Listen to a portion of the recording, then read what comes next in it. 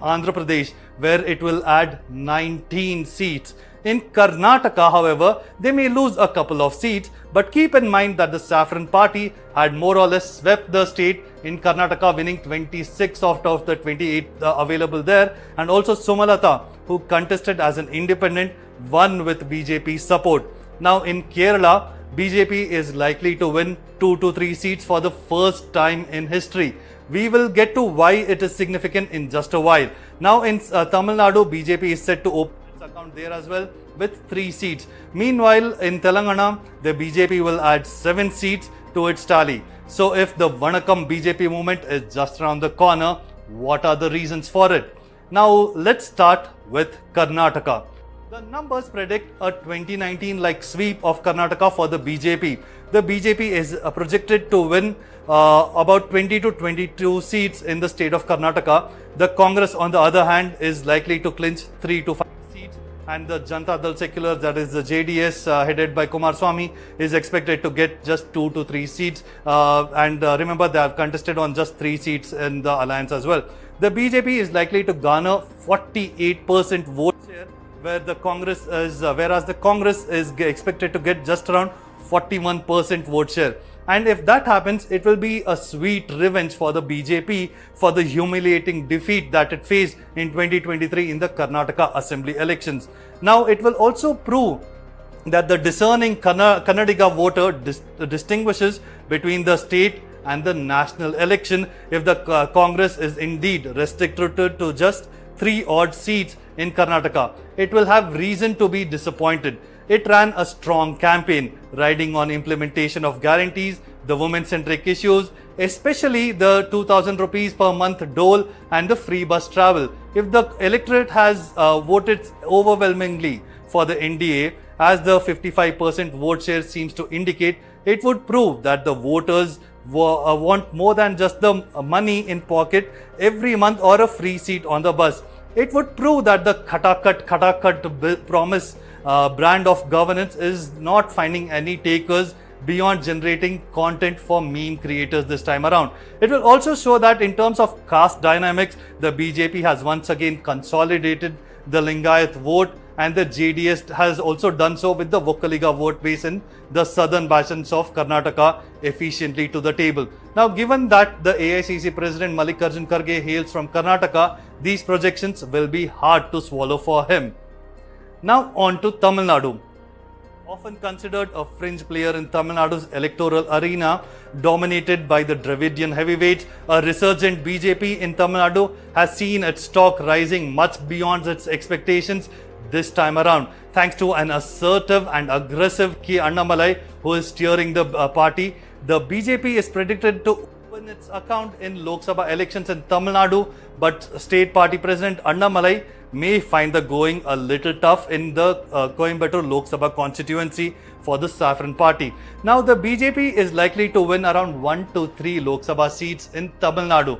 The India bloc may win 33 to 37 of the 39 seats, according to the predictions given by Axis My India exit poll. The NDA is projected to win nearly 4 Lok Sabha seats, according to the exit poll, which while the AIDMK may win around 0 to 2 seats as well. The DMK, however, is likely to win 20 to 22 seats as per the exit poll prediction. Coimbatore, Sri Perumbudur, Ramanathapuram, Thoothukudi, Central Chennai, Chennai South, Nilgiris are some of the more important Tamil Nadu Lok Sabha seats in the general elections this time around. Now, in terms of percentage-wise seat share, the NDA may win 22% of the seats. The India bloc 46%, AIADMK 21% and 11% for the others. Keep in mind that in the 2019 Lok Sabha elections, the public rejected the BJP AIADMK-led alliance in the southern state, and the DMK-led alliance won 38 out of the 39 Lok Sabha seats there. The DMK-led alliance had a 50.9% vote share last time around, while the NDA alliance parties only had 30.7% in the last elections. The Axis My India team this time has projected Tenkasi, Ramanathapuram and Tirunelveli as the seats that the NDA could win in Tamil Nadu. Of this, Ramanathapuram, where former Chief Minister O. Pannirselvam was the independent candidate with the NDA backing, is reported to have a formidable campaign. He is expected to net a significant number of minority and Yadava votes in addition to his Tevar community votes as well. If the NDA wins these seats and improve its vote share dramatically to about 20% at the cost of the ADMK, it would force the two Dravidian parties to make a course correction in the run-up to the 2026 assembly elections. Expect the BJP also to mount an even more fierce campaign in the run-up to the assembly elections. In a state like Tamil Nadu, this could be just the beginning for the BJP. A state where it was said that the BJP can't enter, where DMK has been saying that the BJP is just a nota party. If the BJP gets a vote share of about 20% on June 4th, it will prove that the BJP has well and truly arrived in the state of Tamil Nadu. Now on Telangana. Here the BJP is likely to get 11 to 12 of the 17 Lok Sabha seats, while the ruling Congress could end up with just 4 to 6 constituencies according to India Today My Access exit poll survey. The AMIM led by Asaduddin Owaisi is likely to win about 0 to 1 seat, while the BRS led by former Chief Minister KCR is likely to face a rout and manage just 0 to 1 seats as per the exit poll predictions this time around. When it comes to vote share, BJP is expected to enjoy 43%, followed by Congress with 39%, BRS 13% and others with 3%. This is a BJP tsunami in this landlocked state of Telangana. The collapse of BRS seems to have helped the BJP immensely. Moreover, there could be a tight fight for the Hyderabad seat that AIMIM's Asaduddin.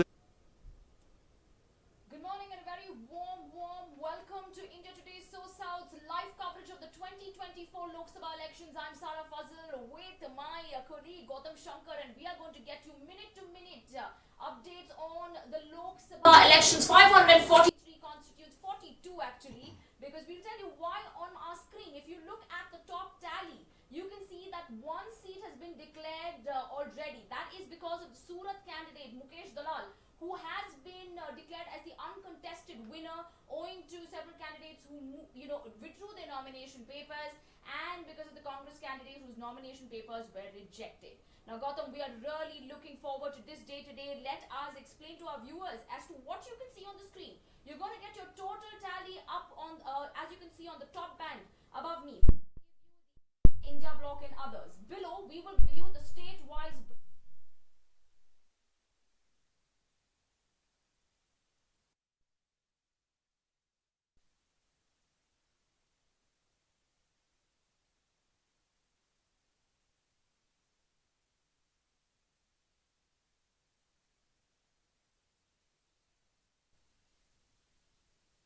assembly polls and the Odisha assembly numbers that come in as well.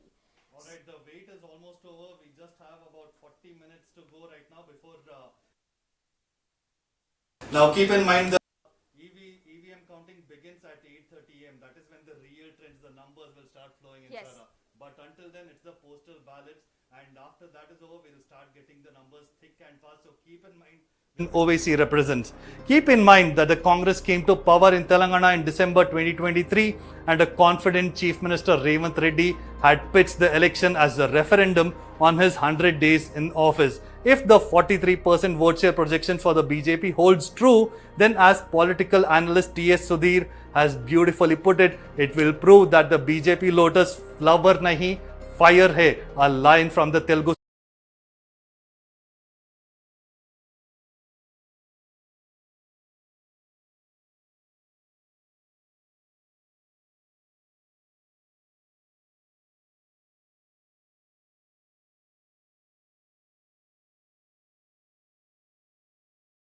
By the EVM votes at 8:30 onwards. EVM counting to start around 8:30 am. Let's also keep in mind that this is going to be a contest that the BJP is going to be looking forward to, especially when it comes to the South bastions. And we being India Today So South, we're going to give you the minute-to-minute details on all these 5 southern states. I repeat that on the top, as you can see, we are going to give you the national tally. That is the India block, the NDA and others. Below, you will get the state-wise breakup of the 5 southern states. And on the left-hand side, you will get the Andhra Pradesh and Odisha assembly numbers because they are also polling along with their Lok Sabha constituencies. All right. Also keep in mind the exit poll results that have been projected by Access My India this time around. They expect the BJP to expand their footprints across all the southern states. Remember, Karnataka was said to be the only bastion for BJP in South India, but this time in Telangana, they are expected to get around 11 seats. Tamil Nadu, they will open their account to 2 to 3 seats. Kerala as well, the same projection is there as well. So all of this makes it a very riveting watch for the South Indian viewer this time around. So also we have Madhavi Lata, who has spoken a little earlier today. Let's listen to what she had to say.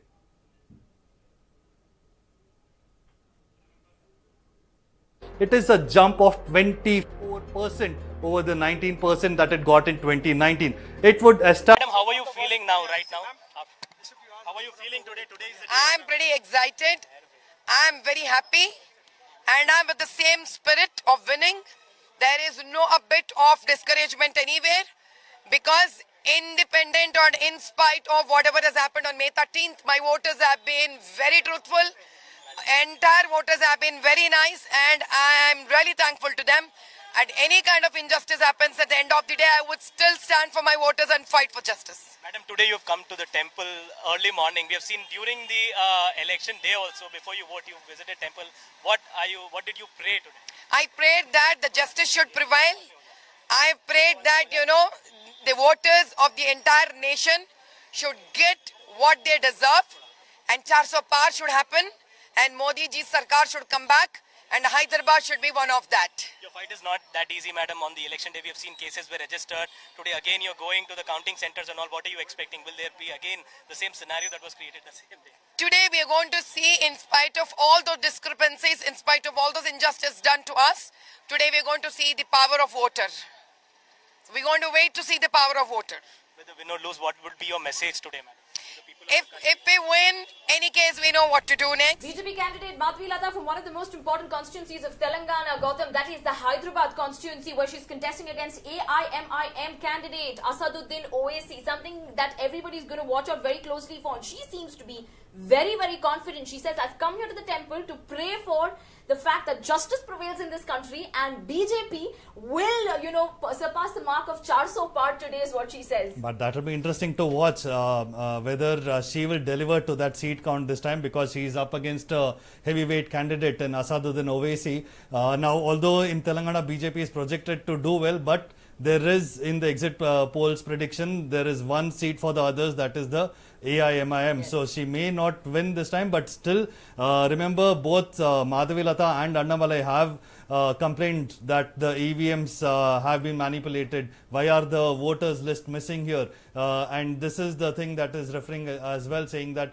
justice will prevail. But she and Annamalai are the two very high profile candidates. And Hyderabad should be one of that. Your fight is not that easy, madam. On the election day, we have seen cases were registered. Today, again, you're going to the counting centers and all. What are you expecting? Footprint in the southern state. That is something very crucial to watch out for, because much of South India, be the regional parties, the DMK here in the CPM government in Kerala as well, have been bashing the Modi government, saying that their tax devolution hasn't been done. The funds haven't been fair from the center, but whether all those narratives actually have had an impact on voters, we'll know very soon. Also, let's also keep an eye out there on the visuals. We can see Madhavi Lata just speaking there, but also keep in mind, right now we have 45 minutes to go before the counting begins, and then the... Gautam, just to share some interesting facts that was come up from the Chief Election Commissioner yesterday, Rajiv Kumar, who spoke about the overall political landscape, at the end of the polling in all the phases. And he said that, the Indian citizens have gone on to set a world record this time for the largest number of voters at 642 million, which is 1.5 times more than all G7 countries. And he says 2.5 times more than 27 countries in the European Union. And he says that 312 million women voters casted their vote.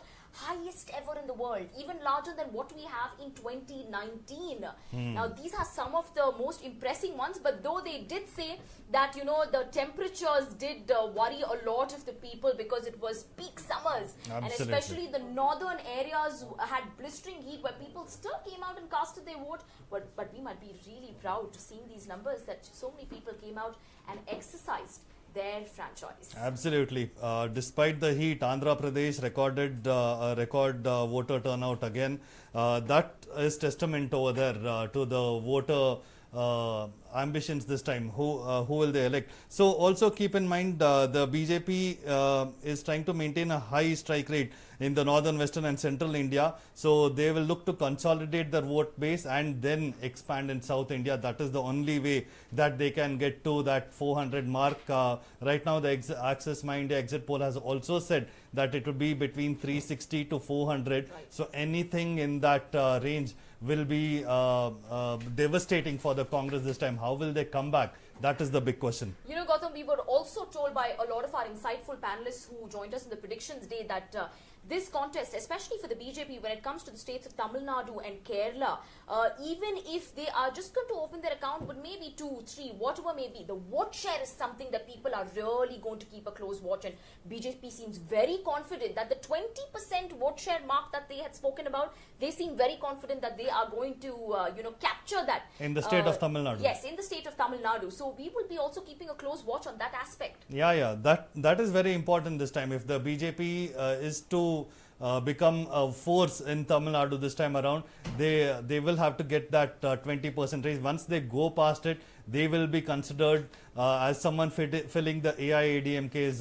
void, and that will be a big victory for Annamalai in one way or another, irrespective of what happens in his constituency, because that is one seat where it looks a little bit shaky for the BJP, as we understand. But there are a number of seats that they are expected to perform well. Even their two independent candidates, O Pannirselvam, contesting on the jackfruit symbol, he is expected to win, is what the Access My India exit poll is saying, and also the TTV Dinakaran as well. You know, Gautam, also one more thing, that this Lok Sabha elections is also going to be closely watched in terms of some of the state leadership's importance, right? It's very crucial for Siddaramaya's government over here, because we had DK Shivkumar's CM aspirations that will also come to the forefront today given the results, and we'll get to know whether that's really going to work out or not. Also, apart from that, Revanth Reddy's chief ministership is also going to be seen very closely today, because after winning the assembly polls, depending upon the Lok Sabha, that will speak volumes about his leadership there. That's true, right? because keep in mind that both Karnataka and Telangana had assembly polls, Karnataka about a year ago, Telangana more recently, and both banked on the guarantee schemes. Right. And there was overwhelming voting in terms of both these states for the Congress. But this sentiment, will it reflect in the national picture as well? Absolutely. Is it Modi ki guarantee or Congress ki guarantee that will work? That is something that we'll have to look out for as well. And meanwhile, in Andhra Pradesh as well, the dole-centric schemes that have been given out by Jagan, have they worked? Or is it here also is the wave towards Chandrababu Naidu, who has aligned with the BJP and Janasena party of Pawan Kalyan? These are some of the big aspects to keep in mind this Which time. brings me to our next aspect, since you spoke about the alliances. Alliances are going to be very closely watched this time, because you have the BJP, TDP and the Janasena in Andhra Pradesh, which is going to be, looked very closely. Karnataka, in Karnataka, you have the BJP and the JDS alliance, which is going to be looked very closely. So all of this is going to be looked very closely with a lot of focus to see whether the alliances have actually worked, how have they benefited the BJP, or whether if it's the BJP benefiting the alliance there, or is it TDP wave that the BJP is riding on? Because remember, Chandrababu Naidu, one sentiment that they've talked about is that his arrest may have actually helped the voter consolidation in another way for the RCP voters leaving them. But also remember, Pawan Kalyan will be a big factor this time around, because Chiranjeevi tried to consolidate and come into the electoral picture. He didn't. But this time, Pawan Kalyan, if he manages, he was the one who went to the jail and visited Chandrababu Naidu there, and then immediately after that he met Nara Lokesh and formed the alliance while Chandrababu Naidu. So there is a level of leadership concept there that the people are bound to respect. So that will be very interesting to see what happens in Andhra Pradesh, but also in the state of Kerala now. Now, if the lotus does rise in the God's own country, that is a big statement for the BJP, saying that they have arrived in the state of Kerala where they have absolutely no footprint at all.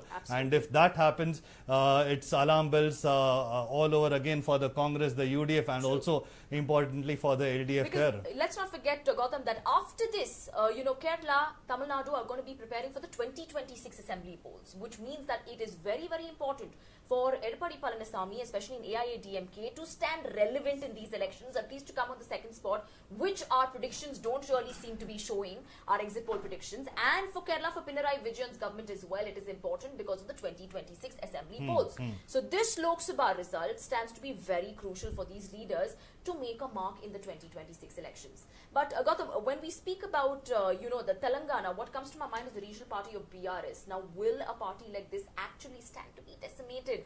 Because you had him literally do so well last time, K. Chandrasekhar Rao, and this time we were also told by a couple of political analysts that even though he went around and did so much of campaigning and, canvassing for votes, he did kind of make impacts, but it seems like that part of the vote share of BRS seems to have gone to the BJP. That is a very important aspect to talk about, because the BJP will be expanding its footprint, but if it does happen this time around, it will be at the expense of the regional parties. Now in Telangana, like you rightly pointed out, it will be the BRS votes that they will manage to capture. In Tamil Nadu, for example, it will be the AIADMK vote share that they will eat into. And the exit polls also project that a large share of the CPM votes are also going to the BJP in Kerala. And in Karnataka, it's basically the consolidation. The anger that was there in the assembly polls doesn't seem to reflect in the Lok Sabha elections this time around, which means that the Lingayath vote bank has come back to the BJP once again prominently. The Vokkaliga vote base has been consolidated by the JDS. And if all that happens, we are looking at a massive vote share gain in all the states. But also another crucial aspect to keep an eye out is the stock market this time. The markets, how will they react when the numbers start flowing in? By 9 a.m. we'll have some solid trends that will emerge. And will the upward rally continue in this as the results start pouring in? That will be something to keep a keen eye out this time as well. Absolutely. When we talk about the market part of it, Gautam, let's not forget that the market has been doing absolutely well for the last in the last 4 days. Right from our last phase of elections, and we've been told that Nifty and Sensex, in fact, it was a all-time high in the last 3 years that Nifty hit yesterday when it comes to our market analysis. And even Sensex shot up to a great number yesterday. Now, what remains to be seen is whether Nifty and Sensex continues to maintain that all-time high and breaks the record today in the aftermath of the 2024 Lok Sabha elections. Right. And we'll soon be joined in by our panelists as well to discuss. Do we have Gali Nagaraj and Anand Kachugadi? Can you hear me?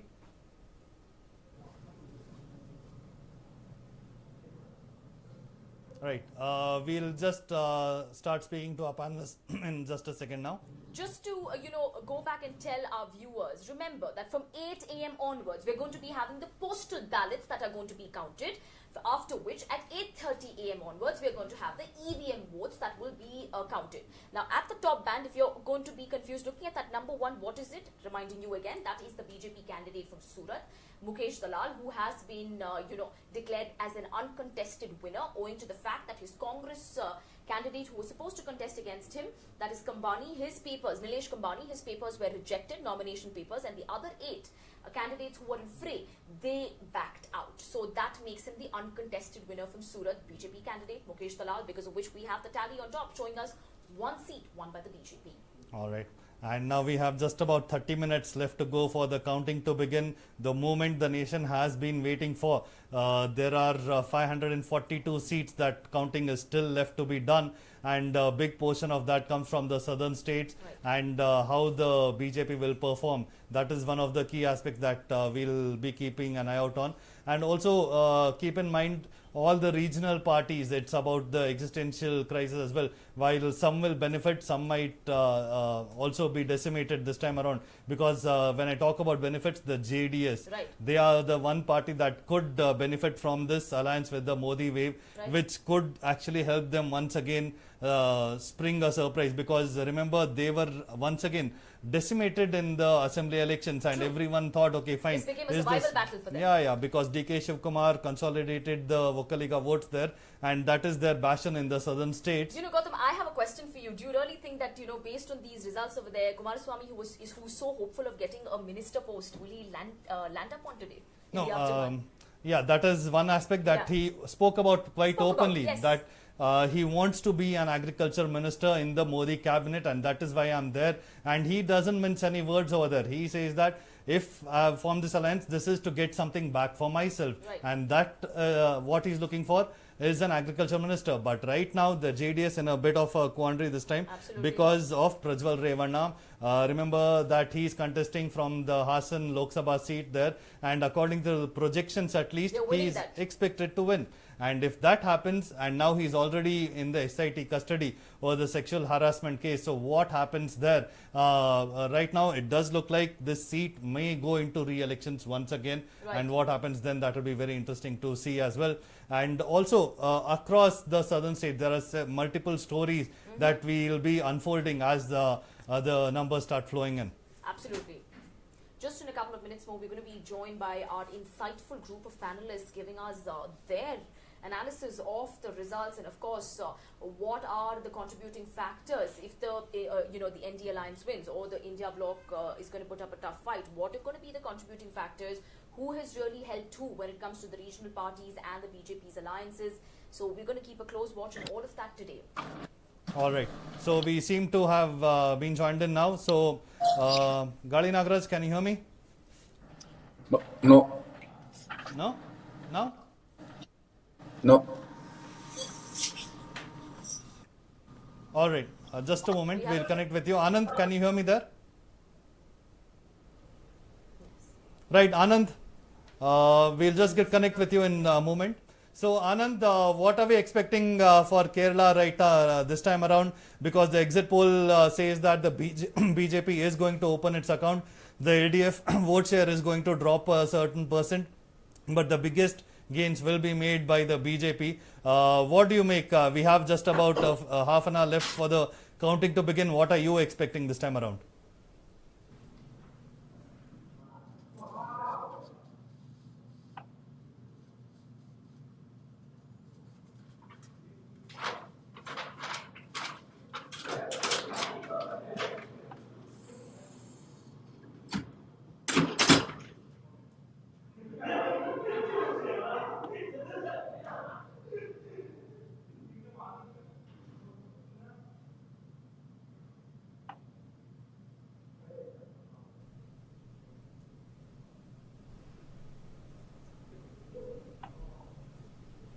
Mr. Anand, we will ask you to be on hold as we can just fix the audio back with you there. But Mr. Gali Nagaraj, can you actually hear us? Can you hear us? Is our audio clear to you?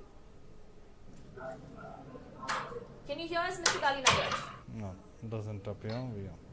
All right, we are just facing a little bit of technical issue, which we will fix. But coming back, we have our guests Nice. who are ready to give us an analysis on the result day today, everything that has contributed to India bloc and the NDA's victory, loss. Everything is going to be discussed today, and let's not forget the top band that is above me is going to give you the national tally. The below is going to be the state breakup, and we're going to be covering the assembly elections of Andhra Pradesh and Odisha. Now, even though we'll give you a national picture as well, our exclusive focus is going to be on the 5 southern states. That is Andhra Pradesh, Telangana, Karnataka, Kerala, and we're going to be giving you numbers on it. Now, we also had Madhavi Lata just a couple of minutes back who spoke to us, and she seemed very confident. BJP candidate who's contesting from Hyderabad against the heavyweight of AIMIM, Asaduddin Owaisi. And she was seen telling us that, I have prayed that this time it's going to be a 400 par for the Modi Sarkar. And she seemed very, very hopeful of that. Apart from that, she said that all that I Nice. want is justice to prevail in the country. All right. So moments to go right now. So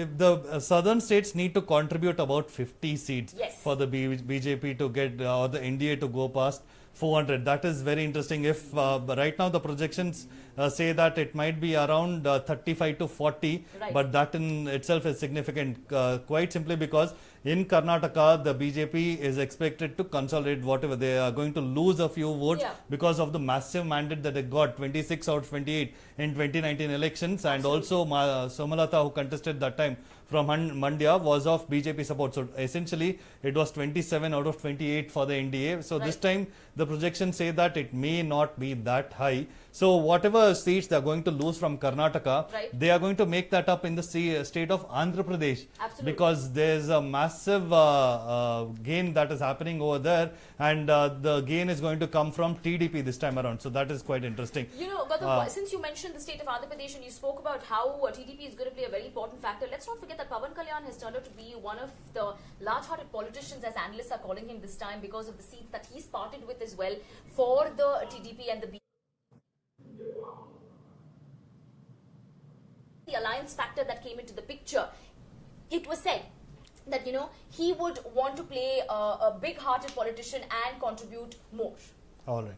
All right. So now we have my colleague Deepthi, who is going to basically explain to us how many voters voted this time around, Right. mainly because of the Modi factor. And there is a surprise in store because one of the southern states Right. is one that has voted explicitly, mainly because Modi was a big factor. Let's take a look at this package. India Today Axis My India's exit polls have yet again predicted that the BJP-led NDA is likely to make a clean sweep in India. Now, how much of that is because of the Modi factor, the Modi magic? How much influence has Modi had on voters for voting for the NDA or the BJP? Let's find out what India Today Axis My India's exit poll says. On the extreme left are the states, followed by the overall voters' response, meaning of all the voters, how many of them voted because of Modi. And here is the NDA supporters' response. So topping the list is Karnataka. The southern state of Karnataka among the overall voters, 11% said that they voted because of Modi. Himachal Pradesh says 10% of them voted because of Modi, followed by Rajasthan, Maharashtra, Bihar, Gujarat, Uttarakhand, Odisha, and the least are Jharkhand and Haryana with 6% each. Now, interesting to note that Karnataka's response is higher than that of Modi's home state of Gujarat. So, in Karnataka, among the NDA supporters' response, we see that 19% said that they voted because of the Modi factor. Now, similar is the case with Maharashtra, where they said that where 19% of the voters said that they voted because of Modi. The India Today Axis My India exit poll predictions for the state of Karnataka are for the NDA to bag about 23 to 25 Lok Sabha seats. Now, of the 23-25 seats that that the NDA is likely to win in Karnataka, of the voters, 19% said that they voted because of the Modi factor.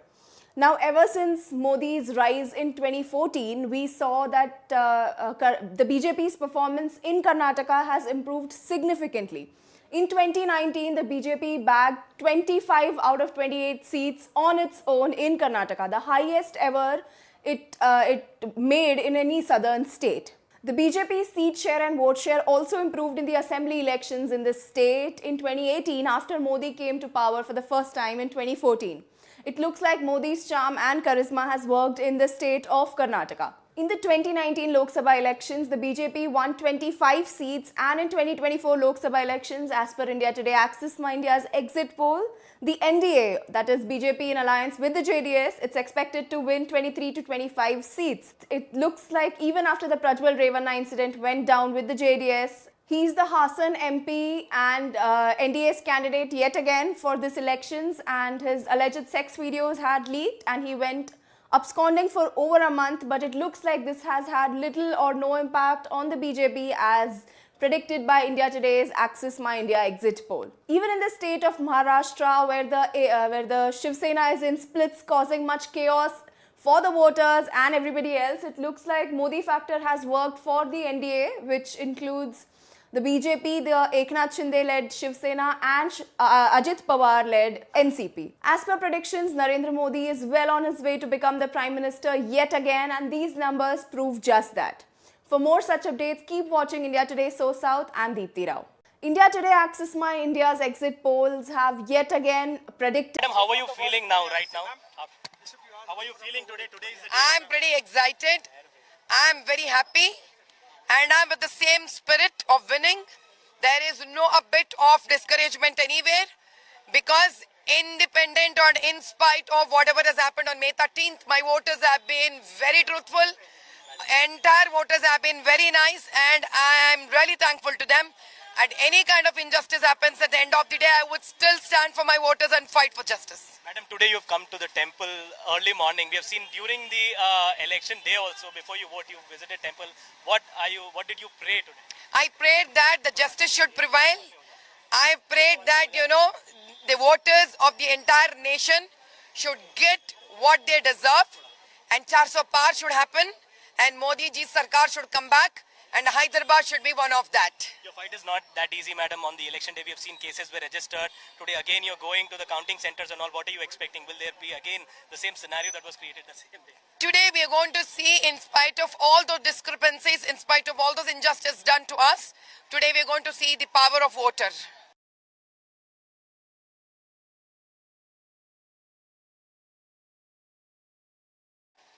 So we're going to wait to see the power of voter. Whether win or lose, what would be your message today, madam? If we win, any case, we know what to do next.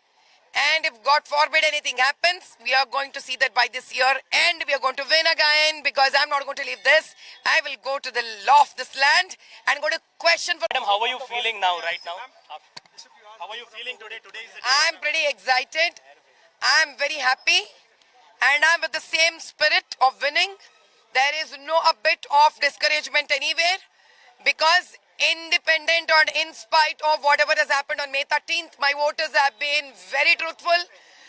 Entire voters have been very nice, and I'm really thankful to them. And any kind of injustice happens at the end of the day, I would still stand for my voters and fight for justice. Madam, today you've come to the temple early morning. We have seen during the election day also, before you vote, you visited temple. What did you pray today? I prayed that the justice should prevail. I prayed that, the voters of the entire nation should get what they deserve. And 400 Par should happen. And Modi ji's Sarkar should come back. And Hyderabad should be one of that. Your fight is not that... Hello and welcome to India Today, SoSouth. I am Prija Arvind.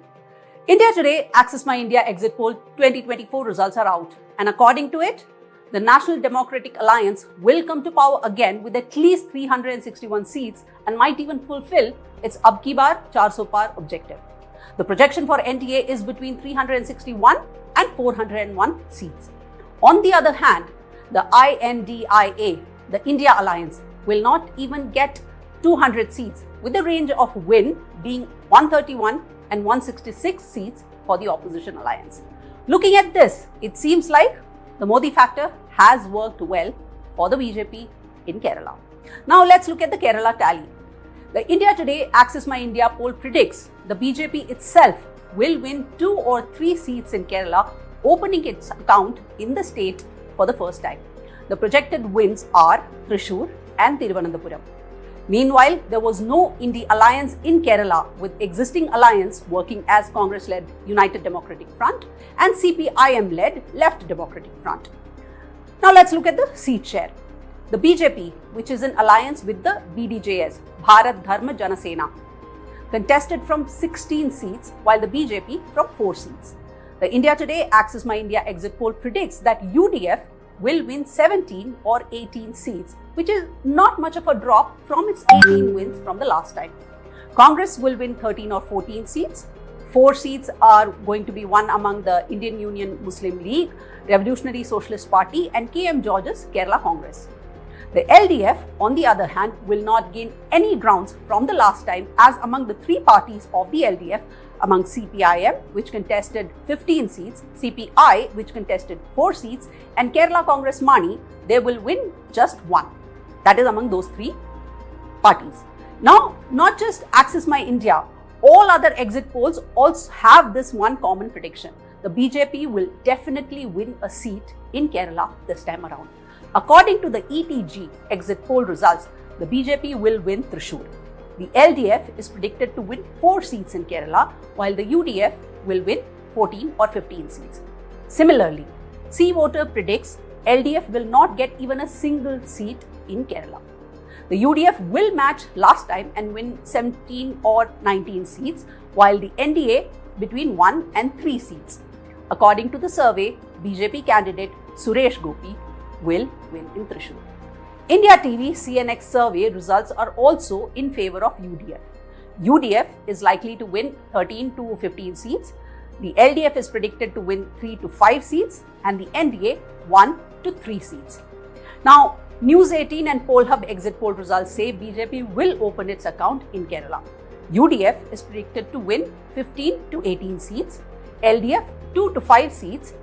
News 18 survey results show that NDA can win 1 to 3 seats. Now, let's look at the vote share. The Access My India exit poll survey shows a jump in BJP's vote share in Kerala. BJP's vote share increased to 21% from 2019's 13%, and BDJ's vote share increased to 6% in 2024 from the 2% in 2019. Together, NDA's vote share increased by 12% to 27% in Kerala. At the same time, LDF and UDF both saw a decline in their vote share. The UDF share has come down to 41%, a decrease of 5% from the previous general election, that is 2019. LDF's vote share saw even more decline as it dropped to 29% from 38% in 2019, a decline of 7% in each area. The vote share pattern, let's look at that. If you look at the numbers, the NDA has made gains across the demography. More males and females have both voted for BJP as compared to 2019. 26% of male and 28% of female chose BJP.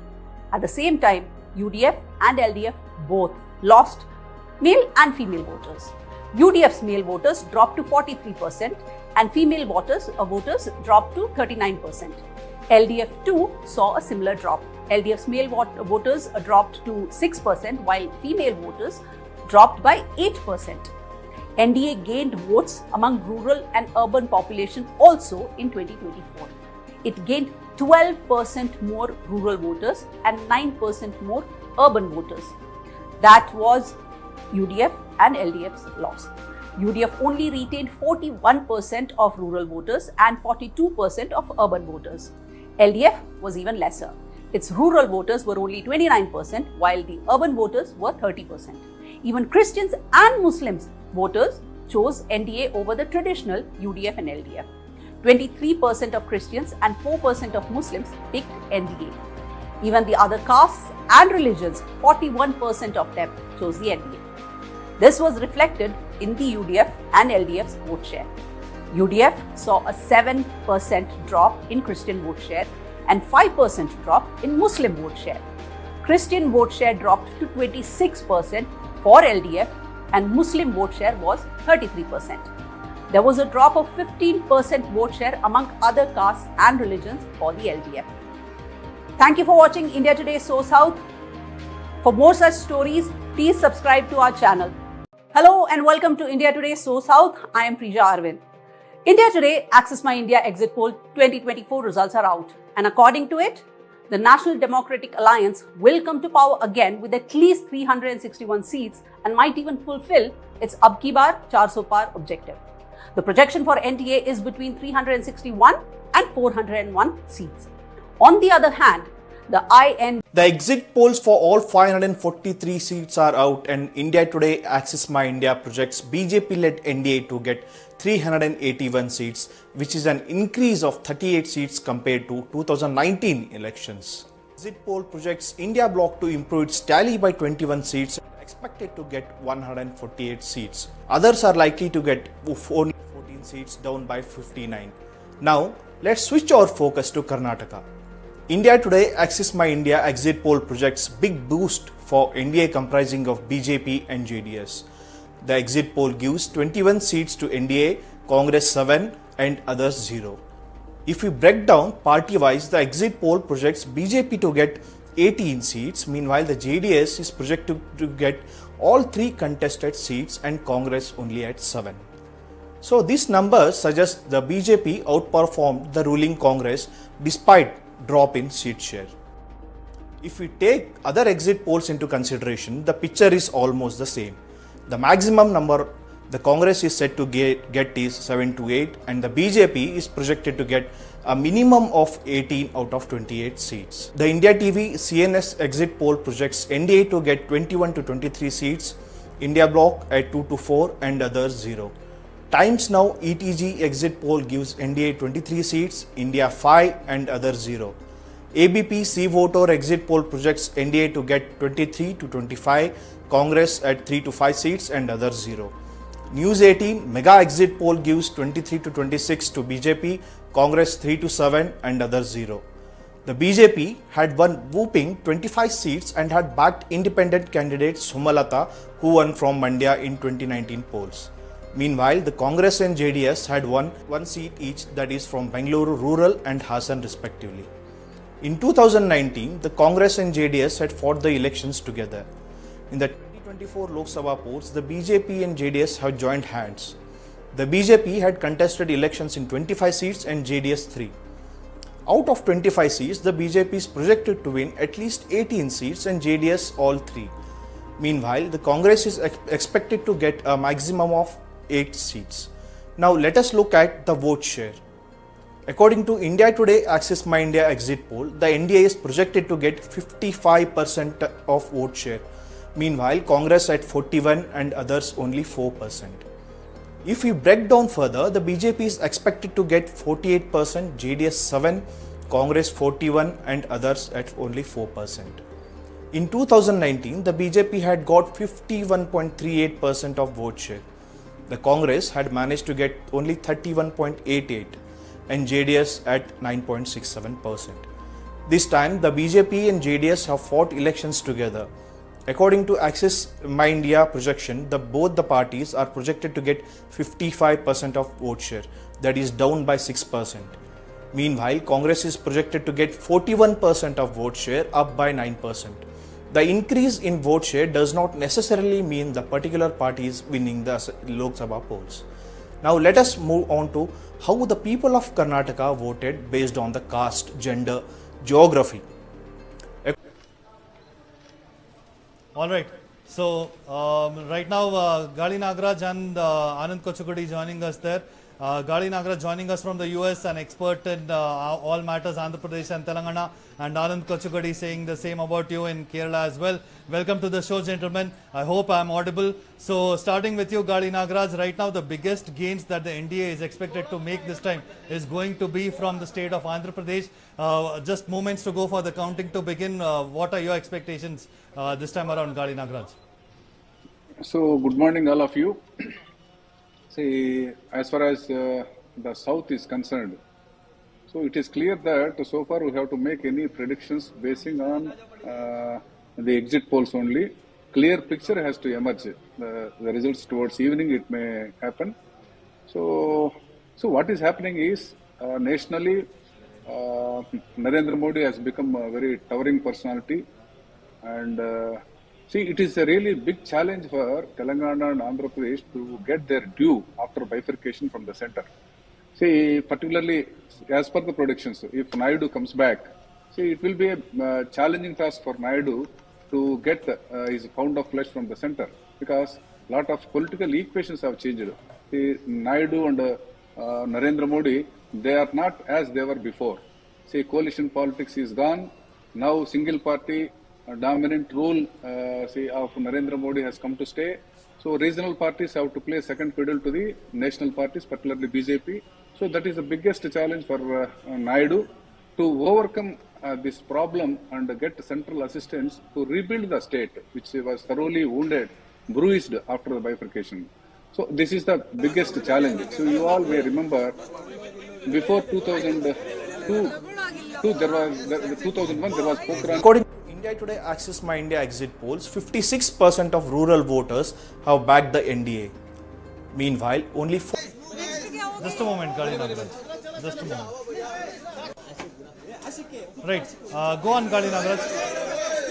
See, before before this Gujarat program, Narendra Modi was the chief minister, and Chandrababu Naidu was the chief minister, and also the key figure in national politics. See, at the time, Narendra Naidu pressurized the Vajpayee government to ask Narendra Modi to step down in the wake of communal rights. See, Narendra Modi wanted to curry favor from Naidu. He went to Andhra Bhavan all the way to get an appointment. See, Naidu bluntly denied an audience to Narendra Modi. That was the scene around 2000. In the last 25 years, what is seen is, see, this coalition politics, see, they have come to an end. So definitely Naidu has to realize these ground realities and see, get the things done from the center. That is one thing. Another thing is regarding rebuilding of Andhra Pradesh, particularly. So main challenges before Naidu is, see, there are three compulsions. Number one, welfare expenditure has to go on, whether Naidu is there or Jagan Mohan Reddy is there, whoever may be. And also salary wage bill, it has to continue. So, and also development. Development is very big challenge now. No state capital is there, Polavaram is not there, and lot of assistance is expected from the center. See, this is 40% of rural voters have voted for Congress, which is so this is a very biggest challenge. And also, there is a lot of animosity between the center, this opposition ruling party, say Chandrababu Naidu and Jagan Mohan Reddy. They have to change it. They have to mend their ways in the interest of the state politics and put an end to this kind of animosities and clashes. So they should, they are expected to work for the betterment of the state at least and get the center to fulfill its bifurcation related promises. That is the major issue. Mr. Gali Nagaraj,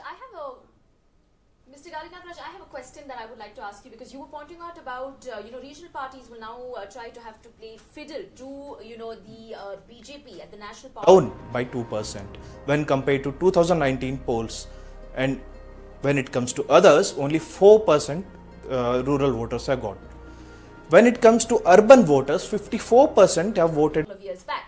Now, what happens now? Now, given this alliance and given the kind of seats that it's been predicted that the TDP will win this time with BJP and Jan Sena, how will that pan out for Mr. Naidu? Will he succeed this time in getting that special So status? will you repeat that question, please? No, if he does come to power. If he does come to power.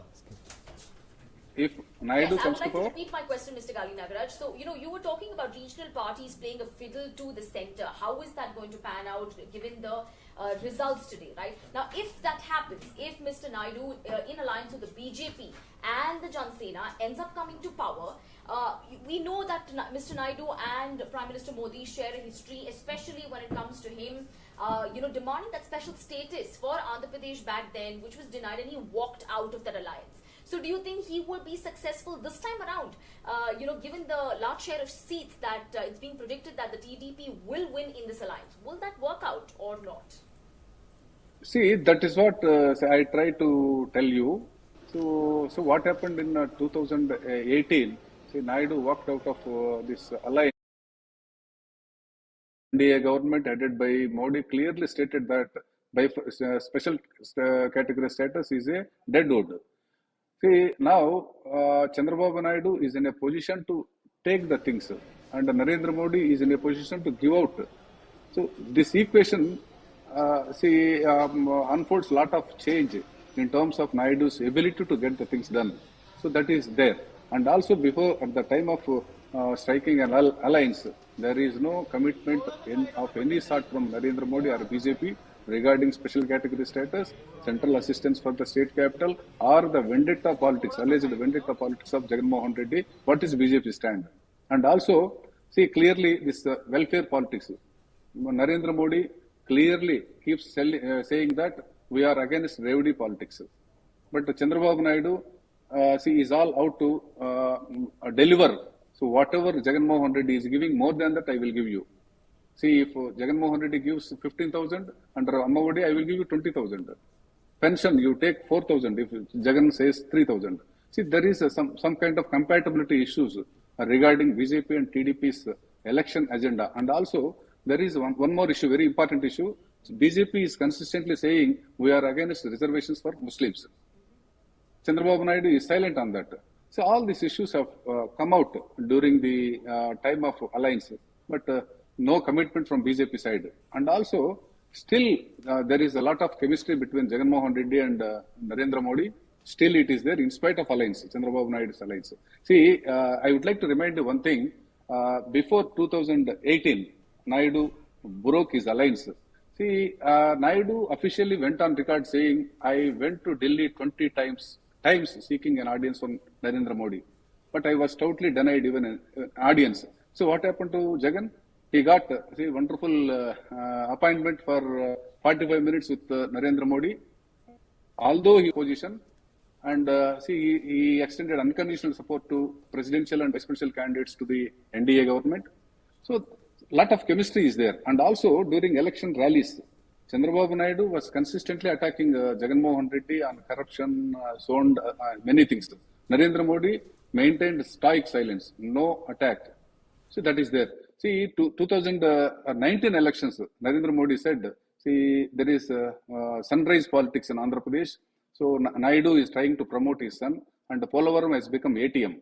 See, now this kind of promises, allegations completely were overthrown for the sake of alliance, political compulsions mainly. And see, what is given an impression in total is Naidu is trying to get more from Narendra Modi with the help of this alliance to win over Jagan Mohan Reddy. That is the message given out to BJP, and Narendra Modi is having still greater say.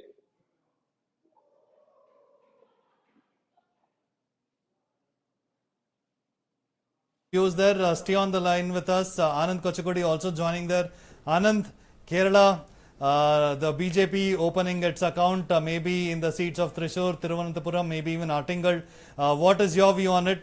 Quick views. We have just about 1 minute left for the counting to begin here, Anand.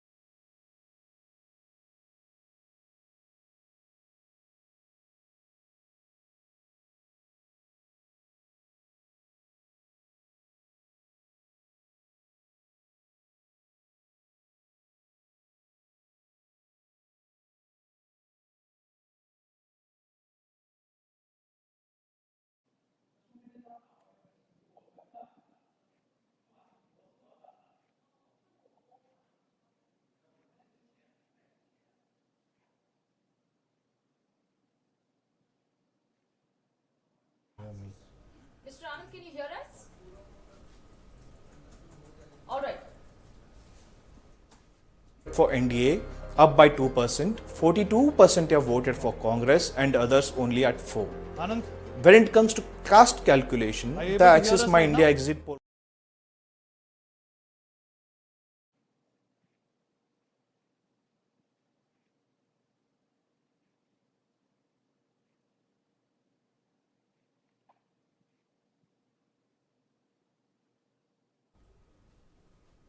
All right, the counting of votes has begun, Sarah. Yes. So the postal ballots will be counted from 8 to 8:30. Because from 8:30 onwards, Gautam, we're going to have the EVM counting that will start. But as of now, it's the postal ballots which will begin counting at the moment. After which we will start getting our numbers coming in. Now keep in mind that our exclusive coverage will be on the 5 southern states, including giving you a national picture. On the top band, you have the tally that we will give you for the India block as well as the NDA and others, and below my screen, as you can see, will be the state-wise breakup of seats of Lok Sabha, and on my right hand, on the left hand side, as you can see the band, we will be covering the Andhra Pradesh Assembly and Odisha Assembly seats that are going to be coming in. All right. So right now, as you see, where the tally will start getting updated. Postal ballot trends will start reflecting on your screens, and keep in mind these will be very early trends. Right. The solid trends will start emerging by around 10:30. Okay. That is when we will know actually what shape the nation is going to take, whether it will be NDA or India, and also all the southern states as well.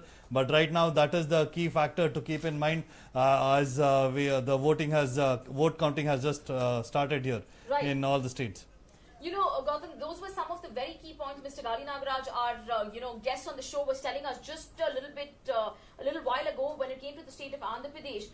He spoke to us about how regional parties will have to play fiddle when it comes to the central leadership now, if they come to power. And not just that, he pointed out some really key details about the TDP and the BJP and the Jan Sena alliance in the state of Andhra Pradesh. What is it going to take for Modi and Naidu's partnership over here to play out? What are going to be some of the things that Mr. Naidu will have to work out with Prime Minister Modi, given the history that they shared in the past and him walking out of the alliance, coming back to it in the 2024. So there are a lot of key things like this that we are going to be gauging when it comes to every state.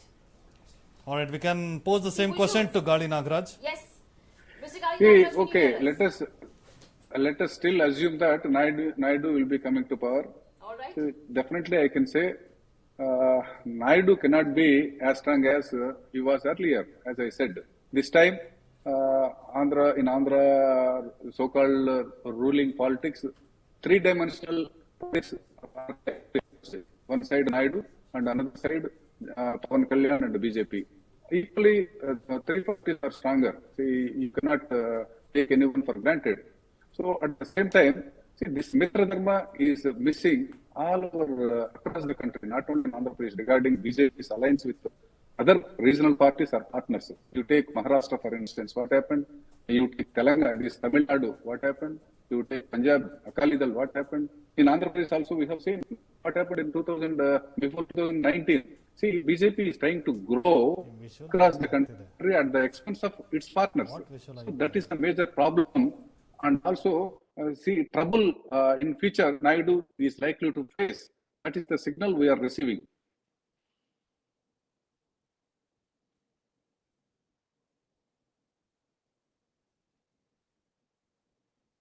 So, moreover, see what is happening now. See, Jagannath Reddy said in 2000 before the 15 elections.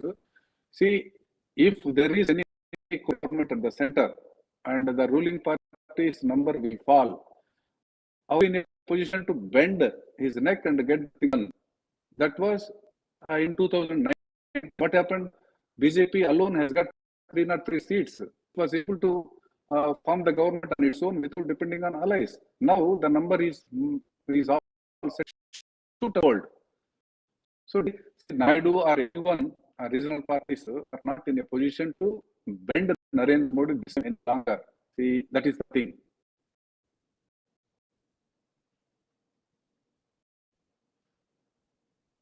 Can you hear us? Is our audio clear to you? Mr. Yeah. Anand?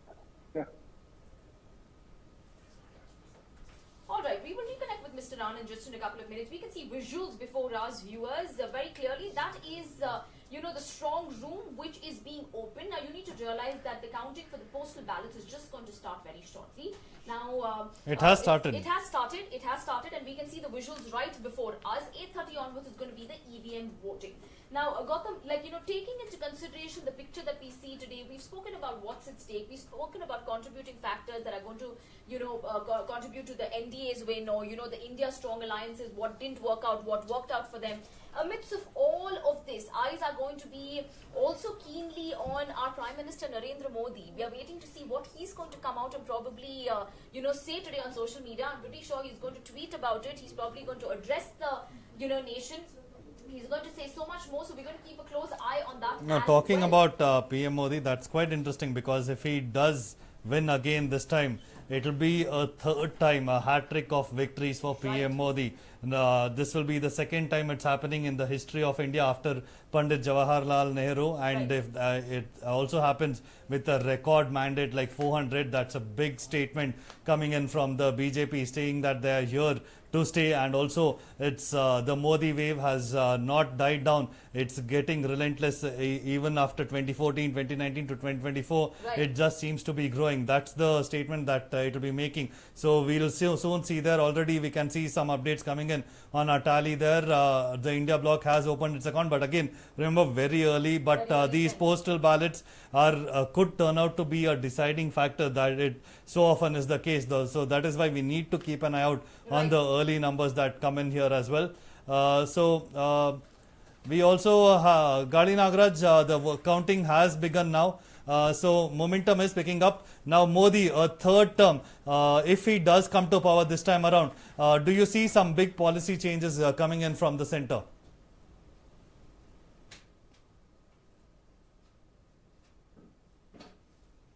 Some kind of shift in his focus and in his policies. Under Modi's regime in the last 10 years, see, there are politics. So, in the name of Balakot and Ramalayam and others, now it is time for government. We seem to have Gali Nagaraj back on. We seem to have Gali Nagaraj back on the line. Yeah, Gali. A lot of problems is there. High rate of unemployment is there. Then the economy is to still pick up. Maybe government is claiming 3 trillion or 5 trillion economy. And also we are competing with Britain. But one should consider the population of Britain and India. And emotive part, Narendra Modi is expected to focus on common man's issues, particularly middle class. The middle class in the last 10 years, there is no really IT slabs. See, it is continuing to stay in spite of the cost of living going up. So all these issues down to see Modi is expected to focus on. Okay, Professor Muzaffar Asadi joining us on this broadcast as well. Thank you, Professor. So right now, what do you foresee happening? Right now, the counting has already begun. Now the NDA is at 4, India at 3, just for the audience to know there. But Professor Muzaffar Asadi, do you foresee some big policy changes, or will it be a stable government taking forward the existing schemes? What is your take on how, if the NDA does come to power, what kind of changes do you see coming into the centre this time around? Well, it depends on the party will win. If it is 400 plus, it would be a kind of, it would be a different currency measure. Government would judge two kinds of fear, saying that it might go the interest of it, but introducing CC and second NRC. These are important issues that have been debated. This important issue with regard to the education policy that might be changed. This is a domestic policy that I'm concerned about. I'm not concerned about the changes constitution, which is very difficult to tell, because you know that you cannot touch the, as per the Wing Committee report, you cannot touch the constitution. So there is no what's called threat in the constitution. There might be some kind of other policy change. Some of your inputs on that, Gautam. Rahul Right. Gandhi from Kerala. Right, that would be very interesting to see this time around, whether he chooses to side with his family and stay with the bastion of Raebareli, the seat that has been vacated by Sonia Gandhi this time around, or will he stay loyal to the people of Wayanad? Because remember, in 2019, the mandate was for the UDF, because they expected the Rahul Gandhi wave was there. They're thinking that, okay, if he could be Prime Minister, then the state could benefit big time. So this wave swept across there, and he won by a margin of over 5 lakh votes. But this time he is up against Ani Raja of the CPM. Meanwhile, the LDF and UDF are not seeing eye to eye, despite being in alliance with the India bloc at the centre in the northern states. But that is not the case here, so they might end up splitting their votes as well. Smriti Irani has also visited Wayanad, saying, why should you vote for Rahul Gandhi? This person is not going to remain loyal to you. The same has been the sentiment even from Modi when he visited there. So that is something to look out for. And also, when it comes to the seat of Thiruvananthapuram, Shashi Tharoor up against Rajiv Chandrasekhar. Right now, he is a union minister, Rajiv Chandrasekhar as well. So whether he can give a real big fight against Shashi Tharoor, that will be a keen contest as well, because remember, the exit polls are predicting a close contest in the capital of Kerala this time around? The total tally on your screens up there, very, very early trends these are. That is the NDA with 15, the India Bloc Alliance with 32, and others just 2. The total tally is 80 out of the 543 constituencies up on the top band. Now, in the bottom of our screen, keep in mind, viewers, that we are going to be giving you the breakup according to states. Right, the numbers from states are also going to be coming in after 8:30. The postal ballots voting is on currently. It's underway. Andhra Pradesh and Odisha assembly elections are also on. The counting of that is also underway. So that's going to be displayed on our screens on the left-hand side of the panel as well. Okay. So I would like to apologize to our viewers if there is a little bit of a glitch, but stay online with us because we'll be bringing you the fastest updates and accurate results and also analysis of everything that happens. Do we have Professor Muzaffar Asadi back online with us? Can you hear us, Asadi sir? All right. Asadi sir, you're just talking about some changes that we could possibly see. All right. Asadi, if you can hear us, what do you expect in the state of Karnataka? Because the exit polls are predicting that the NDA will end up getting on 20 to 22 seats, which would be a mandate against the Congress government here at the state. So why do you feel this has happened in Karnataka? Well, I do trust this exit poll that most of the people they must have used technology. Leadership in Canada completely decided. It's not. It has no effective as such. At the time, it's a dissension or differences within them. Those and many of them are backed on Modi for his. That's the reason why we the Congress get more number of seats. Remember, Congress won seat. If the number goes beyond 1, that is nothing but a kind of Congress here, Karnataka. Whatever it may be, I would say that even to BJP in Karnataka in 2025 is reading too much about the outcome in this Karnataka. Politics would be different when the result come out.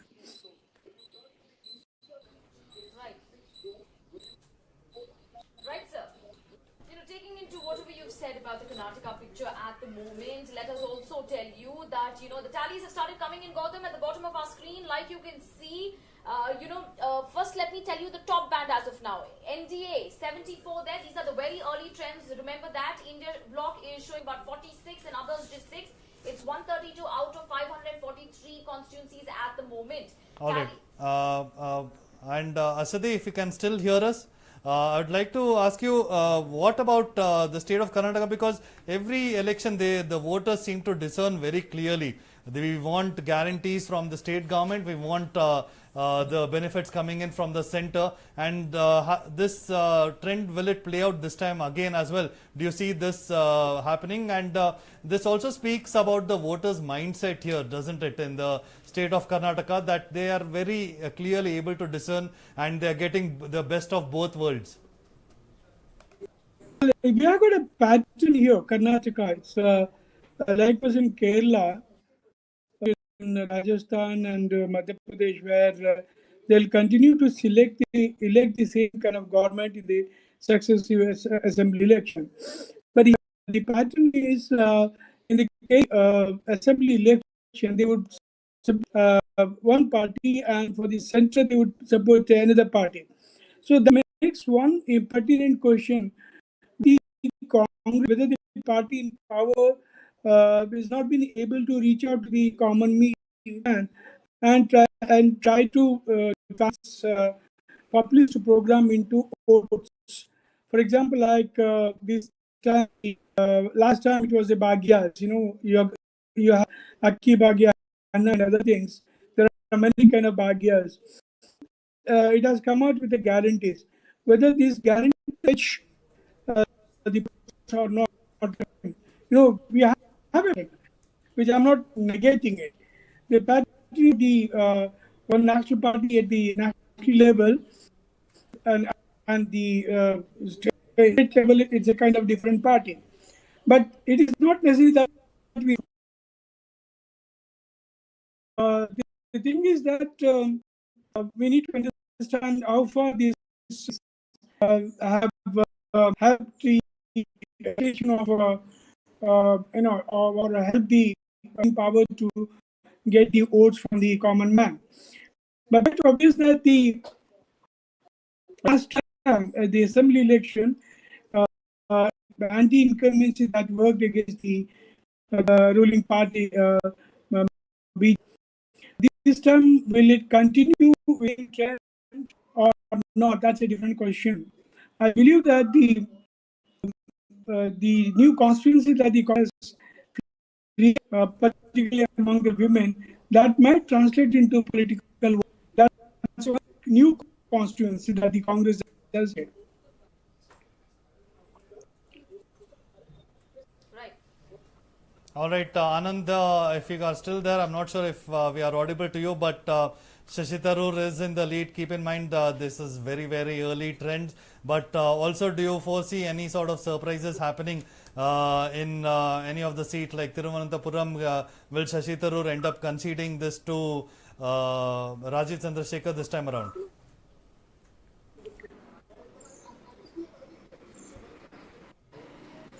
All right, Anand, we'll reconnect with you. We'll send you a new link.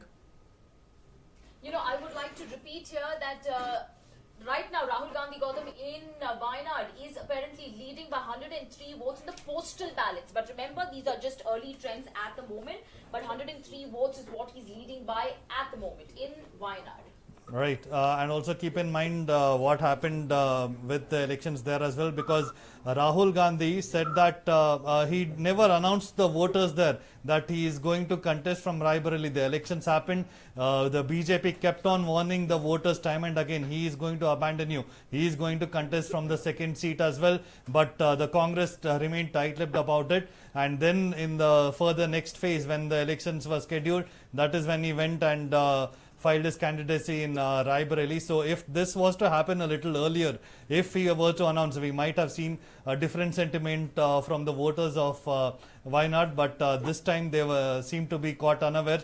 But all of this points to maybe Rahul abandoning the seat if he wins from both seats this time around. So that will be something very interesting to look at. Now, Professor Muzaffar Asadi, coming back to the state of Karnataka here, now we cannot ignore the case of Prajwal Revanna because what happened after the first phase of elections is when the Prajwal Revanna row exploded, and then we saw North Karnataka going into the elections. So, do you feel this sentiment, the scandal that broke out over Revanna there, will this have had any impact on the voters in the northern state constituencies of Karnataka there? I think so, because one thing, Prajwal Revanna's case was exploded just one day in Hassan. Remember that one. Its effect was very less at that moment. Even though there are people, they were saying that it might affect even the money when Swami was contesting. I don't think that it has affected in a large scale. Not to Karnataka, it was not the Prajwal case, but it was Neha's case in Hubli, where one girl was murdered and it was politicized. She was a Lingat girl. She was, in love boy, and they converted that one into a love jihad thing. But in fact, love jihad, it was a mutually consented love. But whatever, the political parties, irrespective of the ideologies, they went on of a that kind of thing. So, particularly the murder of a Lingat girl.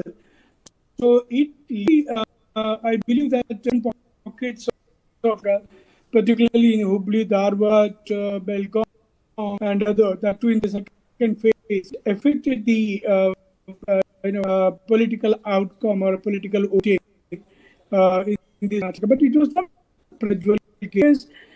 Probably the image of JJ and it created a very uneasy position and Prajwal and also the Janata and also that issue of coming to two party also about focusing on Prajwal case.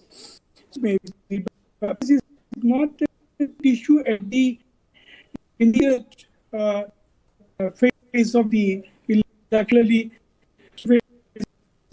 to face prior to the election. This project was exploded. The second, it was more Neha's case more than the Prajwal case that affected. All right. All right. Thank you, Professor, So for joining that's us on this broadcast. That's Okay, the go ahead. reason why we need to understand whether the BJP will win at pockets, particularly Marwar and other places. If Lingas, BJP won the pockets, then obviously the Lingas who have moved away from in the last election, probably they have same party this time also. Right. Thank you so much. Thank you so much, Mr. Professor, for joining us on our election debate today. We have some breaking coming in. Gautam Thiruvananthapuram, Rajiv Chandrasekhar taking lead by 23 votes. These are early trends though, but yes, just a couple of more minutes back, you had Chachi Tharoor there who was taking the lead. But the postal ballot said that Rajiv Chandrasekhar has taken lead by 23 votes. But already the trends have emerged for nearly half or more than half of the seats that have gone there. Right. So 253 out of 543 seats counting is underway. And among them, you can see the numbers quickly changing. The NDA has already taken a lead of over 60 against the India bloc over there. And it keeps changing right now. It's about 66 seats they are leading against the India. So 156 for the NDA, 91 for the India bloc, others 8. And if this trend remains, it will be very a big mandate that we could see. But keep in mind, it's just 256 right now. But as I said, we have one more breaking coming in. Gautam, DMK's Kanimuli leading in Tuticorin, that is Thoothukudi. So that is another breaking that we're coming in. Though it's early trends there, but it's also considered to be one of the key seats and one of the key candidates when it comes to the state of Tamil Nadu. Right, Thoothukudi, she remains a firm favourite to win from the seat, so no surprises coming in there. But Thiruvananthapuram looks like it could build up to be a tight contest, so that is something to keep a very close. Seats there, the India Bloc Alliance 3 and others 2. Those are the numbers that you can see on the bottom screen. These are the early trends. Keep in mind, just in another minute or so, the EVM counting will also begin. These are the postal ballot numbers that are displayed on the screen at the moment. You see the India Bloc Alliance in the state of Tamil Nadu opening up with 9 seats. They are, leading by 9. And these are the early trend numbers coming in from the state of Tamil Nadu. All right, some numbers to be updated from the state of Tamil Nadu. Right now we have DMK already ahead in quite a few seats in the state of Tamil Nadu. That is as expected, but BJP, as of now, we are hearing that Annamalai is in the lead in the state of Coimbatore, but early trends, of course. But he is up against Singa Ramchandran of ADMK and Ganpati of the DMK. But right now, Ganpati is in the second spot. So that will be very interesting if this continues to remain the trend across the state of, across the constituency of Coimbatore.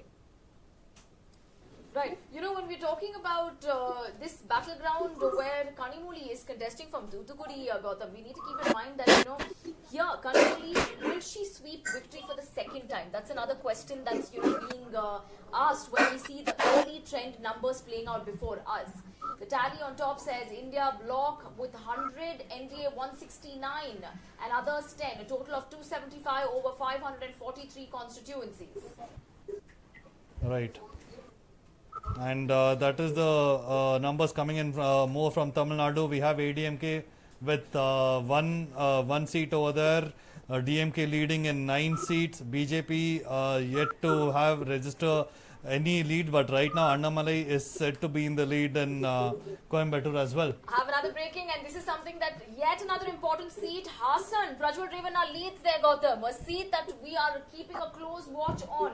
Keep in mind that this comes at a time when Prajwal Revanna, the incumbent MP of Hassan, is facing charges of alleged sexual harassment, and the SID is investigating him. But it shows, Gautam, that the early trends show us that in Hassan, Prajwal Revanna is taking the lead. Absolutely. So that will be, as we've been saying time and again, Prajwal Revanna, very likely he is going to be dismissed. He's already suspended from the party, pending charges right now. So after the investigation,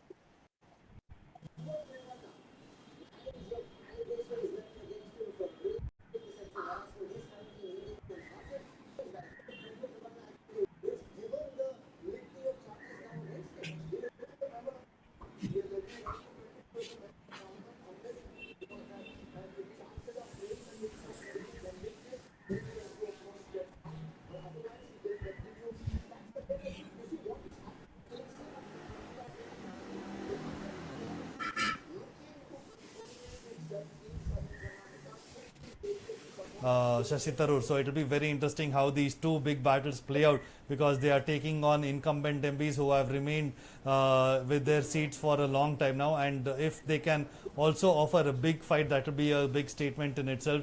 But already we can see some trails and leads coming in. Suresh Gopi is leading in the seat of Thrissur. That is one of the seats that was predicted for the BJP to win here. So it will be interesting to see if that trend continues as well. Anil Anthony, we still yet to see any sort of trends emerge. We've been told before we can connect with our guest Anand, whose audio we've got back, Gautam, in Varanasi we have our Prime Minister Narendra Modi, who's taking the lead as per the early trends. That's the news that we are getting in. Over to you, Gautam. Anand's with us. All right, Varanasi, no big surprises there. It's only a question of margin, it seems like. Will it be a 5 lakh margin or lower? That is the only thing in question. But Anand, if you can hear me now. Yeah, I can hear you. Can you hear me? Anand, finally, nice to have you back there. So you're seeing a few trends emerging there, but I would like to know from you, what do you feel in the seats of Thiruvananthapuram and even Thrissur? Do we see any sort of trends gaining momentum for the BJP this time around? I would see, I would like to think that in Thrissur it's a very close contest with a slight edge to the BJP. While in Thiruvananthapuram it could be the other way around. Although in close contest it can go either way. I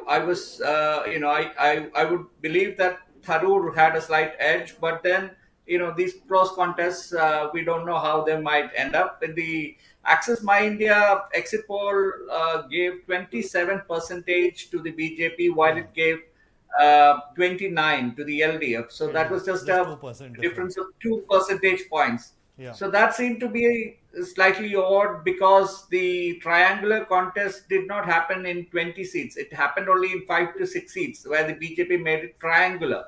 So I'm just wondering how that can happen, and whether that can, whether that will happen in the, the actual exact polls today.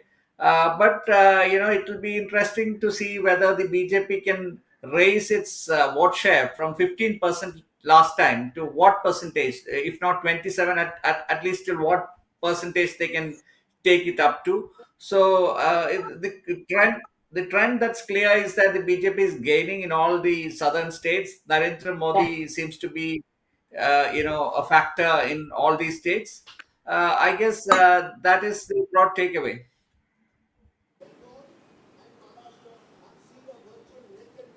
Would like to ask Mr. Professor Muzaffar Asadi as well. How big a factor do you feel Modi has been in this election this time around? Because keep in mind, if the exit poll trends were to hold, there is no other reason for them to side with them, the voters, this time around. So is the Modi factor still a big factor for the voters in the southern states, starting with Karnataka, and also in all the other southern states as well? Well, Modi is still a big factor in South India, which even in the India itself. But the thing is that regional political parties, like for example in Tamil Nadu, which always supported the Dravida movement and the Dravidian parties when compared to the North Indian parties.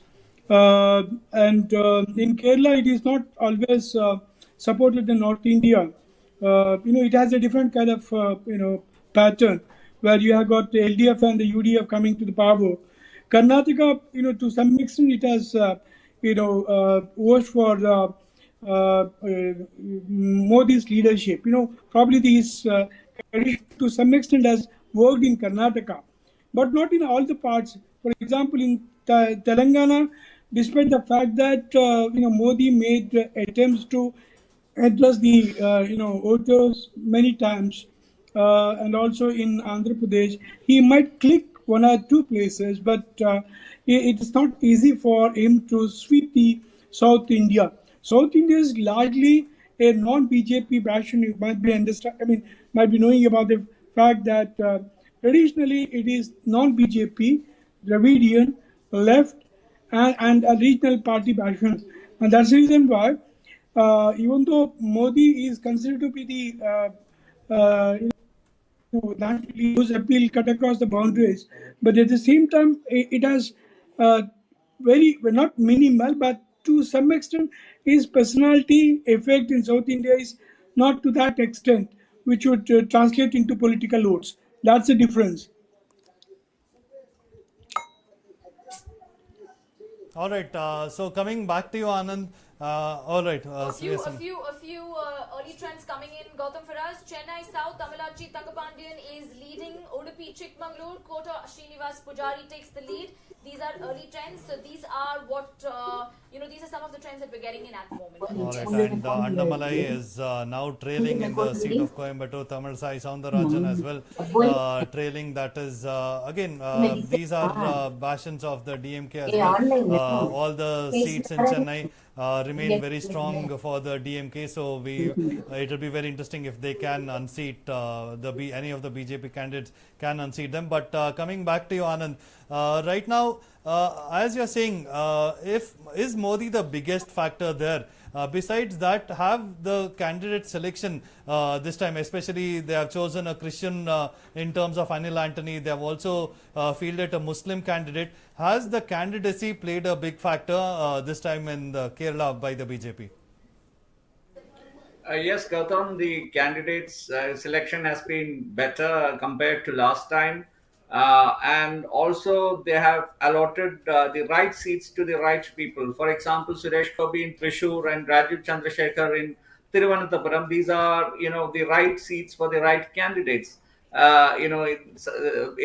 If it was somebody else in that seat, and Anil Antony, we don't know how he performs, but his best bet is in Pathanamthitta itself. I mean, rather than any other seat out of the 19 other seats in Kerala, his best bet is Pathanamthitta. It will be up to him to perform as the BJP leadership expects him to, because it's a high profile seat where a lot of people had set their eyes on, including Goa Governor P.S. Sridharan Pillai. So of course, the BJP has been very careful with their candidates, and the BJP has, in the senior leaders tell me that they have taken a call to not shift candidates from one seat to the other as it happened in the past. In the past, they would, let one candidate contest from a particular seat, then they'll switch to another, that candidate to another seat. So they're saying that won't happen now. The candidates will stay put. They will continue to nurture that constituency, or to continue to camp there and work for the people there, and then try to build that kind of a connect with the local people. So that is these are things that can hold the BJP in good stead. It remains to be seen whether the BJP can take the difference between the BJP and the left in a parliamentary election. How far they can bridge it.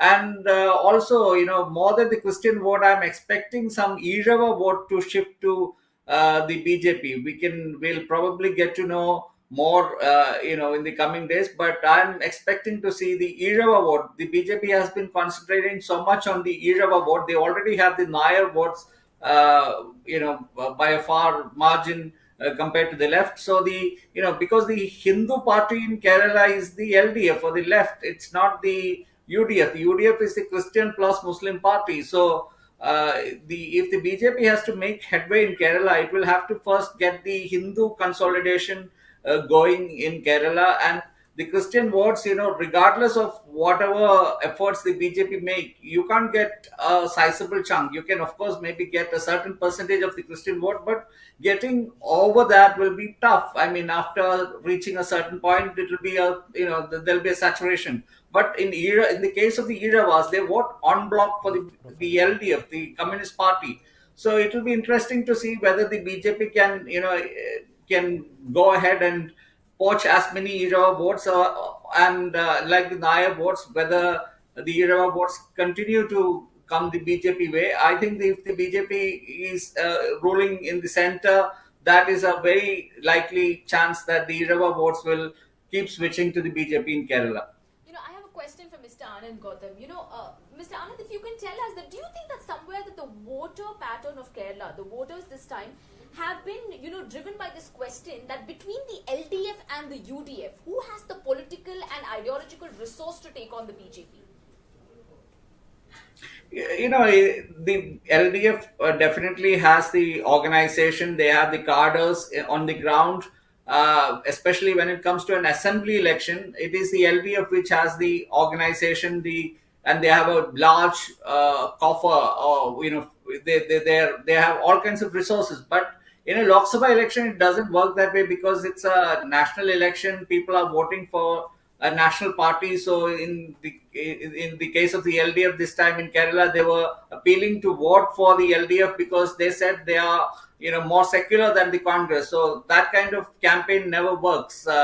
If the people are voting for a national election, they would of course want to if their choice is between BJP and a national party in Kerala, it will of course go to the Congress. But then in an assembly election, that scenario changes. But the problem is that the LDF has been in power in Kerala for the last 8 years. So there's a lot of anti-incumbency. If you've been watching people's reactions to the TV channels and journalists who went there seeking their opinions, the people have been very vocal about it, that they see the last 8 years, and after the first term, of course, the Pinarayi Vijayan government managed to come back, bucking a 40-year trend.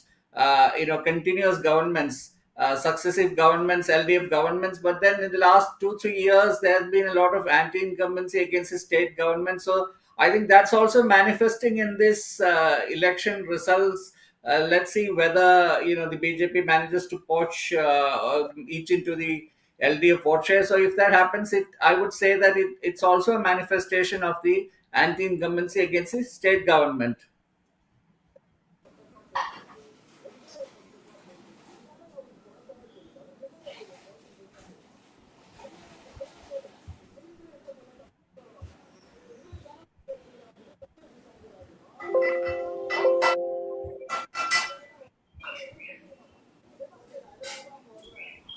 These trends told, and also keep in mind we have the assembly elections going on there as well.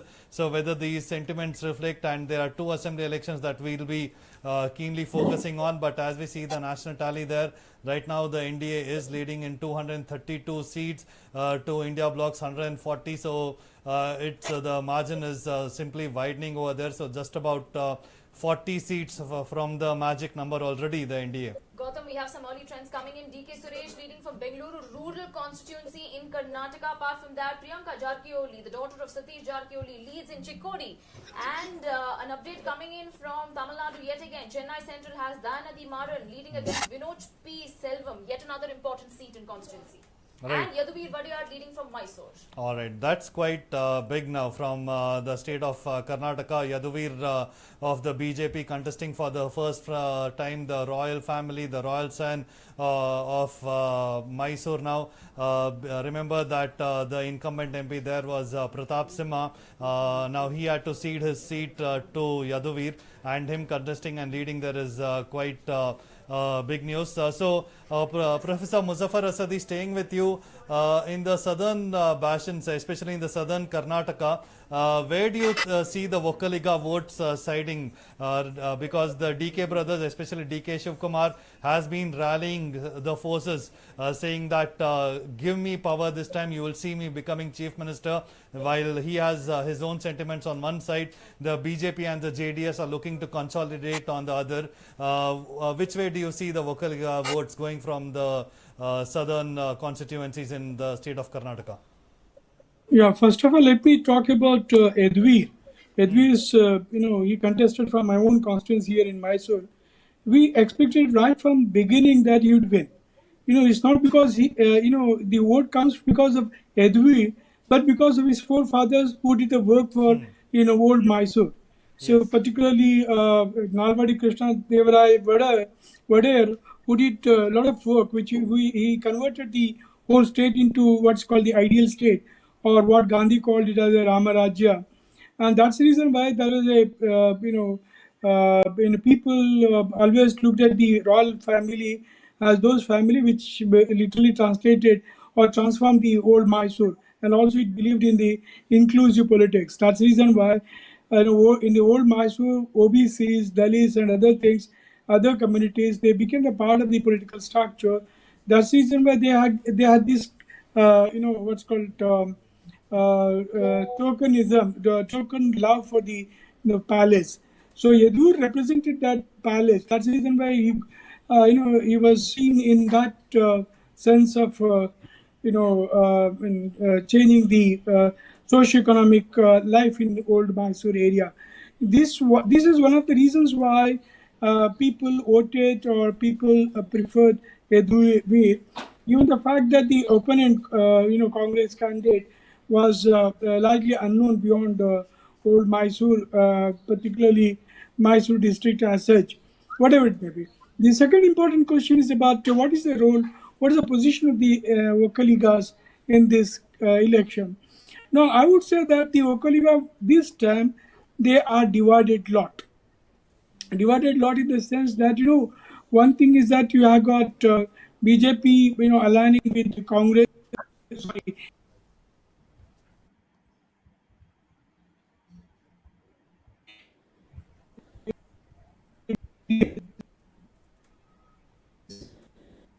uh,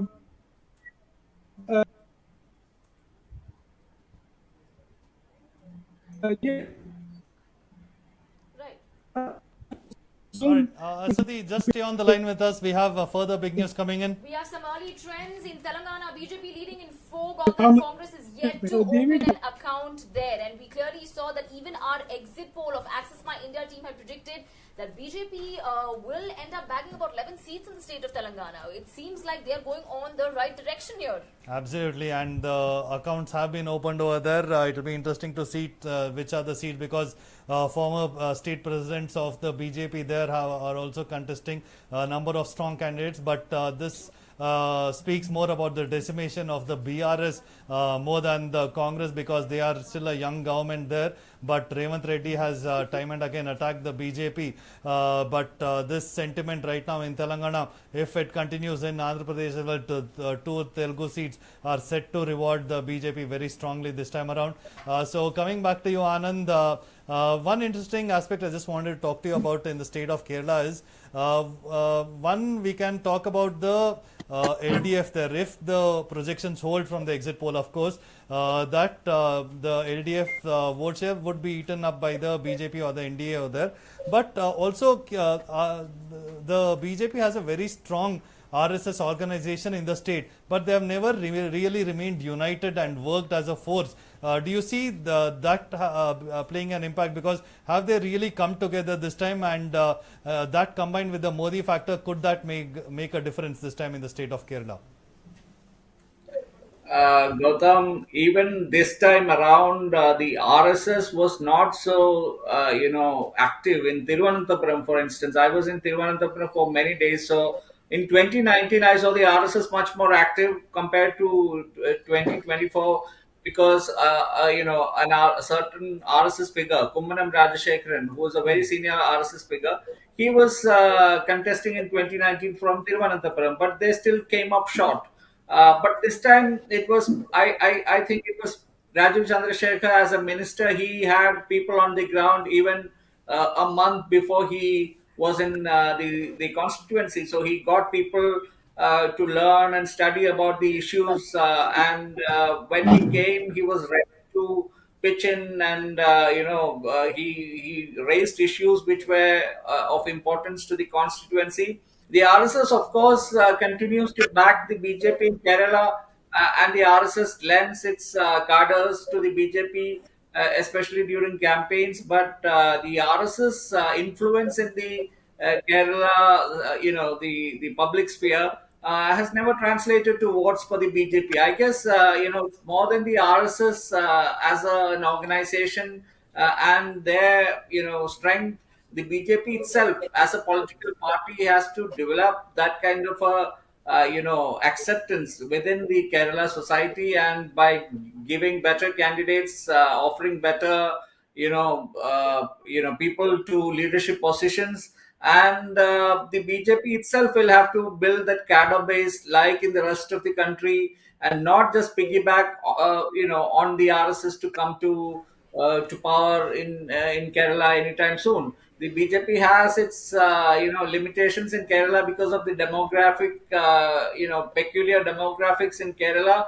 But still, if the BJP has to march ahead and be acceptable to different communities, it will have to chart a course on its own, rather than being just an RSS party. It has to be a party of everybody, and I guess it will be reflecting in the BJP's vote share this time, that it's not so much seen as being led from behind by the RSS, but the BJP seems to have taken control of over the narrative, that the BJP itself is doing much of the work, rather than letting the RSS control its narrative. All right. So, Sarah, any more big news coming in? Yes, we have some more early trends coming in at the moment. We have Dr. C.M. Manjunath, who's leading with 22,000 votes against All right. D.K. Suresh in Bengaluru Rural, Thrissur LDFs, that is VF. But two important seats that I want to discuss with you, Muzaffar Asadi. The most important one being, of course, Bangalore rural seat, where C.N. Manjunath is up against D.K. Suresh now. Where do you see, because since we were already talking about the consolidation of Vocaliga votes, now contesting from the BJP seat there, Dr. C.N. Manjunath, do you see him actually pulling off a big upset there in the seat of Bangalore rural?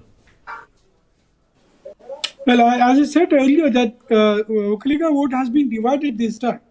Remember, one segment of Vocaligas have revolved around D.K. Shivkumar and his brother, particularly D.K.C., because he has been loggerheads with the BJP and other things, and BJP ill-treated him, particularly using this ED and other things, which has created what is called the herd psyche among the Vocaliga group in Karnataka, particularly in the old Mysore.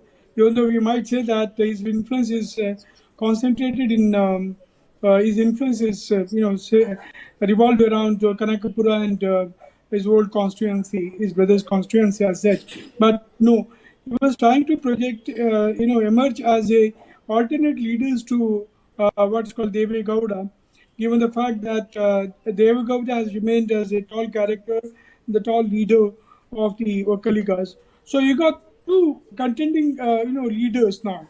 One side you got the Deve Gowda, who has got a traditional vote banks, particularly the rural, Vocaligas, and other you have got the D.K. Shivkumar, who is trying to emerge as a alternative leaders. It is in this conflict, probably we need to understand, Manjunath is known as a heart doctor, a doctor of the heart. And also simple, but the only thing is that there was some grumblings about his what's called the property, his cash and other things. there are people saying that, being a doctor, how can he have this wealth more than 20, 30 crores rupees? It is very unimaginable, something of that kind, whatever it may be. But he was projected as a simple, people friendly, person who connects with the people, common man, and other things. So there was a kind of sympathy for the Manjunath, but at the same time, you got the DKC, more than DK Shivkumar, sorry, Suresh, his brother, DKC is more popular than his brother. So he is trying to, cobble the votes of the Okaligas who are against the, what's called the, family, Devegowda family as such. So it is a divided vote vote. between the two That is your Okaligas. take there. But also a close contest on the cards in Bangalore rural. But also staying with Karnataka, Asadi there, we have B.Y. Raghavendra in the lead in Shivamogga, who's up against rebel candidate of That was BJP expected. there. I think no, Raghavendra's case was very expected, despite the fact that Ishwarappa, Ishwarappa was one of the person who, in fact, the founding fathers of the BJP, RSS BJP in Karnataka. Even though there were others too, Jagannath Joshi and others, but Ishwarappa considered to be hardcore Hindutva, and when his son was denied the ticket in Haveri, he contested as a rebel. And we all knew that not all the BJP or the hardcore will support Ishwarappa, given the fact that one thing is that he belongs to this Kuruba community, even though which is very substantial in number, but they might go with Congress, given the fact that the Siddharama is the chief minister who belongs to the Kuruba community. But in this politics of divide between Ishwarappa and the Congress, probably it was cakewalk for the Raghavendra in Shumaga district. All right. So some more breaking news coming in, Sarah. We have some more breaking news that's coming in from Alapura. We have BJP Shobha Surendran, who is leading at the moment. PC Mohan from Bengaluru Central is leading. Now, a very interesting thing that's come to light, Gautam, is that all three leaders of the NDA alliance are leading against their candidates when it comes to Andhra Pradesh. So you have Chandrababu Naidu, who's leading by 1,549 votes. Pawan Kalyan leading by about 800 votes. You have Purandeshwari, who's leading with 678 votes. Now, apart from this, we also have H.D. Kumaraswamy, who leads in Mandya in alliance with the BJP in Karnataka. And most importantly, oh my God, now this is something.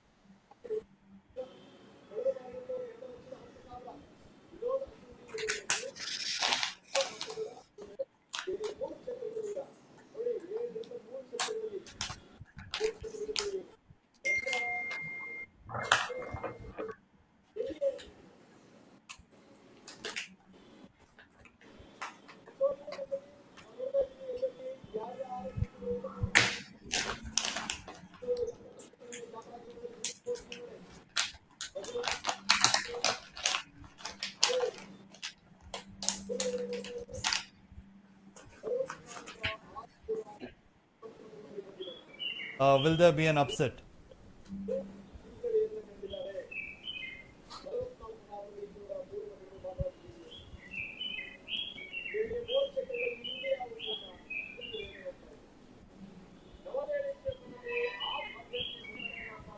Anand, can you hear me?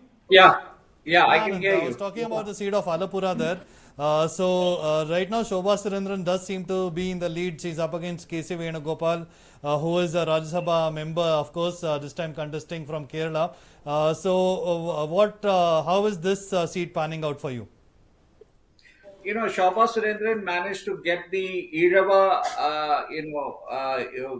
body, the SNDP is backing for her.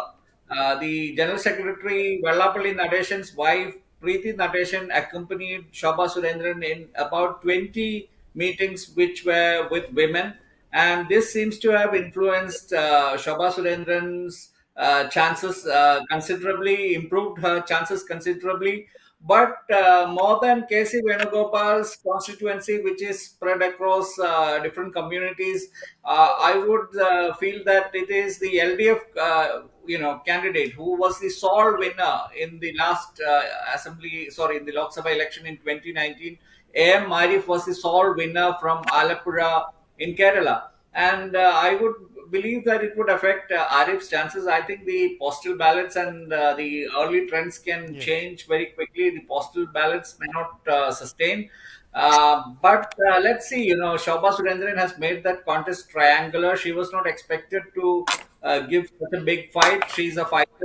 She has been, creating a search for the BJP in whichever constituencies that she has contested in, whether it's the Lok Sabha or the Assembly in the past. So, and she has been very smart with her campaigning this time in Alappuzha, which I kept a close watch on the tactics that she adopted in Alappuzha.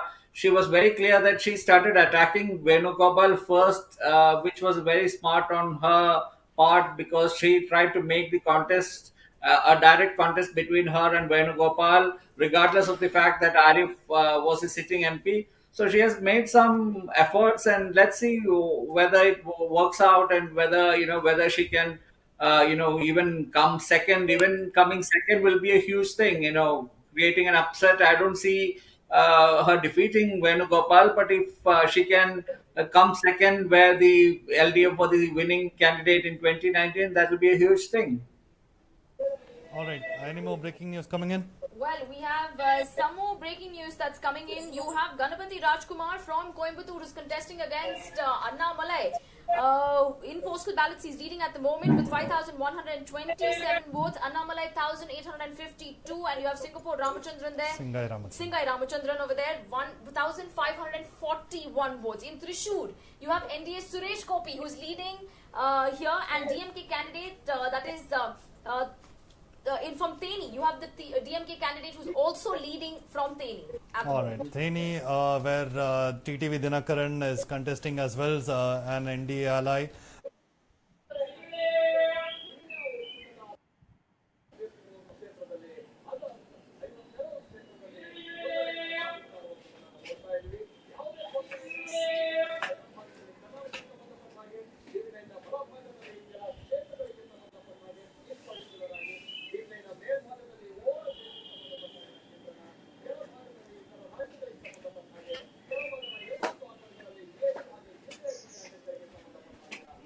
Convener E.P. Jayarajan there, saying that he was being wooed by the BJP, or that he had also met senior BJP leaders, and this sort of allegation. They said that this was just to take the attention of her. Could you make sense of that? What really transpired back then? Gautam, is it to me? Yeah. Yeah, so EP Jayarajan seems to have met Prakash Javadekar, and there are multiple versions about this. That EP Jayarajan has his own version. Prakash Javadekar hasn't made too many. He hasn't spoken at length about it. He just confirmed it that the meeting did take place, and Shobha Surendran was the one to speak about it publicly, and she kept on, repeating that, which made it difficult for Prakash Javadekar to deny that it happened. In some quarters in the Kerala BJP, there's a feeling that, this should have been kept private, because if there are some back channel negotiations between the BJP and the CPM in Kerala, it shouldn't be brought out in the public domain, because that then scuttles the chances of the CPM leaders joining the BJP. The BJP is trying to get as many people to defect from both the Congress and the CPM, and getting somebody like a Nipi Jayarajan would be a price catch, because he is a very senior leader, LDF convener in Kerala, and he was seen sulking at some point in time when his junior MB Govindan was made the CPM state secretary in Kerala. So that was the point when he felt let down by Pinarayi Vijayan and the leadership. So, and he and also he has some business interests in Kannur, he has shares in a resort called Niramaya Resort, which is now being run by the company of Rajiv Chandrasekhar. So these business links are there. So it's been made a big issue in the Kerala press, and the Congress keeps making this allegation that it's a sign that the left and the BJP are doing some back channel negotiations, and EP Jayarajan keeps denying that he had discussed any politics in the meeting with Prakash Javadekar, but I think people have not really taken that on face value in Kerala. All right. Sarah? Mr. Anand, if given the fact that we have Suresh Gopi, who's right now reading from Thrissur, Mr. Anand, if you can throw some light and tell us about the fact, because Mr. Suresh Gopi's candidature was also something that run up to the elections, which was very closely, is being watched. And given the fact that we get news, the early trend suggests that he's leading from here. Can he really win this for the BJP this time around? Sarah, I wouldn't be surprised if Suresh Gopi wins, because I think he's the best positioned BJP candidate or the NDA candidate to win from Kerala. He has been concentrating in that constituency. He has been coming and going, and he has been doing charity. And since 2019, when he got just 2 weeks to campaign, he got 28% of the votes. Even at that point in 2019, he got 28% votes, which was a substantial jump from 2014. So from 28%, if we can raise it by just 7%, I mean, if we can get to 35%, he can win in Kerala, because it's a triangular contest. It's a straight triangular contest in, it's a three-way contest in Thrissur, because the LDF has a strong candidate, the UDF has a strong candidate, and Suresh Gopi just needs to get 7% more votes. And I see the women voting for Suresh Gopi in large numbers, which is the feedback that I got from my trips to Thrissur, and Suresh Gopi is also getting some Christian votes, which some of the other BJP leaders may not be able to fetch. Suresh Gopi is also probably getting some Muslim votes, which is probably unbelievable for the rest of the BJP candidates probably in the north. But Suresh Gopi is managing to get votes across communities, and especially from women. And the fact that he has been there for the people of Thrissur, and people expect him to become a central minister. If been to Thrissur, the hoardings and the ads, the campaigns were centered on Suresh Gopi's. That it was Modi's guarantee that Suresh Gopi would be made a minister, central minister. So all these factors, I think, will help Suresh Gopi. Although it remains to be seen whether he can really win, because it's normally the case in Kerala that when the BJP has a chance to win, traditionally the left and the Congress, they have ganged up to deny the BJP wins. This has happened more than once in the past. In Palakkad, in the assembly election last time, E. Sridharan, the Metro Man, was leading, and in the CPM strongholds, the votes shifted to the Congress. So let's see if some of those things happen, or Suresh Gopi can win. It will be a very One more point over here, which I don't know. You tell me whether it has contributed to increasing the popularity of Suresh Gopi in Thrissur. Ahead of the elections, we all know that in January you also had the Prime Minister who attended Suresh Gopi's daughter's wedding in Thrishur's Guruvayur temple as well, and that became like a huge media spectacle. Now let's not forget that he's also the actor turned politician, has lost in the central Kerala constituency twice. And this time around, with the Prime Minister's this move of coming and meeting him, will this anyway, the Modi factor, a Modi touch to his candidature, play any relevance or any importance, if at all? Definitely, it will add to Suresh Gopi's campaign, and he was seen to have the blessings of the Prime Minister, the backing of the Prime Minister. Even before the campaign began, the Prime Minister coming to for a private ceremony of Suresh Gopi's daughter's wedding, that definitely would sway a lot of people into voting for the candidate. I mean, voting for Suresh Gopi. So a lot of people expect, unlike 2019, when people expected the Congress to probably win or to have a chance, better chance than 2024. And people's voting considerations were also swayed by that equation. In 2024, people are expecting the BJP to come back again and Prime Minister Modi to come back again as Prime Minister, and Suresh Gopi being, having a chance in Trishur. They expect him to be made a minister, and the Prime Minister's, backing will definitely play a part. Right, Mr. Anand, stay with us, Mr. Anand, as we have Shashi Tharoor, who's spoken to. Glad to hear it, but this is far too early to tell. We'll have to wait a few more hours to get a clear picture. But I'm very confident the votes were cast after all on the 26th of April, and therefore nothing can change thereafter. We have a good sense on that day that we are well ahead, and it's in that spirit that we're facing the rest of the day today. I don't think we should worry about numbers. At the end of the day, it's who wins the right to represent the people of Thiruvananthapuram in the National Parliament, and I believe that will be me again. Thank you very much. Right, that was Mr. Shashi Tharoor.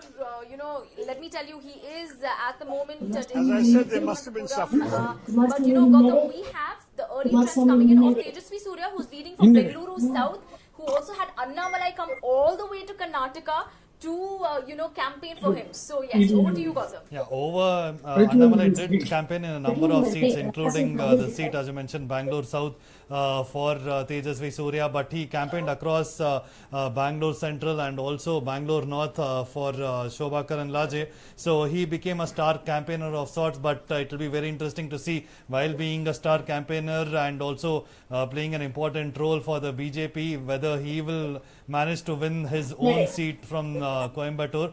But also staying with Karnataka this time around, Professor Muzaffar Azati, if you can hear me, this time the BJP made a few key changes in their candidature. Has that played a role? Because especially throwing out Nalin Kumar Katil and also Anant Kumar Hegde, they made a statement that this time the mandate, whatever we get, we want to do it on a clean image. And these firebrand leaders were asked to, vacate their seats this time around.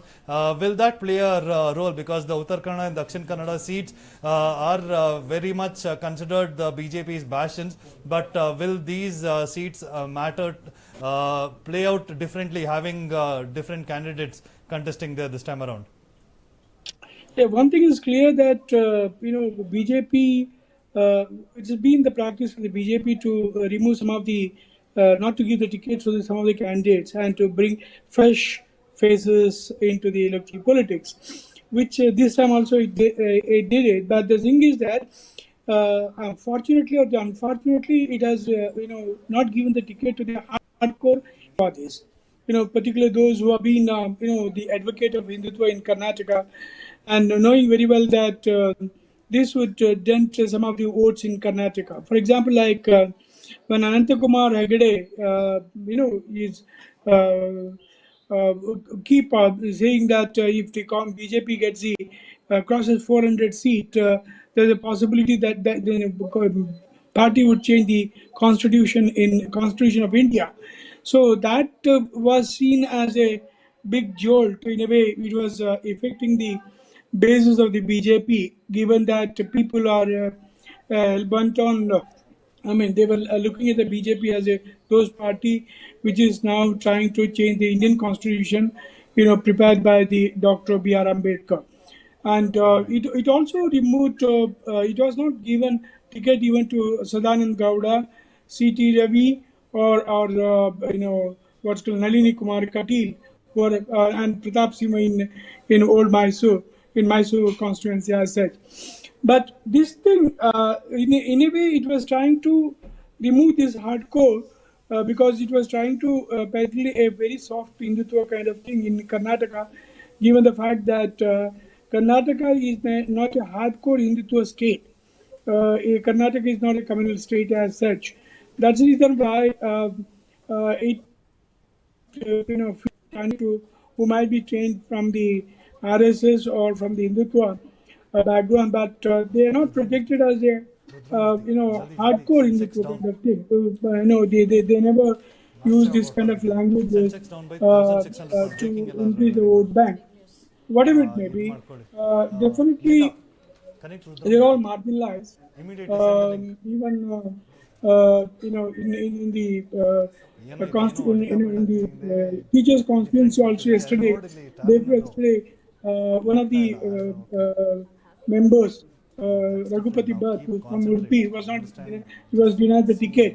So they are now arguing that ಆರಾಮ್ಸೆ these ಆರಾಮ್ಸೆ hardcore, they have been sidelined, and it might lead to अभी the Andhra Pradesh conflict within the assembly का BJP, announce करो because there are two groups within BJP here in Karnataka. One is led by छोड़ो वहाँ Santosh, दे PL देखो Santosh. देख के बोलो Another kind of is led by on the Yediyurappa right side and his 51 son. NDA So YSRCP I 7 mean there so are other groups massive also, but sweep these there are the two happening prominent groups. Now the question is that who took, control the BJP as such in the immediate after the election. That's a major question.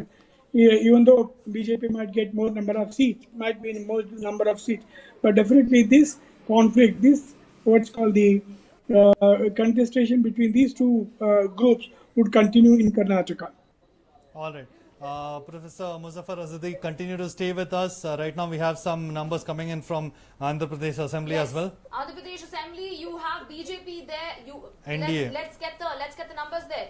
NDA is leading by in 51. 51 in NDA is 51 leading seats. in 51 seats, YSRCP in 7, and it's a nil for Congress not having opened an account in Andhra Pradesh Assembly seats there. Right. As exit polls predicted, the NDA is likely to sweep and already a massive lead developing there for Jagan and Jansena party along with the BJP there. So obviously Congress wasn't expected to be a force and that is how it's panning out. But right now the national tally is quite interesting to look at. Although the NDA is quite close to the magic number there, but the India bloc is not far behind.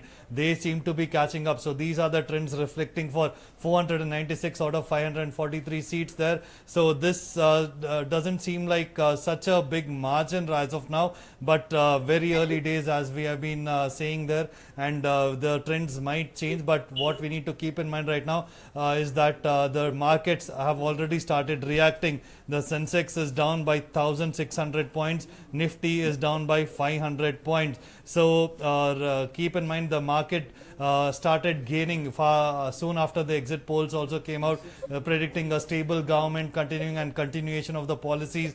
But right now the market is down. Whether things will pick up through the day, that is something to keep an eye out through the day as well. Some more early trends coming in there. From Kolar, you have Malesh Babu of the JDS who's leading. Apart from this, you also have the picture in Tamil Nadu panning out. DMK's TR Balu leading in Sri Perumbudur. DMK's Ganapati Rajkumar taking the lead over Annamalai in Coimbatore. And DMK's Tamilachi Tangapandya leading in Chennai South, Gautam. All right. So those are the early trends coming in. Remember, it's just been a little over an hour since the counting has started. It will go on late into the day, but even according to the Election Commission trends there, the NDA is ahead in about 80 seats and the India bloc in about 30 seats right now. But very early days to really say something about this trend right now itself. But coming back to Anand Kochugodi, if you can still hear me there, back to the state of Kerala. So what does this mean for the LDF as well? Because the corruption scandal that erupted against Pinarayi Vijayan's daughter as well, do you see this as a mandate against that as well? If the LDF vote share is to go down, the whole scam that was highlighted throughout by the UDF as well, do you think this could have some impact there as well? Definitely, Gautam, the corruption scandal, which has the chief minister's daughter embroiled in, and the chief minister himself being, named in that, income tax report. That has played a part in the decimation of the, in the poor performance of the left. If the exit poll figures, hold true. And the anti-incumbency apart, the corruption scandals are another issue which I think would sway the people's minds to vote for an alternative. And of course, this being a national election, that also has a bearing on the poor figures of the LDF or the LDF votes going down. Nothing. But Don't worry. No, at this point I'll handle. definitely, the corruption allegations, I think initially a lot of people did not believe, but then as more and more stuff tumbled out, and since there was a lot of evidence which anybody could verify, and since it got corroborated in many ways, and since people started believing that there was indeed something wrong with it, since indeed there was a money trail, and but let's see, the it will be more, it will be clearer once the results come in, whether the LDF takes such a huge hit, and if that happens, then the 1,700 points. Nifty breaks below 23,000. Right, sir. Okay. All right. Stay on the line with us, Anand. We have.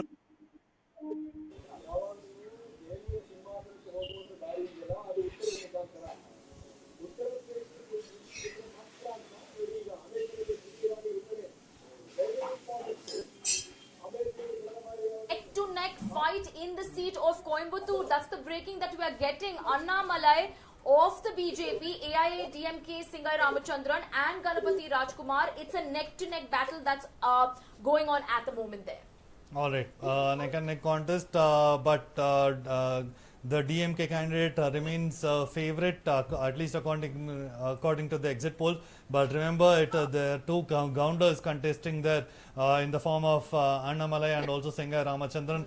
How that pans out, it will be quite interesting to see in the state of Tamil Nadu. So right now, the Sensex actually reacting to the early trends coming in. The Sensex has plunged by 1,700 points. Nifty has broken below 23,000 once again. So these are trends that the market is reacting to. It has fallen by 400 points, Nifty already, which is quite big news right now, because they are reacting to the results and the market numbers that are just coming in. So also early trends also indicate that 400 par may not be a possibility this time around yet for the NDA, but still very early trends. But India Bloc Alliance is well above 200 right now and inching closer to their own target as well, because remember,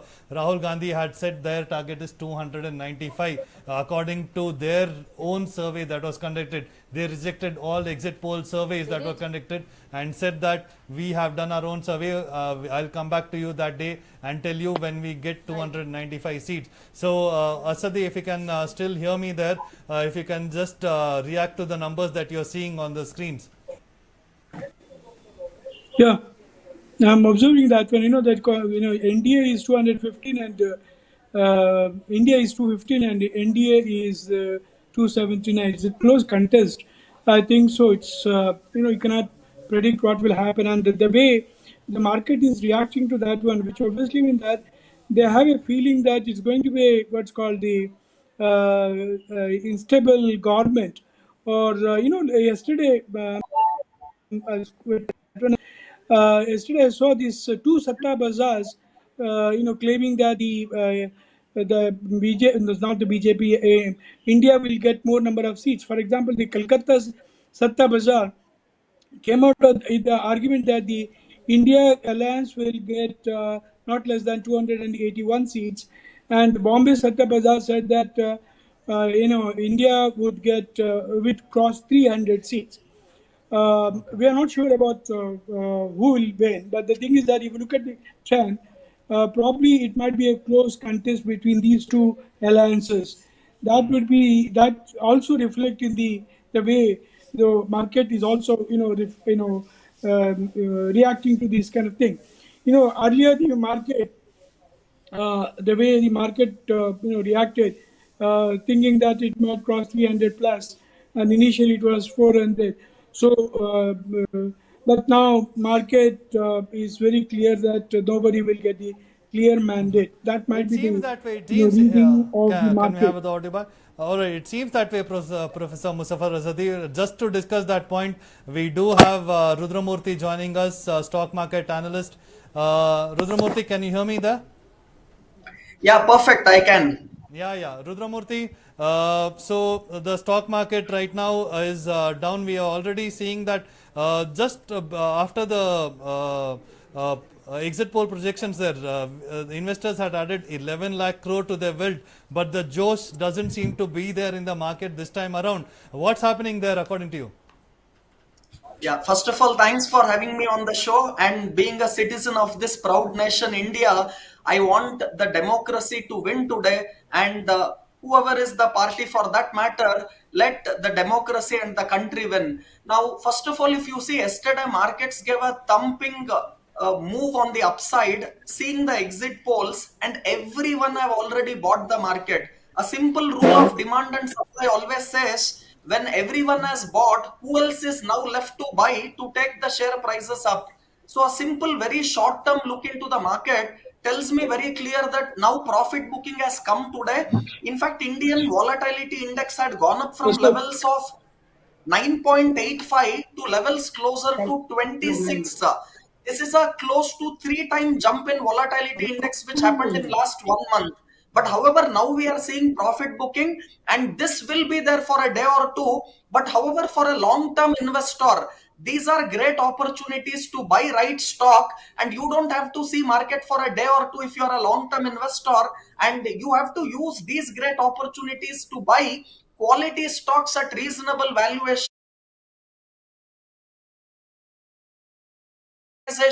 or you take COVID, or you take the reasons like today what you have a dip in market. If you are a long-term investor and if you buy the right stocks in this dip, you have so much money to make, and that opportunity is coming today. And I also feel till budget you might see this kind of a negative reaction for very short term in the market post this finance ministry allocation especially, and also the 90-day policy which Modi is now talking about. And these things will give much more clarity, and then we might see more stabilization in market.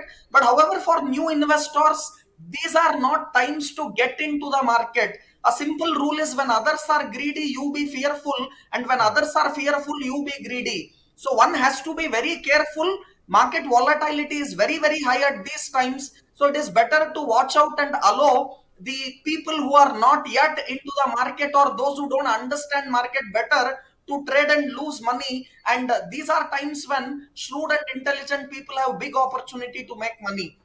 All right, Rudramurthy. But staying with that, I just want to talk to you about the stocks that are not really doing well this time around this morning, because the PSU sector, the defense sector, the railway related stocks, and most of the Adani Group shares have fallen this time.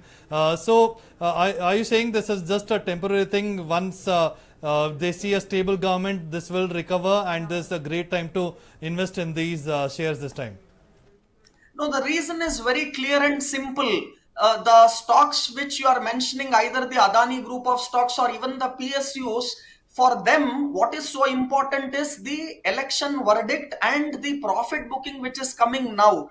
If you see for last 2 days, in fact, yesterday, even though Sensex and Nifty made a big up move because of the exit poll verdict, you could see major participation yesterday sector wise and stock wise was mainly from PSU. Yesterday, PSU banks like SBI, Punjab National Bank, Bank of Baroda, Adani group of stocks like Adani Enterprises, Adani Ports, these were all flying high. Look at even railway stocks, defense stocks, they were all just moving like as if there is no tomorrow. And that is what you saw yesterday. And after this big up move which came yesterday, you are seeing profit booking in the same stocks and same sectors today. So if someone is watching market only today, you are seeing this fall in SBI, or you are seeing fall in PSU banks, you are seeing fall in railways, defense, Adani group of stock, all that. But if you just see 2-3 days back, these stocks had gone up already 20-30%. In fact, Adani group of stocks were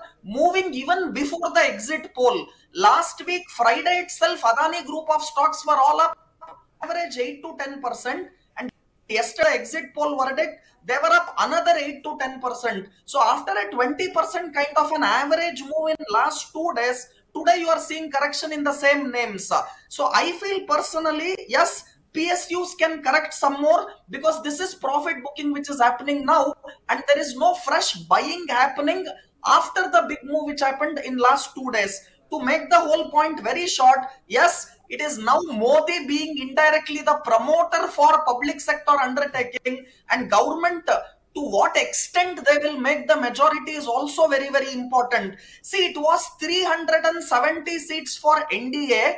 On an average, it was given by most of the exit poll. So even today, if the actual result is somewhere around, let us say 340, 350, market will not take it positive, even though we are getting Modi the third term, even though we are getting the clear majority, all that stuff. So unless you get something above 400 for NDA today, then you might see further more rally from yesterday. So what is important is from where are you rallying? And the context is also very important. What people will see is, okay, today NDA is anyhow coming, and why still markets are reacting negative? This is how people without that knowledge of market can talk.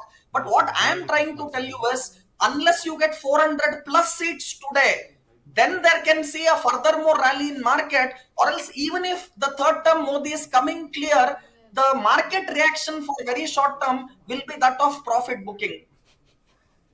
All right. All right, Rudramurthy, you are saying that this is all about profit booking, and a very good analysis there that right now, if the Modi government goes past 400 par, only then we'll see a bigger rally. But right now, this was on expected lines. Now, I will like to connect with you a little later on in the day to further discuss how the markets continue to react, because the numbers as we see on the screens there, Rudramurthy, 284 for the NDA, India block is at 222. So this is a closer contest than what the exit polls had projected. So do we see, if these numbers continue to hold, will the markets continue to decline, or will we see an upward trend a little later on in the day? See, a clear answer I can give you right now is, people were expecting 370 to NDA, and now the screen which I'm watching on India Today shows 284 for NDA, 222 for India, and others are 22. So this is a tight fight what you are seeing as of now. I'm not a political expert, but still what I can understand is, see, it is very simple. Let us make for our viewers very, very simple things. For example, if Virat Kohli scores even 95 runs, we feel bad because we are expecting from Virat Kohli 100 plus. But if you see Bumrah scoring even 10 runs now, we will be cheering because we don't expect 10 runs to be scored by Bumrah. So it is expectation versus the reality which is getting discounted today. So yesterday market was expecting 370. Even if you get 350 today for NDA, market will take it negative. Forget 272, which is the political verdict or the majority number what you want. But what market wants is above 370. But as of now, what you are seeing is 284 and 222, which is a very tight fight. So yes, NDA might make up the 272 on a tight neck-on-neck kind of a basis. They might bring in support from others or do anything, and Modi might come back to power for, with some amount of this circus what he might have to do. But then market is realizing that 370, 400 plus may not come, and even if you come between the 272 to 300, even if NDA makes the government, Modi third term comes, market will take it negative unless you cross 370 from NDA. Unless you even go above 400, I may not see a short-term up move in market. And for people who want to buy at this level, look at stocks from pharma, look at stocks from IT sector, look at stocks from FMCG sector. So it is very important to pick the right sector and right stock. So for me, pharma, FMCG and IT will be the best sectors from where you have to pick stocks. And especially if I have to give some names to our viewers, I will tell you from IT, look at Wipro, look at Tech Mahindra, look at Infosys, look at TCS. These are my top 4 stocks from IT sector. And if you want to pick stocks from pharma, look at Sun Pharma, look at Dr. Reddy. These are great companies today available at a lower price for you to buy.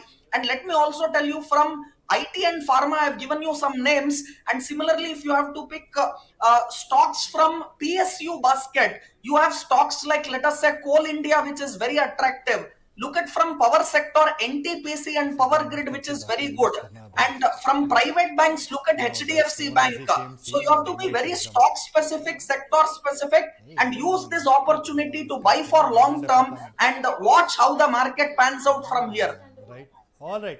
All right. Thank you, Mr. Rudramati. That was so beautifully put to give an explanation of how the markets are reacting to the current trends that we are seeing. The numbers that we are seeing is not the negative sentiment. The market is not really reacting negatively, but it is just saying that, okay, you gave us an exit poll projection, you get that, and then the markets will fly up. And also some very good stocks to pick out for our viewers there as well.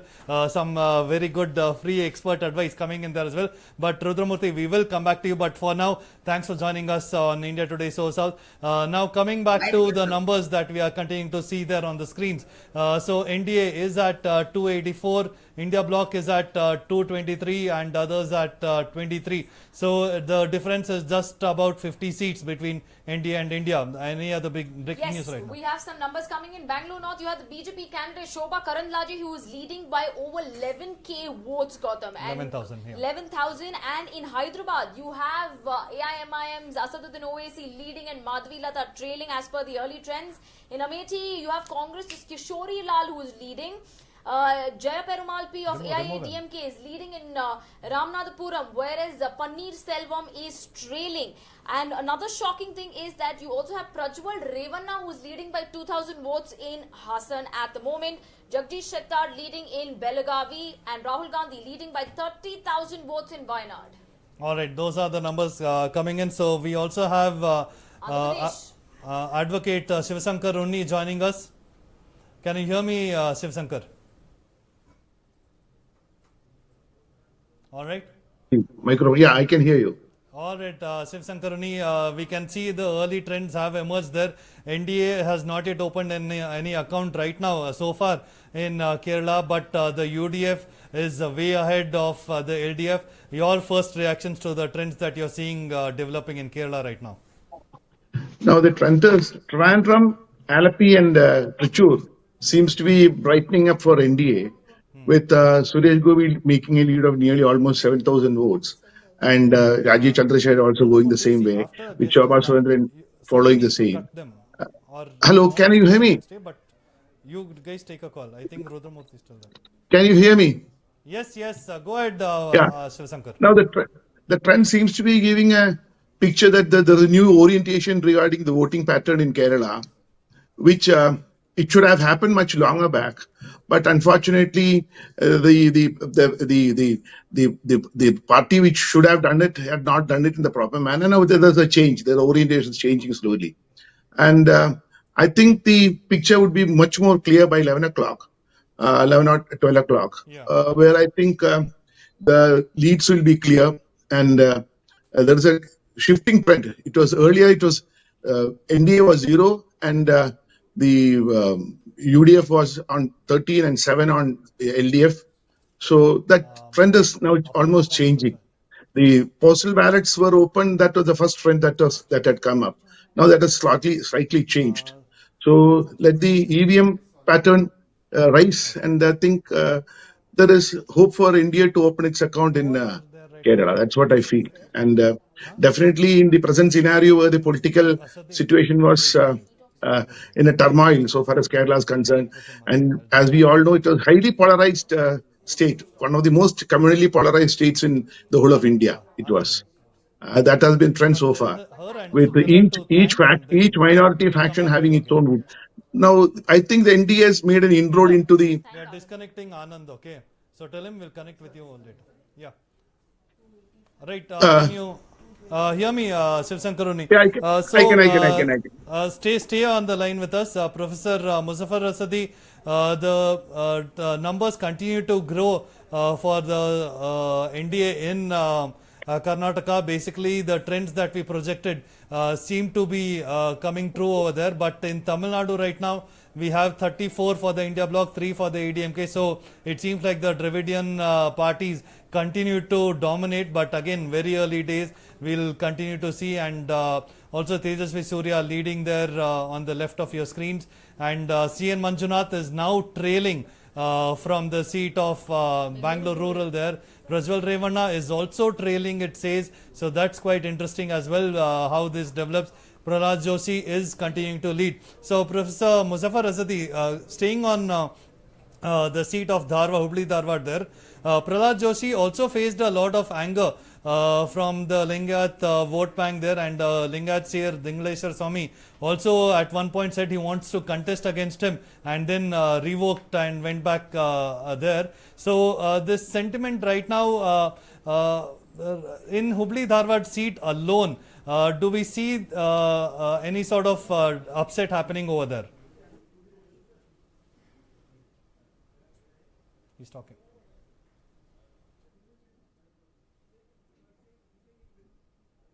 Matadipati like Dingleshwara Swami who threatened to contest the election. But his personality was, it had its own image, particularly he was known for bashing people and, he's doing most illegal things as well. But the thing is that even though there were Lingayat dissatisfaction against Prahlad Joshi because he was not able to, many times Prahlad Joshi is not able to address the issues of the Lingayats. That's one, heartburn that they had. But the thing is that Lingayats have been the BJP's passion for the last couple of years, particularly after the then Chief Minister Virendra Patil was removed from the Chief Minister post by the then Prime Minister Rajiv Gandhi. So yeah, you got two combination in this particular context, particularly on social coalition that operate in this particular area is I would call it as a Libra, Lingayats and the Brahmins. So that always worked in favor of the BJP. BJP's strong basis with the Lingayats, even though in the last assembly election some of the Lingayats they drifted to Congress just because two of the leaders, Lakshmana Savadi and Jagadish Shettar, were ill-treated within the Congress. Now Jagadish Shettar has come back to the fold, to the BJP fold. He was without any kind of reservations. So that's the reason why Lingayats moved away from BJP. They have come back to BJP. So despite the criticism, Lingayats definitely had voted for the BJP in this Hubli Dharwad region, and Prahlad Joshi will have the easy cakewalk in this particular constituency, despite the opposition from the Lingayat Matadipatis. Okay. Thank you, Professor Muzaffar Azadi, for joining us on this broadcast today. We will connect with you again shortly as the trends solidify, but very good, solid analysis given by our expert panelists there. Sarah, any other updates? Coming in? Yes, we do. We have from Haveri, Basvaraj Bommai, who's trailing at the moment there. Tirunanthapuram, Rajiv Chandrasekhar is leading by 230 votes. Early trends are also showing us that from the seat of Karim Nagar, you have Bandi Sanjay, who is leading of the BJP in Hassan. At the end of the fifth round, JDS candidate Prajwal Revanna is ahead by 398 votes. Bengaluru Central, that is the BJP candidate PC Mohan, leading by close to 3,000 votes. And apart from this, Rahul Gandhi is leading by 34,000 votes in Wayanad. And Tirunelveli, you have Congress's Robert Bruce, who's leading by 4,729 votes. All right. Haveri seat, Basvaraj Bommai trailing is quite a shock there, given that it is a stronghold for him. And it's very close to his home constituency, Shiggaon as well. So if he does end up losing there, but again, very early trends that we'll continue to keep an eye out on. But as the numbers stand right now, the NDA is ahead, but not the margins that were predicted by the exit polls. That is the significant takeaway from the numbers that we are seeing this time around. Some of the numbers that we can also watch on our screen right now here, Gautam, is Tamil Nadu. The bottom end shows us that India Bloc Alliance 34 for the DMK. Telangana shows us that NDA is 9, BR is 0, not yet open an account, and India Bloc is 5 seats there, leading in 5. We also have another news that's just come in that early trends are suggesting. Yes, so in Bengaluru Central, PC Mohan leading over there by 3,000 votes. We have news coming in from Maharashtra. Ajit Pawar's NCP, that is his wife Sunita Pawar, it's leading in Baramati. Now she's contesting against her sister-in-law, that is Supriya Sule.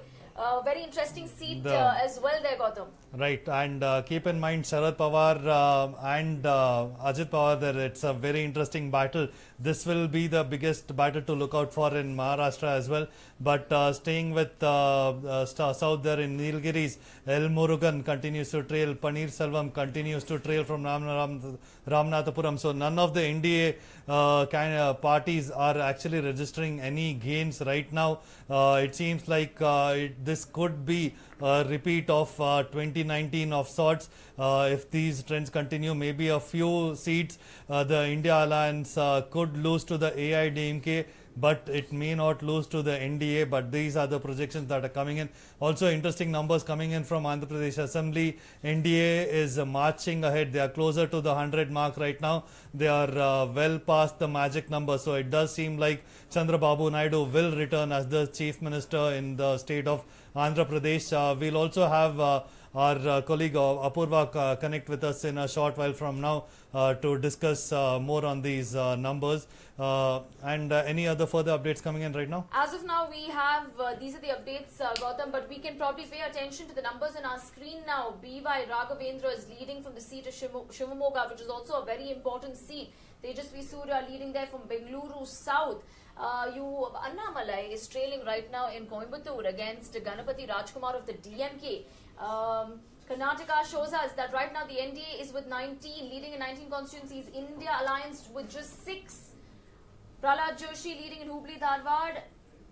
These are the numbers before us. The NDA block 295. They crossed their magic number of 270, Gautam. We've seen that. Oh, and it's very interesting to know that even though the mark that they were really, keeping their stakes high on has not really happened, but remember, these are the early trends. We'll get a clearer picture after 10:30 this morning around 11 o'clock. So as of now, we can just go with the numbers before us, but not make a final statement about them. We have HDK Kumaraswamy, who's spoken to the media and is also currently leading from his constituency. Let's listen to what he has to say. So in Karnataka, minimum our BJP friends also will get minimum 20 seats. Early trends indicating a lead. Minimum. Early trends indicating a lead for Dr. C. N. Manjunath in Bengaluru rural and also for you in Mandya. That is, I think, postal ballot. Yeah, postal ballot. Yeah. Even in round one has come out. Even Bengaluru rural, we have full confidence that Dr. Manjunath will going to win the election. So some apprehensions being raised by Minister Manjunath about Bengaluru rural, about security there. He's already written a letter because those our opponents, they are very masters in doing all illegal activities. For that reason, he requested the election commission to take necessary actions. Do you think that there will be any sort of law and order problem in particular, sir, if the result goes against Nothing will happen. Nothing will happen. Regarding law and order, there is no disturbance will be there. Okay. Thank you. Thank you.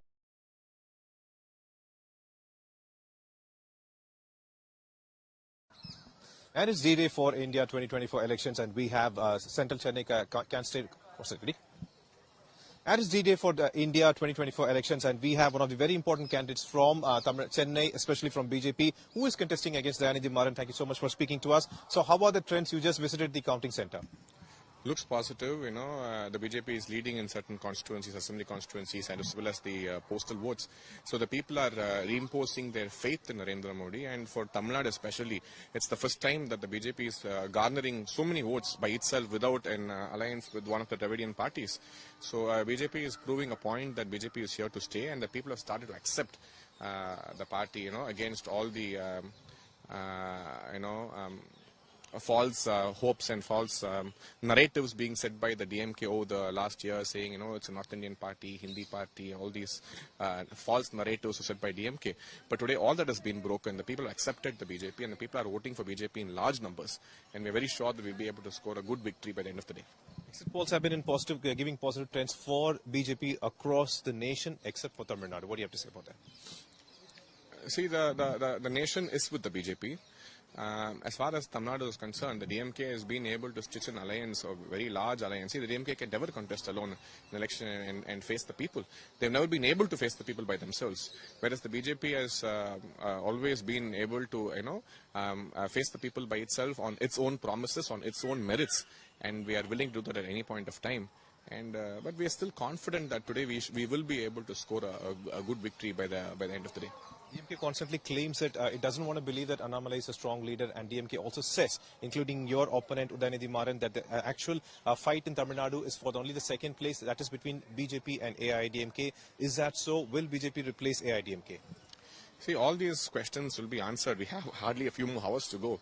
In a few hours, all these questions will be answered. So I think whoever it be from the DMK, it is, they need to come out of their shells. They can't live in a world of mirage. They need to come out and see the actual world, what is happening.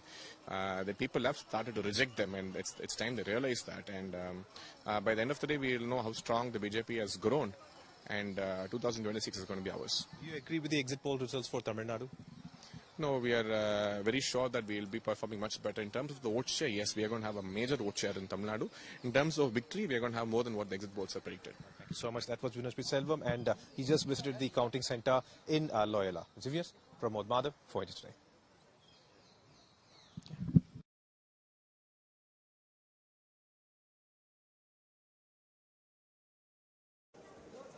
Suggesting that you are in the lead, sir. Glad to hear it, but this is far too early to tell. We'll have to wait a few more hours to get a clear picture.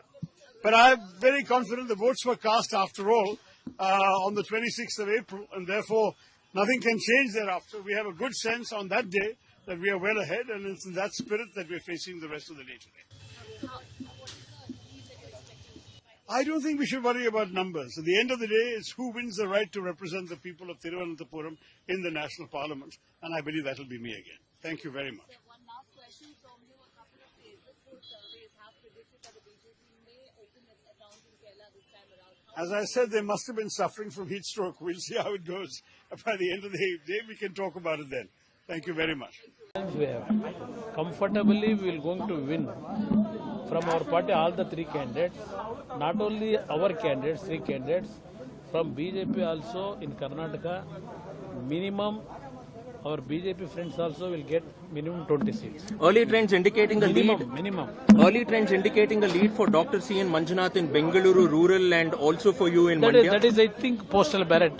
Postal ballot. Even in round one has come out. Even Bangalore rural, we have full confidence that Dr. Manjunath will going to win the election. So some apprehensions being raised by Minister Manjunath about Bengaluru rural, about security there. He's already written a letter. Because those our opponents, they are very masters in doing all illegal activities.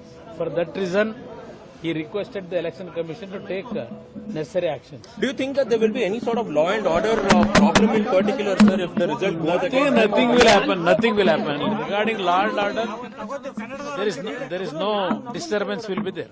Okay. Thank you.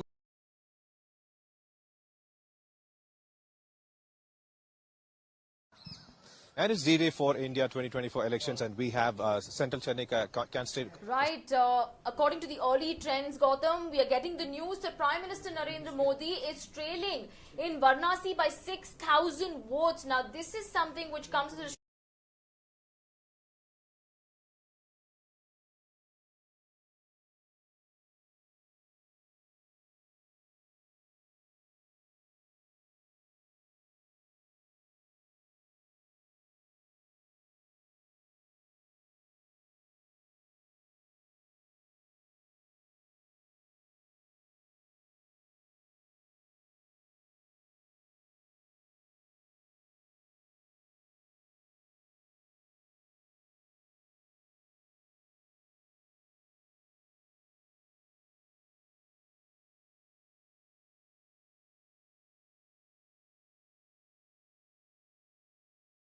So right now we have Dhruv Jati of the Congress joining us on the line as well. Dhruv, can you hear me? All right, Dhruv, early trends coming in. As you've joined us, we are hearing news that PM Modi is trailing in the seat of Varanasi as well, and the trends indicate a tighter contest than what the exit polls might have projected, but still very early trends. Your reactions to this? Yeah, I think from the beginning, the Congress party has been saying that the exit polls have been more or less misguiding the people of India for the past 3 days. And the early trends have been a significant, symbol of that. But just to be on, the right side and not misguide the people who are watching your show, we've still gone through just 5 or 6 rounds at maximum across India. We still have more majority of the rounds to be counted. However, the projections for the entire India block is looking great, and we've done very well in the first initial 5 rounds. We're looking forward to what happens as soon as we touch the round 10, and then I think it would be easier for us to make more comments. Okay. Right, Dhruv, but also, what about the leadership of Rahul Gandhi? Do you feel throughout the election campaign, the Bharat Jodo Yatra was a significant factor because it started from the southern states as well. But right now, we don't see that sentiment reflecting in Karnataka at least. Again, like you said, very early days in terms of counting. But at least right now, what do you foresee? What are your predictions for Karnataka? First, quick comments on Bharat Jodo Yatra. The Yatra was extremely significant. Our leader, Shri Rahul Gandhi ji, has walked the length and breadth of the entire country, being able to understand different civil society groups and different Congress Karyakartas in each and every single village. And coming to Karnataka, if you look at the Karnataka constituency, the entire Lok Sabha constituency, historically from 2004, which is almost 20 years, the Congress party has found it difficult because we've been on the single digit number. However, this election looks extremely promising. And like we've been saying from before, double digits is something that we're expecting. And looking at the early trends, which shows 221 for India across the country, we should look at somewhere around even more than 15 in Karnataka. So we're waiting to see what happens around round 10. But Karnataka is extremely positive for us this election, and the BJP is going to be losing more than 11 to 10 seats as whereas compared to the last election in Karnataka. All right, Dhruv. Stay online with us. Right now, the numbers continue to change here. Sarah, the latest. Yes, we have the latest numbers coming in now. We've been Smriti Irani from the constituency of Amethi is trailing at the moment. Congress's Kishori Lal is leading against her. We also have been told that Vijaya Prabhakaran, DMDK's candidate, is leading in Virudhunagar, and Suresh Gopi is only leading even more now by 15k votes in Thrissur. Kalanidhi Veerasamy is leading in North Chennai. All right, these are the early trends that are just coming in, but taking a look at our Andhra Pradesh Assembly, numbers at the moment here, Gautam, NDA leading by in 120 seats, YSRCP only 20, and it looks like a washout for the Congress at the moment as per the early trends. All right, and as these trends also indicate, right now there are no visible signs that the BJP could open its account in the state of Tamil Nadu as well. We have one more breaking over here that Rahul Gandhi seems to be at the moment as per the early trends leading in Raebareli as well. Okay, so Rahul Gandhi continues to lead in both of his seats right now. He has taken a big lead in Wayanad as well. So coming back to you, Advocate Sivasankar Unni, what do you feel Rahul Gandhi will do if he ends up winning both seats this time around? And if he does end up giving up the seat of Wayanad this time, will the voters forgive him?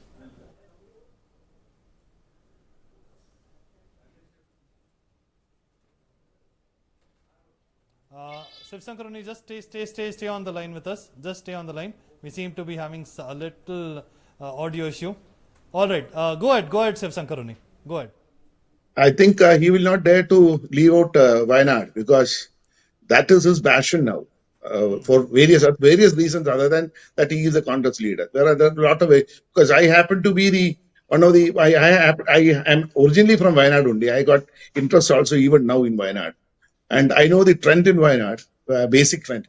Rahul, it is a Rahul's passion. It is not Raebareli. It's a sure seat for Rahul at any point of time, any given point of time. If he does not win anywhere else in India, he will win in Wayanad. That is how Wayanad is. Now, Raebareli, as we all know, it is a seat where probably there is a trend in his favor for reason one or the other, and that's why he is winning day. But Wayanad, it's that is his passion. You can't. Any time given, he will be winning day. Anytime. And it has got a good base also. Congress party has got a good base with the league support there. All right. Shiv Shankaruni, stay on the line with us. So right now, the numbers are reflecting. Now trends have emerged for almost all the 543 seats. 290 for the NDA, 222. What do you make of this contest, a very close contest? Do you see this as a revival of the Congress in a sense, because at least the performance seems to be a lot better than what many agencies and even experts had predicted, Shiv Shankaruni? I think Congress is doing much better than what was expected of it. And what was expected of NDA, it has not risen to the occasion. The situations are not risen to the occasion or the expectation. The exit polls were indicating otherwise, 65 seats. Now it seems to be stopping at 290. That is not a good sign for NDA. There could be an incumbency factor. In any event, 290 is not a good sign for NDA. Shiv Shankaruni, also, if we could talk about the LDF right now, why is their vote share not really gaining? What are the biggest contributing factors? Because remember, Veena Vijayan controversy also played out just ahead of the elections over there. Have these factors actually played on the voters' minds going into the elections this time? To be very frank, what has happened is the CPM has taken a stand where it has a diabolic, I don't want to elaborate on it. A diabolic stand has been taken in Trichur.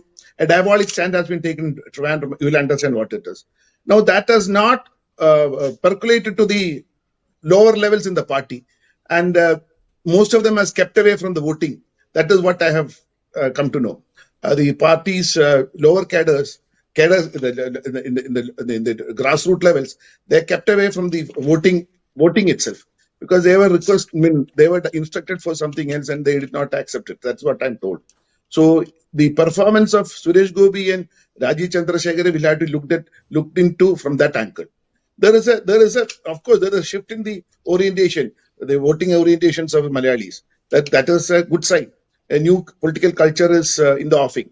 Maybe that in the next assembly election, that may saturate to a level where BJP can win a lot of seats, or rather NDA can win a lot of seats. But as such, in the present scenario, it is, I would say it is advantage NDA insofar as Kerala is concerned.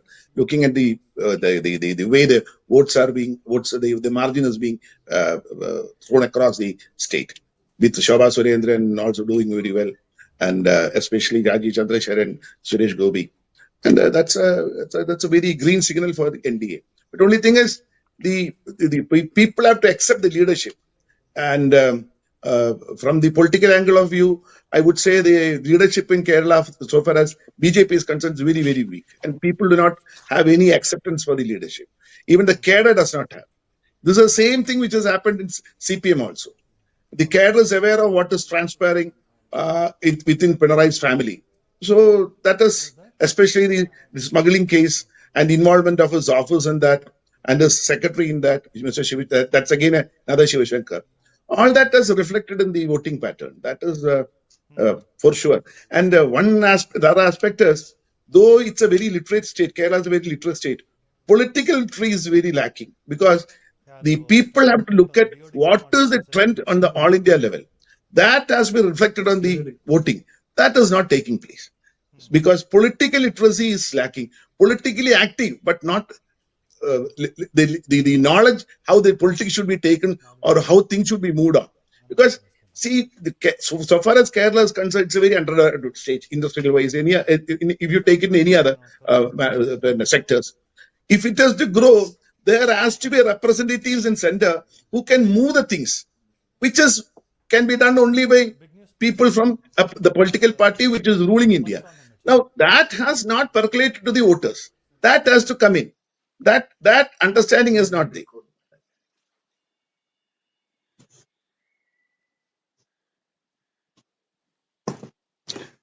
So it seems Suresh Gopi is doing very well in Trichur. It's a very great sign. Especially it is not BJP's votes. It is mostly his Shashi personal Tharoor, votes. who's leading in Thiruvananthapuram by 1,920 votes. The first round in North Chennai, at the end of the counting there, DMK candidate Kalanidhi Veeraswamy is leading in Chennai North. All right, some significant breaking news coming in there. Madhavi Lata leading in the seat of Hyderabad. If this trend actually continues. Okay, in Goshamal Assembly. All right, so that is one story. So right now we have A. Narayana joining us, a political analyst from Karnataka. Thank you for joining us today on India Today SoSouth, sir. So right now the projections show that NDA is at 19 and 6 for the India bloc in Karnataka. So your reactions to the early trends and also to the exit poll predictions, they're saying that the NDA, including the BJP and the JDS, is going to sweep Karnataka. What is the significant factors here? Is Modi the biggest factor as against the Congress guarantees? Is that mandate against these two things right now that we are seeing? Yeah, thank you. So, Karnataka seems to be showing the same trend that existed here since 1996, with the possible exception of 1999. The people will vote for one party in the assembly elections, and in the Lok Sabha elections, it was always the BJP. Now, there was an expectation this time that things will change, and this time the Congress will do better. Of course, when it comes to exit polls, there were two kinds of exit polls. National level exit polls sort of indicated the kind of trends that we are seeing now. However, local exit polls predicted that the BJP would certainly do well. However, the Congress will improve its tally much better than what the trends are presently indicating. Now, we have to wait. It is still possible that the Congress might cross 10. But as of now, I think things are not looking so great for the Congress. All right, so continue to stay with us in Arana. Right now we have numbers. It does seem very close in terms of the national numbers as well. 289 to 222 of the India bloc, and the others could end up playing a significant part if these numbers continue to hold or get closer. Because remember, 272 is the magic number and the NDA is just a little above that, whereas the BJP had made very grand projections about itself. So what do you make of this, Narayana, that the sentiment that was created here, that the BJP itself will comfortably go past the magic number and the NDA 400 par, but that is not the kind of reality that we seem to be seeing, at least in these trends right now?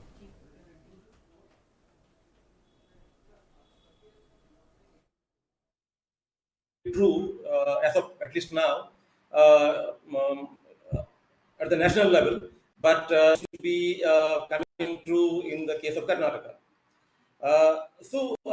Interestingly, Karnataka, Maharashtra, West Bengal, and Bihar were considered to be the battlefields for these elections. That is not the case, almost, it seems. Maharashtra, I am not too sure about as of now. But the numbers are coming from other states. This is interesting. And however, exit polls said something, but there were several political observers who sort of predicted this kind of a trend where the BJP will not make it on its own, but the NDA strength would help the BJP to form the government this time, which means if this trend continues, we will have a much weaker NDA government this time when compared to what we had in 2019. All right, and Dhruv continues to stay online with us. Dhruv, these numbers continue to reflect not quite the sentiments that we saw prior to the elections, but sticking to Karnataka itself, right now this Lok Sabha mandate is very crucial for the Karnataka Congress as well, given that it comes just 1 year after the assembly election results as well. So there's a lot of talk of an rift between DK Shivkumar and Siddaramaiah, or there could be. So if you could throw some light on why this mandate right now that we are seeing could be in Karnataka crucial for the Congress, because if the numbers do continue to stay this way, the BJP says that this government will not last. What are your reactions to that?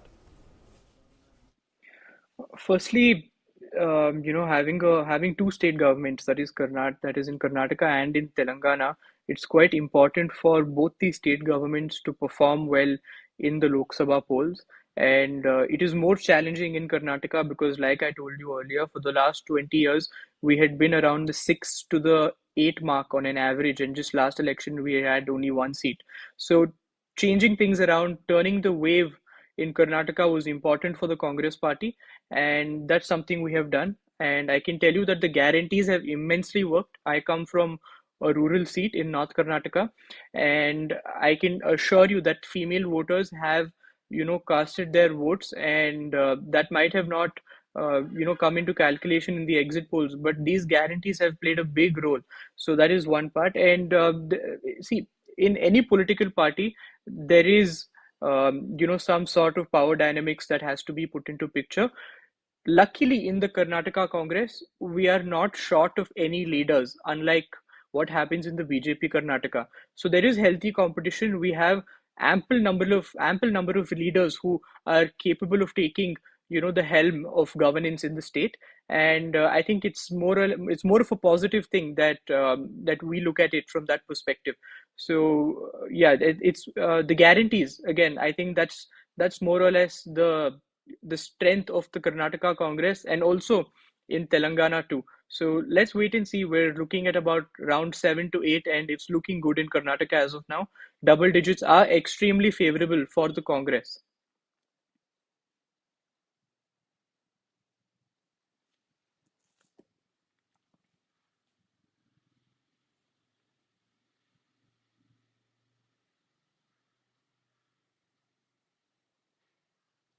And if you can tell us, if this particular element has really played in favor of the BJP, Modi's guarantee versus the Congress guarantee. Yeah, I didn't get your question.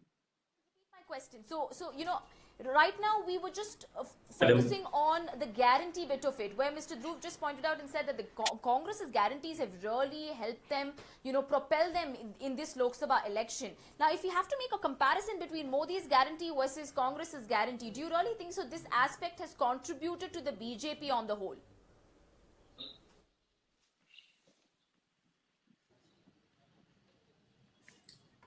Is the question to me? Do you think that Mr. Yes. Yeah. So, to disagree with my friend who spoke earlier, in case the Congress does not cross 10 seats, then we would have to conclude that the guarantees have not worked insofar as the Lok Sabha elections are concerned. Because even in 2014, when Siddaramaiah government was in power, without the strength of this kind of guarantees, the Congress was able to take 9 seats. This would suggest that the massive publicity and the massive goodwill that the guarantee programs have generated have not translated into votes in favor of the Congress. And but is it because of the people comparing Modi guarantee versus the Congress guarantee? I think that will have to be subjected to more closer scrutiny because we have to admit one thing insofar as Congress strategy this time is concerned, which is that for the first time, I would say for the first time in history, the Congress has put up a very, very formidable fight this time with a strategy and with the support of the guarantee implementation, and also by projecting that the state has been at the receiving end because of the stepmotherly attitude of the Modi government at the center. So all these narratives constituted a very good strategy this time, when compared to how the Congress used to fight Lok Sabha elections in the past. Uh, despite that, if the strategy has not worked, then I think we have to conclude that the Karnataka electorate looks at the Lok Sabha elections and the state elections very, very differently. And what explains this would require a closer scrutiny of the voters' mind. We can't. Talking about the political landscape in the state of Maharashtra, you have the India Bloc Alliance, which is leading at the moment with 25 constituencies, and BJP Shiv Sena alliance there in 21 and others too. Apart from this, the numbers on our screen show us that India Bloc's tally, as per the early trends, is 287, 224. I like to correct myself. NDA is 287 and others is 32.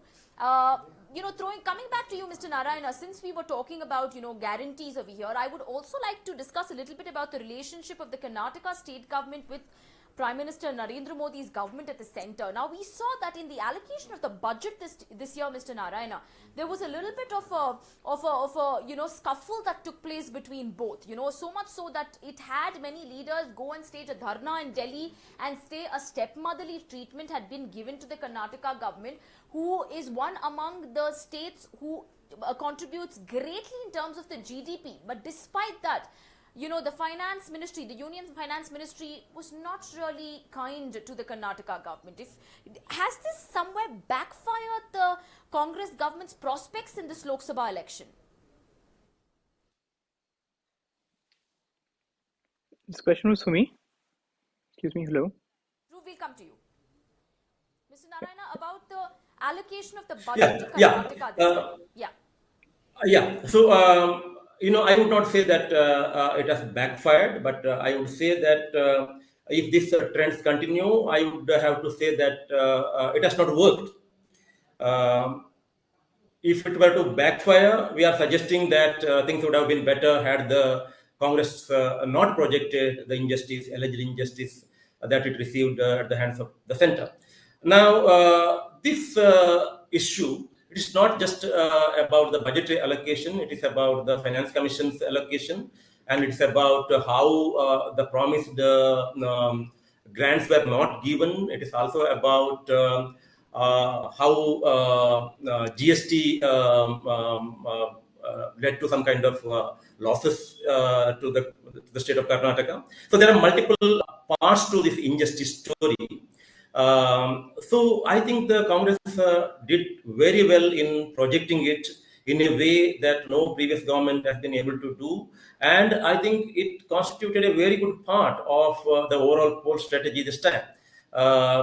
So if it has not worked, it would not have worked because people considered a different set of factors this time while judging the Congress and the BJP at the time of casting their ballot.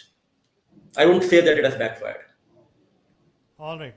So continuing to monitor the trends that are emerging here, NDA is at 288. It seems to have stagnated a little bit. India to Bloc Alliance going a little bit up and down. But interestingly, I want to remind our viewers that today is BJP State President of Tamil Nadu, Annamalai's birthday as well. So will it turn out to be a very happy birthday for him? Because right now that doesn't seem to be reflecting in the trends that we are seeing in Tamil Nadu, because right now both the India Bloc Alliance and the ADMK have taken significant leads there. Gautam, just adding to the fact that while you were mentioning about his birthday, we get the breaking here that Annamalai continues to trail in Coimbatore, whereas DMK's Ganapati Rajkumar is leading. And apart from that, Prajwal Revanna from the seat of Hassan leads. All right. So those are the trends, and whether it will be a happy birthday or not, that we'll see. But even if the NDA does come to power in the center, that will be good enough for him maybe this time around. But also we have on the line with us Mr. Kinshuk Nag, a political analyst. Okay, he will be joining us a little later on. But right now, sticking to Karnataka right now, A. Narayana, the trends also indicate that the Karnataka state has continued with what it does every state assembly election and also Lok Sabha election, that they choose what they want, the local guarantees in the state, and what is beneficial for them in the center. So why does this trend continue in the state of Karnataka? Is this about the voters' awareness that it speaks of? So you seem to be judging the judgment of the voters, saying that they have taken a right decision. I don't know. All that I would be able to say is this.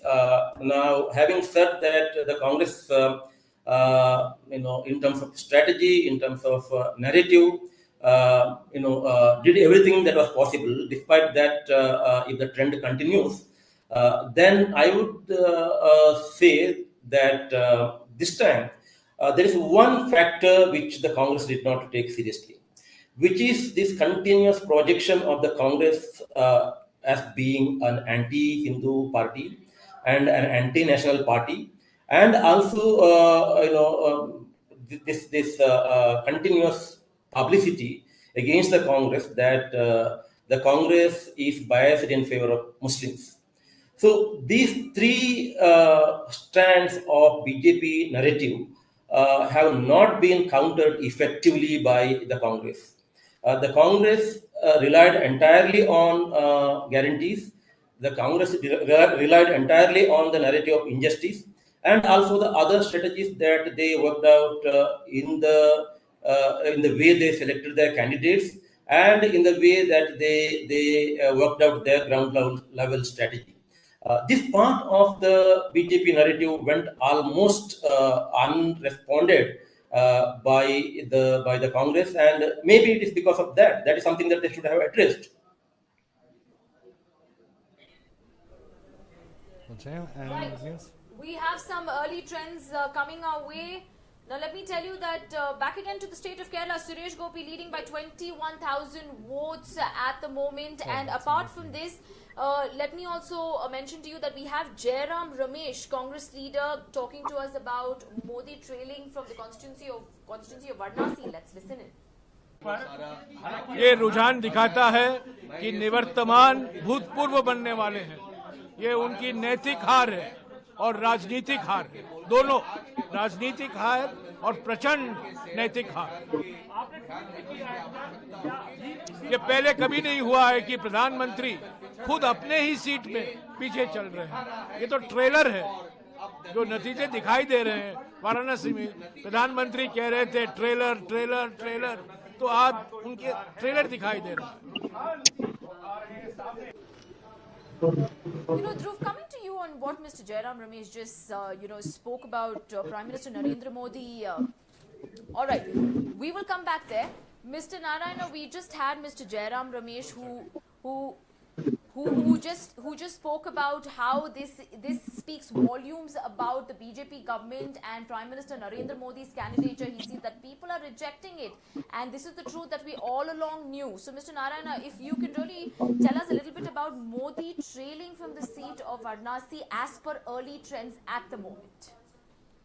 Let us, for the time being, consider it as only early trends, because if that happens, that is going to be totally surprising. So I think before coming to any conclusion, we should wait, and I don't know how many rounds of counting is over there. It is possible that in certain parts of the constituency, there has been some kind of resentment against the BJP and Modi. And we have also heard, some conspiracy theories about how RSS has not supported the BJP, and RSS wants this election results to be in a particular way, etc., etc. So all these are conjectures at the moment. But if that happens, then that is the biggest surprise of this elections.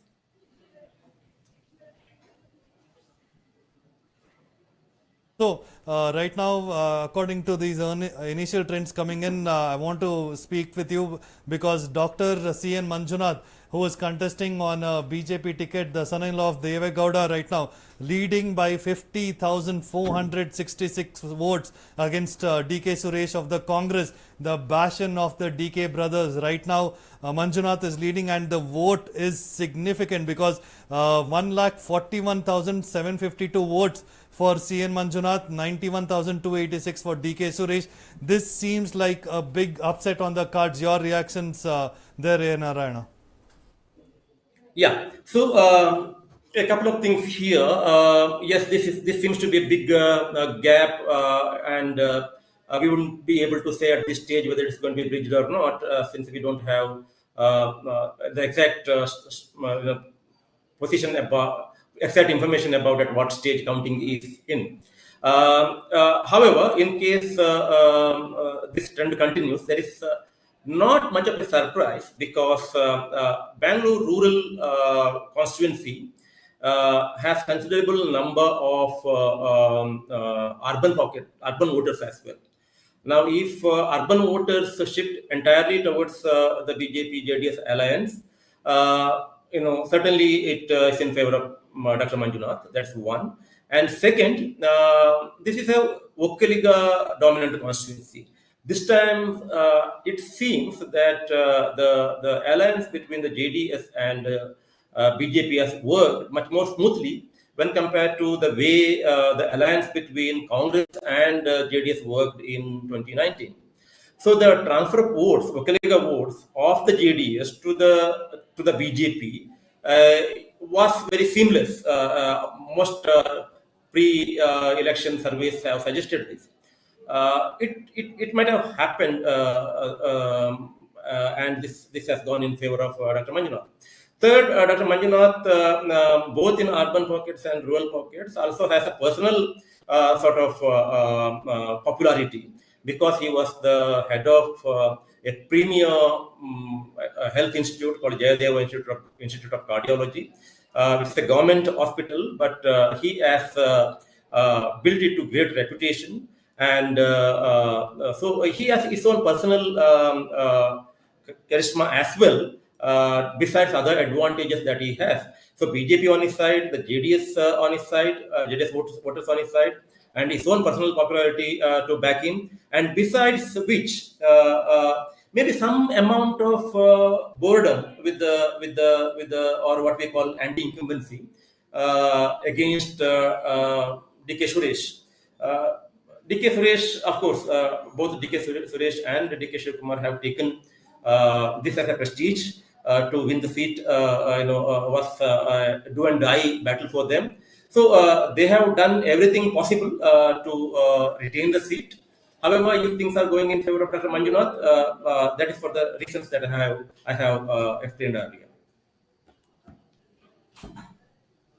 All right, Rana, continue to stay on the line with us. So right now the number game continues to remain a close contest as we see. Yes, we have some more early trends coming in. Rahul Gandhi leading in Raebareli at the moment. Madhavi Lata leading with more than 13k votes in the first round in Goshamal's Assembly constituency. Pollachi and Nilgiri's constituency have the DMK leading there. BJP's Hema Malini leads for Mathura is what we get in. Kishan Reddy leading with 10k votes in the second round of Sikandrabad's constituency out there. And we also now have Baramati, where Supriya Sule takes the lead against her sister-in-law. She at the moment, and PM Modi gets back into Varanasi as he leads at the moment, as per early trends. Okay. So right now, we continue to have Advocate Shivasankar Unni on the line with us. Shivasankar, right now looking at the trends here, it does appear that the NDA is going to open its account. Suresh Gopi is leading by over 30,000 votes.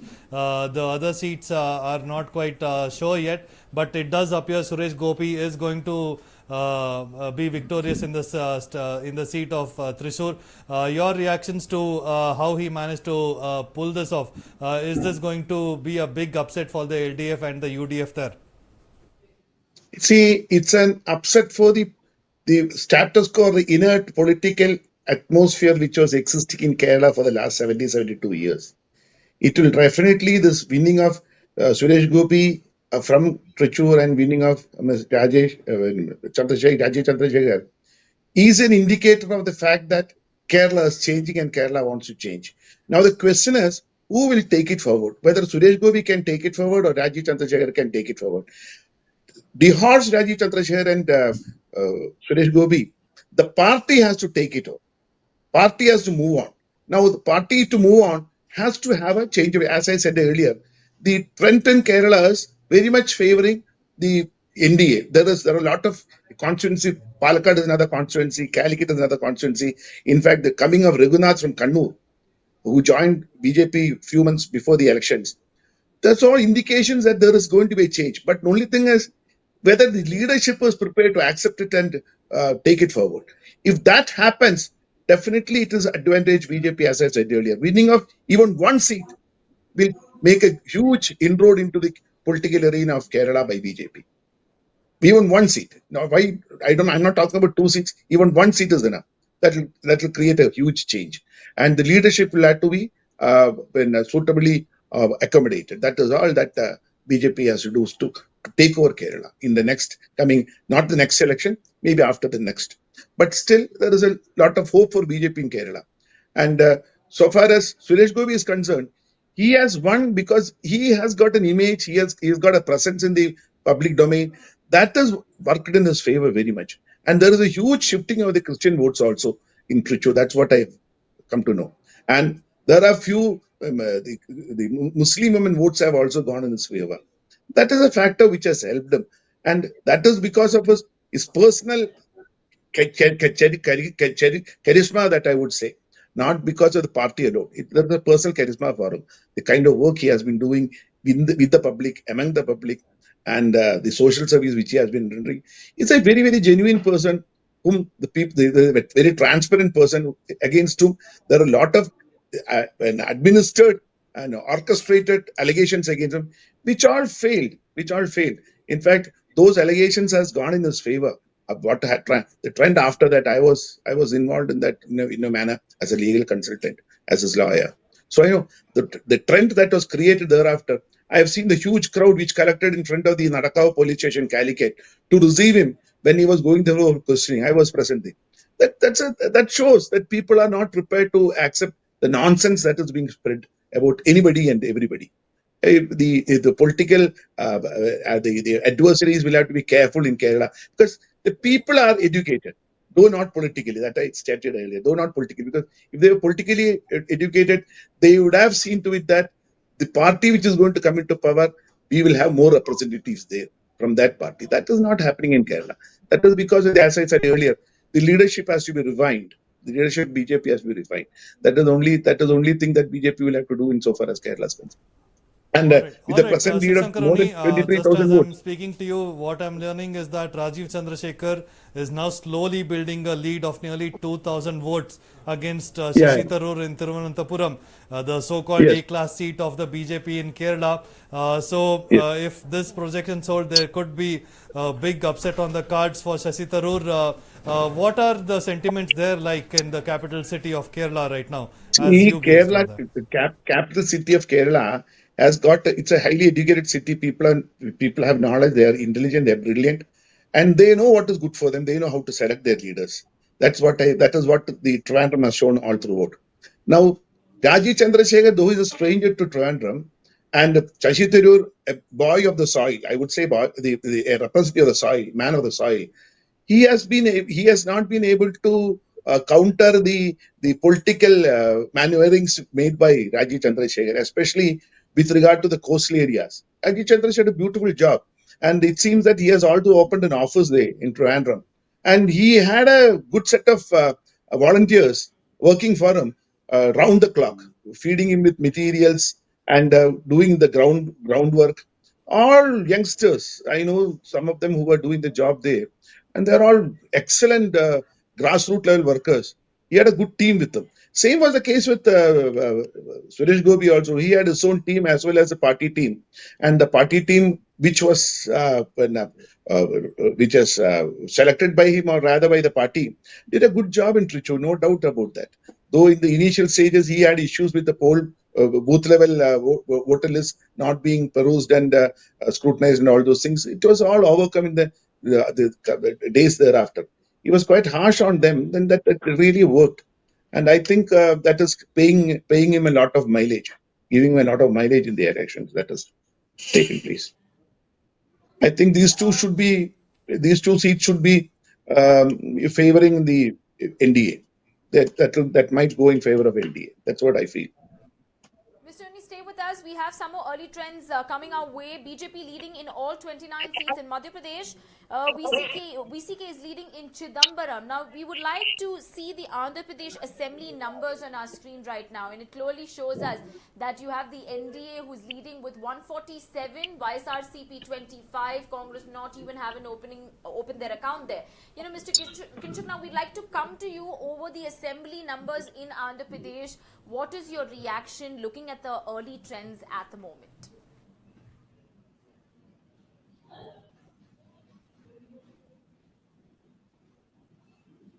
Time, and therefore Mr. Naidu is leading, and it's not surprising at all. So they have been alternating. First Naidu was the chief minister, then Jagan became the chief minister. Now once again I think Naidu will become the chief minister.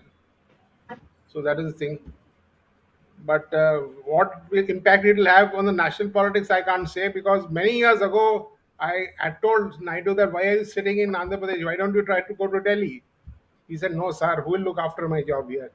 He made a mistake of never going to Delhi, and he'll now be confined to Andhra Pradesh all his life. And I don't think his political career is very long because he's already past 70. And he had, as you know, separated from BJP also. Last election he contested on his own. Now he's come back to BJP. So let's see how it happens. I think Mr. Modi and Mr. Shah will be slightly suspicious of him also. But right now he will be there. The BJP. Mr. Nag, going on the point of what you just spoke about Mr. Naidu and, his political career, but we also knew that this election, the Lok Sabha and Assembly, were very crucial for his political survival. And given the numbers that we see on the Assembly front, as well as the Lok Sabha front, it seems like Mr. Naidu is here to stay. Maybe the BJP, alliance is helping him or not. But can you also tell us whether the incident, the recent case of him, landing up in prison over alleged allegations of corruption in the corporation case, also has led to some sort of a sympathy, gain for Mr. Naidu in the state of Andhra Pradesh? Can we say that? It must have led to some sympathy. It must be led to some sympathy, but Andhra Pradesh is a very violent state. And after Andhra Pradesh became a state, after separating from Telangana, it has become more violent. There's a lot of violence there all the time. So I'm not surprised. And also every time the chief minister changes. Now Jagan has got a lot of support of minorities also there, especially Christians. And the Hindu high caste votes are with Naidu. One more change can happen about where the capital of the state will be. There's a lot of dispute about where the capital of the state would be. Mr. Naidu came and formed a city called Amravati, where he made his capital. Mr. Jagan came and changed the capital to a place called Visakhapatnam. Now the question is whether the capital will come back to Amravati or not. I think it will come back to Amravati because Amravati has all the infrastructure. That is a very interesting thing to note. If you could also throw some light on the fact that the Kapu and the Kamma community, as we know, have been bitter rivals in the state of Andhra Pradesh. But them coming together this election seems to be one significant element which has also contributed here. So if you can tell us a little bit about whether this has really weighed in for the BJP-led TDP Jansena alliance? Well, the Kapus and Kammas have not been together, but Kapus have already wanting power for a long, long time. And first the Reddys were in power. The Congress party was dominated by the Reddys, and that's how they came to power. And then the Kammas came up as a community and then came to power. Now, Kapus also demanded their pound of flesh, and then they formed a party called Pajarajyam under Chiranjeevi. Chiranjeevi, of course, failed, but His brother now has taken over, and he is in alliance with BJP and Mr. Naidu. And I think he's played a very great role in bringing these two parties together. And therefore, Kammas are not in power directly, but they will come to power in some way or the other. And they'll have if Mr. Naidu forms the government also, they will have their pound of the flesh. So it'll go on like this because Kammas are numerically much higher than Kapus are numerically much higher in numbers than Kammas and Reddis. So this is in a way you can say the Kapus are coming to power. Yes, sir. So stay with us, sir. While we come back to you, we have some early trend data coming in. Independent candidate and former Chief Minister of Tamil Nadu, O. Pannirselvan, trailing in Ramanathapuram at the moment. RUML's Navas Kani, who is leading from there. Apart from that, we also have the important constituency of Hyderabad in the state of Telangana, where OAC is leading with 17,000 votes. And of course, leading by 4,900 votes. We also have another update from Vellore. DMK's Kathir Anand continues to lead in Vellore after 2 rounds of voting. BJP's Piyush Goyal leads in Mumbai's north. BJP's Nitin Gadkari is leading in Nagpur at the moment, Gautam. All right. So those are the trends right now that's reflecting here. So coming back to you, Shiv Sankarunim, from the state of Kerala there. The BJP has basically alleged that the appeasement politics. This campaign was all centered around appeasement politics for the LDF and UDF, and that is why this mandate is going to go against them. Do you agree with that statement? This was told by Prakash Javadekar just ahead of the elections there.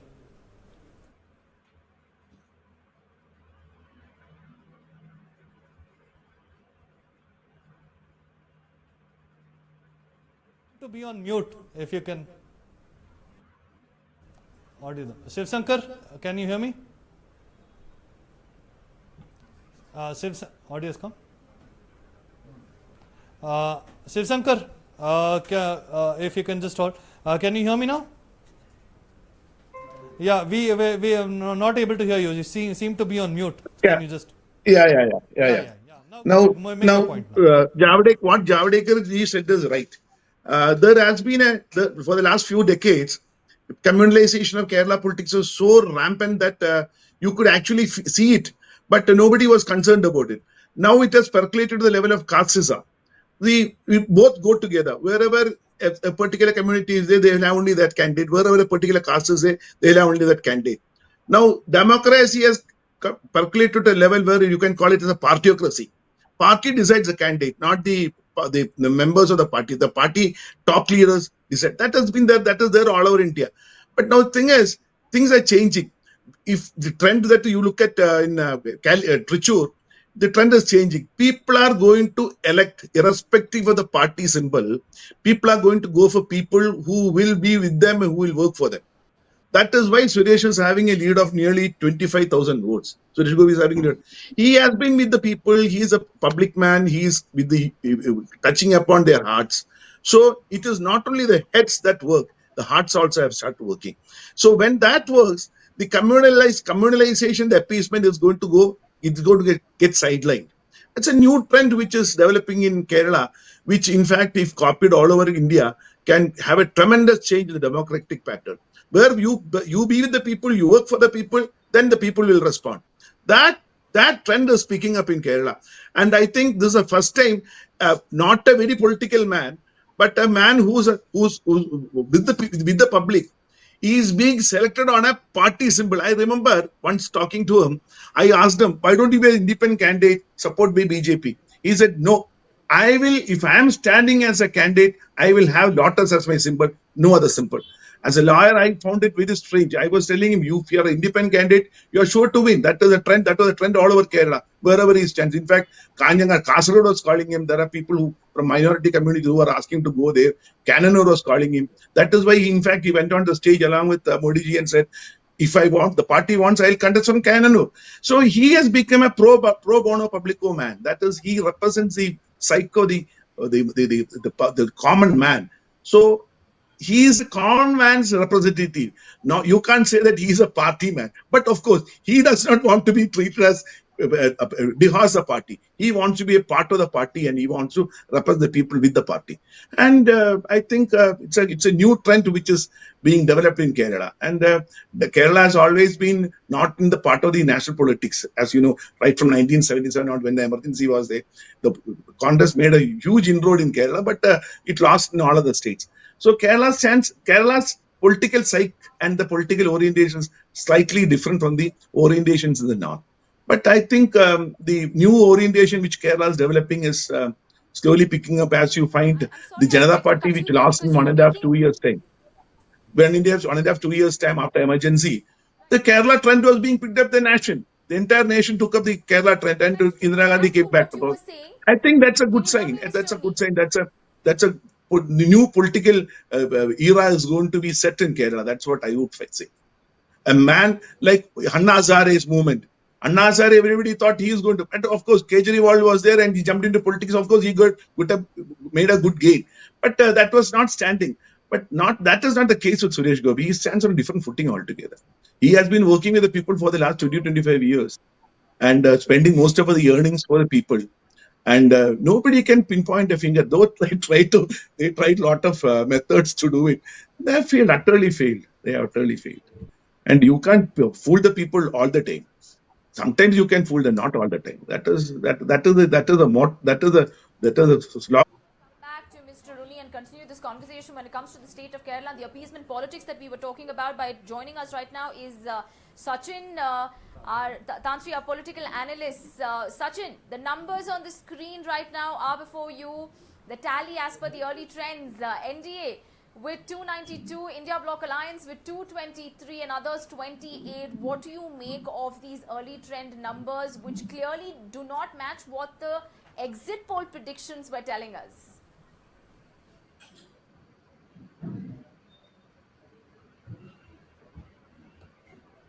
I think you're on mute. Sachin, can you hear me? No, we can't hear you, Sachin. Your audio?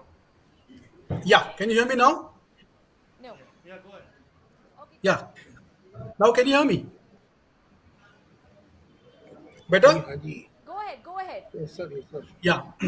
I think, to be honest, it is certainly not matching the exit polls. There are going to be a lot of questions asked about the exit polls. But I still feel it's too early to say anything. And there are two ways of looking at it, saying that if the same trend goes, then exit polls and a lot of these things will be questioned. But if it goes the other way, then the talk will be different, saying that, okay, we were right.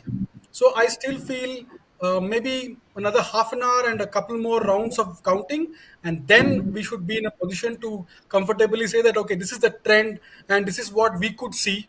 And, this could be the final numbers. That's how I would say at this point of time. But I do understand one thing very clearly, that the numbers might be, the exit poll numbers might come true, but the margin of victory might be very close for the candidates. That is what is my assessment right now. Nice to have you on India Today, SoSouth today. Right now, coming to the seats in Bangalore itself, we are seeing that PC Mohan is continuing to lead. Bangalore South, as expected, Tejasvi Surya is in the lead as well.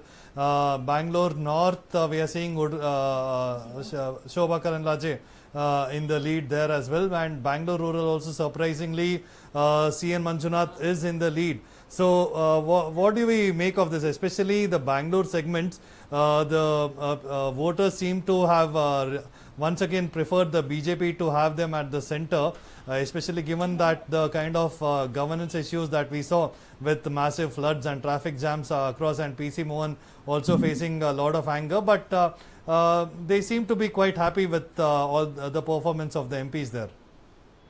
Yeah, I think Bangalore has always been, supportive of BJP, and it's also evident with the number of seats they got in the assembly elections. Also, I think Bangalore was the saving grace in entire Karnataka. I think they got 16 seats out of 27, and I think another important thing is, like you mentioned, the city's infrastructure is very poor, and unfortunately, or coincidentally, Congress is in power, so all the blame goes on to them. Though last 3-4 years BJP was in power, still people's memory is very short, right? So what happens is that they will look at the last 1 year. You had 1 year time, you didn't do much. So all these things will add up and create some kind of anti Congress sentiment. That is a major thing about Bangalore. I think Bangalore will remain with BJP. Even in fact, I'm very surprised that North Bangalore is doing so well for BJP. There was a lot of anti-BJP sentiment because they messed it up badly there. They had a very in what is that? I don't want to use the word some negative words. There was some in the MP that was Sadanand Gowda was never around, never on the ground, and some controversial things came up. And to replace him, they got somebody else who has done similarly poorly in her constituency in Chikmagalur, and they brought her here. So I feel that like in spite of that, or despite of that, they're getting lead there is purely because of Modi wave and the urban voters, is my understanding. Yes, there was a tough fight between Tejasvi Surya and Soumya, but then South Bangalore is like a BJP bastion, very tough to beat them. So central also is very on a similar lines. I think the most important thing is rural Bangalore. That is something that it's a big ticket, VIP ticket. Yeah. Continuing what you're saying, my one very pertinent question that I want to ask you is, if we have to go by the trends that are currently showing us the numbers, right, and if this continues, especially even in the state of Karnataka, what happens to this partnership between Sidramaya and DK Shivkumar, right? Because we've been reading a lot in the run-up to the elections that how crucial it is for the Congress when it comes to the Lok Sabha seats, because if they end up not getting the numbers in the state, and this also means that DK Shivkumar's aspirations, political aspirations of becoming the chief minister dims down. So if you can throw some light and tell us what happens on that front for the Congress? Will we witness some sort of a political turbulence when it comes to the Karnataka Congress? 100%. I think the writing is on the wall. Siddaramaya is almost a few steps outside, half out and half inside. I think I don't know if the result of this election is going to impact negatively to DK Shivkumar, but he is going to say that because of certain statements by Siddaramaya or the last 1 year of rule is not really gelled well with people. That's why BJP's got good. That's what he's going to put it back on the high command. I strongly feel that Siddaramaya ji is probably on the way to move out. He wants to gracefully exit and hand over the reins to DK Shivkumar. And I think so. The state is ready for a new leadership under Congress. Now, it's debatable if you want to have DK Shivkumar, because he's also a very controversial figure. But then these elections, I don't see these election results going to have a direct impact on that particular transition. I see that Siddaramaya has started becoming a little, he's become he's not the same aggressive person who he was last 10 years. I see maybe they both have cracked some kind of a deal and say that I'll respectfully let you go. Something like that I feel. I feel DK Shivkumar is the next big thing, not only for Karnataka, for Congress also.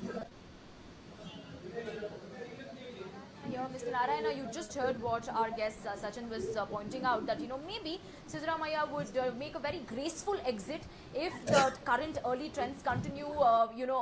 If the Congress has to probably gain from this, giving way to DK Shivkumar and his political aspirations of becoming the CM. Do you really think so, Mr. Narayana? That kind of a situation can play out very peacefully for the Congress internally in Karnataka. Will Siddaramaya give way to DK Shivkumar if the Congress stands to gain?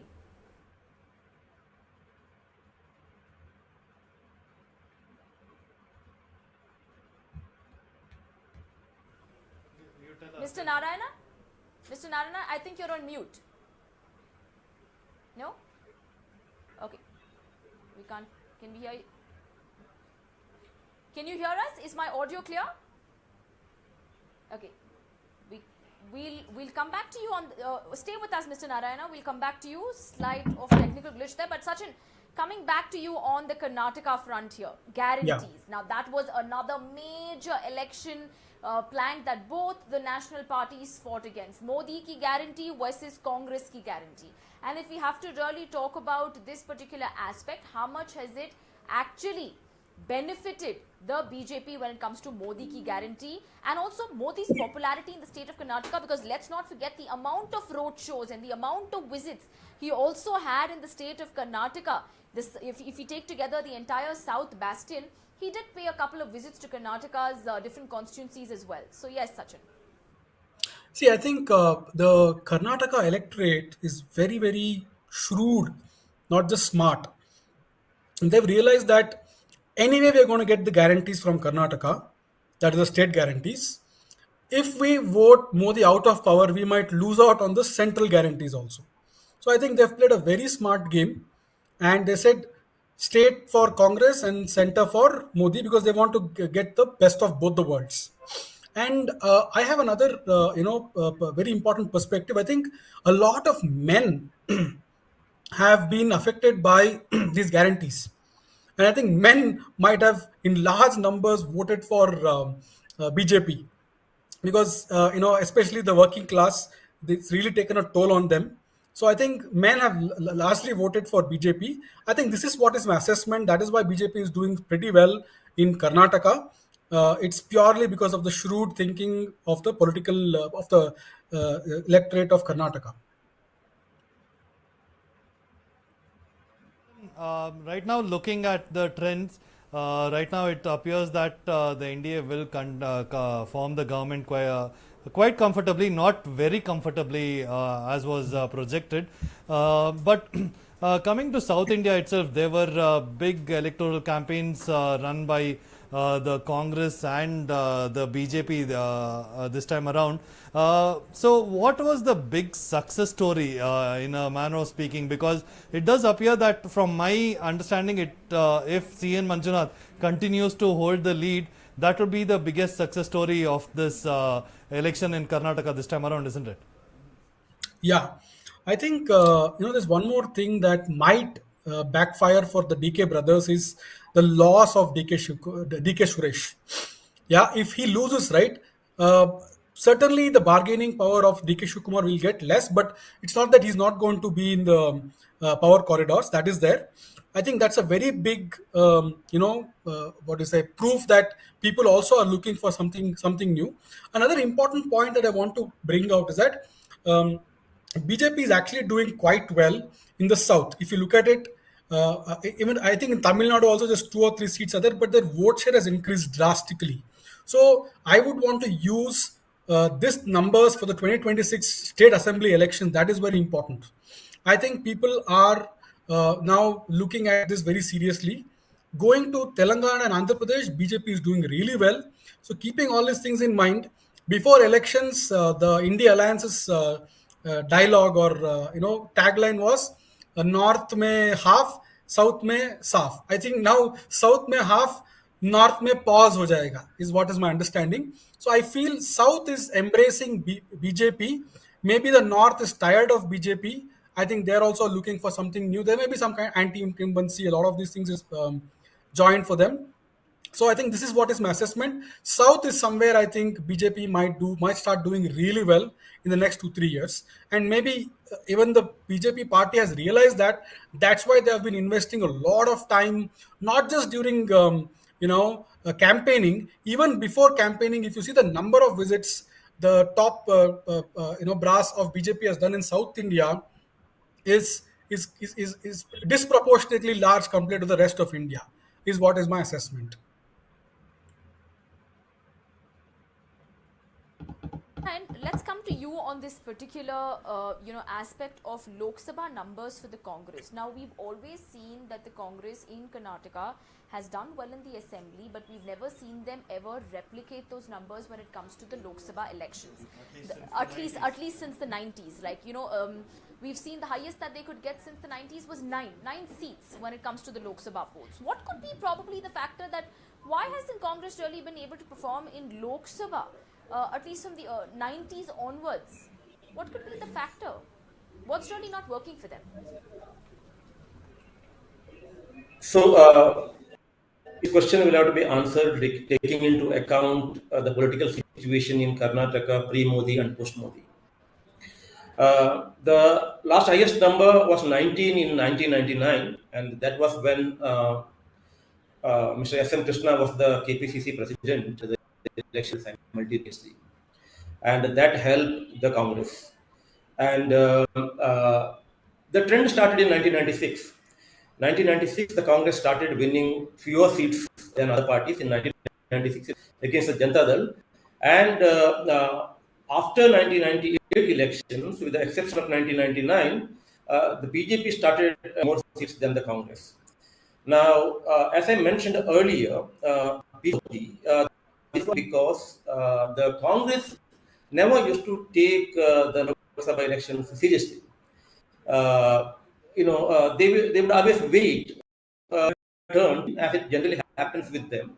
The Lok Sabha candidates in Karnataka, Congress candidates, were sort of orphans. The incumbent chief minister will not take it seriously. The MLAs will not take it seriously because the Congress started, getting weaker at the national level. The state leadership began to think that anyway we have no stake, in fighting the Lok Sabha elections. So this was the scenario before Modi entered the scene. After entered the scene, I think for whatever reason there is a Modi phenomenon which works in Karnataka. It happened in 2014. It happened in 2019, and people thought that it is not going in 2024.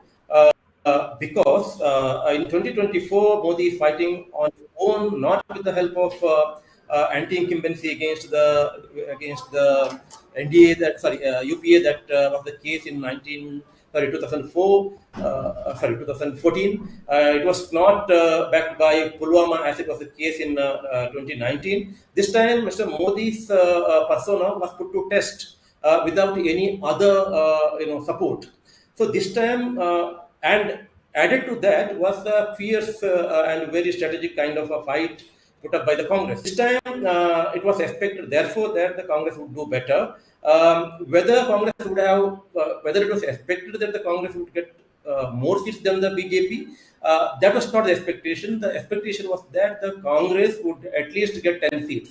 The single-digit figures that it has been getting since 1999, would be reversed this time.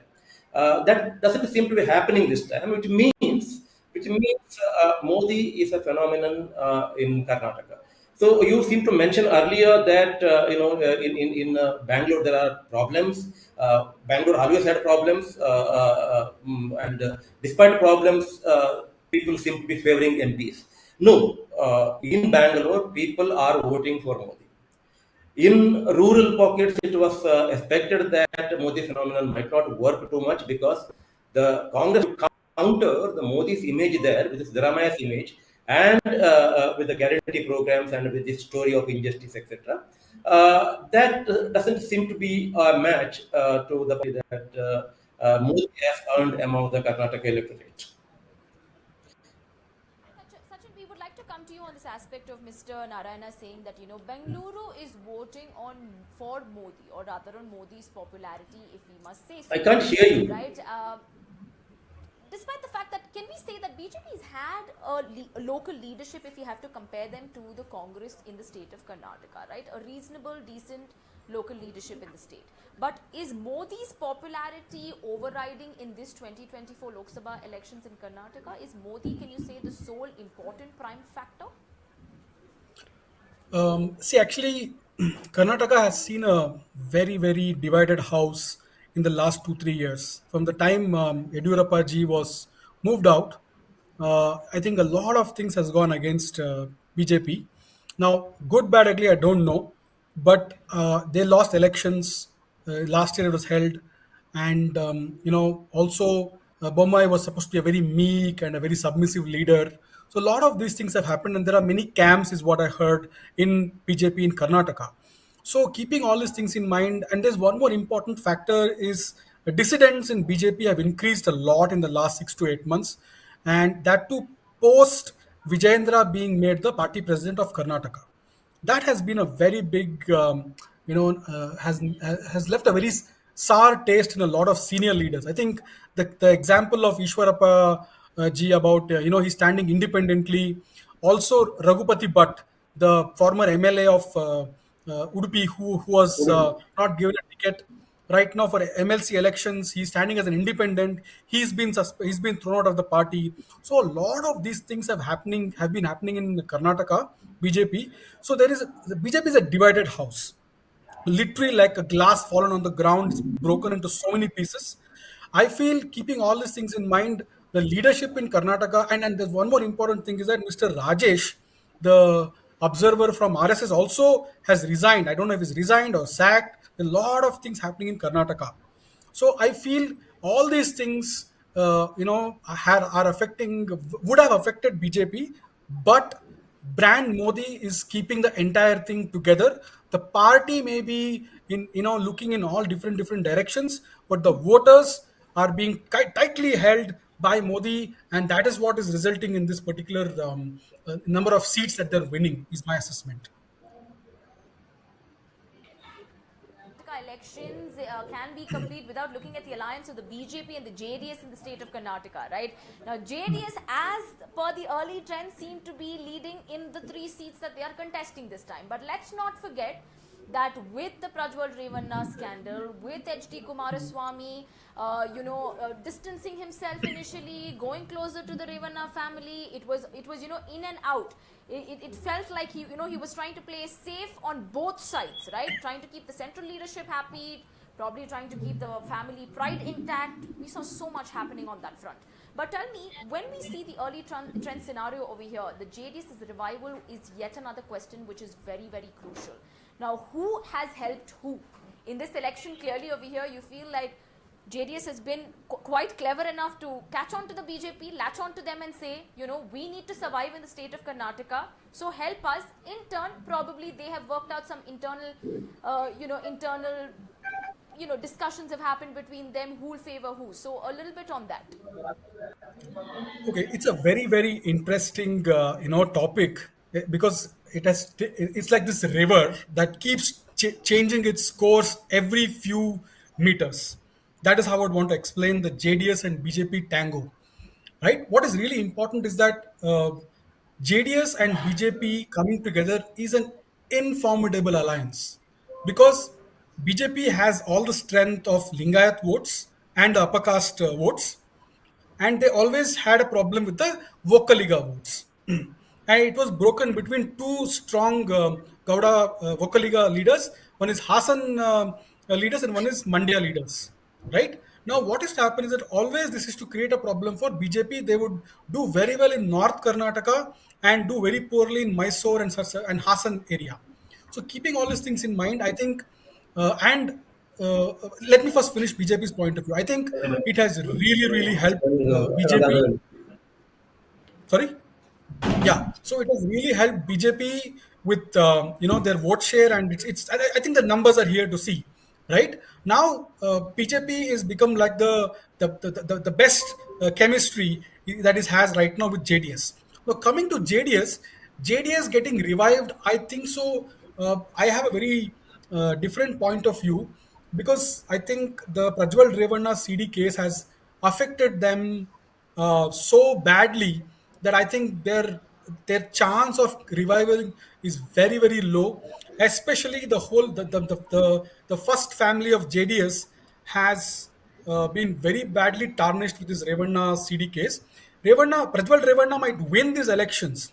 Yeah, it's very unfortunate, because the electorate has not taken the women's angle into this. But post elections in the last 1 month, what has transpired has really affected the JDS. I have a feeling that the people inside JDS are just waiting for these election results to come. In this weekend or the next week, you will see a major revolt by the JDS, cadres or the second rung leaders, and they would say we would want to oust this the HD Devegowda family, because I think they were also waiting for to pin them. I think that is what I feel. Kumar Swamy did a very smart thing by aligning with BJP, trying to revive their own party. But I think so. This pen drive case, a pen drive gate, whatever you want to call that, has affected them negatively, I have a feeling that JDS minus HD, the Deve Gowda family, might take a completely different turn. And I don't know about the Deve Gowda family, how they're going to survive after this. So this is what is my assessment with respect to what has happened with the Maitri of JDS and BJP. I think in another 10 days time, a lot of skeletons will tumble out. Let's wait and see. People might move from JDS into BJP or Congress. Many people are sitting, on the edge of the seats to take those decisions. Is what is my understanding right now. Um, and it's a sad scene, but yeah, let's see what's going to happen. Right, Sachin.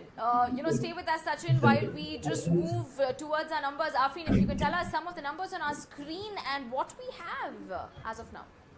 Sarah, if you look at the Andhra Assembly numbers, we have the NDA, which, they have a massive lead here, 148 seats, while the YSRCP has 26 seats, and the Congress has not been able to open their, pocket there at all. So we can see that 148 is a big number. They have crossed the 100 mark. So that's a very, very, very big, number game that's coming out in the Andhra Assembly polls. This makes me want to move to Mr. Kinshuknag. Mr. Kinshuknag, hope you're there with us. Yes. So, Mr. Kinshuknag, coming to the state of Andhra Pradesh, you had the lone tiger. I don't know whether we can still call him that. YSRCP's Jagan Mohan Reddy fighting this battle against the BJP, TDP and Jansena alliance, right? Now, with the numbers in front of us, very disappointing at the moment as per the early trends. But now, a question that's arising on my mind is all the factors that may have led to the YSRCP facing this kind of a situation today. Which reminds me of, apart from his schemes, apart from the allegations of him usurping government land and so much more, the one thing that comes to my mind is a sibling rivalry. Now you have Mr. Jagan Mohan Reddy's sister YS Sharmila, who joined who part of the Congress, has made such scathing allegations against her brother in the run-up to the polls, where she outrightly went and said, do we need a dictator like him in the state of Andhra Pradesh? Did Andhra Pradesh need a megalomaniac, is what she called him. And, has this kind of really dented YSRCP's image in the state of Andhra Pradesh? Over to you, Mr. Kinshukla. Well, that sibling rivalry has been very old. You can hear me? Sibling rivalry is very old, and it runs in their family. When Jagan Mohan Reddy was in jail, his sister and mother tried to take over campaigning for the party. And when Jagan Mohan came out of the jail, he felt that his sister was trying to use up the party. So he made life difficult for her.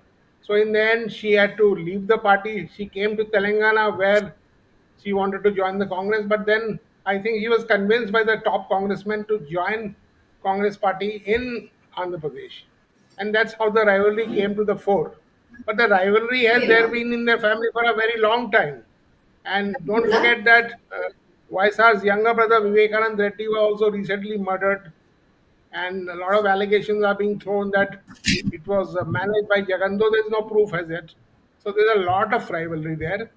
And also don't forget that in the state of Andhra Pradesh, there's a lot of violence around, and there is a lot of rivalry among siblings in various families. So that's why this has happened. And I don't know how much I can say. So, and therefore, and your exit polls are showing that YSR sister is losing, maybe, but she was contesting the core seat of theirs. I don't know what this means. And Jagan Mohan Reddy is losing because he is patronage from the headquarters. That is from Modi and all have left him.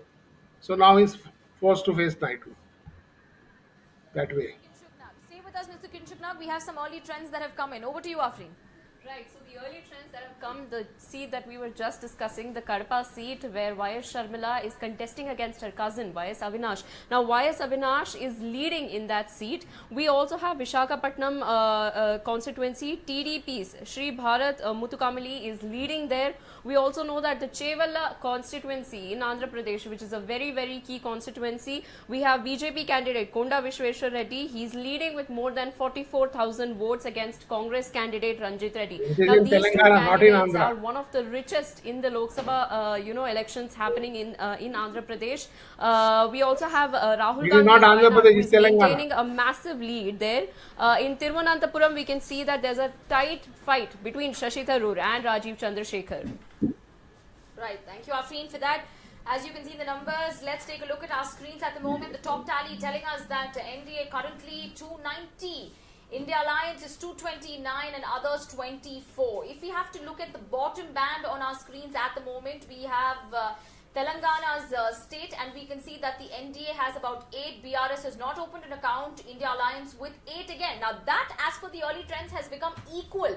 Now, Afreen, let me remind you that, while we were doing the exit poll predictions and, when we were going through the state of Telangana, it was told to us that BJP is going to get about 11 seats. Right. Which is massive, because when we talk about BJP going and claiming the South Bastion, Right. Telangana is a very new state, and for BJP to go and open an account with 11 seats is massive. Now, coming to you, Mr. Kinshuk Nag, on the state of Telangana over here. Now, BRS, we see, as per the predictions and as per what was being told in the run-up to the elections, absolutely stands to be decimated at the moment. They've not opened an account in Telangana. BJP over here right now, as per the early trends, is showing 8 on par with the Congress. But now this will raise a lot of questions on the Revant Reddy's chief ministership, because they have just won in the assembly polls, showed such a massive victory, but with a drubbing in Lok Sabha polls. What could this mean for the Congress party in the state of Telangana? Over to you, Mr. Kinshuk Nag. It could mean that Revant Reddy's leadership is not acceptable. It could also mean that a lot of people who were earlier with the TRS have left the party. Half of them have gone to Congress and half of them have gone to TRS. Half of them have gone to BJP. That's why BJP and Congress are sharing the rights. And as far as Revant Reddy is concerned, he was never a congressman. He has now joined the Congress. When he was a student, he was a BJP man, Akhil Bharatiya Vidyarthi Parishad. Then he joined TDP.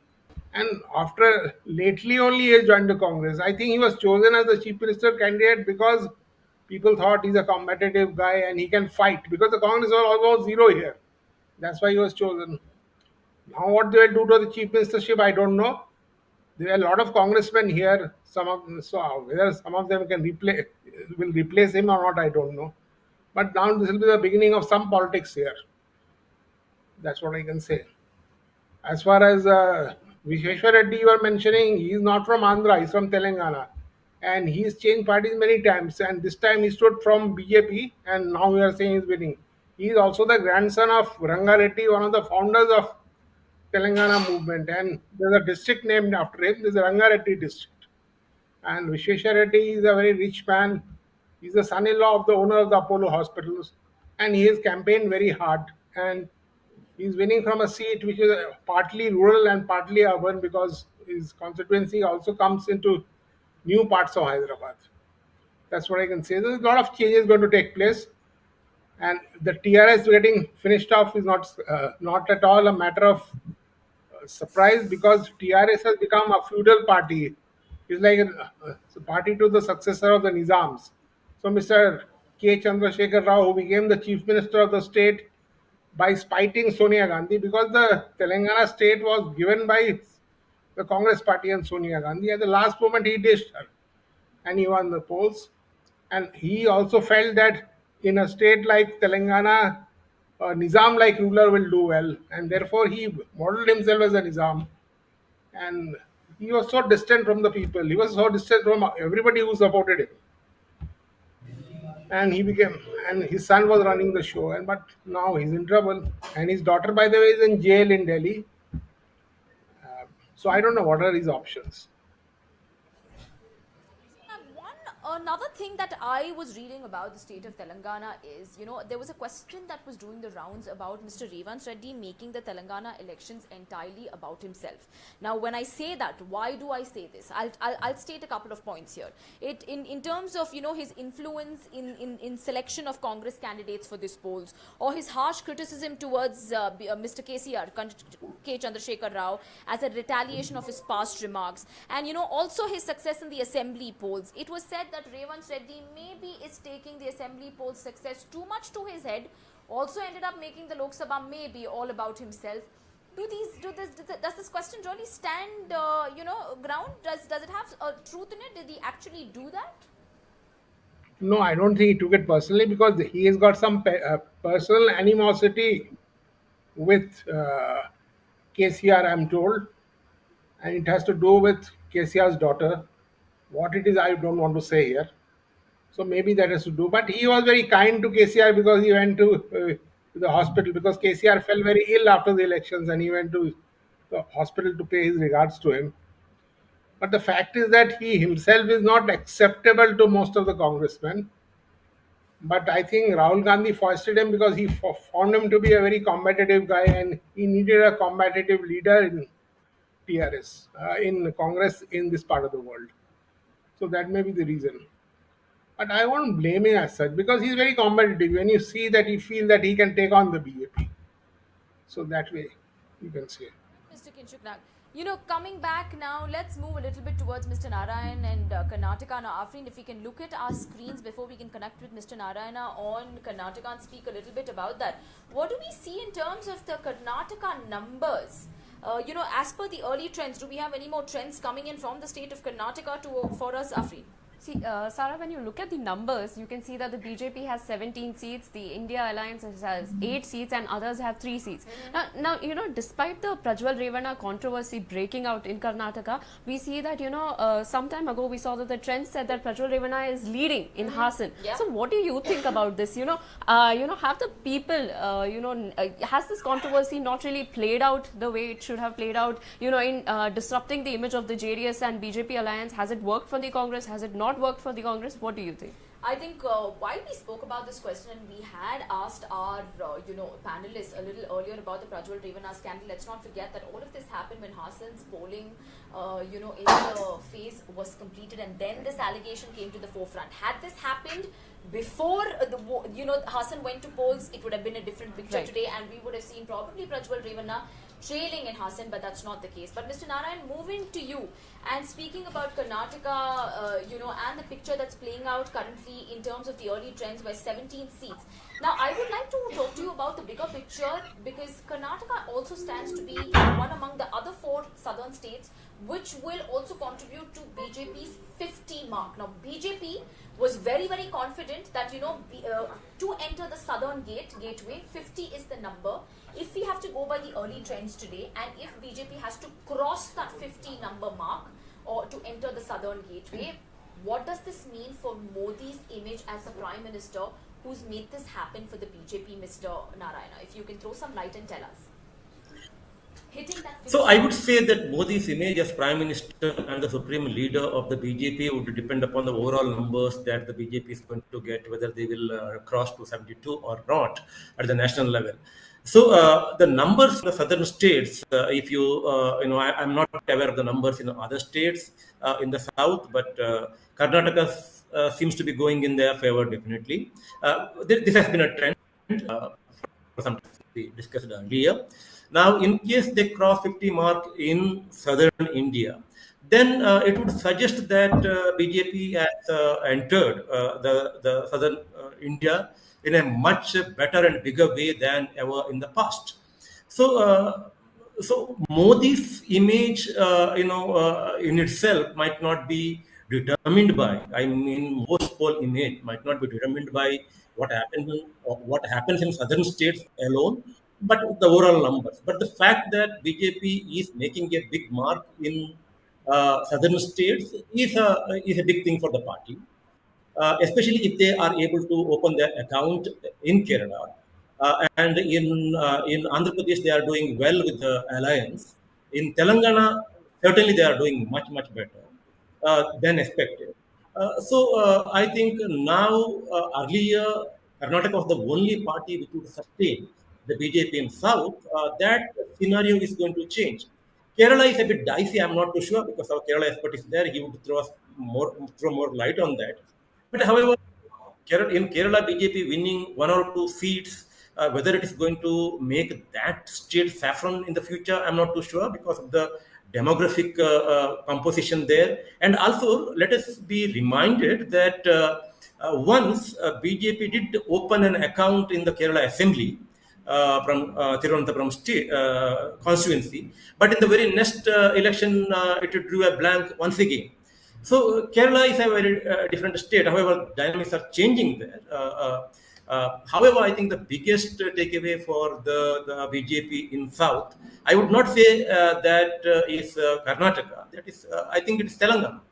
Uh, it's a big, very big entry. But let us be, let us be aware of another interesting fact here, which is that BJP is entering Telangana because BRS is moving out of the scene. Now, one of the strengths of southern Indian politics has been the prevalence of many state level parties, regional parties. Now, it is coming to an end. That story is coming to an end in Karnataka because JDS is in a very bad shape. Because of their alliance with the BJP. Of course, alliance would have helped both the BJP and the JDS in this election, but in the long run, anyway, it would have been disastrous. The party would have disappeared from the scene, and that process has been precipitated now by because of the Prajwal Revanna case. So that is the story in Karnataka. Now in Telangana, BRS is making way for the BJP. So it is going to be BJP versus Congress battle there. I don't know whether BRS is going to make a comeback ever. So from the dynamics of southern politics is changing with this election, and because of the big entry of the BJP to the south. I would like to move Can on I this say something? question because Mr. Narayana just made a point that maybe JDS's alliance with the BJP, maybe this could meet an end to them, but or they might stand hurt given the alliances that they've had. They've always been a party who's flip-flopped, right? Sometimes with the Congress, sometimes with the BJP. They've always done this. So on this note, I would like to bring in Sachin here. Sachin, now JDS party, while you spoke about a very interesting aspect about them, you explained the entire scenario to us. Do we have Sachin with us? Sachin, I would like to bring you on this note and talk to you about what Mr. Narayan just said about the JDS. Now, JDS, can they be a party who could really, be given that kind of, that much of importance? Because first and foremost, they have a history of flip-flops. Congress, BJP, Congress, and I don't really understand that right now Mr. H.D. Kumaraswamy, apart from making it very loud and clear that his political aspirations are to get the Ministry of Agriculture if the BJP ends up winning in the state of Karnataka, what is his position in terms of a leader and how much he can actually help out the BJP when it comes to Karnataka? Apart from his personal aspirations, can the JDS really add to the BJP stature in the state? I would have had a very different answer 1 month ago, but today I have a very different answer for this. I think what you said would have happened if not for the Pratwal Revanna, scandal. And I think everybody here knows that this set of videos were available 1.5 years ago. In the last Karnataka Assembly elections itself, it was around. It was politically used in these elections not only for curtailing BJP's seats, but also I feel, to create a major dent in the Devegowda family's political fortunes, is what I understand. And many people say it's a political strategy or a political thing by the opposition parties. All those things is what being heard over here. So keeping all these things in mind, I don't see JDS having any kind of bargaining power today if and when NDA comes to power. Agriculture minister, I don't think so. With 2 seats or 3 seats, they can bargain for that. I think the Kumaraswamy is basically looking for reviving JDS.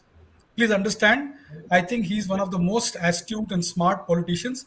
He realized that the next generation is really not capable as his father and himself. Yeah, and he knows that he just need to survive. And also, I have a feeling that he also wants to settle the for political future of the third generation, and maybe milk his way out into political oblivion. Is what is my understanding. I think that is what he must be thinking right now. But it all depends upon how this Prajwal Revanna. There's also one interesting thing you have to keep in mind. Initially, two MLC seats were supposed to go for JDS, but last moment, BJP also put their candidate in that two allotted to JDS. So already there is some kind of friction, or there's some kind of, I won't use the word friction. There is some kind of realignment to their expectations. So going forward, I don't see that Kumaraswamy. I think Kumaraswamy is a very smart guy. He will not ask for something too much. He will wait and watch how things are, and probably he'll play the card saying that in the next Karnataka Assembly elections, I will change the fortunes of Karnataka, and that is when I'll have a bargaining power. Is what is my assessment. Currently, JDS has no negotiating power, and the next 15-20 days is very crucial for JDS itself. BJP would want to continue with the alliance because it's given them rich dividends right now. If you see the tally, I think they're leading in 19 seats. That's a very good number. Everybody was predicting 14 to 12, but 19 is a very good number. And if Dr. Manjunath wins, that's an amazing victory. So keeping all these things in mind, BJP would want to continue with JDS, but JDS may really not have that kind of bargaining power with BJP anymore. Stay with us. Thank you so much for this analysis of year. But thank you, Mr. A. Narayan, for joining us on this debate today. It was a pleasure having you on our show. Now, moving ahead, we have Afreen, who's my colleague Afreen, with some early trends. What are the numbers coming in, Afreen? Right. Sarah, we get to know that Su Venkatesan of the Communist Party of India is leading in Madurai, Tamil Nadu. And we also have Vijay Vasant of the Congress leading in Kanyakumari over BJP's Pon Radhakrishnan. We also hear that, in Thrissur, BJP is set to open an account in Kerala with Suresh Gopi leading by 41,500 votes, which is a very, very huge margin. Right. No, not this. This is also, we hear that Afreen, that Rahul Gandhi is leading in both his constituencies, that is in Raebareli as well as in Wayanad. And Wayanad reminds me of our guest, Mr. Shivshankar Unni. Mr. Shivshankar Unni, thank you so much for patiently, waiting and listening to us. But moving to the state of Kerala, Mr. Unni, I would like to ask you, we just left off the conversation there on appeasement politics. We were discussing that, right? And now my question to you on that front is, the LDF government, to garner the Muslim votes in the state, correct me if I'm wrong, played a great deal on the CAA factor, right? The Citizenship Amendment Act by the BJP. And the BJP time and again in the run-up to the polls has said that they are constantly raking up only that because that's all that they have to talk about. So Mr. Unni, if you can throw some light on LDF using these particular aspects of the CAA bill to counter the BJP. Has that at all even helped them if we have to look at the numbers before us? See, LDF has been following a Muslim appeasement pattern all throughout the last 1 decade in Kerala. Right now, the present issues are, in fact, I would go to the extent of saying that the Palestine issue has jettisoned their prospects in Kerala, Palestine issue. Save Rafah, which the DYF is now trying to promote, is going to be yet another death knell for CPM. It is not going to be a joke. And also we find when the PFI people were being arrested, the only persons who started crying foul about it was the CPM. And the CPM has got a pattern of not only appeasing but wooing the Muslim psyche to such an extent that they want it to be going against the majority community. That they have been trying right from Tellicherry riots onwards. Tellicherry riots was actually perpetuated by CPM. I know it, and everybody knows it, that if that commission report, Kaliyat commission report comes out, they have been creating false stories in that. I know it personally because My grandfather was appearing in that commission for a particular organization. I know what was happening there. I got first-hand information as to what was transpired. I also come from the same place. So this has been a pattern which the Communist Party, that in fact the Talcher riot is only because League went out to the CPM, the LDF alliance. That was why the riot took place. Same thing they attempted in Kasaragod later on. Now what they are trying to do is, in the name of Palestine, they want to rake up a communal issue in Kerala, saying that India has shipped a shipload of arms were supplied to Israel. And that's a big issue with DYF. I don't understand why should their interest stand against the interest of the nation.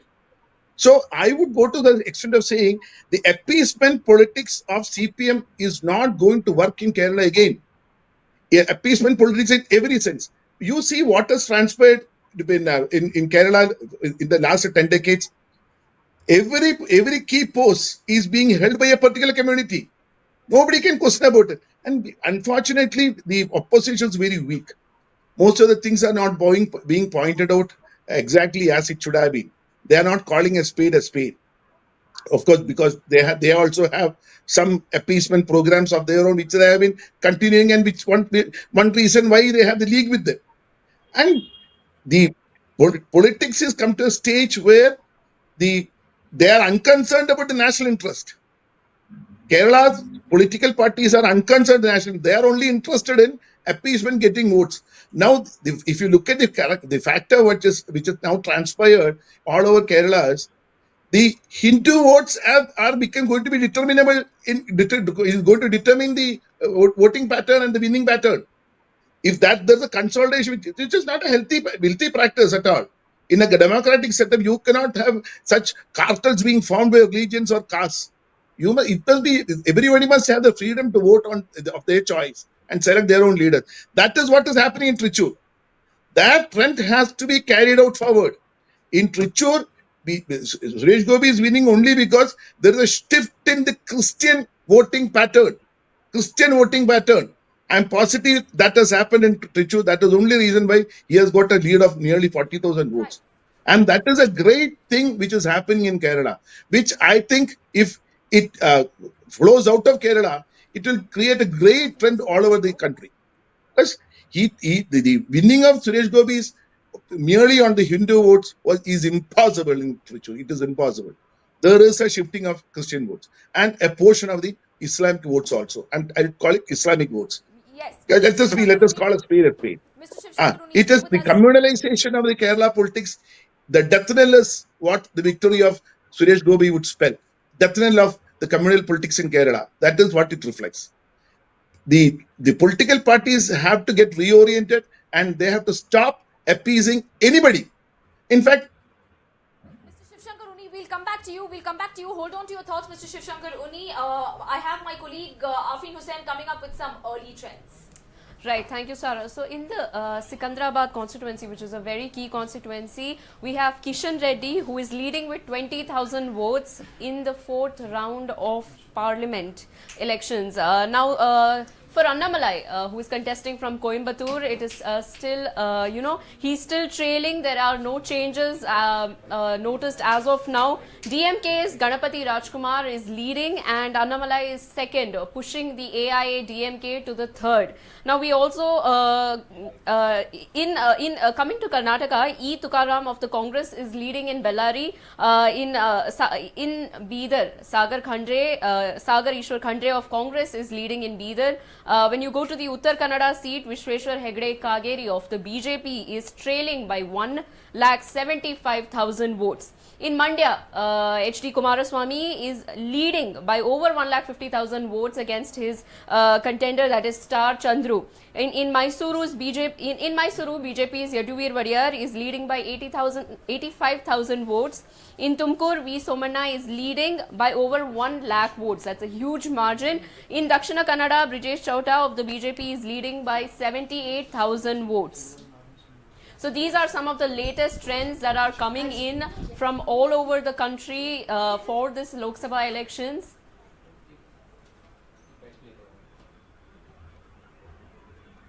So the counting is still underway. The election results are not out, but there's so much festival-like atmosphere in BJP office.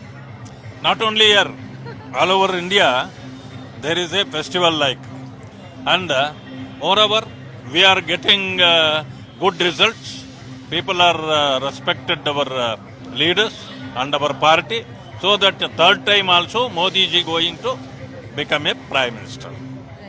So, in a lot of constituencies, the BJP looks like they are leading. In a lot of other constituencies, like say in Chikkodi and other places, Congress is leading. Is the BJP fold nervous in anywhere? Are you scared that the exit polls that we showed on our screens might not come true? We are not at all in nervous because it is a beginning. See, in first and second over, who hit 6, who hit 4, this is not a question. Slowly it will get into the winnability, so that people are having a faith in BJP and Modi leadership. Definitely we are going to get 25 seats in Karnataka, no doubt. Sir, if BJP wins big in Karnataka, then is it an answer about Vijendra's leadership or is it Modi's charisma? So both. There is a Modi charisma in all over India, particularly in Karnataka. So young leader like Vijayendra has done a very good job after he becoming a president, so that his charisma also there in Karnataka. Democratic process of our election process, and I salute all the people who are involved in this electoral process for months together. They dedicated their time months together.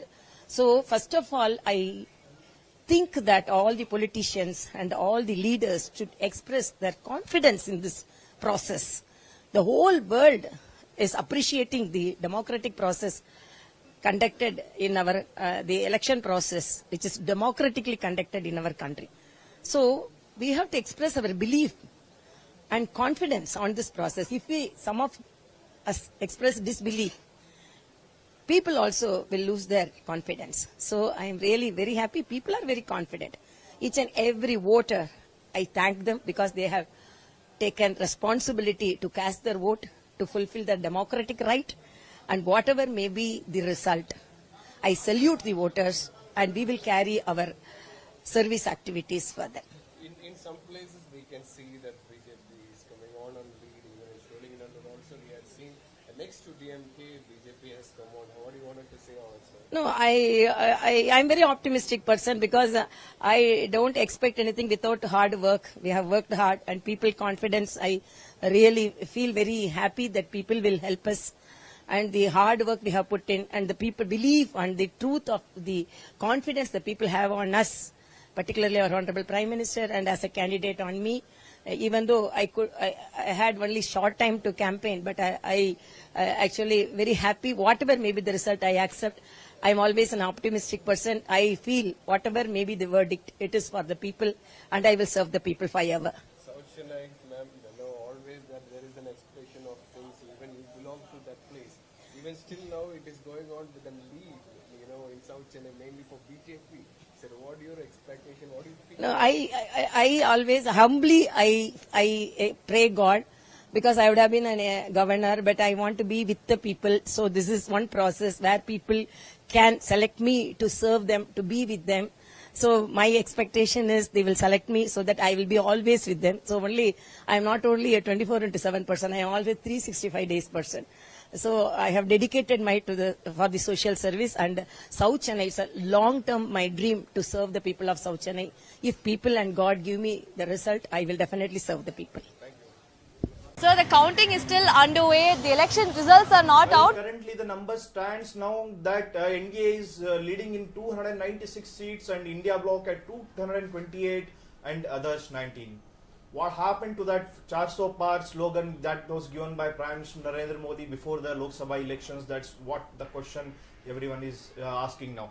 So currently, speaking on Karnataka, Vishweshwara Hegde Kageri, BJP candidate from Uttar Kannada, is leading by more than trails by 1,75,000 votes. And in Mandya, Kumaraswamy is leading by 1,50,000 votes. And in Mysuru, Yaduvir leads by 85,000 votes. And in Tumkuru, interestingly, V. Somanna leads by over 1 lakh votes. Remember, V. Somanna had contested on 2 seats in the assembly elections last year, and had lost from both the seats. Meanwhile, speaking on Dakshina Kannada, BJP candidate Brijesh Chauta is leading by 78,000 votes. There's no surprise there, as it's the bastion of BJP.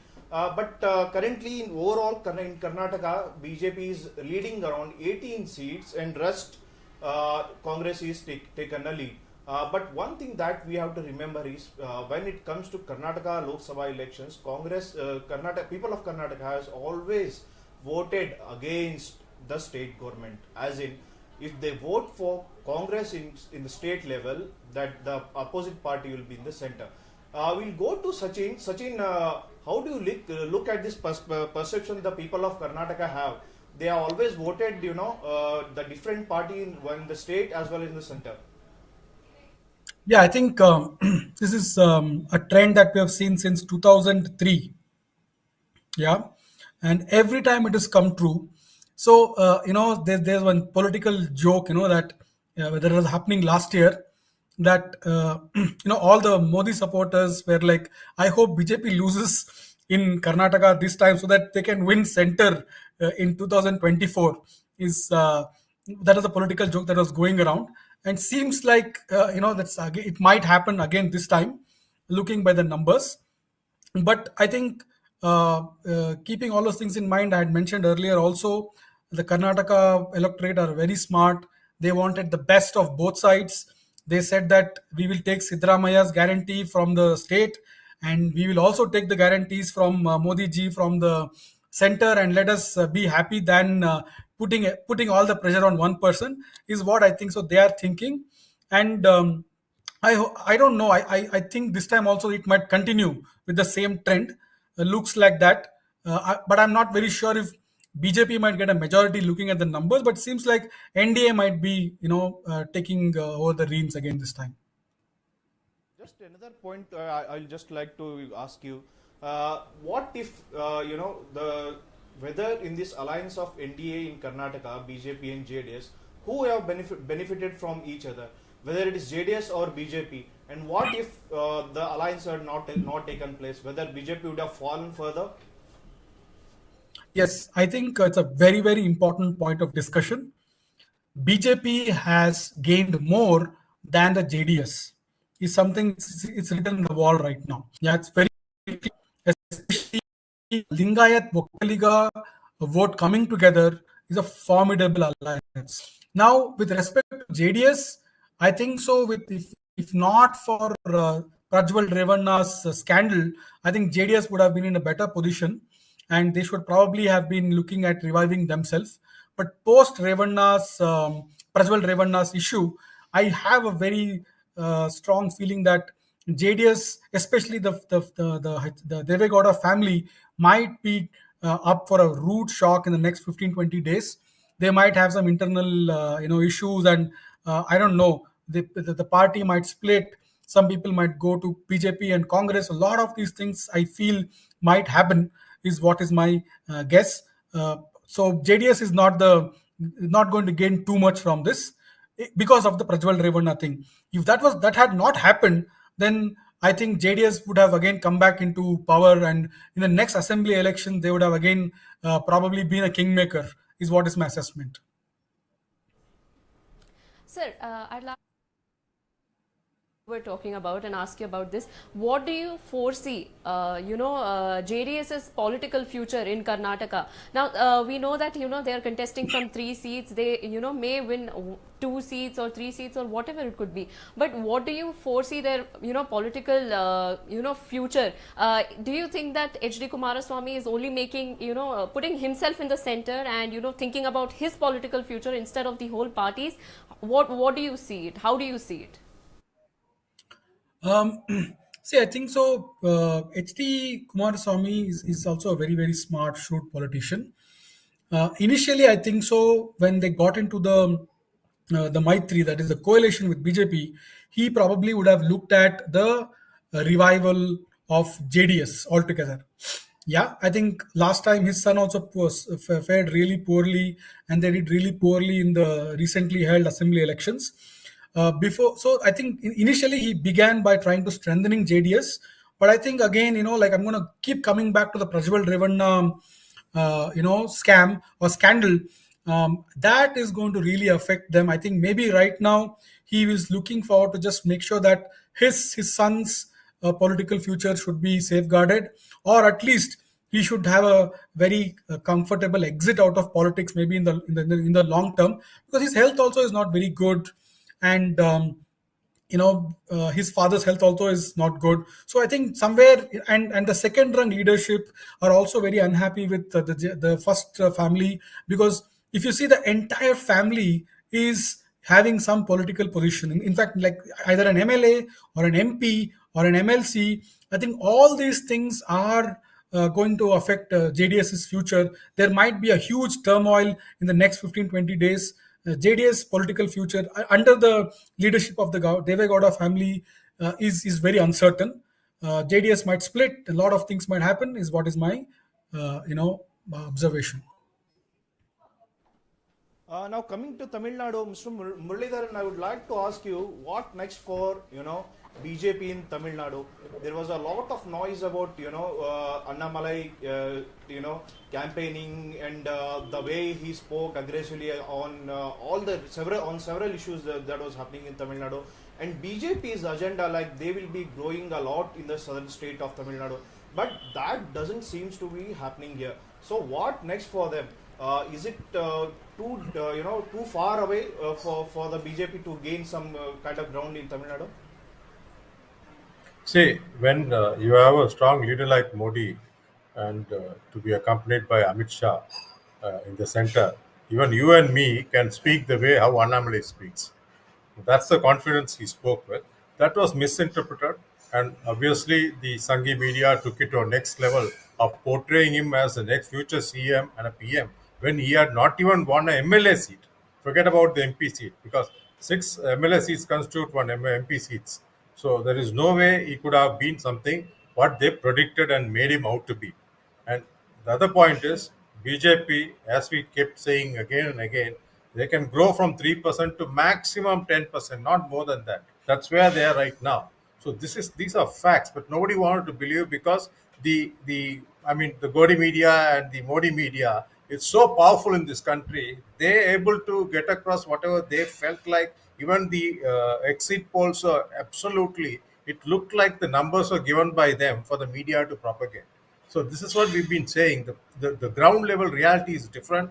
BJP does not even forget about the booth workers. Booth workers, you need 3.5 lakh people on the booth who have experience. Forget that. I am talking about just 39 candidates, 38, 39 candidates to fight the Tamil Nadu and Pondicherry election. BJP do not have. They don't even have 10 people. They have to pull out Tamilisai Soundarajan, and they had to bring in L. Murugan, who was a state minister, into the fray to fight the election. That's how pathetic they were.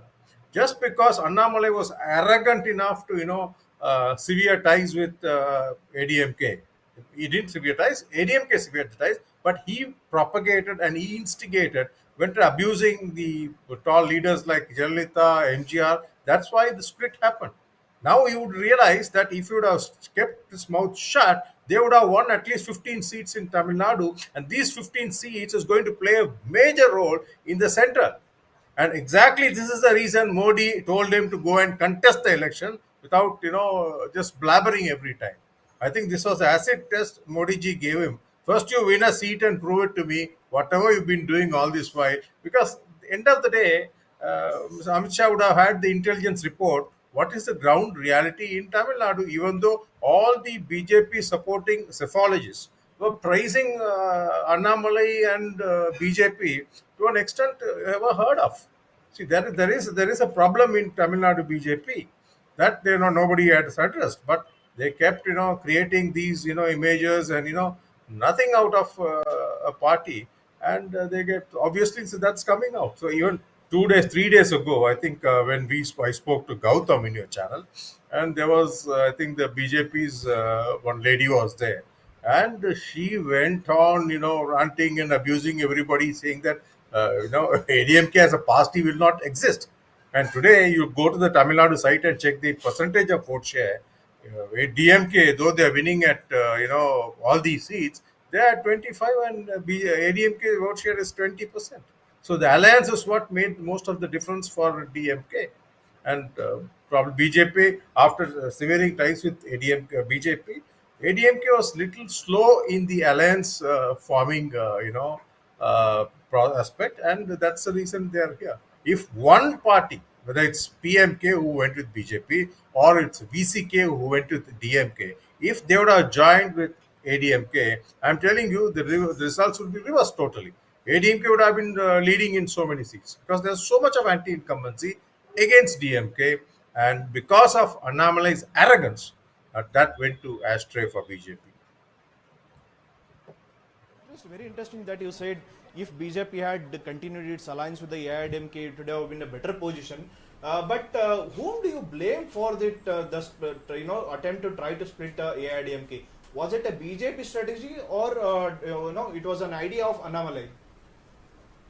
See, it was not a convenient alliance. See, it is always an irking alliance for ADMK because as soon as you join with the BJP, you are portrayed as a communal party who are supporting a communal agenda, and you are anti-minority. That is the reason ADMK, in spite of having an anti-incumbency 2 terms in the assembly elections, third term they lost.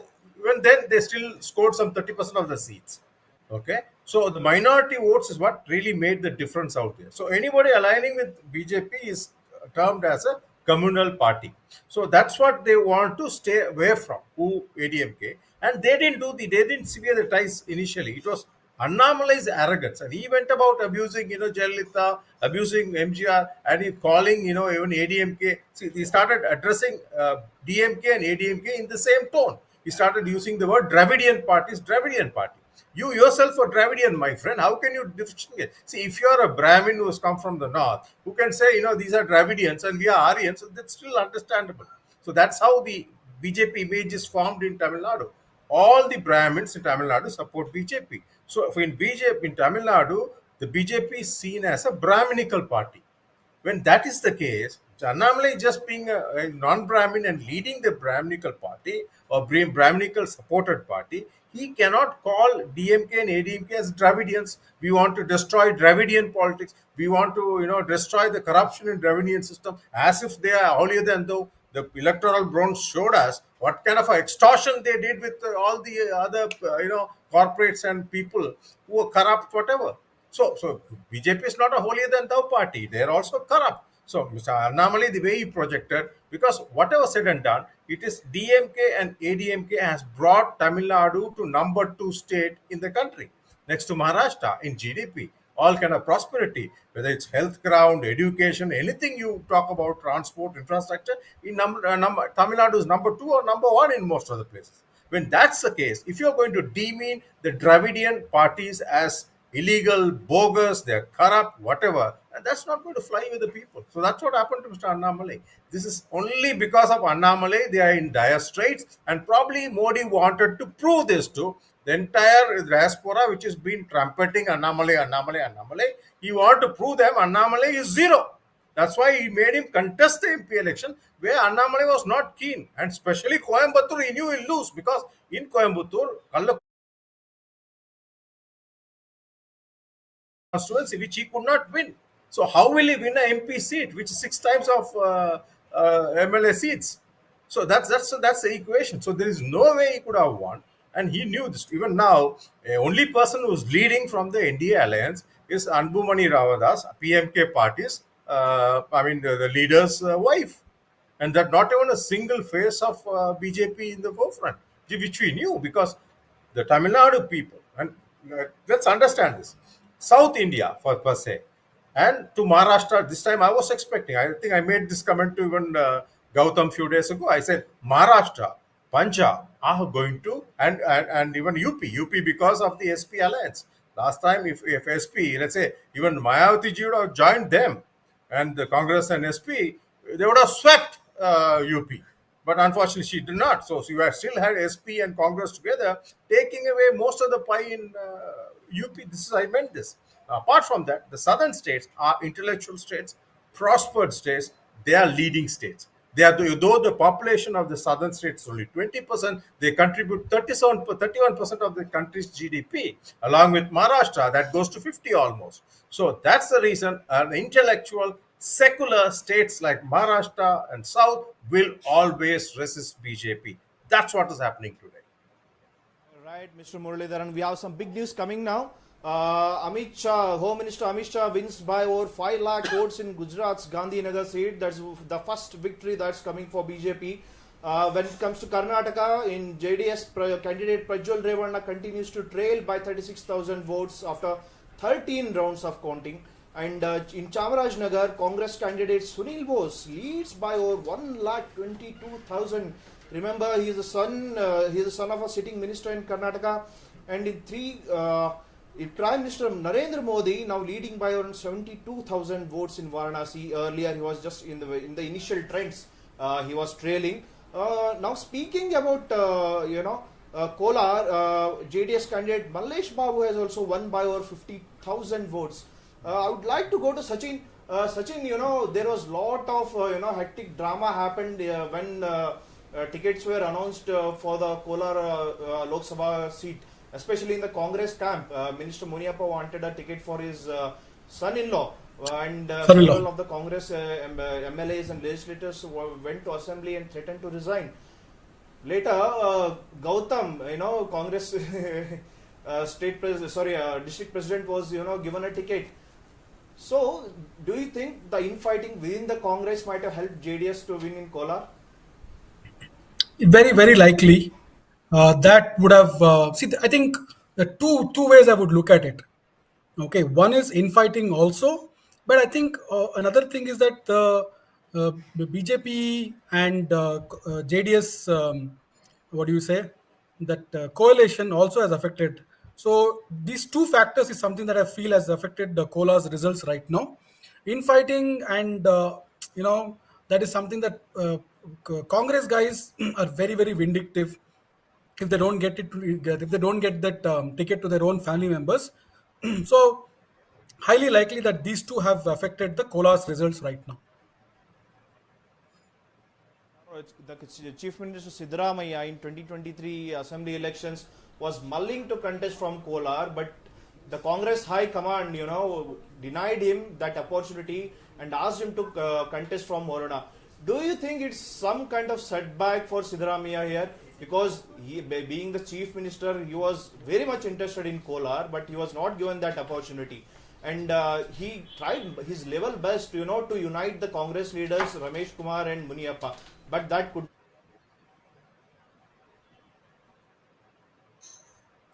Sorry, I lost you. Hello. Not able to hear.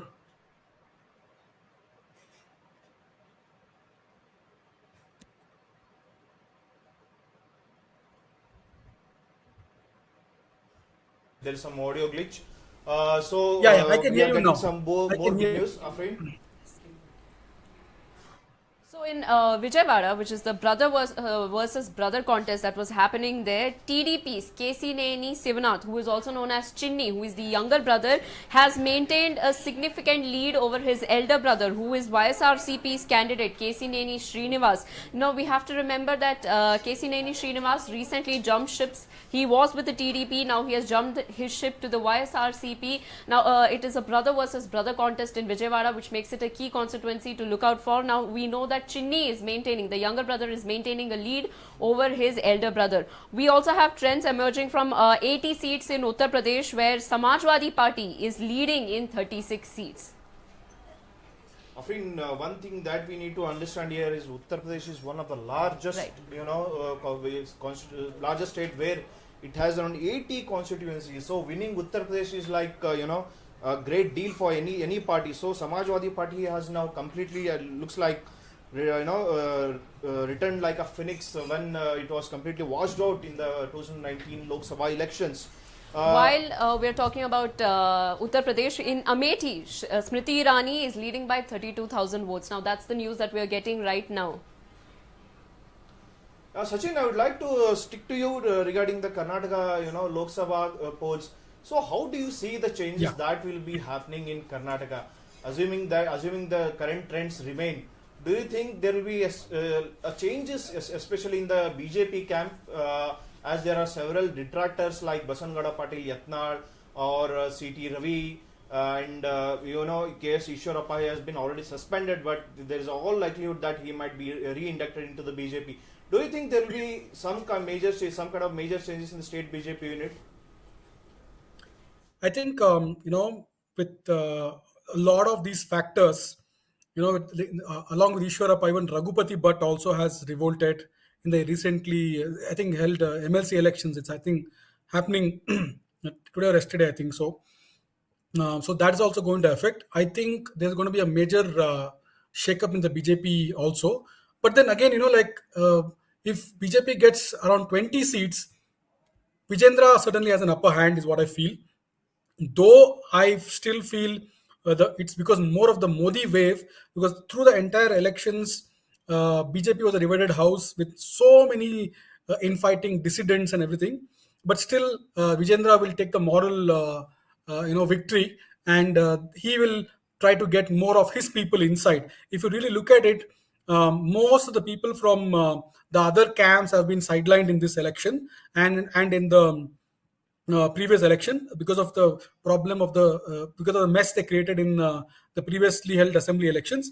I feel there's going to be a major change. People from Vijendra's side might be preferred right now. It all depends upon how much power the center yields on these people. If the center says, you know what, the victory is from from Modi's name, then there might be a completely different point of view. They might neutralize the effect of the Yediyurappa family. This is what I see right now. It again depends. If Modi again comes back to power, then the equations will change. If Modi is going to be around 270, 280, then he might not be in a position to make some changes over here. Vijendra will have the last word in Karnataka. The Congress camp, if we continue to maintain this same trend, do you think Siddaramaya's position is safe, as DK Shivkumar could not keep his promise of double digit? See, to be honest, I feel that Siddaramaya also has realized that his political career is almost, he peaked it 1 year ago, right? And I think he must have realized that it is time for his health is not supporting him, and there's also a little bit of DK Shivkumar is very keen on becoming CM, and he's proven his mettle in the lot of recently had elections in Telangana. They say he's the guru for a lot of South Indian Congress leaders. So keeping all these things in mind, I feel that Siddaramaya is going to very, very respectfully make way for the DK Shivkumar. And DK Shivkumar is going to be the next big thing in not only Karnataka. I think he's going to be the person for India, is what I think the Central High Command is going to look towards DK Shivkumar in the future. This election, Siddaramaya is going to look for a very nice exit, also strengthen his son's political future, and maybe if, let us say, for example, hypothetically, if Congress comes into power in a couple of he might also be given a governor or something like that, is what I he might end up like a SM Krishna, is what I see. Well, in Kerala, currently UDF is leading by 17, LDF by 1, and NDA 2. Now, returning back to Tamil Nadu politics, the Dravidian parties, DMK seems to have got the continued its dominance in Tamil Nadu. Mr. Muralidharan, how do you see this DMK? After winning the assembly polls, now it's continued its winning streak in Tamil Nadu. Was it only because of the Stalin, or was there was no proper opposition? How do you see this? No, this is anger towards the center. This is anger towards Modi ji. As simple as that. There's nothing more. Because there's so much of anti-incumbents in the state, there is no way DMK will come to power if they contest an assembly elections today. So that's a reality. The fact here is they have the formidable alliance, which is they have Congress, they have VCK, they have CPI, CPM, and they also have the small alliances like all the Muslim parties, etc. So when they have such a formidable alliance, the only reason why they are winning today is anti-Modi wave that has been here, and it has not changed a single percentage in Tamil Nadu. There's nothing to do with Stalin, or because Stalin's rule has been, what do you say? It's been draconian. The law and order is in shambles. The drugs are everywhere. Custodial deaths. We rank number one among the South Indian states, and there are so many things which have gone wrong with Stalin's rule.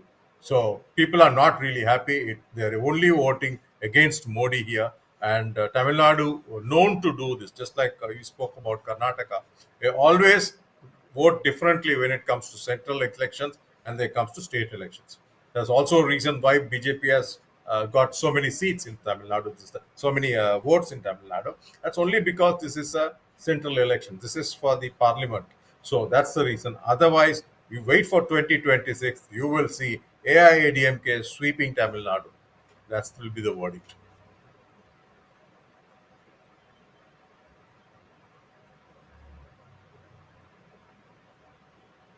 I would like to, so Soumya Anbumani, according to early trends, is leading. So now this Soumya Anbumani of the PMK is in alliance with the BJP. So do you think that, she could give BJP the one precious win in Tamil Nadu? And even if the BJP comes to power, will the 10% reservation for the 1 year community be implemented? Sir, what do you think about that? See, they'll be forced to, right? Because, see, Anbumani Ramadas' wife, Soumya, she's the only one who looks like winning. So if she wins, that's mainly because that's a caste belt and she is from this caste 1 year caste. So obviously that's the main reason. But we have to wait, only hardly, I think, if we are only in the halfway mark, we have to wait till evening to see what's going to happen. But yes, if they come to more power, I think they already promised MP seat to them, and probably I think that with a lot of arm twisting, they got them into the alliance, and or ED or IT would have landed up in their doorsteps. So Ramadas were forced to get into that alliance, and obviously they will be rewarded. And I think reservation is hardly anything, because this is a state which maximum reservation something like 69%. So adding more or less, little more or little less, is not going to make much of a difference. But yes, they will be rewarded.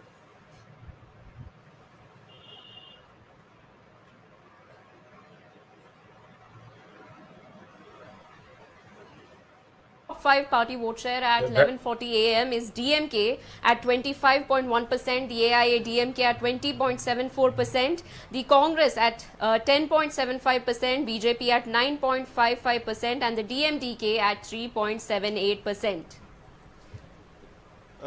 So, Mr. Muralidharan, how do you see this BJP just at 9.5% and all the Dravidian, parties continue to maintain their dominance? Do you think BJP has managed to make some, or at least increase its vote share? They have. See, this is what they've been claiming. They've been claiming that they're at something like 20% or 25%. There's some of the psephologists, and those psephologists are sitting in Times Now right now, and they were claiming they were going to get something like 18 to 25%, which we kept, hitting at them, saying that there's no way. Because see, from 3% you can grow to 10, but not to 20, 30. That's absurd. This is what they've been projecting. And look at, Congress is bigger than BJP even after all this, whatever lies they've been spreading. Now look at ADMK and DMK. So that's what is important. ADMK is still at 20. DMK with the alliance they are at 25. Without the alliance, what would have happened to them? That would have still gone down. So predominantly in Tamil Nadu, it's been ADMK. ADMK has ruled Tamil Nadu over 32 years, vis-a-vis DMK, which is probably around 20 years. So that shows, and every two terms of ADMK, the third term comes to DMK, and they mess it up so badly. The next two terms goes to DMK again. So the entire the state's development, everything is on the ADMK's efforts. That's what to be, and all the corruption, illegality happens with DMK. So Annamalai was right in one way, targeting DMK, but when he tried to target the ADMK, that's why the entire thing misfired and the people outcasted him. So that's why. So looking at the votes percentage, it's very clear. BJP is grown. That's again I said because the alliance, because of central elections. If you take away all that, BJP will fall below 5% is my gut feel. because there's one important party called Nam Tamil Kachi NTK, which is not there in the picture. They normally have something like 10% vote share, and they're not here because this is central elections. There are more of a party which speaks about Tamil nationalism, etc., and they play a very significant role in the what do you say, the assembly elections. That's right, Mr. Muralidharan. Now, Sachin, coming back to you, let's speak about Ballari Lok Sabha constituency. Okay, we have not joined in by Sachin. There is some technical glitch. We'll get back to him. Currently, in Ballari Lok Sabha constituency, MLA E. Tukaram, who is the Congress candidate, is leading in Ballari. The BJP candidate B. Sriramlu, who had lost assembly elections also, is trailing in Ballari. Remember, since 2003, 2004, it has been a bastion of BJP. Only in 2018, for a small period, Congress candidate V.S. Ugrappa had won the by-polls. Apart from that, BJP has been winning the Ballari Lok Sabha constituency for a long time now. But now, if the trends are to be believed, Congress candidate is most likely to continue its dominance and might win.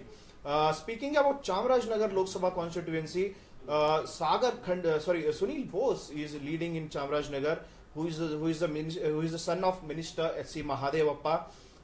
And in Chikkodi, Priyanka Jarkioli is contesting. Chikkodi is one more interesting constituency where the sitting incumbent BJP MP Anna Sahib Jolle is contesting. Priyanka Jarkioli is another, also the daughter of PWD Minister Satish Jarkioli. So Congress had asked at least 6 to 7 ministers to contest the Lok Sabha elections, but none of the ministers wanted to go to the center and always wanted to stay in the state politics. After that, the Congress specified them to ask their children to contest. So around 7 children of sitting ministers are contesting the Lok Sabha elections, and one among them is Priyanka Jarkioli. And also, speaking about the neighboring constituency of Belagavi, Jagadish Shettar is contesting against Mrunal Hebbalkar, who is the son of Women and Child Welfare Minister Lakshmi Hebbalkar. So here, Jagadish Shettar is currently leading. There has been a ugly fight between Jarkioli family and Hebbalkars, especially Ramesh Jarkioli and Lakshmi Hebbalkar, and he has tried his level best to ensure that Lakshmi Hebbalkar's son did not win from the constituency.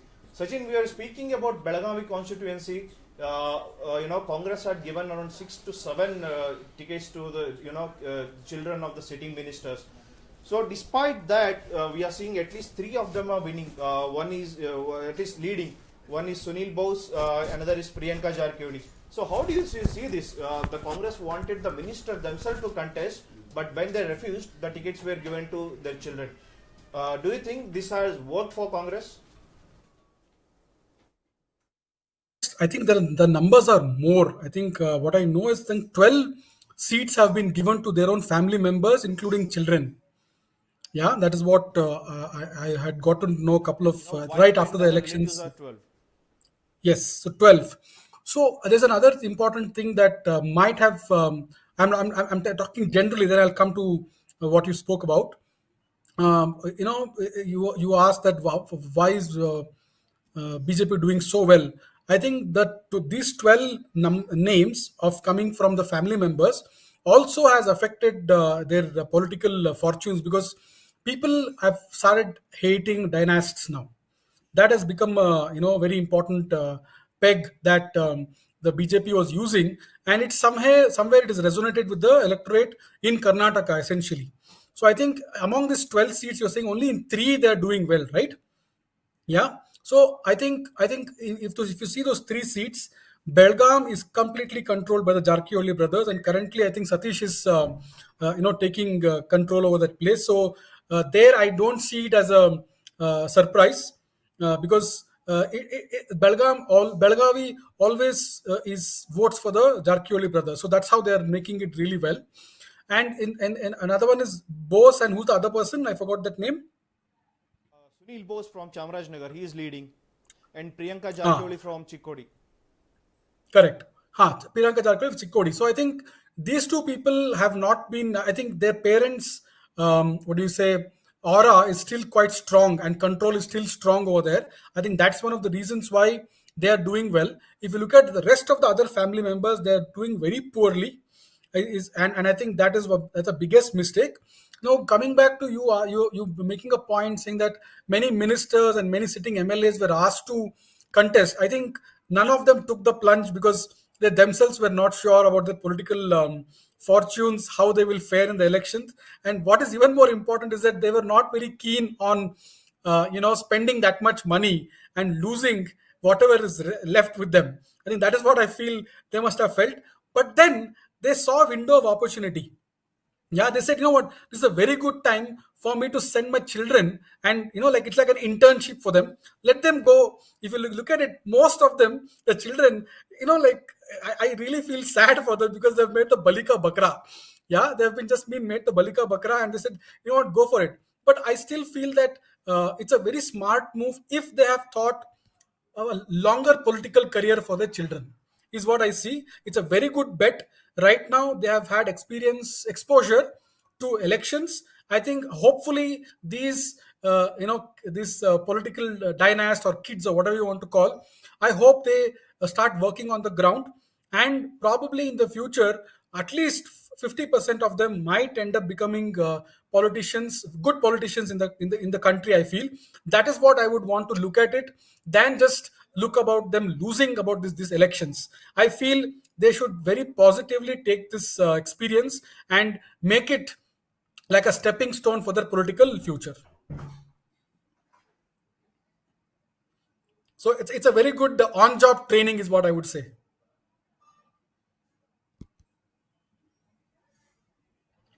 Yeah, can you hear me? I'm not able to hear. You said that the ministers, children are kind of doing an internship. But what if the internship turned into a proper employment? If they win, they will be Exactly. a biggest, lottery they would have got. Exactly. I think all the people who are sitting over here, even I'm from the media background. So I started my career, in media as an intern, and the same organization offered me a job there. So I think they might end up becoming like us. I'm sure a couple of you sitting over there also might started your career in media as an intern, and then they have observed you, right? So and I think we are doing quite well today. I hope the same future applies to these kids also. Right, thank you, sir. Now we have trends coming in. K. Sudhakar is leading against Raksha Ramaya in Chikballapur. Now we also, in Tamil Nadu, in Virudhunagar, DMDK's Vijay Prabhakaran continues to lead over Congress's Manikam Tagore. We also, are getting trends that CN Manjunath leads with over 1,18,008 votes against DK Suresh. Now this is big news, sir. DK Suresh is was the sitting MP from Bengaluru Rural. right. So now we see that CN Manjunath, who is a political newbie, is leading with over 1 lakh votes. What do you have to say about this? I definitely see the Vakaliga factor, after BJP aligned with the JDS, that has, looks like benefited Dr. C.N. Manjunath. And don't forget that, Dr. Manjunath was the director of Jayadeva Hospital, and comes with a clean image. But having said that, Bengaluru Rural was a constituency which was a strong hold of DK Shivkumar and DK Suresh, the DK brothers.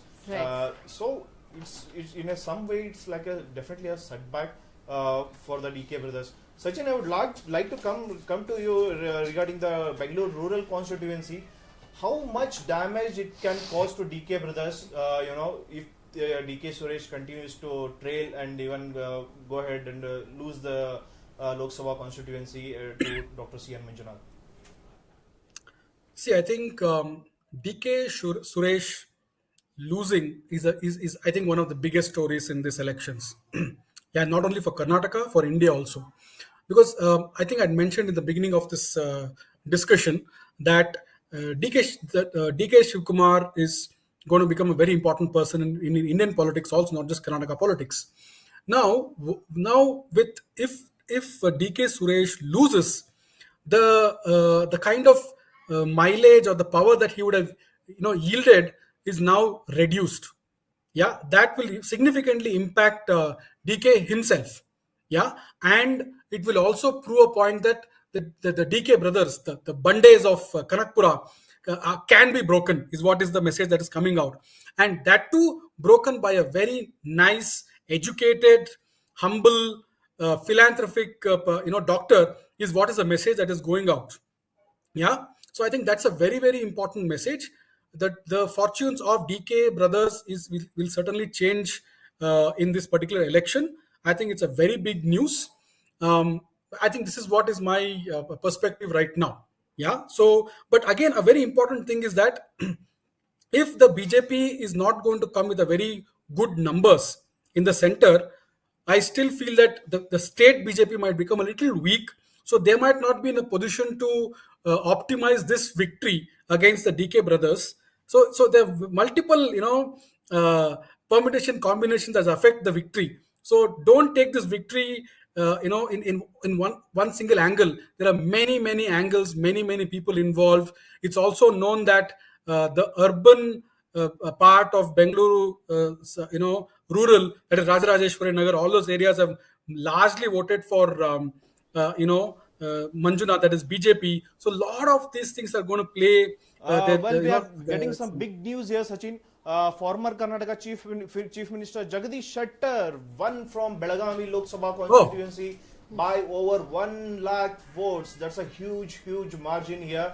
One thing that we need to remember is there was a lot of opposition to Jagdish Shettar within the BJP. The Belagavi district BJP president Sanjay Patil had himself asked Yediyurappa not to give the ticket.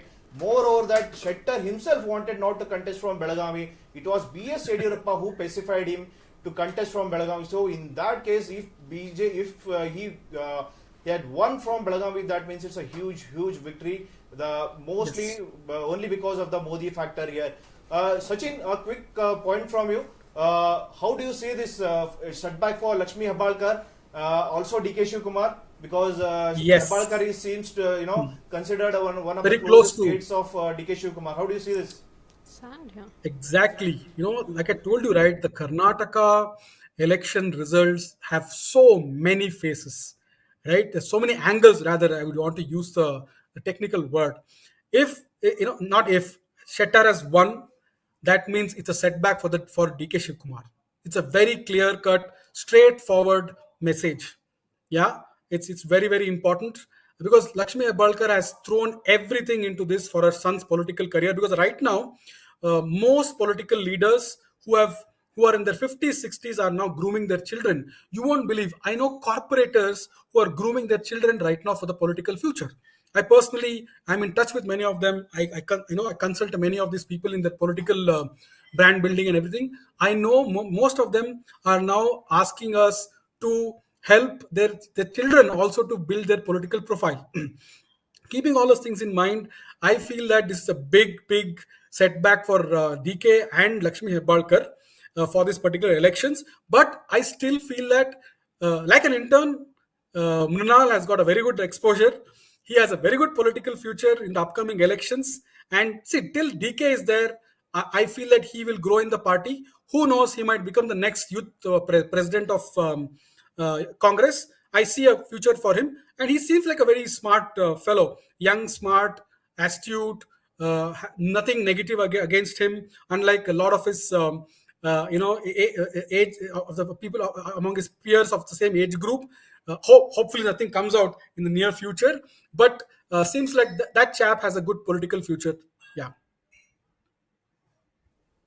Well, we have some big news coming from Tamil Nadu. Afreen, can you? I would like to connect with Muralidharan sir. Before I announce this, Vijay Prabhakaran has taken the lead in Virudhunagar district. Now, this is a highly unusual thing because Manikam Tagore is a seasoned politician there, and he's a Congress veteran. So, how do you think, sir, Vijay Prabhakaran has taken the lead there in Virudhunagar district? Sympathy wave, because his father passed away some time ago, and that's the only reason I think Vijay Prabhakaran is leading. Other than that, there's nothing much to talk about his party. In 7 constituencies, the AIA DMK is in third place and even in fourth place in some of the constituencies. BJP wanted to be the opposition in the state. So, is this a small step towards BJP's success in the state? Can this be seen as such? What is your take on it? Absolutely no. But BJP wants to perceive so, and that's how the optics are played. So this is like their exit poll, right? We know what happened to the exit poll now after seeing the actual results. So this is like the exit poll. So BJP would like to, play the card as if they are the number two party, they are the opposition party, and empty vessels rights, and they keep making this noise throughout the day without any, sanity or any. Truth in whatever they've been blabbering. Annamalai is known for this, only because he speaks some good English. He is able to eloquently speak, and all these media friends from the north, and we know what these media are, and they keep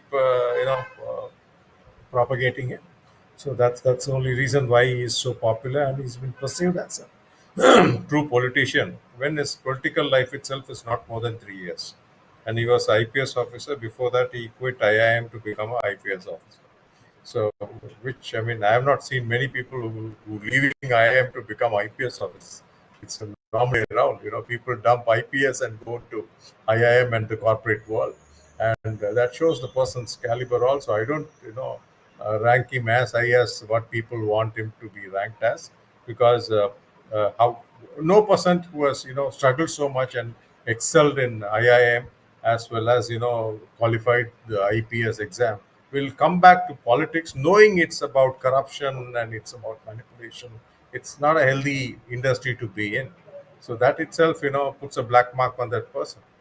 Vis-a-vis the ADMK candidate there, if you really compare, that gentleman is from IIM Ahmedabad, and he's a topper, and he's a rank holder, and he's a topper, and the student wing, I think he's the head of the student wing, etc.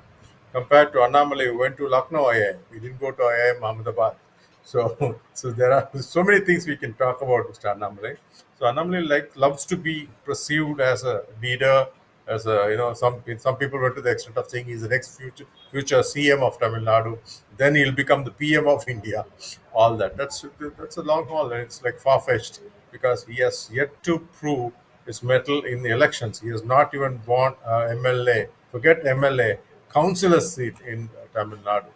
So let him finish all that. Let him graduate, and he keeps abusing and mocking at people like Edapadi, who has come, from a very low level cadre he was in the party. They have, they have risen, I mean, up the ranks and slowly come to the situation to become a chief minister. I mean, he was a ex-chief minister and the party leader. So the people are put in, decades of their life into public service before they come to this level. Or if they even if they speak the way they speak, and and we all know that whenever the DMK party members, when they speak so much of derogatory words they use, and especially with women, etc. And it's what the culture had been with the DMK.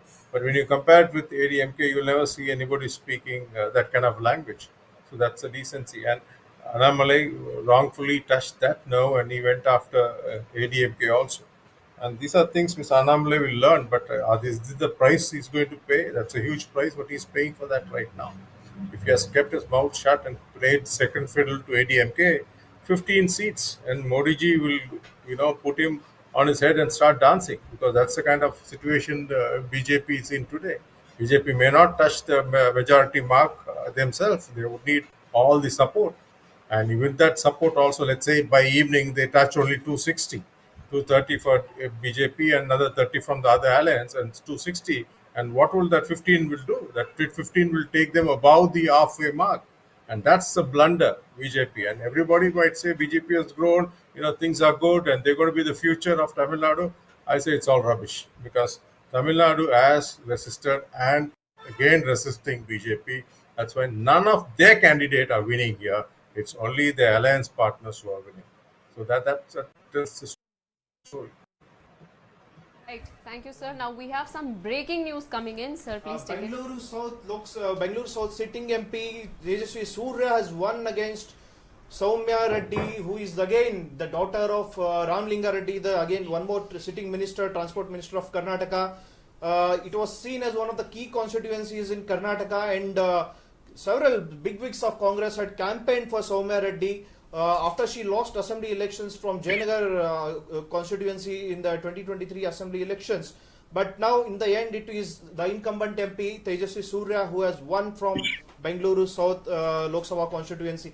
Meanwhile, we are getting another big news, that is big setback for sitting MP from Hassan, Prajwal Revanna, who is trailing by more than 40,000 votes to the Congress candidate Shreyas Patel. Now that's a big setback. I would like to go to Sachin on this. Sachin, how do you see this? Prajwal Revanna has been lot of trouble recently due to several sexual harassment cases, sexual assault cases. So I think this might be a sigh of relief for NDA, because as he is currently trailing. No, I don't know how I would see as a relief for India or something like that. I think, actually, I am very, somewhere I'm also happy that, this result has come out in this particular way, because it would have shown, the people of Hassan very insensitive towards women and what happened with them, right? Yeah, and also, we have to keep one thing in mind, that this is new to us, but it is not new to people in Hassan. They know about this from almost Jan 2023, right? In fact, the big question mark is that how did they win, that is the Hassan seat, in last year's elections, right? Yeah, this directly goes to the JDS party. I think that maybe now people have taken the decision that we want to get rid of this particular family. Maybe that's running in the mind, I don't know. Maybe I think that is working towards them. So I feel if Prajwal loses this election, then it's a big setback for JDS. Yeah, and their negotiating power is already reducing, but I still feel they might do well in the other two seats. This is also, you know something that, lot of people will say karma strikes back or whatever. A lot of these things are going to happen if he loses, and if he wins, it's going to certainly put a lot of people sad, or they might also be like, how is the natural justice or the justice of the conscience or whatever they want to think about. I still feel that Prajwal's loss is for the larger good of Karnataka, BJP, people of Hassan. I think that is how I would see right now. Yeah. One important thing that we need to be noted here is the elections of Hassan happened on April 26th. The CD or the whole incident came 3 days later, that is on April 29th. So until then, there was no news of this, especially in the outskirts of Hassan. Of course, there were some voters who knew about it, but overall, if we see, voters definitely have not voted, based on this incident. So if you take apart the whole CD incident, Pendra incident apart, do you think the infighting within the BJP and JDS had cost Prajwal Revanna his seat? Because we know that in the 2023 assembly elections, Pritam Gowda was the BJP candidate. He was defeated by the JDS candidate there. Definitely there was, not all was well within the BJP and JDS, especially when it comes to Hassan. Yeah, actually it was Pritam Gowda who was against the alliance, especially in Hassan. So do you think the alliance of BJP and JDS did not go well especially in Hassan? I think in Hassan, I think it's very clear that Pritam was very unhappy because he had a very bitter, vicious feud between the Revanna family. Yeah, I remind you, it was between these two people. I don't think so. Kumaraswamy and Devegowda ji was a part of this. It was only between these two people, that is Pritam Gowda and the Revanna family, the father and son. So I have a feeling that maybe the BJP cadres were not supportive of this entire campaign. maybe BJP voters also were not supportive of this particular alliance, and they might have backtracked and they said, "I would rather vote for a non-BJP, non-NDA government." I think that should have worked. Maybe some women would have gotten influenced by that those videos. I think they also would have voted against Prajwal Revanna. But a larger thing what I observe is that there is a growing a negative sentiment towards the Devegowda family, especially after they nominated their own people in the last 1 or 2 years. That has been catching up with a lot of Vokkaligas. They realize that seven people in their family are are politicians, and with our elected representatives, not just politicians, elected representatives. Yeah, that is not going really well with the party cadres and the electorate. I think that's the first nail in their coffin, I feel, and a lot of other things have added to them. I really hope Prajwal Revanna's scam should not be the last nail in their in their coffin.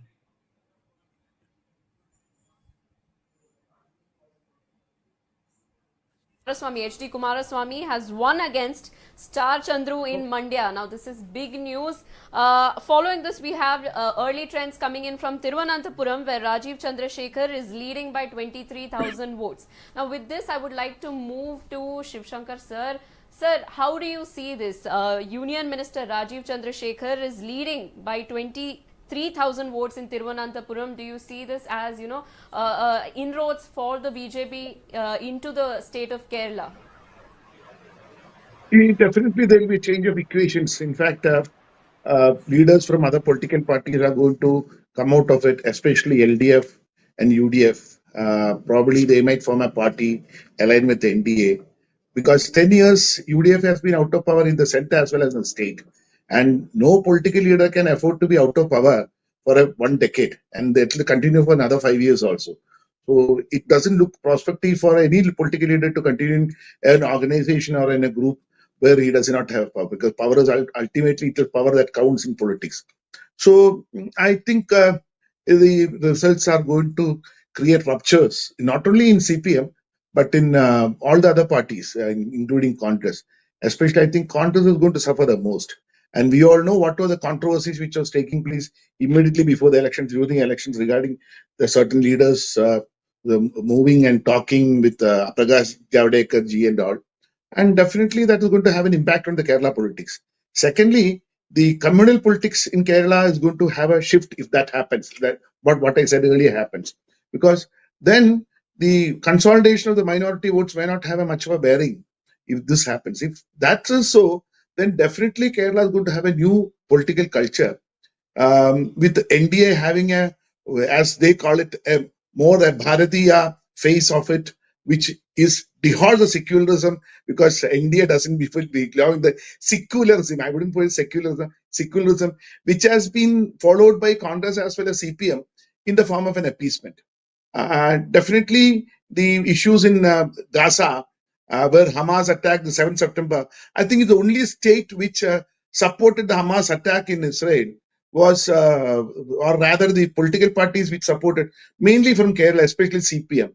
And that has eroded the CPM's vote banks, I believe, vote banks among the Hindus, because people have started realizing that appeasing a group of people who have got it, especially Hamas has got connections with Al Qaeda and all those things, ISIS. So it doesn't look healthy so far as Kerala is concerned, because Kerala has been a center after now, though we had huge riots in 1921 and subsequently also, but comparatively on the all India pattern, we were less socially, the communal riots, communal issues were not in the present the society as with the same density as it is in the north. But with the coming of CPM and appeasement tactics, definitely the Hindus have, I think, come out of the fold of CPM to a large extent, and also the Christians. And they don't look at Congress they did not look at Congress as a party which can save them. But the present trends, which evident from what is happening in Trichur, I would say Trichur is a right laboratory where this has been experimented. ever a common man, a pro bono man, a public's man comes into the array and fights an election. And that's a new trend which has come out in Kerala. Because Kerala, any Tom, Dick and Harry who has got a political support could win. Even if you put a goon, he could win. If he had the right political connections. That has now changed. And I think politically, Malayalis are getting more educated. That is what I found. And definitely the Palestine issue and all those things has affected the voting patterns. And also the triple talaq removal. Because in Trichur, what I learned was, in fact, I was talking to somebody from there right now, some time back. There was a lot of Muslim women who turned out on the day after the elections at the residence of Suresh Gopi, saying that we have voted for you. And it was a shock for Suresh Gopi as well as his party men. Such a huge turn. They came in tempo travelers, they came in buses, they came in cars, and was wishing him all the best. That is a new trend. In fact, it's a very healthy trend. I would say very healthy trend. Why should a BJP man be said he is a... when you look at it, on a whole pattern, and Article 370 was, when the promulgation came regarding striking down Article 370, a huge cry was, and when CAA was there, there was even slogans being shouted that Christians and Hindus be warned. You get ready with the funeral rites so that you collect Kundinikim. That is, Kundinikim is what is burnt during the Christian burials. And all those nonsense was being prompted and encouraged by the party which was ruling Kerala. That is all over now. Now I think CPM will have to review its stand on communalizing and appeasing. Unless CPM does it, it is going to be a disastrous thing for CPM. And I think it is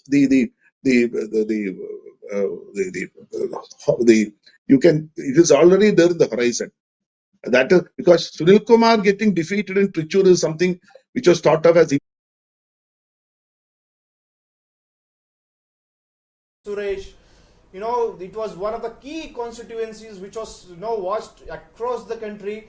DK Suresh, the brother of Deputy Chief Minister DK Shivkumar, was contesting against the newbie CN Manjunath, but now he has won there. It is seen as a huge setback for DK brothers, which was a stronghold of Congress, the Bangalore rural constituency. Meanwhile, when it comes to Mandya constituency, Kumaraswamy is leading by over 2 lakh votes. Is almost set to win now because the counting of votes is almost about to end. Mr. Shivshankar, I would like to come back to you. Mr. Raju Chandrasekhar was not seen not willing to contest from the constituency. But how do you see this? Shashi Tharoor was keen to contest election as the Congress president post. Do you think it's a huge setback for him? It's a setback for those leaders who are unable to give anything to the constituency. 15 years he has been there, and the Trivandrum people know that he has been able to do nothing. And the grievances of the people continue. The woes of the people continue to be there, especially in the coastal belt and the inside the city also. And I don't think he was able to connect with the public. Shashi Tharoor remained in a glass castle, and connectivity with the common man was not there. Whereas the moment Rajiv Chandrasekhar set his foot in Trivandrum, the first thing he did was he was connecting himself to the local populace, the grassroots levels. That has worked wonders for him. And Shashi Tharoor tried to do a drama, visiting a fish market and videographing the whole thing and publicizing. But that actually went against him. See, the difficulty is Kerala, the people are very much aware of their rights, and they are very much aware of that. They are critical also. So the moment you play a drama, as in the case of what is being done north, it is not going to have any effect on the people. They understand it immediately. That is why I said the genuinity of the person counts. They found that Shashi Tharoor is not a genuine person. He might be an intellect, but he is not a genuine person. Whereas Rajiv Chandrasekhar proved himself to be a genuine person. And not only that, he managed the election on a corporate line.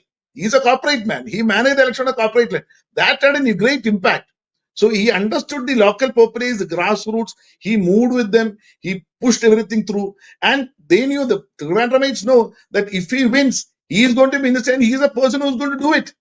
because he has got a plan and project for the development of Trivandrum, how to get over the problems, issues there. He has got a plan even before he was elected. So definitely the votes went for him. That is exactly how a politician should be working. I would say these are two people who are the right examples to show the world or show India that this is the way you should win the hearts of the people, not by going for elections. I'll tell you one example. In Wayanad, I said it's a batch and whenever he's sent, he will win. But how many times has he visited Wayanad so far? 5 times. Rajiv Gandhi has visited, and still Wayanad votes for Rajiv Gandhi for some other reason. It's for some other reason. That trend must change. People should understand. This is not because Congress does not have good leaders in Wayanad. I know personally there are people who are very good. Shamsad Marekar, I know. He is a very good leader for Congress, but he is not in the arena at all. He is not in the horizon at all. His name is not mentioned, seen mentioned anywhere. There are good people, but they are importing people, and on the base of frenzy that is created, they are able to win. But that doesn't benefit the people at all. Wayanad has to grow. Every place has to grow through the MPs, through the representatives they elect. And if the MPs who are representing them can do nothing, this is what is going to happen. Ultimately, if Shashi Tharoor's trend is going to continue in Wayanad, I don't think that's going to be a safe haven for Rahul Gandhi. It might change because people expect their representative to do something. If they don't do, they throw him out. That is what has happened in Trivandrum. And that should be the trend. That is how the democracy works. So I will say these are two places where democracy has really worked and not the party. Partyocracy has not worked. Democracy has worked. Because they selected the best people. They know these are the people who can move the stones and get things done. They are capable of doing it. Both of them have proved that they are capable of doing it. That is the only reason why they have won. Not because of BJP's support or BJP's machinery and all those things. These people have support on their own because they are genuine people, genuine individuals who have been with the public, who have understood the woes of the public. And I think that has given them a great mileage. News coming in now. TDP is all set to come back in Andhra Pradesh, which is currently leading in 159 seats, and YSRCP is down to just 16. The NDA in Andhra Pradesh is set to return, with the Chief Minister most likely Chandrababu Naidu. The information that we are currently getting is that Chandrababu Naidu is likely to take oath as the CM of Andhra Pradesh on June 9th. One thing that has to be noted here, Chandrababu Naidu, who was part of the NDA before around 2014, had left NDA, and it was recently that he returned to the NDA fold. Now he is seen as a kingmaker, as NDA together is just 293 seats. Along with Chandrababu Naidu, it's also the Bihar Chief Minister Nitish Kumar who is considered as a kingmaker in this Lok Sabha elections. Remember, Nitish Kumar had left NDA fold to join the UPA government. Then he again came back, again left. So he has been doing this dilly-dallying several times. So he is seen as a person who cannot be trusted. So it will be very important to see how the NDA leaders will unite or will manage to keep their flock together and manage to form the government if the current trends continue. Currently, NDA is at 293. And India bloc is at 232 and others are at 18 seats. The information that we are getting is that the two former Karnataka chief ministers who were contesting from Mandya and Belagavi have made a significant lead and almost set to win, but the official announcement is yet to be made. So we are just waiting for the official confirmations from the election commission. So I'll just go back to Sachin for his quick comment. Sachin, the two former Karnataka chief ministers, three actually, including Basavaraj Bommai, had contested and almost on the verge of winning. So how do you see this, BJP giving tickets to two former Karnataka chief ministers, including Kumaraswamy? So we are getting a reaction from Kumaraswamy. We'll just cut across and we'll come back to him.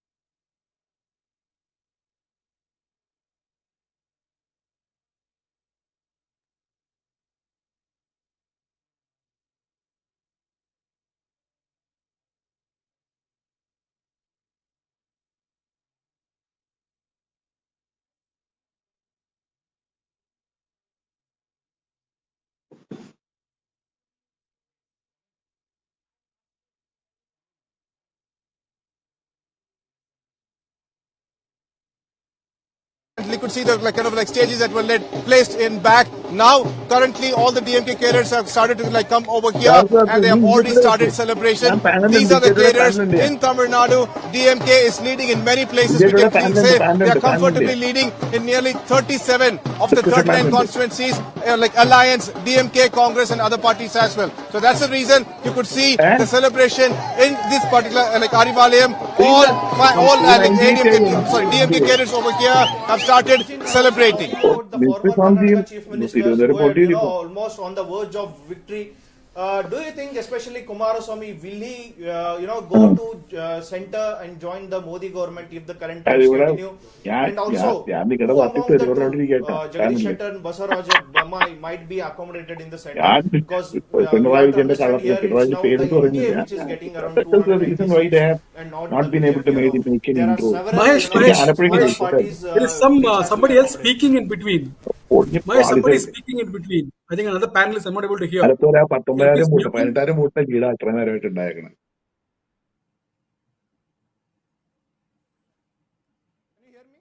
Yeah.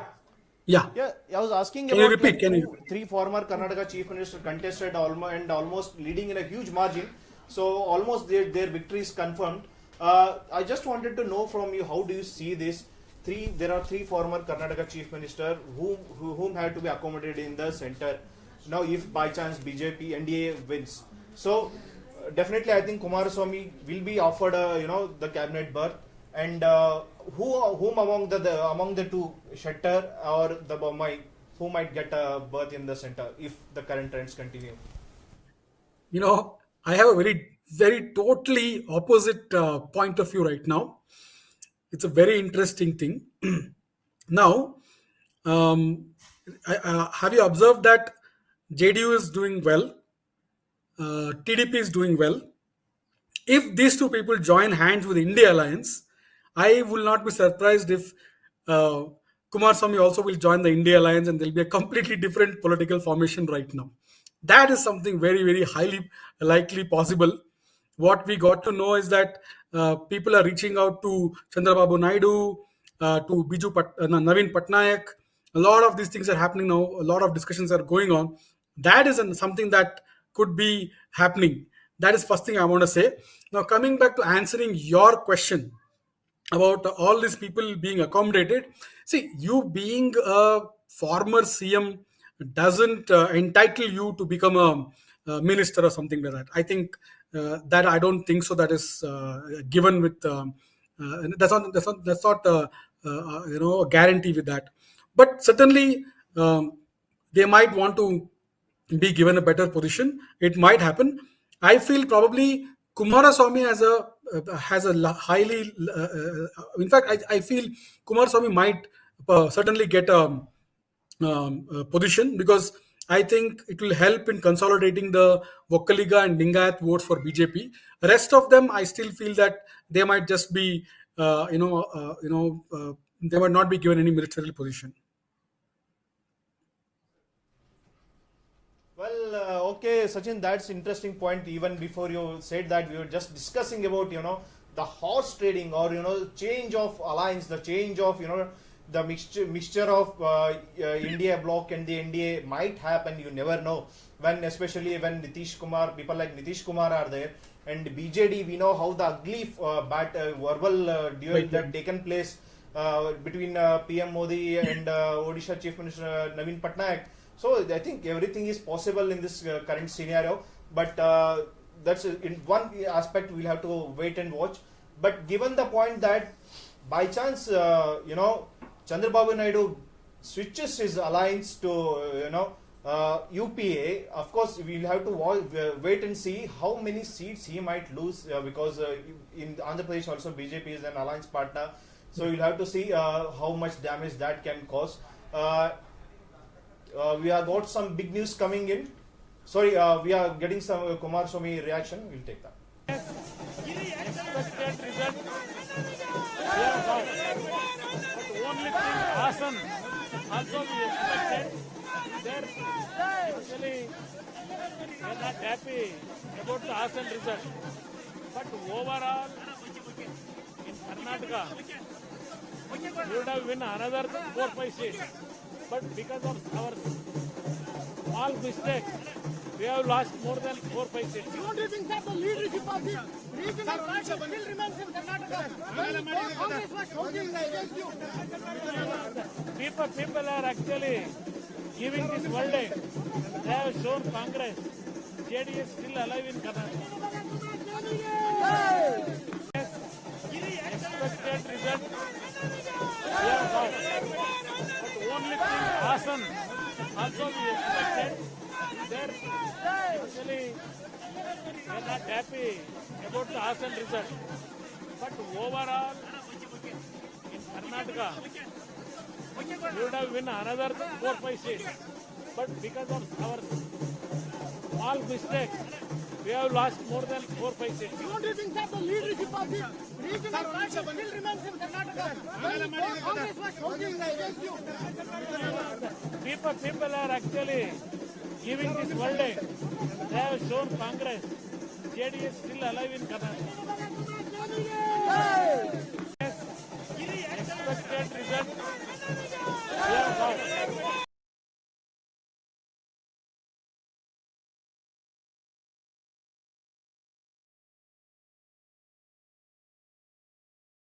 Now the Congress is leading in 95 seats and the Samajwadi Party is leading in 36 seats. We are also getting the latest trend in the Gandhinagar seat where Amit Shah is leading by more than 6.5 lakhs. 6.5 lakh votes. He is leading by that. From Tamil Nadu, we have in South Chennai, DMK's Tamilachi Tangapandian is leading against BJP's Tamilisai Soundarajan. In Coimbatore, DMK's Ganapati Rajkumar continues to lead after the third round of counting. He stands at 80,040 votes, whereas Annamalai, who is competing against Ganapati, is standing at 61,035 votes, whereas Singai Ramachandran of the AIA DMK is standing at 33,883 votes. Now with that, we would like to connect with Muralidharan sir again.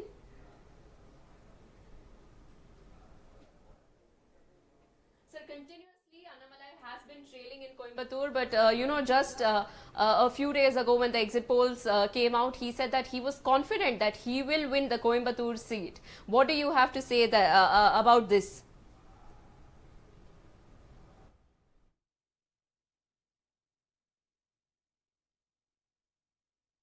I think there is some technical glitch. We will join with Muralidharan sir again. Until then, we have more news coming in.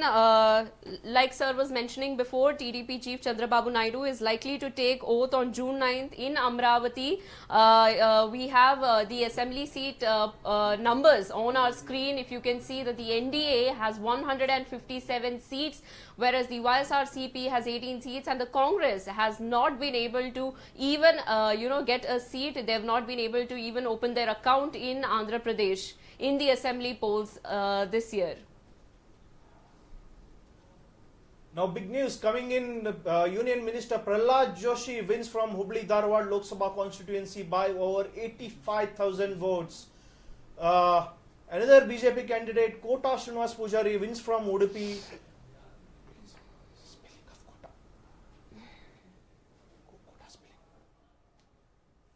Remember, if we speak about the Hubli Dharwad Lok Sabha constituency, Prahlad Joshi was facing stiff opposition in the local among the local leaders, and the Hindutva leader and Dingaleshwar Swamiji had thrown his hat in the ring, and it was only at the last moment the BJP and the Congress leaders specified him to withdraw the nominations. Meanwhile, the Congress had fielded the newcomer in Vinod Asoti from the Dharwad Lok Sabha constituency.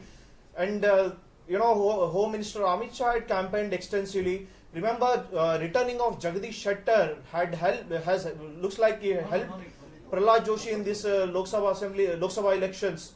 After Jagdish Shettar left BJP and joined Congress, the Lingayat vote base was shifted base to Congress, leading BJP to lose several of the votes in the central and Uttar Karnataka region. Now, Tamil Nadu latest. We have some latest from Tamil Nadu. Right.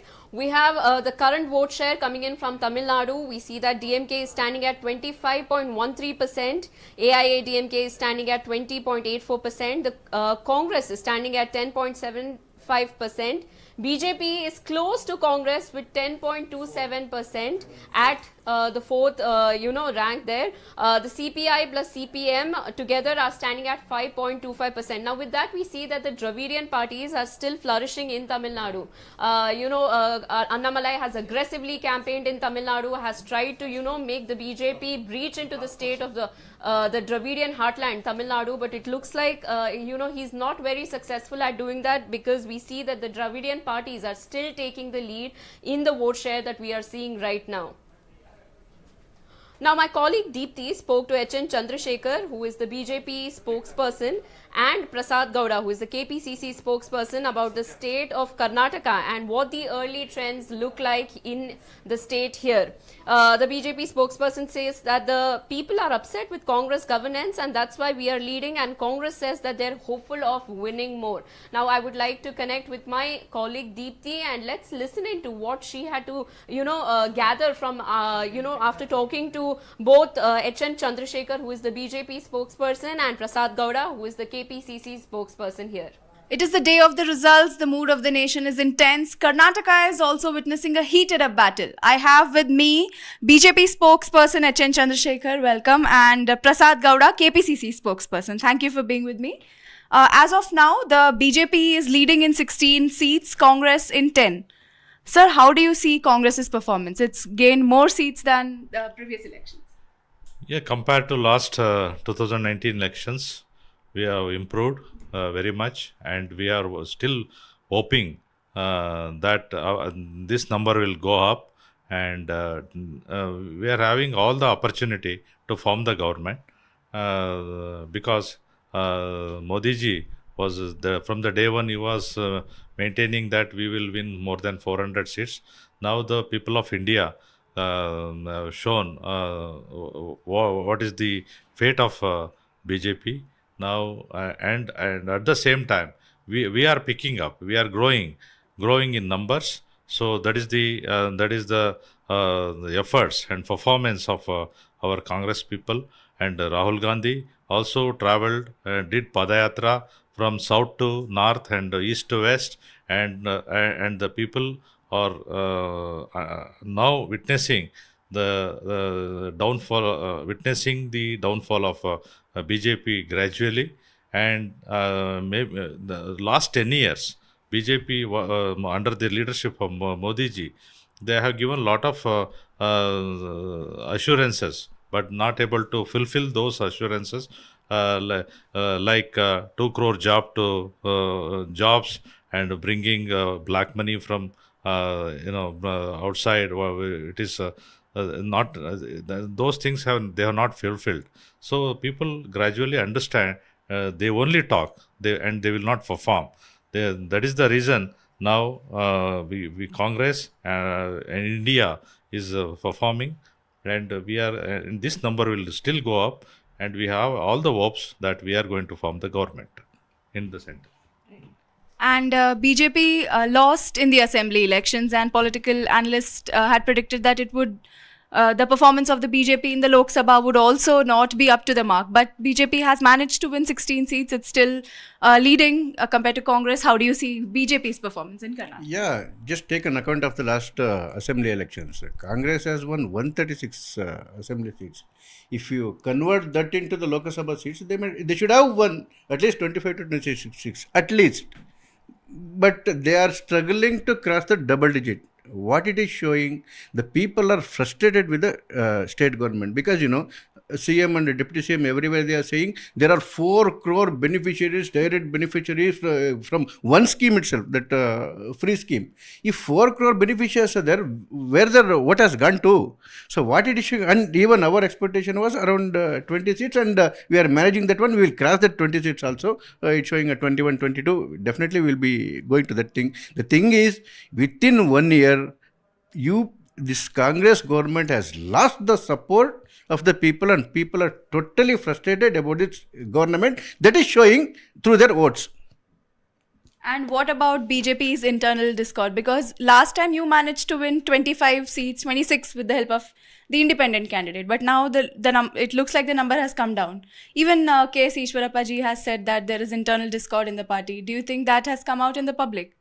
K.S. Ishwarappa is not at all a member of BJP, so I don't want to comment about the person who is not from the BJP. The other thing is, in every election, ups and downs used to happen. Right from 20 years, 2004 election, we won 18, then it come to 19, then it come to 17, last time it's 25.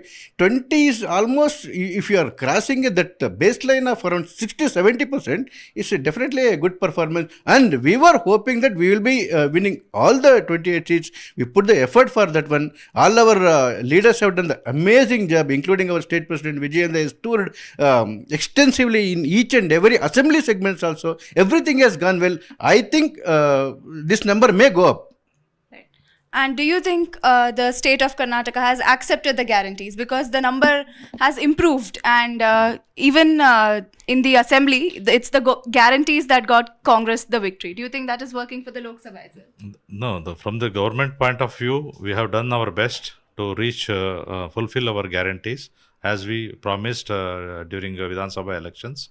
And the guarantees have reached, and it will be continued till for all the 5 years. That is, we have given the guarantee, assured the people of Karnataka, these guarantees will go up for another 5 years. But this election's results is not, it is just a beginning. Just a beginning. It's they are showing, BJP is showing 21 lead and 7 lead, our lead, of course.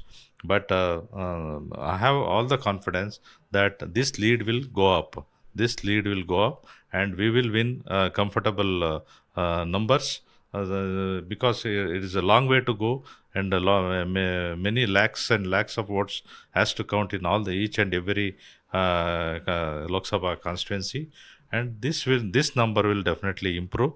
And we will be we are from our state of Karnataka also contributing the best numbers to the central, and we are still hoping, and we will because you as a matter of fact you also seeing, and there is a comfortable changes from compared to 2019 to 2024 elections, and as they have got the confidence like we will going to win 400 seats, that's not happening. We are 2,228 leads it is showing at this point of our. This lead will definitely go up, and we will going to form the government. That is the confidence we have. But what about the performance of DK Suresh? So far, it looks like he's trailing behind. Of course, as a matter of fact, he is with the people, he is with the poor people, he is with the Dina Dalit people, that is there, and he is working for the, from last 3 times he was MP there. And of course, the number it is showing, it is little disgracing for us. But let's wait and watch. Many more lakhs of votes are going to count. Now, we had a confidence that DK Suresh will come up and he will going to win in last rounds. Even in BJP, the BJP had confidence in PC Mohan, but that the performance looks a little disappointing. How do you see it? The margin is very little. When you compare with the polling of around 16 to 17 lakhs vote, this still is very early days as far as the central is concerned. And as far as this Gramantara is concerned, like the Bangalore rural, DK Suresh, forget about the political parties. If you had been, as a neutral person or a journalist, if you had been to that segment, you might have seen the frustration with the people. They wanted to oust this DK Suresh because of his rampant corruption, its rowdyism, everything. People were fed up with that one. It was really because, and one more thing to suggest that one is, in almost every assembly constituency, almost 50,000 more votes have been polled for that one. So people have come out and voted against him, irrespective of what whatever the luring he has done, he has given the cookers, saris, even the deputy chief minister has come and he has been to some apartments threatening the people and all. With all these dramas also, people have voted in large numbers in favor of Dr. Manjunath, who is the gentleman with zero corruption and without any single black point. But look at this stature of DK Suresh. His whole life is full of black patches. So people were waiting to defeat him, and it's happening in the ballot. How do you respond to that, sir? He's made allegations of corruption. Totally, I disagree. Of course, totally, I disagree with the way he's commenting against our leader. And of course, end of the day, we will welcome the people's verdict. That doesn't mean that I will not agree with the points he made. The statement like he's a rowdy and other things. He's the most humble, and he was with the people. And otherwise, how he would have become MP for last three when there was no candidate MP seats for Congress. That time also he was. Now, of course, now BJP is getting lead. That doesn't mean that our candidate is like that. He is with the people. He is very humble. He continues to be humble with the people of rural Bangalore. And still I have confidence our leader will come up. You know, with the assembly defeat that happened, many thought that the BJP's morale was very low in Karnataka. Are you now saying that the BJP has defied against all odds and possibly could emerge victorious in Karnataka? Definitely a very good trend is there. We could have done much better. Always there is scope for improvement. Because the Congress has completely failed in the state of Karnataka. More so when it comes to the national election. Congress is irrelevant. There is no leader, there is no alternative. Modi has performed extremely well in all the aspects. The Congress party or the IND had no proper agenda. There was no clarity. They were more into appeasement politics. They were into divisive.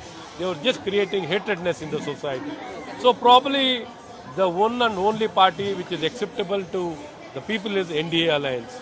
So probably we could have done much more better. It should be a clean sweep. Let us wait and watch. And I am very hopeful that we are going to see the great numbers. Kind of response that you got in Mandya. JDS have won 2 seats out of 3 and technically one more in Bengaluru rural. How do you see this? The result which we have today, the blessing of voters, we have happy, but totally I am not happy because we expected our NDA alliance will going to get minimum 25 seats. That has reduced to 5 seats, 5-6 seats. That is the only thing I am actually disappointed. Because the way in which our party workers from both the sides, how they worked in the field, the cooperation with internally with leaders, we have successfully run the show in this election from BJP and JDS. But little bit I am disappointed because what we expected 25 seats, that is reduced. Sir, how do you see Hassan, sir? Hassan, you have a major... One more thing. I congratulate. I am very grateful to entire Karnataka voters, Karnataka citizens.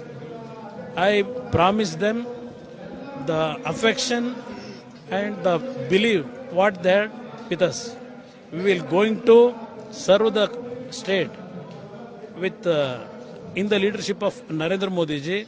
Whatever problem in Karnataka we are facing from long period, we will try to successfully implement those works to complete here in this 5 years. Seats, especially Bangalore rural and Hassan. Bangalore rural, you got an emphatic win in your own constituency, Ramnagara, as well as a strong hold of DK Shivakumar also. But in Hassan, it's a forte. Now we are still trailing there. Hassan, we expected the result. Previous itself, actually we expected, but because of Devegowda's hard work, he spent more than 15 days there to win that candidate. Even though Devegowda worked very hard and at this stage, we lost the election. But that result was expected by several our party workers. That is not actually surprise to me. Only thing, the strength of our party in Asan, because of our some decision which we have taken, that has affected us. But future days, that our fold, we will going to get it back. And Ramnagara rural, sir, Bangalore. Ramnagara rural, Bangalore rural constituency, that is a strategy we have actually worked out. That strategy, we succeeded in that. Amit Shah ji and myself, we discussed about the Bangalore rural parliamentary segment. Home Minister requested me to put Dr. Manjunath as the candidate. He also. There you go, where Kumaraswamy, the former Karnataka Chief Minister, is. They are disappointed a little bit because as the BJP and JDS combined, the NDA government, NDA alliance in Karnataka has expected 25 seats, but now currently they are only leading in 18 to 20 seats as of now. The election commission is yet to announce the final number, so we'll wait for that. Meanwhile, if you see the national picture, NDA alliance is currently leading in 289 seats, India bloc at 236 and others 18. If we speak on Andhra Pradesh Assembly elections, NDA at 156, YSRCP 19, and Congress is yet to open its account even in the leads. Right, Mahesh. Now with that, we are getting breaking news that Jagan Mohan Reddy, who is the Chief Minister of Andhra Pradesh, is seeking appointment of the governor for submitting his resignation. Now, according to sources, reportedly Jagan will not be holding any media briefing or will not be addressing the media before or after submitting his resignation. Now, if you look at the Andhra Pradesh Assembly numbers, we have 156 seats by the NDA, 19 of the YSRCP. Congress yet to open its account, it's at 0. Now, considering all these numbers, we are getting this information that Jagan is seeking appointment of the governor to submit his resignation, and it has been made very clear that he will not be holding any press briefing or press meeting before or after submitting his resignation. Now, speaking on Tamil Nadu Lok Sabha elections, out of 39 seats, NDA is leading in only one, and India bloc, which includes DMK, the ruling DMK in Tamil Nadu, is leading in 37 seats, and AIADMK is leading in only one seat now. So that's the picture currently which stands. It will be very crucial now how the NDA overall alliance will come together, and whether if the trend continues, they might even go ahead and form the government. But the reports suggest that the Congress is already making its attempts to contact Chandrababu Naidu and Bihar Chief Minister Nitish Kumar to make a separate alliance with them. Only the time will tell how things will fall out. Until then, we'll keep following the latest updates. Moving on to Karnataka now, all the former chief ministers of Karnataka who had contested the Lok Sabha elections are leading with a huge margin. Only the official announcements of victory is yet to be made. Meanwhile, just we heard about the Kumaraswamy speaking, where he said he thanked the people of Karnataka for their support but expressed his disappointment. Currently, after 4 rounds of counting, Tamil Nadu BJP chief K. Annamalai continues to trail in Coimbatore. DMK candidate Ganapati Rajkumar is leading. He have secured more than 1 lakh votes. Annamalai 81,000. And AIADMK candidate Singai Ramachandran at 42,799. Remember, Annamalai was one of the key factor who was deployed in Tamil Nadu, to make inroads for the BJP, but that seems to have not, met their expectations. Right, and sir, we are getting news from Karnataka again. Prahlad Joshi, who is contesting from Hubli, Union Minister, he has spoken, and we have let's listen into what he has to say. He has thanked the people for voting for him. जनता जनार्दन ने इस धारवाड़ लोकसभा क्षेत्र में Bharatiya Janata party को और Bharatiya Janata party के प्रत्याशी के रूप में मुझे आशीर्वाद दिया है। मैं जनता जनार्दन को और इसी के साथ ही साथ हमारा कार्यकर्ता और नेताओं को मैं धन्यवाद अर्पित करता हूं, और सारे देश का जो रिजल्ट है उसमें और थोड़ी देर के बाद ही मैं रिप्लाई दूंगा, क्योंकि उत्तर प्रदेश में अभी काउंटिंग बहुत ज़्यादा बाकी है। उसके बाद ही मैं आपको डिटेल रिएक्शन देता हूँ। Thank you sir.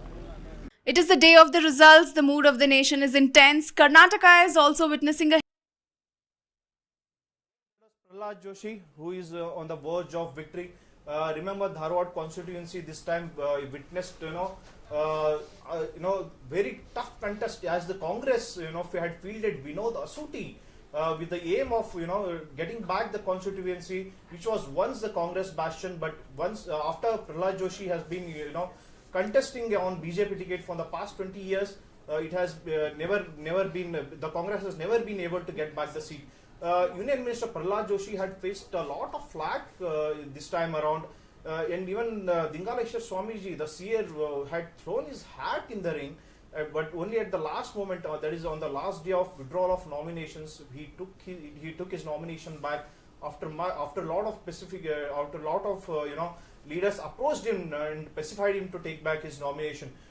Now speaking on another former Karnataka Chief Minister Basavaraj Bommai, who is also contesting from Haveri Lok Sabha constituency. He is also leading with a huge margin against Congress candidate Anand Swamy. Remember, Basavaraj Bommai was also not keen on contesting Lok Sabha elections, but it was on the insistence of BJP High Command. He was forced to contest the elections. Remember, former BJP leader K.S. Ishwarappa, who was the senior minister in BJP government under Yediyurappa, was eyeing the BJP ticket for his son K.E. Kantesh. But the BJP High Command, reportedly based on the survey conducted, internal survey conducted by the BJP, denied him the ticket. That led the Ishwarappa to contest himself against Yediyurappa's son B.Y. Raghavendra in Shivamogga. Ishwarappa is also currently trailing and is said to be in the third position now, as B.Y. Raghavendra is currently taken a huge lead. Shivamogga is bastion of BJP. And Raghavendra is now the third time MP if he manages to win this time. So now we are getting information that CN Manjunath is also on the verge of victory in Bangalore Rural against Congress candidate DK Suresh. Now we spoke about how it is such a big dent or a damage for the DK brothers, since DK Suresh is trailing in this very key constituency, that is Bengaluru Rural. Now we also have news coming in from Kerala. Shashi Tharoor is leading by 195 votes in Thiruvananthapuram against Union Minister Rajiv Chandrasekhar. All through the early trends, we had been seeing that Rajiv Chandrasekhar had been leading in this particular seat, but now we are getting the information that Shashi Tharoor is leading by 195 votes, which is a very slim margin, but he is still leading there. This is one of the two constituencies in Kerala where the BJP was leading, the other one being Suresh Gopi seat, where he has been leading with a very huge margin. Now that's the information that we have been getting. That's the latest update. After round 4 of counting in Tamil Nadu, BJP chief K. Annamalai has continued to trail in Coimbatore, with Ganapati Rajkumar of the DMK securing 103,484 votes, and Annamalai still stands at 81,095 votes, whereas Singai Ramachandran of the AIA-DMK stands at 42,791 votes. Yeah, now that's the latest coming in from the southern states of India. If you speak on the national front, 289, the numbers slightly moving up and down, where NDA is on the downward turn now, while meanwhile India bloc is at 236 and others at 8. So we have Sachin with us, who has joined from Bangalore, who has been giving his insights from Karnataka. Sachin, we just heard Kumaraswamy saying he had expected 25 seats for the NDA alliance, like in the 2019 Lok Sabha elections, but he is disappointed. So how do you see this? Do you think did you expect that the performance would be similar to the 2019 polls? I think you can make all these grand statements right now, but I think whatever number they've got is very good. I was hoping they get a respectful number, but I think they've got very good numbers right now. And also with Manjunath winning, I think that's almost equal to 3 seats, to be honest. The kind of energy that's going to add to the alliance is that they've broken the record of the DK brothers. So I feel that the alliance should be happy with the results in Karnataka at least. I think again Karnataka is helping them to hold ground, um, and it certainly is going to add to their tally right now. Imagine if they had done poorly in Karnataka. Most of them were predicting 12 to 14 seats for this alliance in Karnataka. They've almost got 6 seats more. So I feel it's a very good number. Certainly they could have done more, but I feel that it's a very good number. I think he's just making some political statement, and I think he can make the statement right now. It's a good time to make these things after winning. Sachin, it's never less. How much ever we speak about Bangalore rural, that was one constituency. The whole nation had its eyes on. CN Manjunath, the son-in-law of HD Devegowda, had no intentions of contesting. He was a dark horse, right? Suddenly, now he was even pitted as the next health minister if he had won. Do you think such rhetoric had worked, or it is completely the Wakkaliga, vote base, which had helped in the combination of BJP JDS alliance that helped Manjunath to gain the maximum lead as of now? I think there are 2 or 3 factors that has critically helped Manjunath, right? First and foremost is the formidable alliance of BJP and JDS. I think that's a great combination from numbers, purely from numbers, not from ideology. Ideologically, it doesn't match, but number wise, I think it's really worked for them. Second thing is that there is a strong undercurrent against the DK brothers, right? I don't know if it is negative or probably they didn't want too much power in their hands. So I think people of that particular constituency also might have decided, saying that I think we should, cut them to size at this point of time. But please understand, I will not be surprised if DK Suresh comes back in the next election, winning. Yeah, that's also not ruled out. I think the third, also another important thing is the kind of reputation, the kind of philanthropic work Mr. Manjunath has done, and the beneficiaries are also from that constituency. There are enough number of videos of people who are sharing their experience, how Manjunath is literally God for them by giving them a second chance in their life. Yeah, and that too without taking money for them. So I think that's a huge heart touching story of Manjunath ji for Karnataka. I think he's got a long way to go in politics. Another important caveat is that I don't know how good a politician he will be. So I really want the BJP to set a proper team for him, because I don't think so he can think politically. He's a very good man. He's a doctor. He wants to do good for people without any personal interest. I think that's not a very good politician. Yeah. So I hope he'll be supported by a very good team who will help him make certain decisions and help him in the next 5 years so that he can win the next election also. Now, becoming a health minister, I don't know. It's too early to say, because I think Mansukh Mandvi is doing a fantastic job. I think they would want to retain him for long term. Maybe Manjunath would be given some portfolio in that particular department. Is what I'm guessing. Yeah. Course, we know that it's been a bastion of BJP. Both the candidates, Brijesh Chauta of BJP is in Dakshina Kannada, and Udupi, Kota Srinivas Pujari, both are leading. We'll speak mainly on Udupi. Kota Srinivas Pujari was also, the dark horse. He was asked to contest it at the last moment. When after Union Minister Shobha Karandlaj was shifted out of Udupi after a lot of opposition.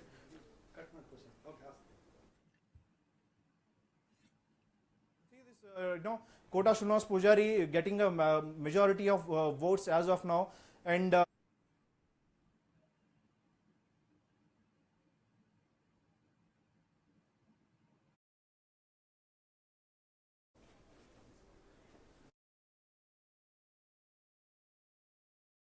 Sachin, can you hear me? Now better. Yeah. Yeah, Sachin, I was just speaking about the Udupi Lok Sabha constituency, speaking about the Kota Srinivas Pujari. Yediyurappa had played a, big hand in getting a ticket to Kota Srinivas Pujari and shifting, Shobha Karandaje out of, Udupi. So how do you see this, despite lot of opposition within the BJP, Kota Srinivas Pujari is leading. And mind you, Congress candidate, Jayaprakash Hegde, who was the OBC Commission chairman, was given a ticket at the last moment as a Congress candidate, who was also the minister under in the Karnataka government. See, I am from Udupi. Okay, so I understand the dynamics of Udupi, right? So, see, Udupi Mangalore votes ideologically, right? And I want to make one more important statement that they are not pro BJP, they are pro Sanatan or Hinduism, whatever you want to call that. Yeah. So right now, the pole position in that particular ideology, BJP is holding. So that is the reason why BJP will invariably end up winning the seats of these two seats. That's how it works. In spite of having two underperforming MPs, Navin Katil and Shobha Karandaje. Though Shobha Karandaje has done some fantastic work in as a power and energy minister in the previous BJP government, I think 2018, I think so. She's done some really good work, but I think so somewhere as an MP, she has really not been able to make that mark. So in spite of that, their winning clearly shows the ideological inclination of the voters of Udupi Mangalore region. Even Nalin Kumar Katil, he was considered as one of the most weakest, disinterested politician. So I think the ground report was that people said that, look, don't take us for granted. If you're going to give a seat once again to him, you will see another side of us, right? I think that is what they heard, and they quickly changed and gave. I think Brijesh Chauta is a good find for them, an army man, a good speaker. I think it works well. Kota Srinivas Pujari also coming from very humble backgrounds. I think these two things work for them. But mind you, somewhere down the line, the affinity towards BJP in this coastal region is slowly waning. Yeah. So there is a very huge space that another party can take this place, but I don't think so. A Congress or JDS can fill this space because ideologically they are not going to get any support. But I feel that another party with a Sanatan or Hindu mindset might do really well in the future.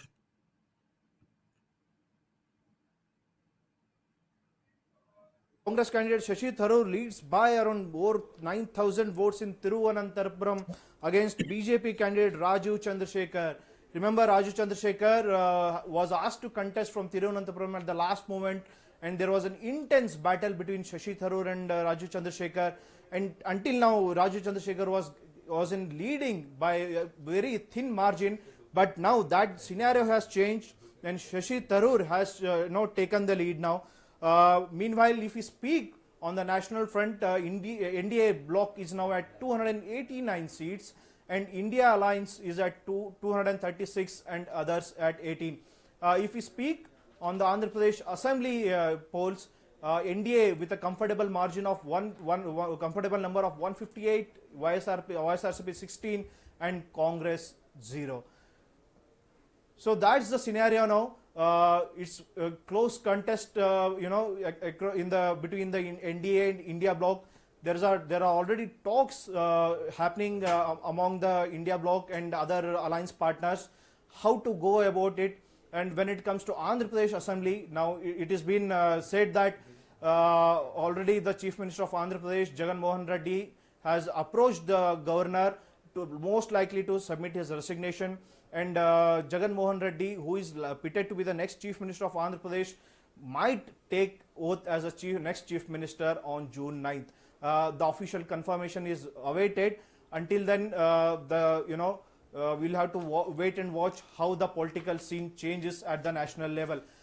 Meanwhile, in Tamil Nadu, BJP, which had campaigned extensively, had failed to perform much in the southern part, and with DMK getting India Alliance led by DMK had got leading in 37 seats and AIDMK at only 1 seat.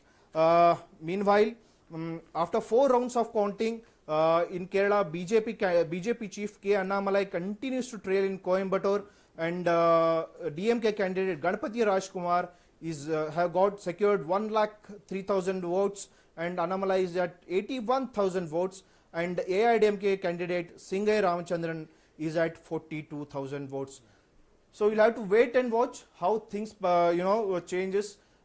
We all know how Annamalai was pitted in Tamil Nadu as the next big thing, and he was given even the asked to make inroads into Tamil Nadu, break the Dravidian parties, but that seems to not have worked true, Mahesh. successfully. So that's the very interesting thing now, right now in Tamil Nadu. When we see now, BJP made a lot of noise, but interestingly, Annamalai seems to be trailing by quite a big margin over there. But if this trend continues, what will be the leadership angle that will take place in Tamil Nadu BJP now? Because remember, 3 former state presidents are also contesting from the BJP. True. And every 2 years the BJP has been changing the presidents there. So will they see this defeat? And also vote share, they promised 20%. It doesn't seem like they're getting anywhere close to that either. So there seems to be a lot of noise created, but nothing has come out of it. Again, the Dravidian parties, like you rightly pointed out, they are the ones dominating in Tamil Nadu. The DMK has got the lion's share of the votes there, and also ADMK. So you cannot rule out the ADMK as well. There was lots of questions asked of Edapati Paniswami's leadership, and he's announced himself the cadre system, the grassroots system that they have built there has delivered once again. That is the big story coming out of Tamil Nadu. Now the other big story is obviously coming from Andhra Pradesh, like you were rightly speaking about. Now, will Chandrababu Naidu emerge as the kingmaker? Will a kingmaker emerge from the south? Because we've had Deve Gowda becoming Prime Minister in the past now. Now Chandrababu Naidu with his 17 odd seats, because the BJP, if you see India there, the numbers are just 289, India 236. So those few seats, because they are just little above the magic number, that's it. So these seats will become crucial. Now the India bloc can start playing its game. They will try to woo Chandrababu Naidu, they will try to woo Nitish Kumar, and if these leaders come with them, they can offer them plum portfolios and plum posts, and if that happens, we could see a tectonic shift. So this game is by long shot not yet over yet, isn't it? Yeah, definitely. Gautam, if we speak about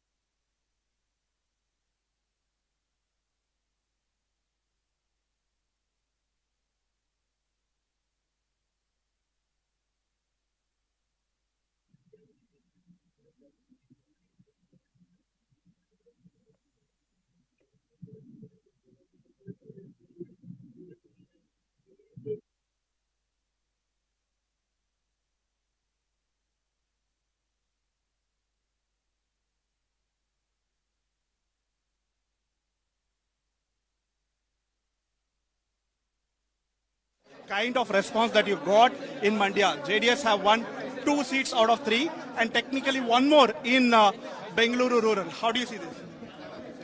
The result which we have today,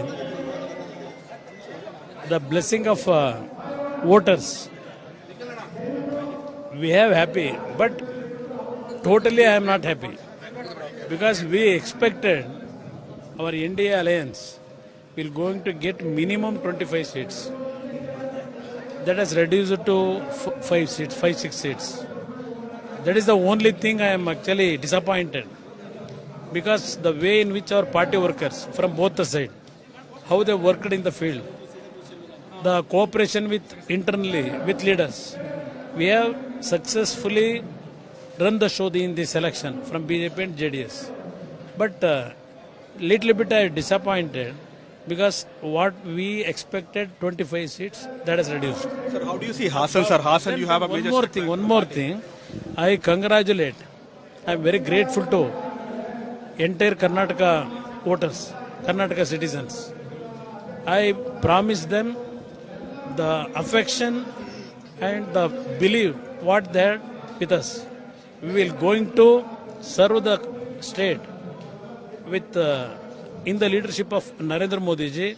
Whatever problem in Karnataka we are facing from long period, we will try to successfully implement those works to complete here in this 5 years. States, especially Bangalore rural and Hassan. Bangalore rural, you got an emphatic win in your own constituency, Ramnagara, as well as a strong hold of DK Shivkumar also. But in Hassan, it's a forte. Now we are still trailing there. Hassan, we expected the result. Previous itself, actually, we expected. But because of Devegowda's hard work, he spent more than 15 days there to win that candidate. Even though Devegowda worked very hard and at this stage, we lost the election. But that result was expected by several our party workers. That is not actually surprise to me. Only thing, the strength of our party in Hassan, because of our some decision which we have taken, that has affected us. But future days, that our fold, we will going to get it back. And Ramnagara rural, sir? Ramnagara rural, Bangalore rural constituency, that is a strategy we have actually worked out. That strategy, we succeeded in that. Amit Shah ji and myself, we discussed about the Bangalore rural parliamentary segment. Home Minister requested me to put Dr. Manjunath as the candidate. He also suggested me that strategy we succeeded. Am I talking to the future cabinet minister of the India government? No, that is left to Narendra Modi ji because still complete result has not come. At this juncture, NDA partners, we are ahead against INDA. Let us see. जनता जनार्दन ने इस We also have Jyotsna joining us today on our broadcast on India Today SoSouth, the TDP spokesperson. Welcome to the show, Jyotsna ma'am. Big day for you indeed. Chandrababu Naidu has scored a big double victory over there in terms of assembly elections and also the Lok Sabha elections. So now we are seeing that NDA is getting 159 and also in that is in the assembly that we are seeing 159 is the figure and also close to 16 to 17 seats over there. Big comeback story for Chandrababu Naidu indeed. Your first reactions, ma'am? I think we should first thank the people of Andhra Pradesh who have bestowed their complete trust on us. So because for the past 5 years they have been suffering to the core. We have seen a lot of issues wherein people of Andhra Pradesh have been suffering. Today they came back and gave a befitting answer to Jagan Mohan Reddy and batch. Very clear. You can see the numbers. Numbers talk. When in 2019, I think most of them spoke about saying that there would be no Telugu Desam party later on. We wouldn't find Telugu Desam party later on, or Jagan Mohan Reddy would continue being the CM of the state of Andhra Pradesh for another 30 years. We have seen all this. But what the people of Andhra Pradesh decided today is they want to put an end to the anarchy, tyranny. They have done it. and they have done it with a bang. And again, Naidu Garu, as most of the senior journalists and most of you people from the journalism field call him, he is the comeback star of Indian politics. Definitely, he's the comeback man. And I'll tell you one more thing here. For Telugu Desam Party or for Naidu ji, it's just not, I think, what should I say? It's just not politics or it's just not power. For him, people are everything. We have seen it. Whether we are in power or whether we are in opposition, we have always worked for the people of Andhra Pradesh. Whether it is United Andhra Pradesh or whether it is the divided Andhra Pradesh now, wherever Telugu people are there, Telugu Desam Party works with them. And in this particular fight against the tyrannical government in Andhra Pradesh from 2019 to 2024, Janasena Party and Bharatiya Janata Party have been the biggest support systems, we should say. Even today, in this victory, a major role has been played by Janasena Chief Sri Pavan Kalyan Garu and the Bharatiya Janata Party, the entire team, we should say. Yes, probably the numbers at the national level are not up to what our expectation is. But yes, we have the entire day with us. So we are sure we are forming government both at the center and the state. As I said, we are back with a bang. All right. Audio is there. So, if you can hear me, also I wanted to ask you, right now we are also hearing that the India bloc could possibly approach Chandrababu Naidu because he could emerge as a big kingmaker as well, kingmaker emerging from South India, because the NDA will need TDP's support this time to ensure the government is stable with around 17 seats. So is there any possibility that Chandrababu Naidu could switch loyalties, given that there have been ties that the not so cordial in the past as well? So do you see that happening, or are you going to completely rule it out? See, it is. I think it's one of the most, I think, nonsensical statements if anybody gives that. Simple, because we are a partner in NDA, and we have got a very strong alliance in Andhra Pradesh, and the numbers might not be as expected by us at the national level, but if you see at the state level, we are just sweeping. So definitely, our alliance is stronger. We are a part of NDA, and we are going to be a part of the NDA, and NDA is only forming the government at the center. Mark my words. No worries. Yeah, some people might talk, but yeah, when you talk about loyalties, it is just before elections. In 2018 also, we extended support only before elections. We are not a party like YSRCP or somebody like that who will change. Before elections एक stand और after elections एक stand नहीं होता ये तेलुगु देशम है so definitely we stand by our words and our leader is very strong when he says something. He said we need Modi ji's work at the center, and we need the alliance work at the state, and we have already said, we quote it again, and from your platform also I reiterate, we said Nara Chandrababu Naidu Garu is going to be the Chief Minister of Andhra Pradesh. He is becoming the Chief Minister of Andhra Pradesh.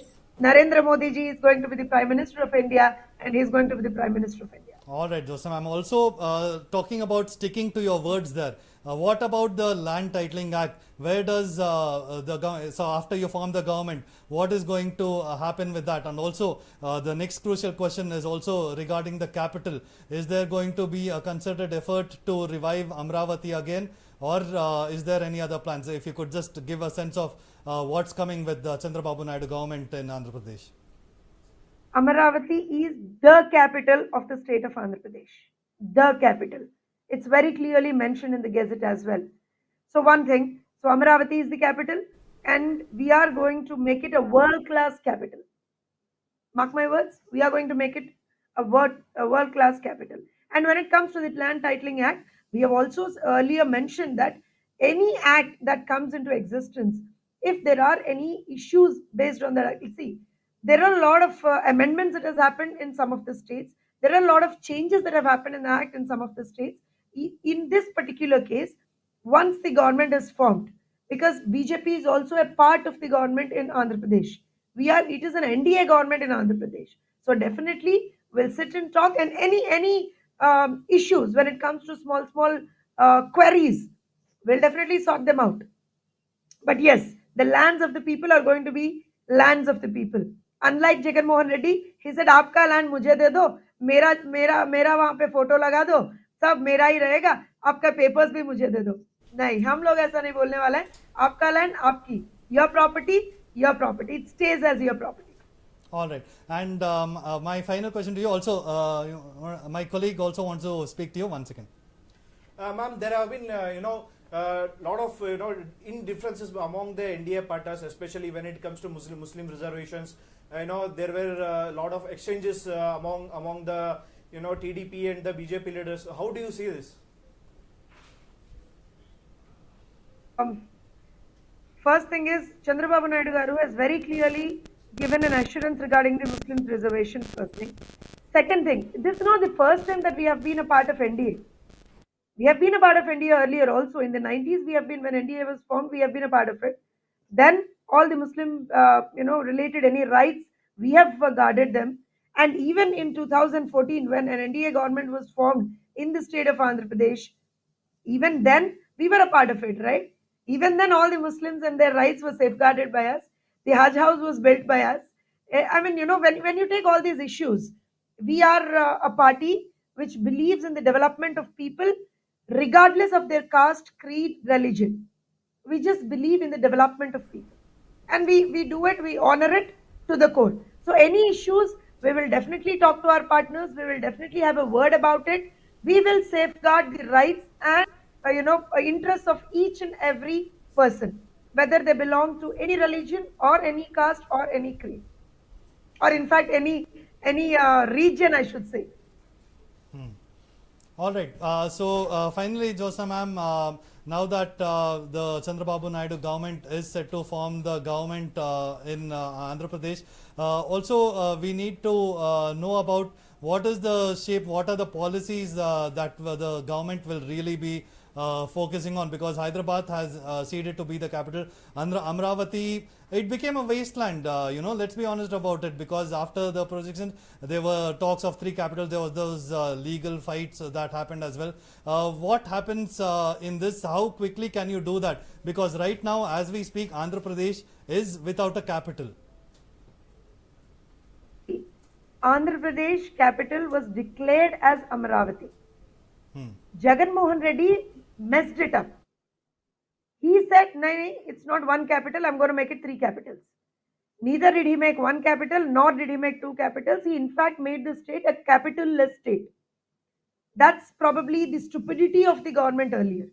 We are very clear, Amaravati is the capital of the state of Andhra Pradesh, and we are going to develop it, first thing. As rightly quoted by you, there are certain very crucial issues that the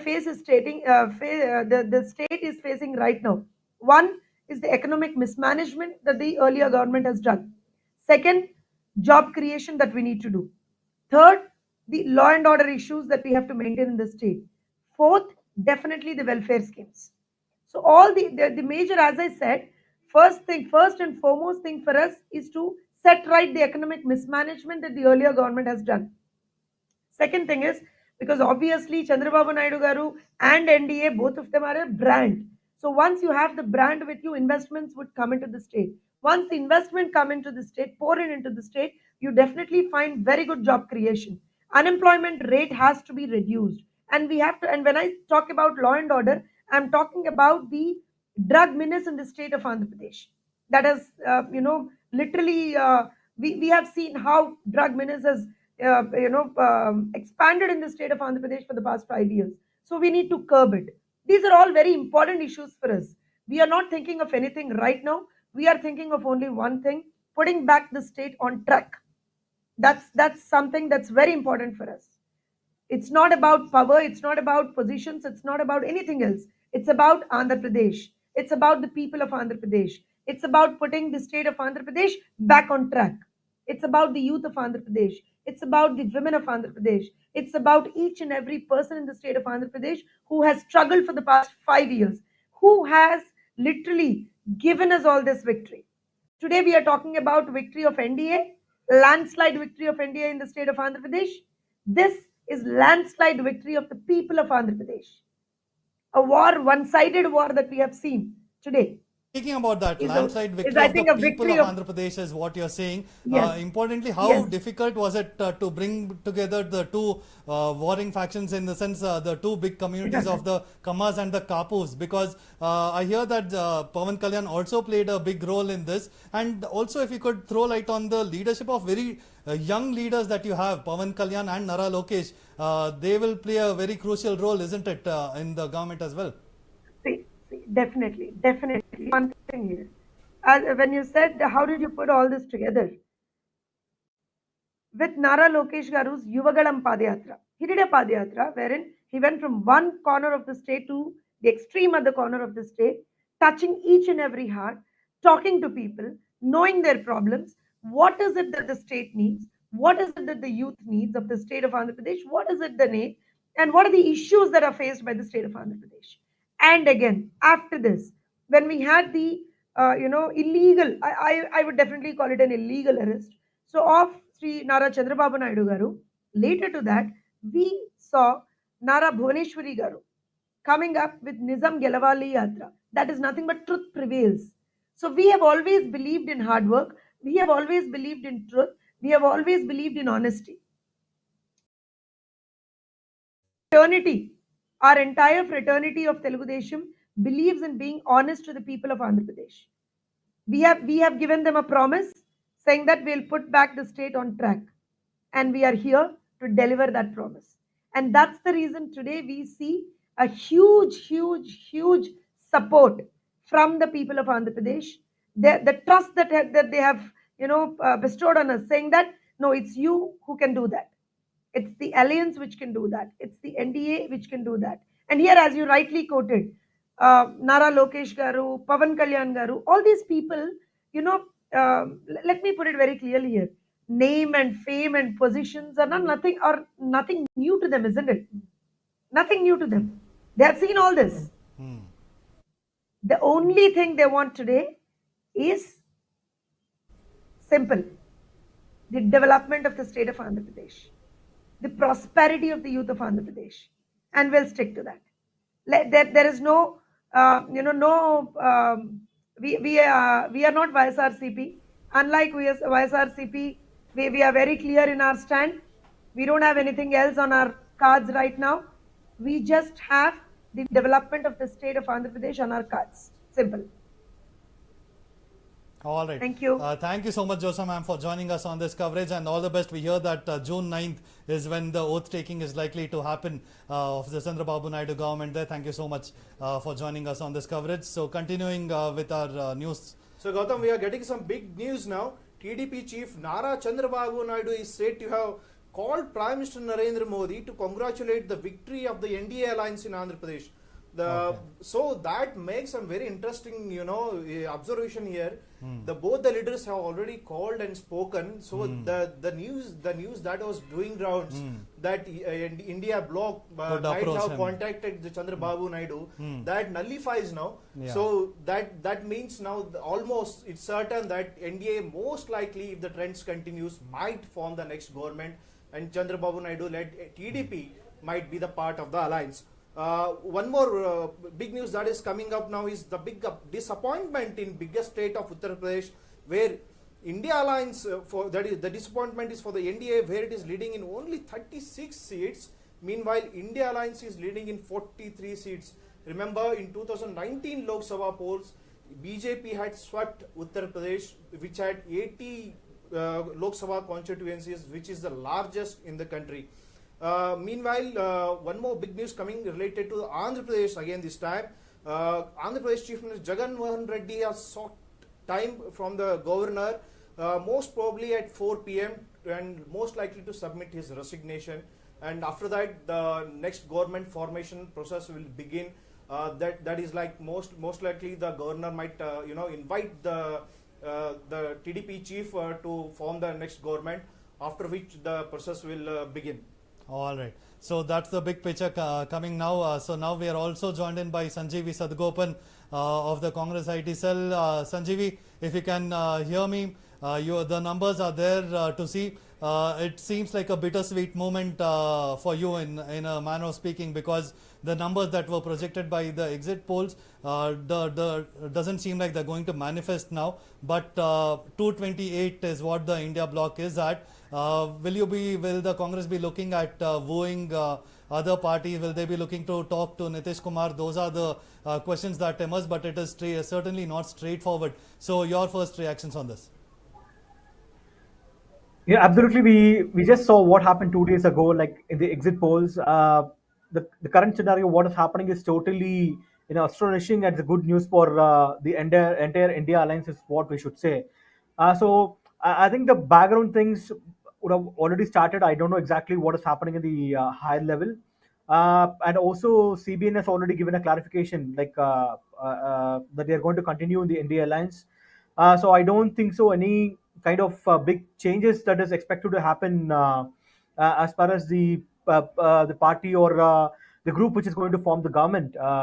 But definitely, this clearly shows that all the exit polls have failed. Like even the people who have predicted the exit polls rightly in the past, think even 2019, have miserably failed, is what we have to understand with the current numbers, what is happening. Because Congress, they gave only 75 to 80 for the Congress, but already they've reached 110 to 120 with the current numbers that are which we see on the screens.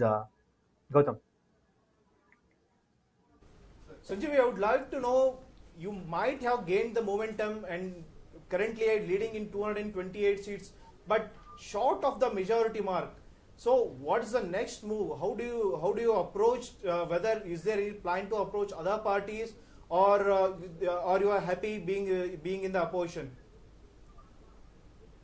Well, roughly the counting is still happening, because in almost 50 to 60 seats, the lead is less than 15,000 15,000 votes. So they could swap any side, is what we are given to understand right now. Because even in the morning, when the actual train started, it was not one-sided. Since the morning, the same pattern has been following up until even now. Even in 15 to 70 seats, the margin is less than 15,000, which could swing either ways. So we have to wait and watch on what's going to happen. And I'm sure the high command of Congress party would definitely approach some other parties, because I'm not authorized to speak on this, but I'm sure the party will make some kind of efforts on it. Picture here. We just got the information that TDP chief Chandrababu Naidu has also spoken to Prime Minister Narendra Modi. So that kind of nullifies the possibility of TDP joining hands with the India alliance. So how do you see this? Is there any chance for India alliance any further, or it's a done and dusted deal for the NDA? So, Chitra, anything can happen, right? It's still very early to talk about all those things. It's just 2 o'clock, and anything can happen, because the results of only 8 to 10 rounds of results have just come, and we are further to go to in many seats. Minimum number of rounds are 12 to 13, and it goes up to 20. And as I mentioned, in almost 50 to 70 seats, it could swap anyway. So we have to wait and see what's going to happen. But as of now, as the exit polls predicted, NDA has formed the government in Andhra and also in Odisha. That is the only the thing which the exit polls are predicted rightly. Okay. Sanjeev, I would like to ask you one more question. Don't you think the India alliance started their work a little bit?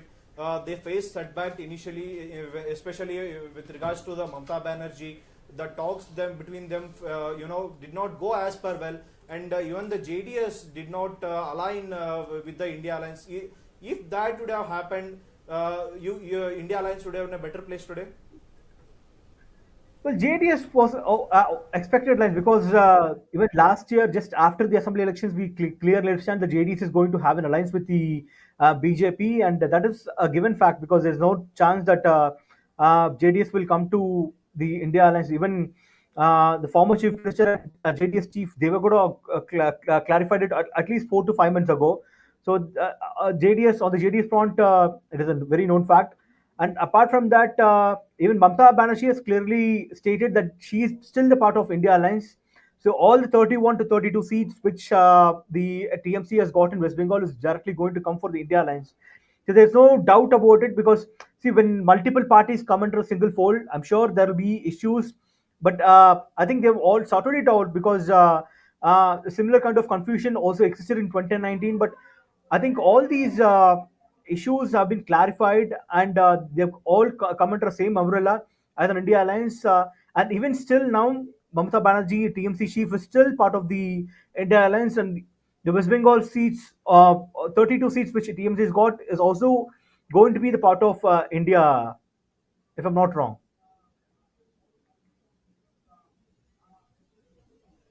BJP had eyed 400 par remark even before the Lok Sabha elections. So, according to you, you have covered several states as a journalist. How do you see where BJP went wrong? And what did the India Alliance did exactly right to counter the NDA Alliance in this Lok Sabha elections? So, the first thing is actually, I think, narrative setting, because the Congress and the other alliance parties, they've been setting the right narrative, that even BJP tried to do it the best, that they told 400 par. But on the other hand, the India Alliance have come with the right narrative, that if BJP gets more than 400, they will change the constitution. And I think that is the right kind of narrative which is set by the India Alliance parties, because, and that narrative also has penetrated into the ground, if you really see. And that is why the votes of Dalits, especially the poor voters of OBC, have translated towards the India Alliance. That's what I see in the pattern right now, because we have to wait and see exactly how the castes are voted. But based on the observation till now, we can clearly say it's that the Congress have cut in the class lines and not on the caste lines. The same similar thing what happened during the Karnataka elections, because of the guarantees. The poor Lingayats, poor Lekoligas have voted for Congress. I think similar kind of things have happened across the country, and that is the reason why the India Alliance could have reached this kind of level. And the caste census, I think, is one of the main reason which started during the Karnataka elections. And other things like rich versus poor, the basic narrative. It's not a very big narrative. It's just a basic narrative. Rich versus poor actually worked in favor of Congress, and the continuous election campaign by Rahul Gandhi, Priyanka Gandhi, and other leaders from the alliance parties, including leaders like Akhilesh Yadav in the Hindi heartland, have helped a lot for the India Alliance to reach this numbers. BJP chief Sharad Pawar, who is the part of India Alliance, is said to have contacted Bihar Chief Minister Nitish Kumar. Now that's an interesting, topic that we were just discussing. It will be very interesting what Nitish Kumar move will be. We have known his history, how he has been jumping to one party to another. It will be very important to know what Nitish Kumar's decision will be. How do you see this? I think will Nitish Kumar take another chance, because he is in the fag end of his political career now. It's also his responsibility, to preserve the JDU as an unit. So do you think Nitish will even think of doing anything like that, joining hands with NDA for any kind of plum posts? Well, this is happening in the expected lines, right? Like, even I was telling you before that the things are happening in the background, perhaps. And even I heard from sources that even Congress has approached CBN. So it also depends upon the personal capacity and the relationship between the leaders. That also clearly works. So now I think, as you mentioned, Sharad Pawar has spoken with Nitish Kumar. We had to wait and see what they have offered and what is the demand that is coming in from the JDU chief Nitish Kumar as well. So we have to wait and see what is going to happen. Like, it is going to be very interesting, because the numbers, the number game, the BJP has reached just 240 alone. It is not 272. So we have to wait and see what's going to happen. It's going to be a very interesting game. So I would still say that the match is still open, Chitnis.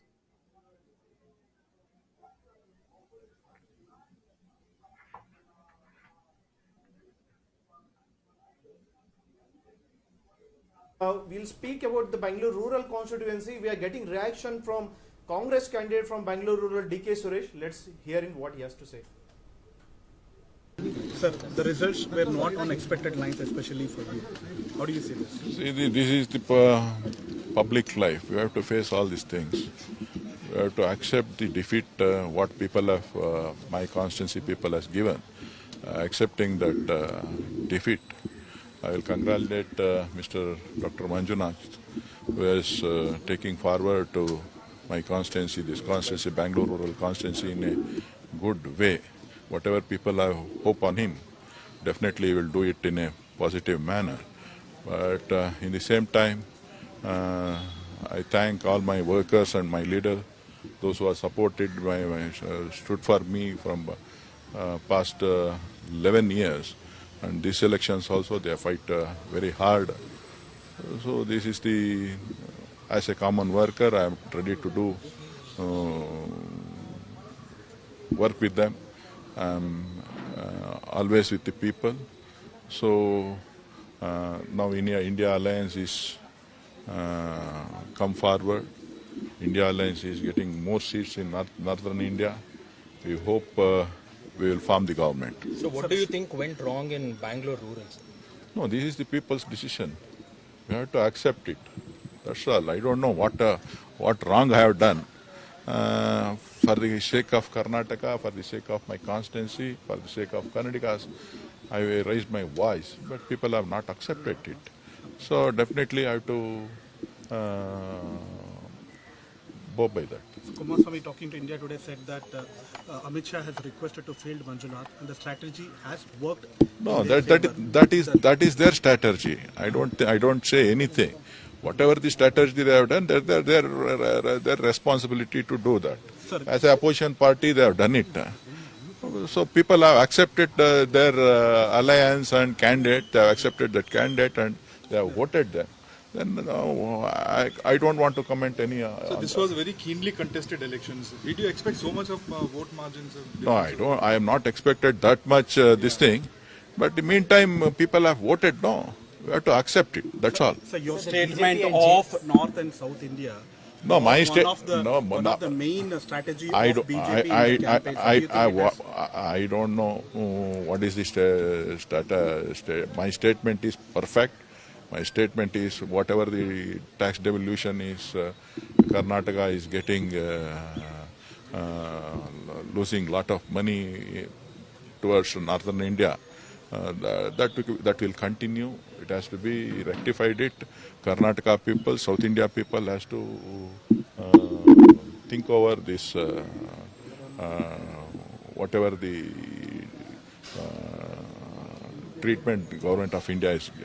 So did the BJP and JDS coalition work in targeted? They targeted you specifically. Did that work? I don't think this is target or whatever may be. People have given a verdict. I have to accept it. That's it. Thank you.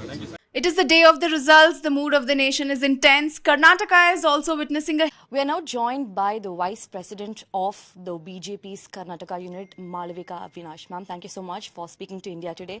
Ma'am, what's the mood in the BJP fold? Do you still think that the BJP will be able to touch 400 par? Because looking at the early trends, it really looks like the India fold is also giving a significant tough fight for the NDA fold. What's your sense? In terms of numbers, it's too early to call. But yes, we are certainly forming the government. That's the mood of BJP. That's been the mood of BJP through the campaign, and it is the mood as on today. It shall be for the next 5 years. Do you still think that 400 par will be accomplished? Like I said, it's too early to call numbers. We'll wait for some more time. It's too early for that. Ma'am, if BJP, secures a significant victory in Karnataka, like how our India Today exit polls predicted, do you think that's going to be because of Prime Minister Modi's charisma, or is it because of Vijayendra, him being a young leader, him being Yediyurappa's son? Who does the credit largely go to? I think in terms of attributing credit and other things, that will happen in a discussion that follows this victory.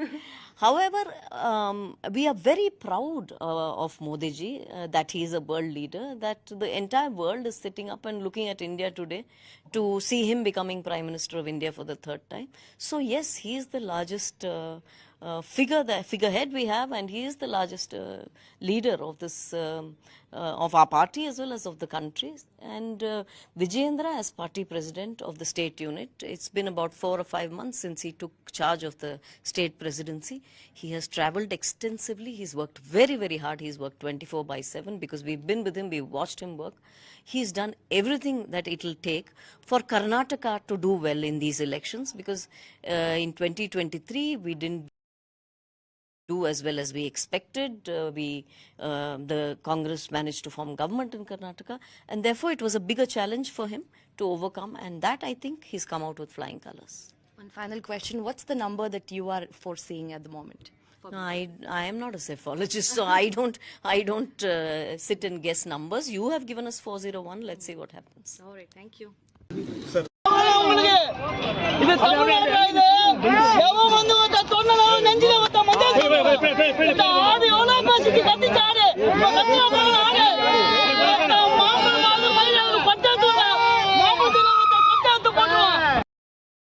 You know, with the assembly defeat that happened, many thought that the BJP's morale was very low in Karnataka. From Tamil Nadu as well, very interesting visuals coming in there, where the DMK workers have now headed to the party headquarters, the BJP headquarters, and they have come there with a goat, and they have hung Annamalai's photo on the neck, and basically what they are doing is they are distributing mutton biryani. There you can see on the screens over there. Now this is because Annamalai is mockingly called as Aadu, basically meaning goat in Tamil Nadu by his critics. Sanjeevi, if you can see these visuals being played out on our screens over there. Yeah, we'll just get back to it. So they have got a goat there, and they have hung Annamalai's photo, basically to mock him, saying that Tamil Nadu still belongs to the Dravidian parties. That seems to be the message that is being sent out by the DMK workers there. Sanjeevi Sadgopan, if you can hear me, can you see these visuals?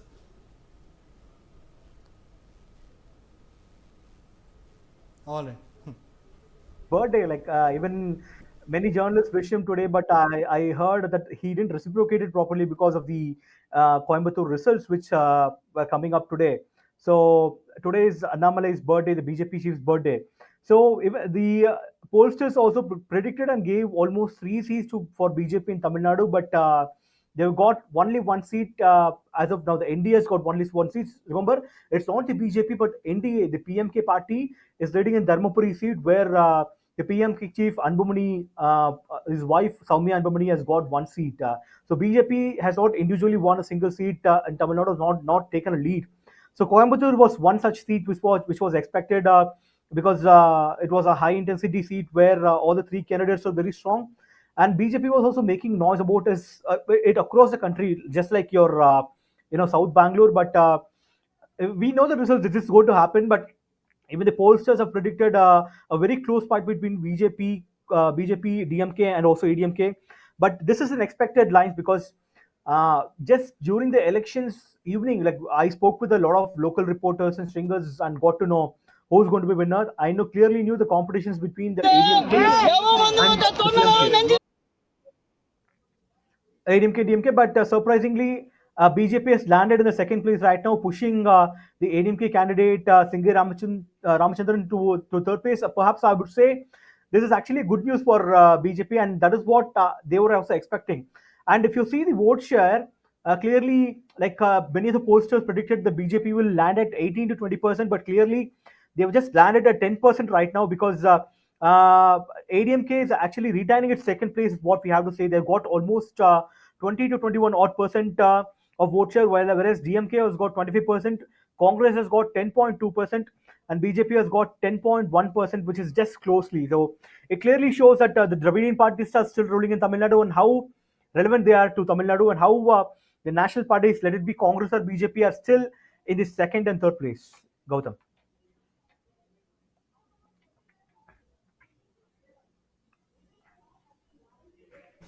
There was a lot of talk that BJP has well and truly arrived this time. The Annamalai is going to lead the charge. He is going to replace ADMK as the opposition party in this thing. But the sentiments were different always. It seems like in the state of Tamil Nadu, from journalists to local experts over there, were always voicing this. But seems like people just chose to do not hear these voices at all. And here we are seeing exactly that kind of picture being played out, where the BJP has made gains, make no doubt about it, but not significant enough to be considered a threat or a force in the state of Tamil Nadu, isn't it? Yeah, absolutely not. We can clearly say that BJP has been ruled out for the 2026 election with the kind of narrative they have taken at Odisha also, because it still proves that DMK and its alliance is very strong, and ADMK has taken the second place right now. So the PMK has also got some kind of gains in the northern part of Tamil Nadu because of their own presence and not because of BJP. So clearly, the vote transfer did not happen between the BJP and PMK is what we have to clearly say based on the readings which is happening in the northern part of Tamil Nadu.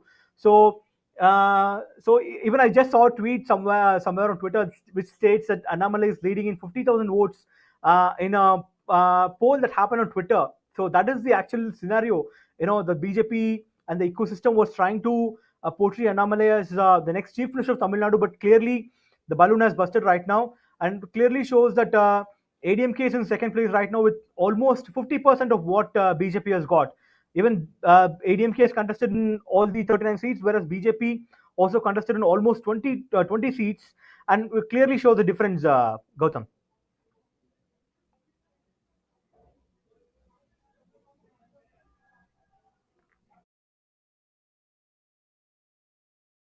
I saw that you have also tweeted, basically quoting Jairam Ramesh there, who said that why has the Election Commission suddenly slowed down the data on their website and why are channels not updating at pace. Will you still, the Congress still raising questions there of the Election Commission of India.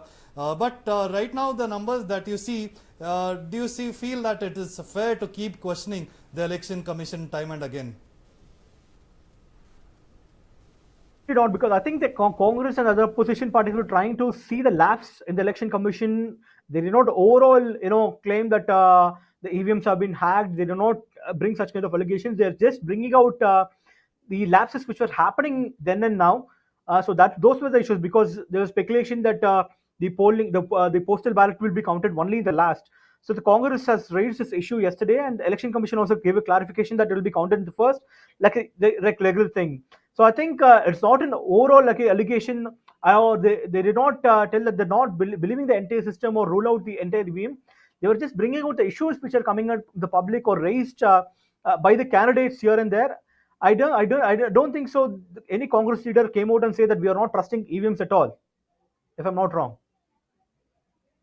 That you've also spoken about Madhya Pradesh, because there's been a sweeping change in the state as well, saying that it's the new Uttar Pradesh is what you have labeled, but Uttar Pradesh itself has changed significantly in this election. Right now, we see Madhya Pradesh giving 29 out of 29 to the BJP. So in the national scenario, things could have been very different. It seems like a case of so far, but the Congress has gotten so far, but still falling a little short over there. What could the BJ or the Congress could have done differently to maybe capture those 20-30 seats, which could have totally changed the scenario in this election this time around? Well, I think in 5 states where there's a direct contest between BJP and Congress, including Madhya Pradesh, Chhattisgarh, Rajasthan, Gujarat, I think they could have slightly put out the better candidates in states like Madhya Pradesh or even states like Gujarat. See, Madhya Pradesh scenario is expected. At least I was expecting one seat that Congress will win, which is Chindwara, which is seat of Nakul Nath, the son of Kamal Nath. But that also, miserably they've lost the seat because of the local effort which was put by BJP, because there are almost 7 Congress MLAs who started working for BJP in Chindwara, and I was expecting that they will win in seats like Rajgarh, which is the seat of Digvijay Singh, and also in Morena seat. So all the 3 seats which Congress was expecting that will perform well, they were miserably failed. So it clearly states that the Madhya Pradesh, the Congress has to entirely revamp, because this criticism came just after the December Madhya Pradesh election that happened, where Congress has lost to BJP with a margin of 100 seats. Remember, 100 seats is a very big number. Congress has got 65, whereas BJP has got 165 seats out of 200 seats. So the criticism is coming from then.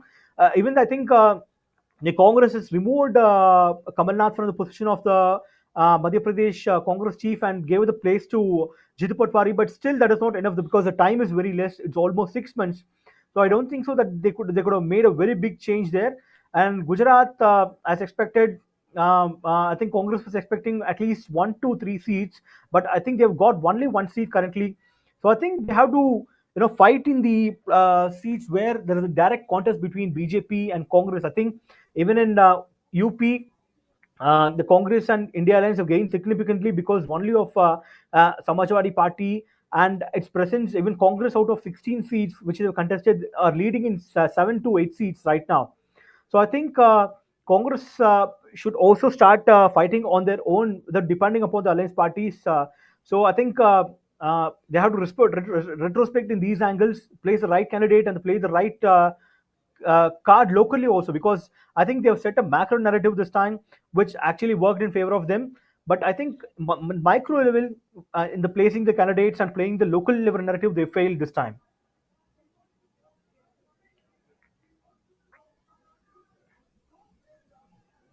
JP, welcome to India Today SoSouth. BM Ashok, if you could just set the frame a little lower. Okay, yeah, we can see you now. BM Ashok, what do you make of Karnataka? The BJP was projected to get about 20 to 22 seats, but that doesn't seem to be the case. Also, Prajwal Revanna losing from Hassan as well. Is it a sweet moment or a bitter moment? How are you seeing these numbers in Karnataka? So I would call it as little bit of sweet and little bit of bitterness. The phase one poll where where Nehas had taken place, we have gained significantly because the kind of the governance what Karnataka Congress government is giving, in specific to the women and the farmers of Karnataka, the people were disgusted. And in the when it came to second phase, probably there were two reasons what we see that has happened. The first reason is because it was a droughted state, and in the northern Karnataka, the people, the generally compared to the southern Karnataka, the people who with the poverty line is little more. So the 2,000 rupees of the guarantee scheme probably could have been a reason why little bit of people have voted for Congress. That is one. Second thing is when the Prajwal Revanna's pen drive case, which even though came out on 21st, but well telecasted on 24th and 25th on one of the private channels in Karnataka, but it caught up the eyesight and it was an eyesore for the entire world post the first phase of polling before the second phase of polling in Karnataka. So this is one of the reasons why women voters who generally vote for Narendra Modi ji have not come out and voted, and we have lost many seats there, like whether it was Bidar, whether it was Gulbarga or Chikkodi. We had an anti-incumbency even towards the parliamentarians also, local parliamentarians also. So these are the main reasons that why we are seeing that this has happened. So probably we will in the coming days we'll have to introspect and little more and work with the Kedar more. And definitely see we are a party with the Kedar with the Kedar group. We have come with the 2 seats in 1984 and we have reached till here. So we have third consecutive time we are going to form the government. So we believe in hard work. We believe in the ground reality politics, and definitely we will win back those seats also.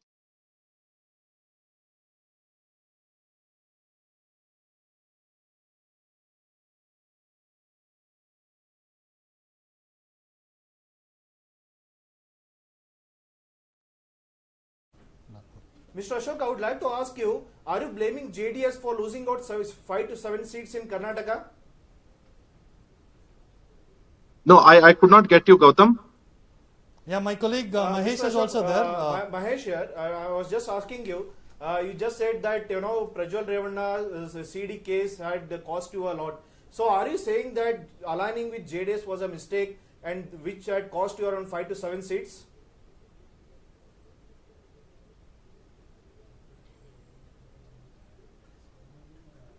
More or less 60 to 65% of Vakkaligas were the traditional voters of JDS, and the other caste combination was with the BJP, and few caste combination was with the Congress.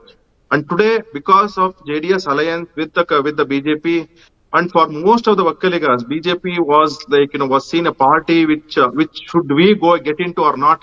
Today, many people are getting into, including me and everybody. But yet, there was an apprehension with JDS and Devegowda ji coming into the alliance fold. Definitely, the entire Vakkaliga base has shifted. It is an value addition.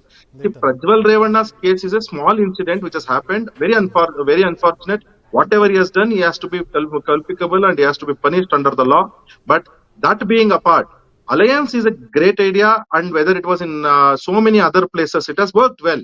It is not that it has not worked well. It has worked well, and we have added a lot of value because of the JDS. And JDS also added a lot of value because of us. All right, BM Ashok. We got your point there, but right now, continue to stay with us. We are now joined in by Akshita Nandagopal from India Today as well. Akshita, if you can hear me.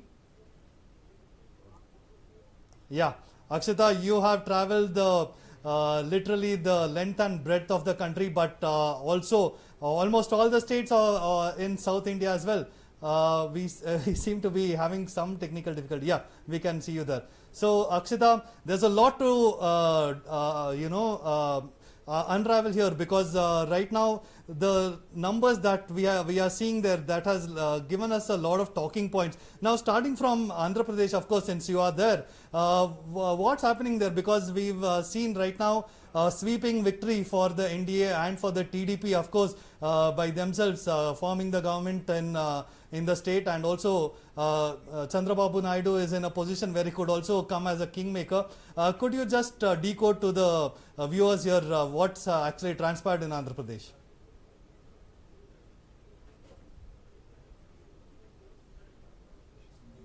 Akshita, you seem to be on mute.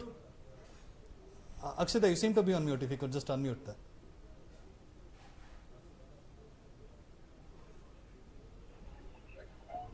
Yeah, can you hear me now, Gautam? Yeah.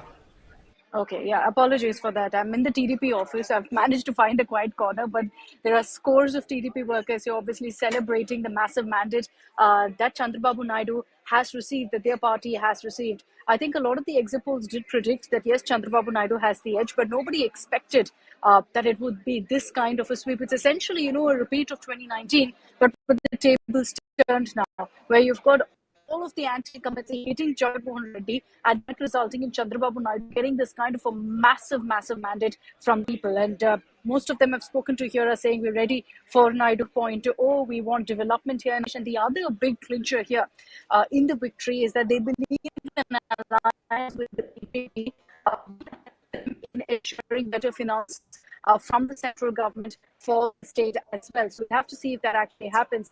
The other big is the fact that you have the performance of the Janasena of them. Now, is that, Pawan Kalyan has managed to work his magic as a superstar? Is it because he's wooed the youngsters, which is what largely they were focusing on as well after vote? Or is it the alliance itself that everyone has voted for? That's something we will look at as the numbers and the breakdown really comes forward. But what's very clear is all of these, misconceptions that the rural vote, the women vote were with Jagan because of welfare schemes. All of that was clearly untrue. Huge sense of anti-incumbency that's hit Jagan Mohan Reddy very, very badly. And he's expected to resign anytime now. We're also standing by for a press conference by Chandrababu Naidu. But what's also happened in the national scenario with Chandrababu Naidu getting the kind of numbers that he has, I think it stands at about 16 right now as far as parliament seats are concerned. So that's a huge chunk that Chandrababu Naidu is actually contributing to the NDA at a time when the BJP hasn't done as well as they expected, which is why, as you rightly pointed out, many are referring to him as the kingmaker. We know already that there's been a conversation between Prime Minister Modi and Chandrababu Naidu, where messages of congratulations were exchanged. Our sources have told us very clearly, that there's no Chandrababu Naidu really switching sides. At the same time, there's been another twist in the sense that Sharad Pawar reportedly is reaching out to Chandrababu, and of course, these are political veterans we're talking about. Chandrababu Naidu has done this before, so is Nitish. Why there's talk that there's a possibility of it happening. Never say never in politics. At this point, at least, officially, the Telugu Desam party is maintaining that there's no question of going with the India bloc and creating any sort of mega surprise. but we'll have to wait and watch if that actually happens. As far as Andhra is concerned, with this clear mandate now, I think it sets the stage for Chandrababu Naidu to return as Chief Minister. We're hearing that on Sunday, on 9th June at 11:53 a.m. is when he'll take oath as the Chief Minister, and in all likelihood, Narendra Modi will attend too. So it's going to be a grand event in Vijayawada, and Chandrababu Naidu, of course, basing his win on the plank of development here, Gautam. It would be a great event, wouldn't it, for PM Modi to actually attend the swearing in ceremony there of Chandrababu Naidu, given how significant he is going to be in this coalition of the NDA. Now, Andhra Pradesh aside, there are also some talking points that I just want to discuss with you in terms of Tamil Nadu, because you traveled the length and breadth of the state over there during your Election Express campaign, and we did discuss about the BJP, whether they could get up to that 20% mark, but right now what we are seeing is their vote share is just around 10%. PMK could be the only party that could contribute to the seat share there as well, and already the DMK is out there mocking Annamalai, putting his picture on a goat and everything. So how do we make sense of this? Because there was a lot of noise, but it seems like nothing of this has manifested, and we have discussed this between you and me as well on our shows, but it seems like the Dravidian parties are here to stay. They are not going anywhere. That seems to be the message with this mandate, isn't it? Very, very true. In the run to the election, we spoke repeatedly about how both the DMK and the AIADMK made it clear why there's a fight for number two position. The number two position would go to the AIADMK and not to the BJP-led NDA. And it seems to make sense that has happened. But I think there's a lesson for everyone, for all to perhaps, that don't believe everything you see on social media. Essentially, in Tamil Nadu, one is that the voters have chosen to the two options that they always, which is the DMK and the AIADMK. The vote share, I was expecting wouldn't really see that the GP won't manage to win these seats too. At this point, it doesn't look really good for the BJP. They were expecting, hoping that they'll have a double 20% plus vote share, as you mentioned, to kind of build up to momentum going into 26 state elections. But right now, looking at the kind of numbers that they have, honestly, they'd be happier with their performance in Kerala than in Tamil Nadu. So they will have to work a lot harder if they really want to make a difference in 2026. Mr. Modi very clear, he was hoping that this would be a stepping stone towards the assembly elections, but this is no stepping stone. Back to the drawing table, they have to work from scratch to figure out where their strategy went wrong, what went wrong with their campaign, how are they really going to break through in a state where two parties are continuing to call the shots. There was a lot of talk that yes, the number one position will be sealed, and that happened too, with the DMK doing extremely well. But there was talk that, look, the DMK could reduce their tally from 2019 and that advantage BJP, because the AIADMK won't do well, and again, it would be advantage BJP. None of that has happened. So clearly there's a lesson or two, or perhaps more, for the BJP to learn from this experience in Tamil Nadu, that they're clearly not getting their strategy right, that even if you look at the vote share, there's not been any sort of significant dent or any sort of inroads being made in Tamil Nadu. So this is going to be a huge challenge for them in the south, actually. And it's interesting because all along through this election, we always thought the north is sealed. The BJP has got their act sorted in the Hindi heartland, but they've perhaps got to celebrate about in the south right now than the northern parts, because of what's happening in UP, Rajasthan. It's not looking good for the BJP. So perhaps they'll take solace in the fact that they're doing well in Andhra Pradesh, courtesy the right decisions as far as alliances go. They're doing well in Telangana, whereas expected they've bettered their tally. Karnataka, they're still managing to cement their place in this general election, so that's another big win for them. Kerala, they've made huge inroads because you've got Suresh Gopi, who's more or less sealed that win in Thrissur for the first time in history. There's going to be a BJP MP from Kerala. We'll still have to see about Thiruvananthapuram because that's going down to the wire very clearly. Tamil Nadu, the only Achilles heel perhaps for the BJP in the south right now. Actually, they threw everything at it this time in Tamil Nadu, from Tamil Sangol to Kashi Sangamam, and also raking up Kachati Violin. They did everything they could. But now, switching to individual brilliances if we were to talk about, because Madhavi Lata is there from Telangana, even though she may not have contributed in terms of seat share to the BJP. Maybe she would have eaten up a bit of a vote share. We'll be clear about that in some time. But also Shashi Tharoor in Thiruvananthapuram, we've seen Rajiv Chandrasekhar giving a stiff competition over there as well. So there have been some big fights as well. Who would you consider have been the biggest success stories for the BJP in terms of individuals in this election, Akshita?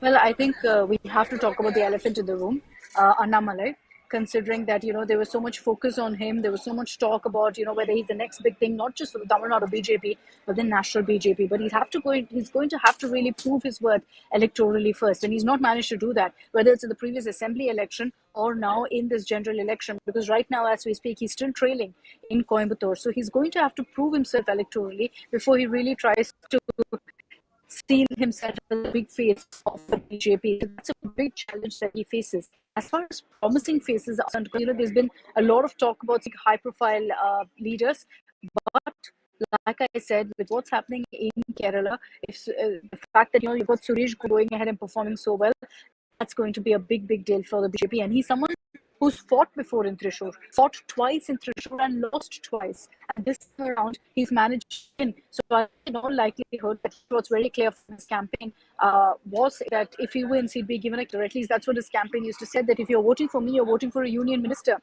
So now we'll have to see whether he's actually given that cabinet berth. Now, the other big face I'm watching out for is, of course, Thiruvananthapuram, because Rajiv Chandrasekhar is really giving Shashi Tharoor a run for his money. At one point, it almost seemed like Rajiv Chandrasekhar is sealed a win, but I think now you've got Shashi Tharoor back in the lead. But this is turning out to be a battle that's going down to the wire, because obviously against Tharoor, you've got this whole wave of anti-incumbency, and then Rajiv Chandrasekhar, who also comes across as a very intellectual face to take on Shashi Tharoor. So Thiruvananthapuram always was poised to be one of those battles to watch out for, and clearly is promising to be an absolute nail biter.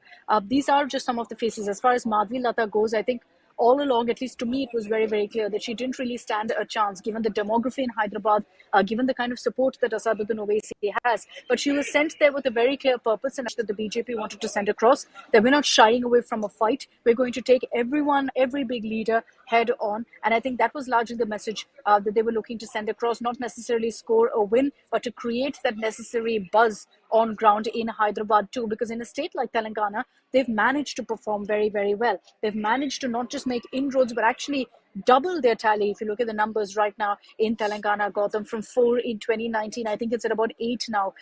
So if they managed to double it in that sense, it's great news for them, because it means that there's another state where they actually stand a chance. So I think the messaging they wanted with the Madhavi Lata was, look, whatever, there may be a stronghold, there may be a seat where we may not stand a chance, demography, because of the voting patterns, but it doesn't matter. We'll give it our all. So I think it was largely more about that messaging. She doesn't really stand a chance against Asaduddin Owaisi, and you look at the margin between the two, that's very, very Question to you, Akshita, there. Right now, in the southern states, the BJP, they were projecting that they would get up to 50 seats, but it doesn't seem like they're getting anywhere close to that mark. Now, with that being the case, will the BJP see that they have actually expanded the footprint in South India, or will they really want to sit down and reminisce, or will they be celebrating the victories that they have, at least in terms of Kerala, the small victories at least? Should they be celebrating that, or should they really be thinking of, okay, we have not penetrated South, we are nowhere close? How do you see this right now, Akshita? well. I think that one, considering or not, they're going to be very happy with their performance in the South. Because look, the biggest disappointment for them, of course, is Tamil Nadu, like you pointed out.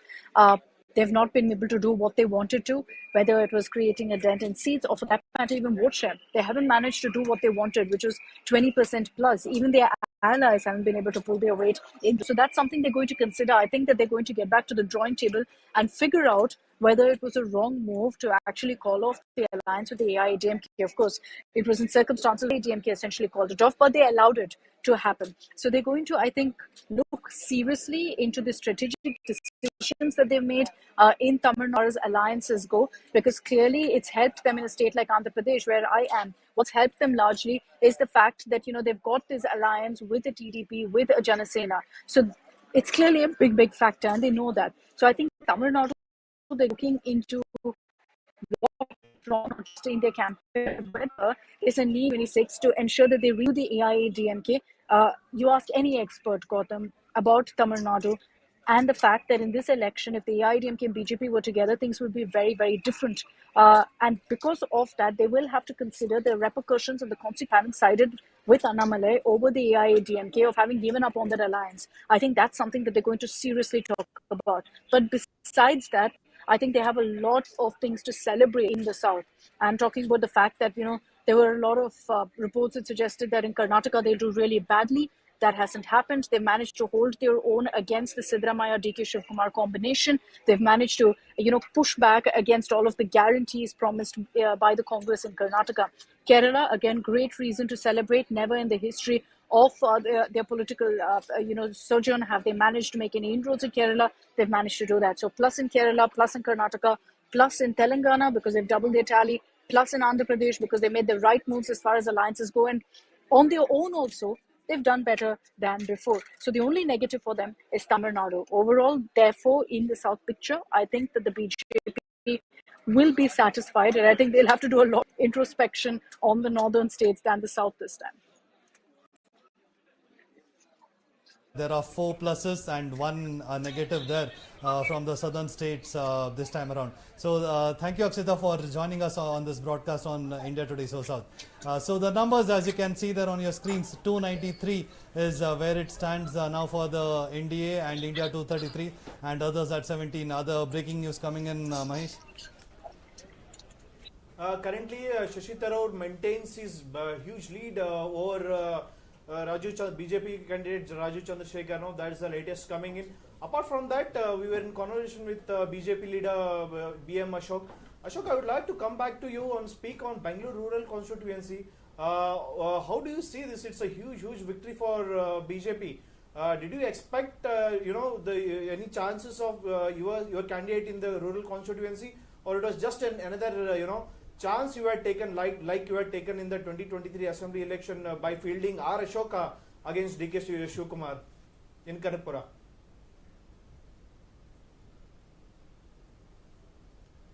Okay, Mahesh. Yeah, right.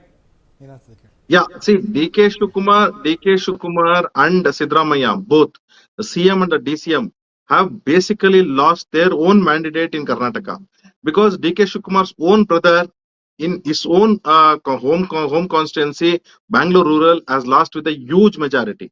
And even Sidramaya's own home tariff, Mysore, they have lost with a huge majority. So wherever Congress has won, it is with a very slight majority. So the DCM and the CM of Karnataka should introspect, and will they resign is what is the question what we are trying to ask them, because their own home tariff they have lost. And in specific, DK Shivkumar's brother, who had won the last time elections from Bangalore rural, has lost with a huge majority. I've been saying in all the panel discussions from past 3 days, I am not a better, but in case of Bangalore rural, if somebody wants me to bet on, I'll definitely bet on Dr. C.N. Manjunath. I worked on that constituency, and I was sure that hopeless case we will win with the 70,000 margin, and we have won with 250,000 plus margin. What was the, what went right for the BJP candidate, and what was the strategy behind, fielding Dr. C.N. Manjunath on a BJP ticket? When we all know that he is there are 4 factors. Yeah, he could just have easily have contested on a JDS ticket. As he was alliance partner.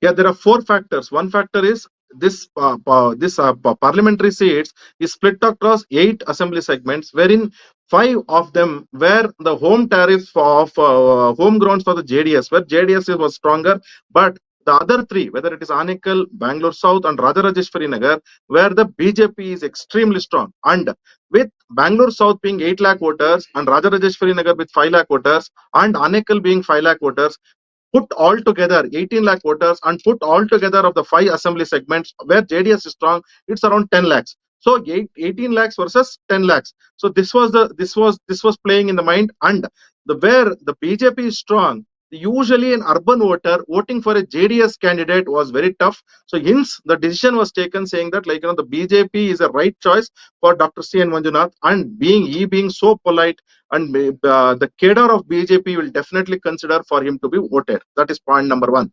Point number two, there was an image of DK Suresh, who have made Karnataka as well as Kanakpura, the Republic of Kanakpura, wherein they scare people, they threaten people for their own needs.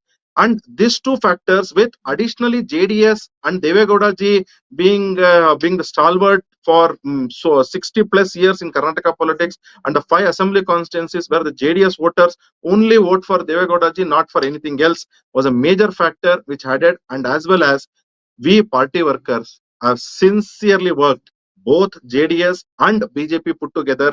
And last time around, when we saw DK Suresh winning, it was not because DK Suresh won. It was because honestly the JDS workers, where the JDS was backstabbed in Tumkur and Mandya, and as well as in other places, whereas in Bangalore rural, honestly JDS workers worked for DK Suresh's victory. So they stood by it. And now this time it was very clear. The DK Suresh and DK Shukumar were backstabbed. JDS were party workers, stood with strongly solidarity with BJP, and BJP candidate Dr. C.N. Manjunath, who has done almost around 8,000 plus operations, and has met around 3 crore 20 lakh people in his past 40-year career, has done extremely well in his career as a doctor. And being an honest person, we have a family ties with him. We know them since almost since my marriage. They are my in-laws, close friends. And since then, I met him. Every time he comes with a smile, he comes with a genuinity, and there is no fake things. And I remember one of my relatives was admitted in Jaideva. I just called him. He picks the call. That's it. That kind of an humbleness he had. Ashok, as a journalist, we had also called him several times to get his quotes and all, and he was very helpful regarding that. But when it comes to politics, it's a very different ball game. That's the way you explained, the strategy behind why BJP, fielded C.N. Manjunath have definitely seems to have worked for the Saffron Party. We have Dr. C.N. Manjunath's reaction. Let's listen in.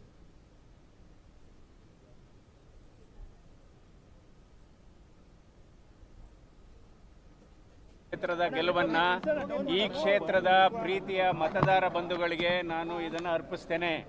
ಯಾಕೆಂದ್ರೆ ಇವತ್ತು BJP ಮತ್ತು JDS ಕಾರ್ಯಕರ್ತರು ಈ ಬೆಂಗಳೂರು ಗ್ರಾಮಾಂತರ ಲೋಕಸಭಾ ಕ್ಷೇತ್ರದ ಗೆಲುವನ್ನ ಈ ಕ್ಷೇತ್ರದ ಪ್ರೀತಿಯ ಮತದಾರ ಬಂಧುಗಳಿಗೆ ನಾನು ಇದನ್ನು ಅರ್ಪಿಸ್ತೇನೆ.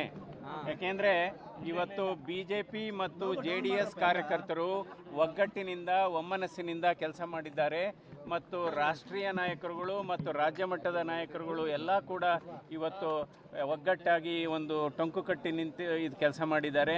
ನಮ್ಮ ಕಾರ್ಯಕರ್ತ ಬಂಧುಗಳು ಹಗಲಿರುಳು ಕೂಡ ಇದಕ್ಕೆ ಶ್ರಮಿಸಿದ್ದಾರೆ.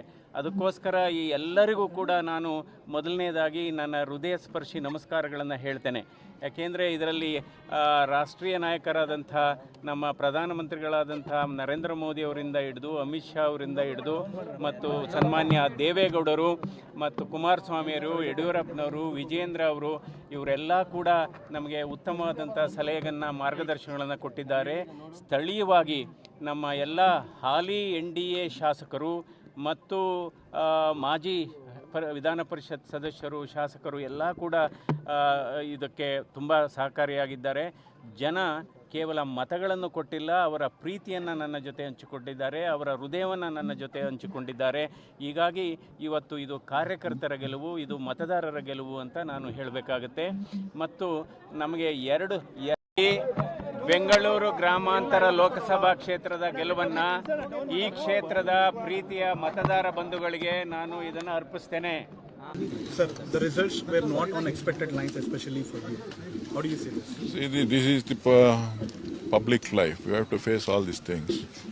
We have to accept the defeat what people have, my constituency people has given. Accepting that defeat. I will congratulate Mr. Dr. Manjunath, who is taking forward to my constituency, this constituency, Bangalore rural constituency, in a good way. Whatever people have hope on him, definitely he will do it in a positive manner.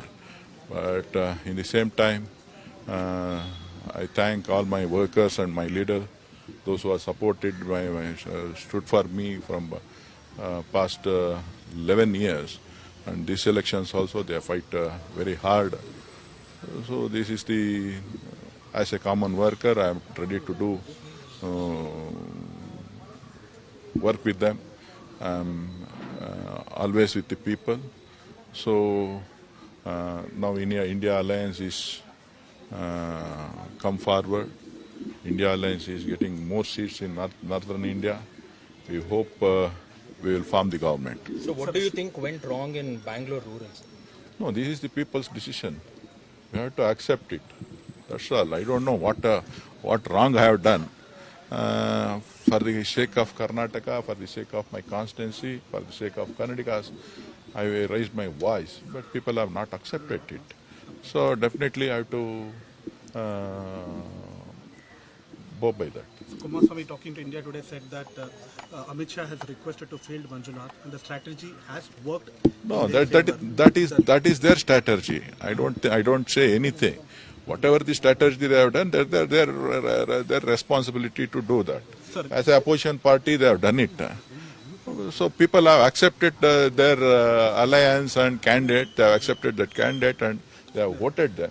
Then I don't want to comment any. So this was very keenly contested elections. Did you expect so much of vote margins? No, I don't. I am not expected that much this thing. But in the meantime, people have voted. No, we have to accept it. That's all. So your statement of North and South India. No, my one of the main strategy of BJP in the campaign. I don't know what is the my statement is perfect. My statement is whatever the tax devolution is, Karnataka is getting losing lot of money towards northern India. That will continue. It has to be rectified.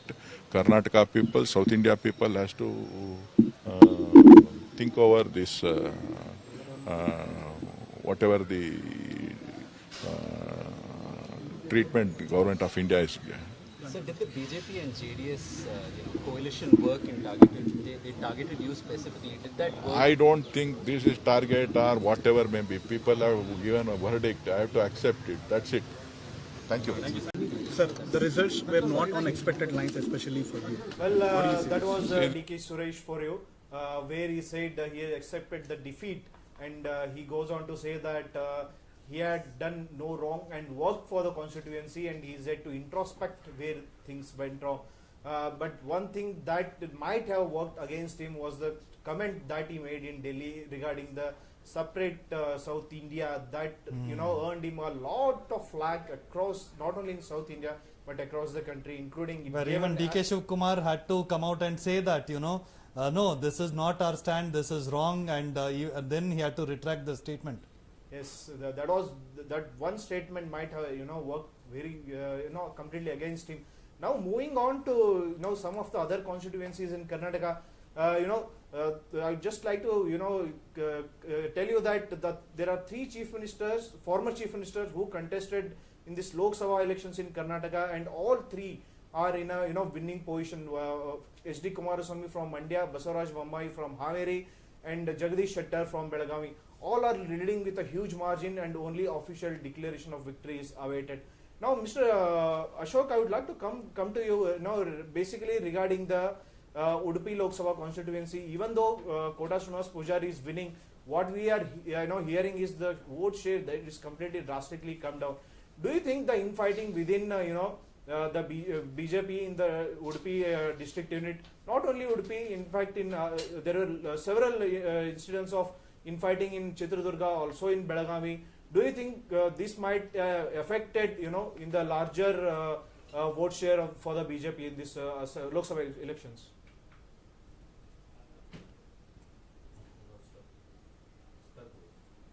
Okay, there was some technical glitch. We'll get back to Mr. Ashok. Speaking about Udupi Lok Sabha constituency, currently Kota Srinivas Pujari, who is the BJP candidate, is currently leading against former OBC Commission chairman and former BJP leader and also the Congress candidate in Udupi now, Jay Prakash Hegde. When it comes to Chitradurga, currently Congress candidate, B.N. Chandrappa is leading against Yediyurappa's close aide and former Deputy CM Govind Karjor. So speaking on, central Karnataka now, Haveri, it was one of the key constituencies where we saw a lot of hectic drama, especially when it comes to ticket distribution among the BJP. At the last moment, BJP asked former CM Basavaraj Bommai to contest. Meanwhile, former BJP minister Ishwarappa was demanding a ticket to his son K.E. Kantesh. But BJP High Command did not give him a ticket. That angered him, and Ishwarappa, contested against Yediyurappa's son B.Y. Raghavendra in Shivamogga Lok Sabha constituency. Meanwhile, Ishwarappa is also in the third position, and B.Y. Raghavendra is taking a huge lead in Shivamogga Lok Sabha constituency. That one infighting had, took an ugly turn when Ishwarappa had lambasted Yediyurappa and his sons and accused them of controlling the state party unit and demanded that the state party unit should be not under the control of one single family. When it comes to Ishwarappa, he is not the only one. Basangada Patil, that the Vijaypura MLA, C.T. Ravi, who is currently contesting as an MLC candidate from Karnataka, has also indirectly hinted that there will be large scale changes in the state party unit in the BJP.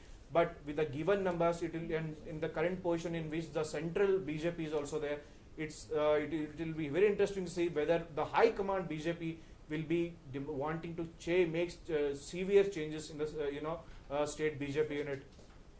Coming to Congress clan here, there was speculation that in case the Congress does very well in the Lok Sabha elections, there might be a changes in the state government as well.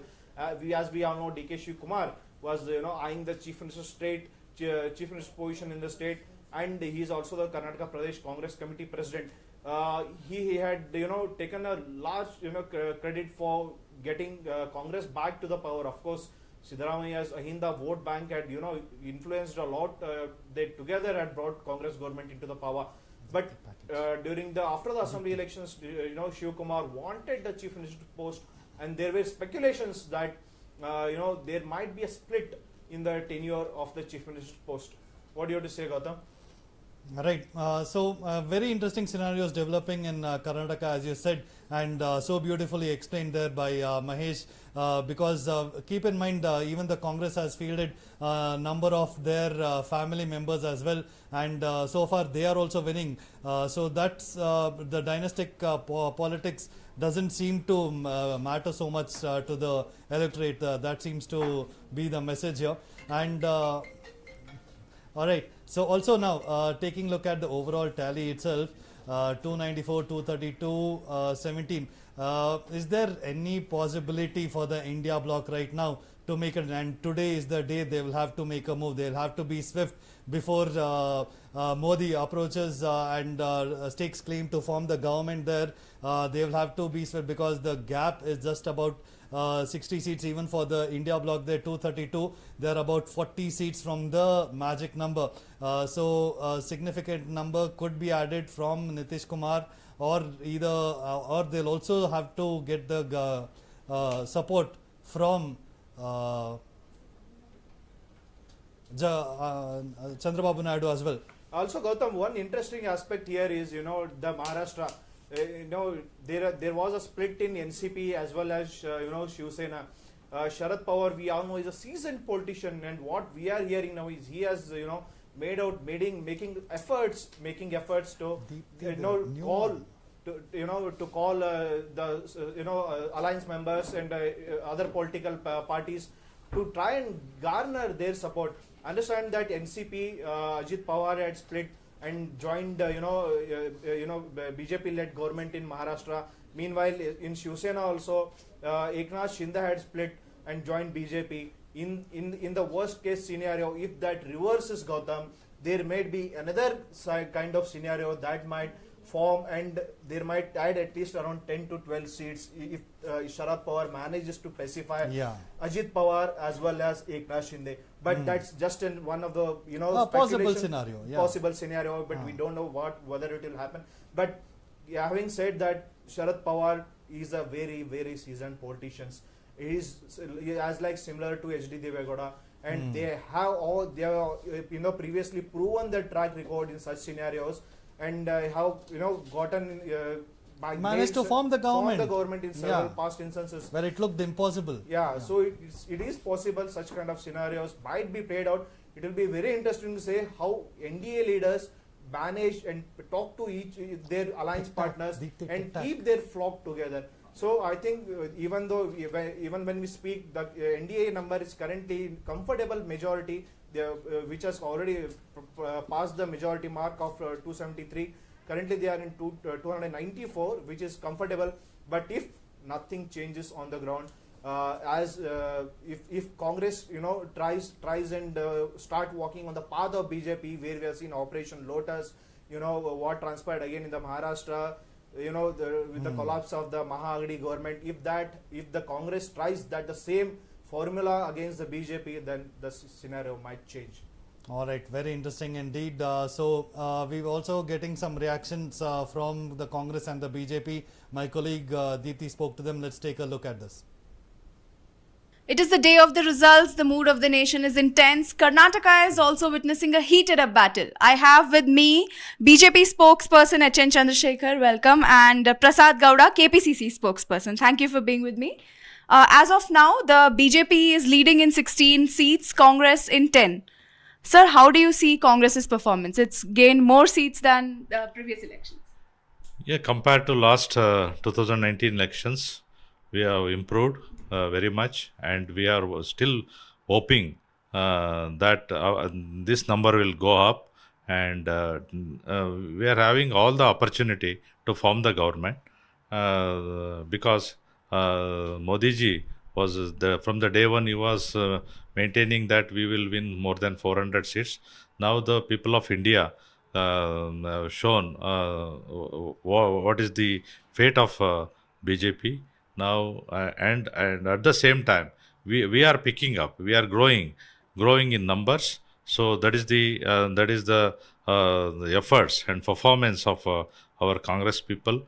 And Rahul Gandhi also travelled and did Padayatra from south to north and east to west, and the people are now witnessing the downfall, witnessing the downfall of BJP gradually.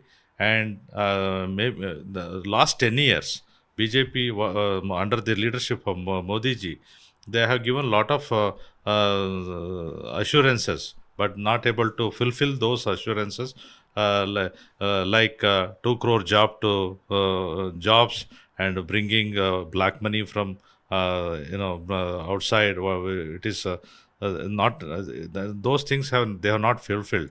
So people gradually understand. They only talk, and they will not perform.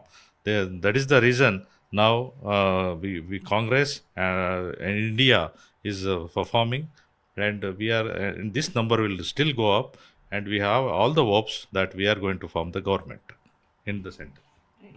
And BJP lost in the assembly elections, and political analysts had predicted that it would the performance of the BJP in the Lok Sabha would also not be up to the mark. But BJP has managed to win 16 seats. It's still leading compared to Congress. How do you see BJP's performance in Karnataka? Yeah, just take an account of the last assembly elections. Congress has won 136 assembly seats.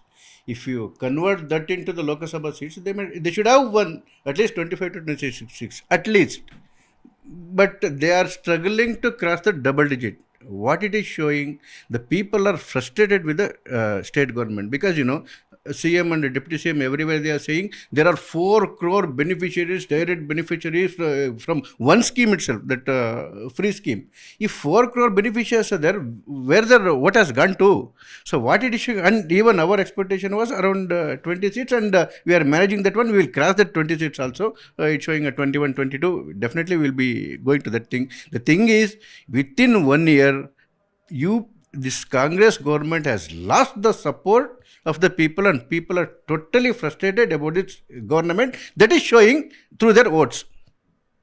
And what about BJP's internal discord? Because last time you managed to win 25 seats, 26 with the help of the independent candidate. But now it looks like the number has come down. Even K.S. Ishwarappa ji has said that there is internal discord in the party. Do you think that has come out in the public? K.S. Ishwarappa is not at all a member of BJP, so I don't want to comment about the person who is not from the BJP. The other thing is, in every election, ups and downs used to happen. Right from 20 years, 2004 election, we won 18, then it come to 19, then it come to 17, last time it's 25. 20 is almost, if you are crossing that baseline of around 60-70%, it's definitely a good performance. And we were hoping that we will be winning all the 28 seats. We put the effort for that one. All our leaders have done the amazing job, including our state president Vijayendra has toured extensively in each and every assembly segments also. Everything has gone well. I think this number may go up. And do you think the state of Karnataka has accepted the guarantees? Because the number has improved, and even in the assembly, it's the guarantees that got Congress the victory. Do you think that is working for the Lok Sabha as well?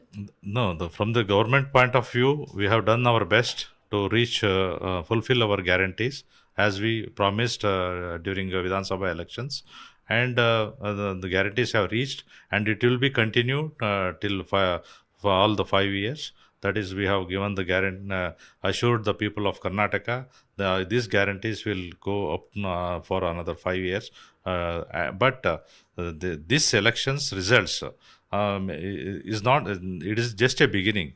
Just a beginning. They are showing, BJP is showing 21 lead and 7 lead, our lead, of course. But I have all the confidence that this lead will go up. This lead will go up, and we will win comfortable numbers because it is a long way to go, and many lakhs and lakhs of votes has to count in each and every Lok Sabha constituency, and this number will definitely improve. And we will be we from our state of Karnataka also contributing the best numbers to the central, and we are still hoping, and we will because you as a matter of fact you also seeing, and there is a comfortable changes from compared to 2019 to 2024 elections, and as they have got the confidence like we will going to win 400 seats, that's not happening. We are 2,228 leads it is showing at this point of our. This lead will definitely go up, and we will going to form the government. That is the confidence we have. But what about the performance of DK Suresh? So far it looks like he's trailing behind. Of course, as a matter of fact, he is with the people, he is with the poor people, he is with the Dina Dalit people, that is there, and he is working for from last 3 times he was MP there. And of course, the number it is showing, it is little disgracing for us. But let's wait and watch. Many more lakhs of votes are going to count. Now, we had a confidence that DK Suresh will come up and he will going to win in last rounds. Even in BJP, the BJP had confidence in PC Mohan, but that the performance looks a little disappointing. How do you see? The margin is very little when you compare with the polling of around 16 to 17 lakhs vote. This still is very early days as far as the central is concerned, and as far as this Gramantara is concerned, like the Bangalore rural DK Suresh. Forget about the political parties. If you had been as a neutral person or a journalist, if you had been to that segment, you might have seen the frustration conversation with the people. They wanted to oust this DK Suresh because of his rampant corruption, its rowdyism, everything. People were fed up with that one. It was really because, and one more thing to suggest that one is, in almost every assembly constituency, almost 50,000 more votes have been polled for that one. So people have come out and voted against him, irrespective of whatever the luring he has done. He has given the cookers, saris, even the deputy chief minister has come and he has been to some apartments threatening the people and all. With all these dramas also, people have voted in large numbers in favor of Dr. Manjunath, who is the gentleman with zero corruption and without any single black point. But look at this stature of DK Suresh. His whole life is full of black patches. So people were waiting to defeat him, and it's happening in the ballot. How do you respond to that, sir? He's made allegations of corruption. Totally, I disagree. Of course, totally, I disagree with the way he's commenting against our leader. And of course, end of the day, we will welcome the people's verdict. That doesn't mean that I will not agree with the points he made. The statement like he's a rowdy and other things. He's the most humble, and he was with the people. And otherwise, how he would have become MP for last three when there was no candidate MP seats for Congress. That time also he was. Now, of course, now BJP is getting lead. That doesn't mean that our candidate is like that. He is with the people. He is very humble. He continues to be humble with the people of rural Bangalore. And still I have confidence our leader will come up. All right, that were reactions from BJP and Congress spokesperson in Karnataka about how the trends look like right now. We now have with us Sumant Raman sir. Thank you for joining us. We'll now talk about Tamil Nadu and how what trends suggest now. It looks like the NDA has not been able to successfully open their account or win as many seats as they had hoped. Yeah, absolutely. See, Deepthi, if we see the numbers right now, it seems like a repeat of 2019 in the state of Tamil Nadu with DMK getting and their allies 38 seats, and the promise that was made by the BJP that they will get 20+% vote share, that hasn't happened. They will get 3 to 5 seats. That hasn't happened. Annamalai will win from Coimbatore. That hasn't happened. So all of these things basically indicate one thing: the Dravidian parties are strong and they will continue to rule the roost in the Dravidian heartland of Tamil Nadu. So is that your assessment as well, Mr. Sumantraman, looking into the numbers in Tamil Nadu there? Yeah, I think that you have to say that this was a most expected verdict. I don't think any doubt at all that this was actually what was going to happen. And there was only a question of whether there would be 1 or 2 seats where there could have been a closer fight. But as we have seen here, despite the fact that the DMK Congress combines vote share as it stands now has dropped from 2019, it has dropped almost, my gut guess is at this point of time, it's dropped by about 7%, which is a very significant drop. The point is the AIADMK and the BJP having decided to part ways has gifted this election away to the DMK. That was known to everybody, and Mr. Annamalai single-handedly broke the alliance when the AIADMK was going around saying in Tamil, Mattiyal Modi, Manilathil Edapadi, we want Modi at the center and Edapadi in the state. This gentleman went and wrecked the alliance. It was obvious, it was known to everybody that this was going to be the end result. Only a question of whether he would win his seat or not, and that is also not happening. And I think that this has put an end to this kind of personality cult. The BJP will go back to the drawing board. They have a very good opportunity of building from where they are in Tamil Nadu. Make no mistake about it. There will be a new state president and there will be a new leadership, and the BJP will start to build in Tamil Nadu. But this is probably a good lesson for them not to get carried away with the hype on social media and not to disregard your allies.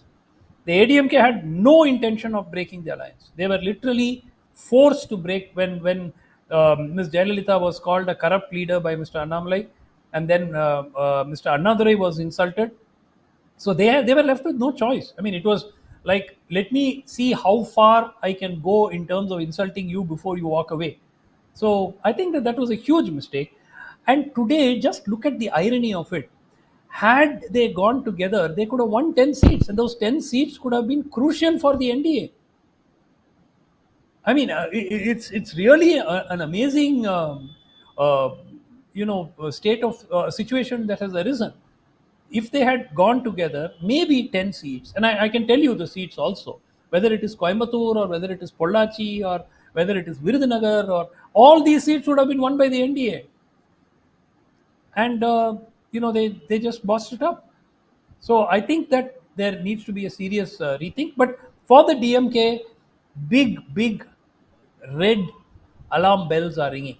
If you lose 7-8% of your vote share with such a big alliance, you have the Congress, you have the CPI, you have the CPM, you have the Manidanaya Makkal Katchi, you have the Indian Union Muslim League, you have the Vidudalai Sirthaigal, so many people together, and you're still losing vote share from 2019 of 7 or 8%. If I were a DMK leader after seeing this result, I will be worried for 2026 for the assembly. Be a sort of bittersweet moment for the DMK. Despite making gains in seats, the vote share has dropped, and that should be a matter of concern. We also have Shilpa Nair from India Today joining us. Shilpa, you have traveled the length and breadth of Tamil Nadu during the poll phase, and also covered a lot of campaigns. What does this come as a major surprise, the sort of vote share that we are seeing for the BJP, because projections were made, huge numbers were spelled out that saying, okay, we are going to breach the 20% mark, but that hasn't happened. And also, as pointed out by Sumant Ramandar, splitting up with the ADMK was a costly mistake for the BJP. Is that the assessment we are seeing there in Tamil Nadu? I'm not surprised at all, because this is something that, at least us, the field reporters in Tamil Nadu, have been saying for quite some time, reporters who've been following Tamil Nadu politics. We could assess that this whole talk of BJP going on to win several seats, them increasing their vote share and all of that. Yes, their vote share has increased, no doubt about it, but to reach a 20% limit or more than that, people who are covering Tamil Nadu extensively did know that this was probably a narrative that was being peddled by the BJP.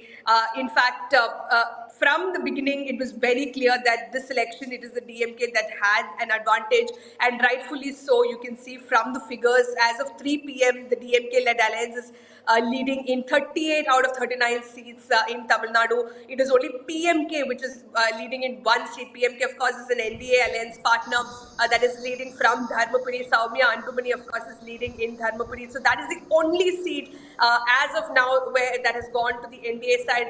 The results, of course, are still not out. It's a very tight fight there as well between the PMK and the DMK. So we'll have to see how Dharmapuri pans out. But so far, these results are in sync with what we saw on ground. The very fact that the ADMK and BJP were divided, the opposition was divided, that gave a huge advantage to the DMK. It's not that the DMK wasn't facing any anti-incumbency on ground or any anger against them. There was definitely some sense of anti-incumbency, but the fact that the opposition was divided, that gives the DMK a lot of advantage, and that is what is reflecting in these results as well. Had the BJP and ADMK fought this election together, this would have been a very challenging election for the DMK, and like Sumant Raman pointed out, some seats could have been added to the NDA kitty. So that decision of splitting of the ADMK BJP alliance made all the difference to the 2024 results as far as Tamil Nadu is concerned. And speaking about the BJP's performance, a lot of questions now will be raised about Annamalai's leadership, the kind of claims that he was making all this while. Because remember, Annamalai was the leader, was the reason why the ADMK alliance with the ADMK was broken off. And Annamalai, of course, kept projecting that the BJP will have a historic performance in Tamil Nadu this time around. He pegged, or his target was to reach around a 25% vote share as far as BJP is concerned. That, of course, so far from the data that we're looking at from the EC website, that is not happening, and neither is the BJP winning on its own in any of the seats, be it Coimbatore, where Annamalai himself has been fielded as the candidate. It is DMK's Ganapati Rajkumar who is leading from Coimbatore. Multiple rounds of counting, at least 7 to 8 rounds of counting have gotten over, and Ganapati Rajkumar is sustaining his lead against Annamalai. The other seat which the BJP was very hopeful of was Tirunelveli, where Naina Nagendra, senior leader, has been fielded. He's a very popular figure on ground, and many believe that BJP stood a real chance in Tirunelveli, but even Tirunelveli seems to be slipping away. So in several such seats, the BJP did put up a good fight, but not enough to give them any seats. As of now, it is only the PMK, which is an NDA alliance partner, that seems to be, still fighting it out in Dharmapuri. But again, we'll have to wait and see how Dharmapuri pans out, because it's a very close contest there as well. As Sumant Raman was also pointing out over there, the BJP also might have to go back to the drawing board and introspect, because besides that, all this noise was created after Annamalai arrived, saying that, okay, these are the grand projections. Now, will he be the sacrificial goat in a manner of speaking? Because we already saw these visuals playing out in Tamil Nadu of Aadu or Annamalai picture hung around a goat over there. Will that happen? Will we see? Could we possibly see a change in the leadership of BJP in the state of Tamil Nadu once again following this sort of performance?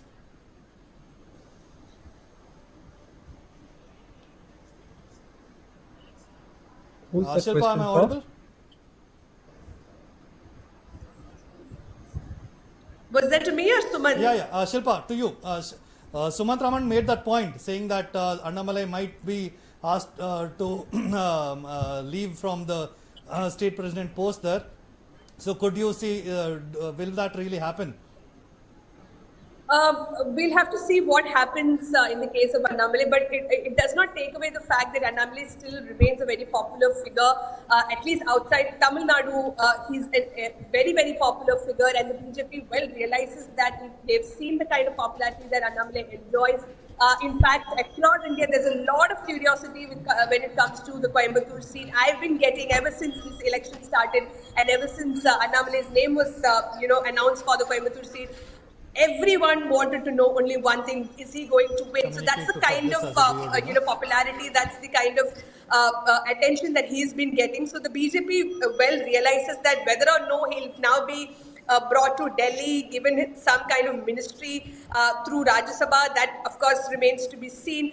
Whether will there be a leadership change in the state BJP unit? Again, that remains to be seen. But they do realize that Annamalai is a very young face, a very aggressive face, and they would want to make full use of him in terms of the party work, in terms of helping the BJP grow in Tamil Nadu. It remains to be seen whether the leadership change could happen, because Annamalai so far has been maintaining that 2024 is not really the goal, but the 2026 assembly election. So will the BJP give him a long rope again? That is the big question as of now, because if Annamalai hadn't sort of triggered this breakup of ADMK BJP alliance, now the NDA would have got more seats, especially at a time when they are sort of finding it difficult. We've seen the numbers so far. It's a very BJP is not able to cross majority on its own. So it is the alliance partners that are coming in handy for the BJP as of now. And again, there are questions about the credibility of an alliance partner like Nitish Kumar, etc. So had the ADMK been with the NDA, it definitely would have been advantage for them. So considering the fact that Annamalai's statements led to the breakup of that alliance, and now that Annamalai is not really lived up to the promises that he's made in terms of the BJP's performance in Tamil Nadu, we'll have to of course see whether the BJP continues to give him a long rope. What is the way forward for the BJP? They literally threw everything at it in this Lok Sabha elections, didn't they? From Tamil Sengol to the Kashi Sangam Express to Kachativu Island, they raked up issues, multiple things. What could they have done differently, and what can they do differently going forward? Is that to me? Sumantraman, if you could. Look, I think there needs to be a change in the state leadership. There's no doubt about it for the BJP. They need to go back to the AIADMK as the junior partner and settle in for an alliance. I am just doing the math, and it is absolutely incredible. There are 14 seats as of now. Of course, counting is not over, and this could still change.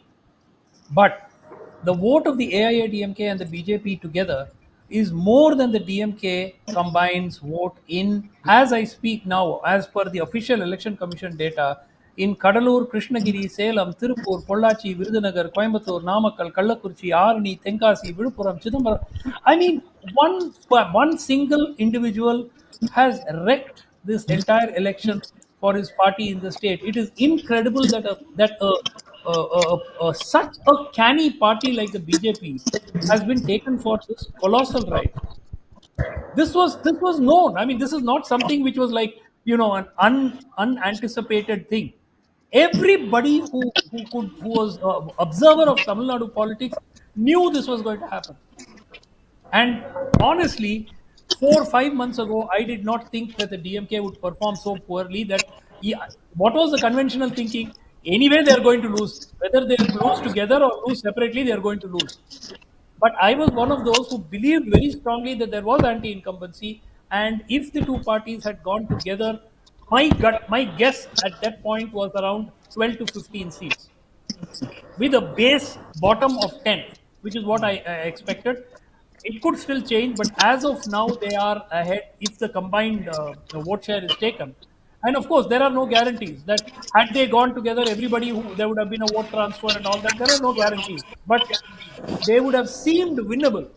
And my gut feel is they could have picked up at as many as 14 or 15 seats. Now coming back to you, Shilpa, is the AIADMK back in the driver's seat now? Like Sumantraman pointed out, is it time for BJP to sit in the back seat and let ADMK drive, let Edapadi Palaniswamy drive the car in Tamil Nadu? Because once again, he's also may not open the account, but at least as a combination they could have done well. Is that the way to go forward for both these parties in Tamil Nadu? Gautam, since the beginning of this election, at least, ever since the candidates were announced and all of that, the question really was about who's going to come second. The BJP, of course, tried to project that they will emerge as the second largest party in Tamil Nadu after this election. The ADMK is done and dusted, is what many BJP leaders in the state have been, claiming. But the ADMK, in a way, has sort of answered answered all those questions. They've, so far, if you look at the vote share of the ADMK, they have pretty much managed to stick on to what they had. Of course, we have to wait for the final figures to come out. But they did put up a very strong fight in constituencies like Namakkal, Kallakurchi, etc. There are certain constituencies where the ADMK has come third as well, including Coimbatore, which used to be a traditional stronghold of the ADMK. But ADMK, the performance that they've put out, though they've not won any seats as of now, the performance in some of these constituencies and the vote share goes on to show that the Dravidian party is here to stay, and they're, the BJP saying that they're the second largest party is just wishful thinking. Raman, you have repeatedly been saying that the numbers and the projections that are being made are going to be very different from what's really happening on the ground, and that seems to have manifested. The Dravidian politics is here to stay and it's going nowhere. And do you see this as just a sort of agenda or a propaganda that has been floated by the BJP, and it was never a case in the state of Tamil Nadu, was it? No, I am surprised because the BJP normally makes its decisions very, very scientifically and rationally. the way they allowed themselves, particularly the Prime Minister and Mr. Amit Shah, allowed themselves to be sort of carried away by Mr. Annamalai and all the propaganda and all the social media hype. I think that is something which I never anticipated. They realized early on that they made a mistake, but that's why they kept saying our doors are open, our doors are open. Until the nomination was filed, they kept saying our doors are open for the AIDMK. But having gone out, the AIDMK saw no reason to actually settle down. So now I think it's very clear in 2026, if the BJP wants to, otherwise it will go back to being a 4%, 5% vote share party. If they want to continue and make a mark in Tamil Nadu, get into an alliance with the AIDMK, settle down, don't have delusions of grandeur, and continue to be a good ally, maybe look and hope for a coalition government in 2026. That is, I think, the strategy that the BJP should adopt in Tamil Nadu, and that's doable. With the amount of anti-incumbency we're seeing now against the DMK, that is definitely doable. Doable, but is it doable with Annamalai? You are saying that Annamalai No, can't be in as the long as picture at Annamalai all. is there, So as long as, who would be a let me tell replacement, you, Sumant Raman here? no, Who could be? Dr. Is it Tamilisai, go back Dr. to Tamilisai Tamilisai, Soundarajan? I think Dr. Tamilisai would make a very good fit in this particular situation. She is a widely respected person. She is not prone to making crazy statements. She is not prone to insulting leaders and so on. And very importantly, she is a steady hand. So I think that somebody like her. I'm just giving an example. There could be others, of course, but I think that somebody like Dr. Tamilisai coming back at least for a year, year and a half till the elections, forming an alliance with the AIDMK once again, and making it a winning combine in 2026, that should be the target for the AIDMK and the BJP at this point of time. Oh, Shilpa, the AIDMK leadership in terms of Edapadi Palaniswamy, will he really, because words were exchanged between the both of them, and when you invoke the names of legends of ADMK and insult them, is there any going back to this alliance once again? Well, that's the big question, isn't it? Because so much bad blood between the BJP and the ADNK ever since the alliance was broken off.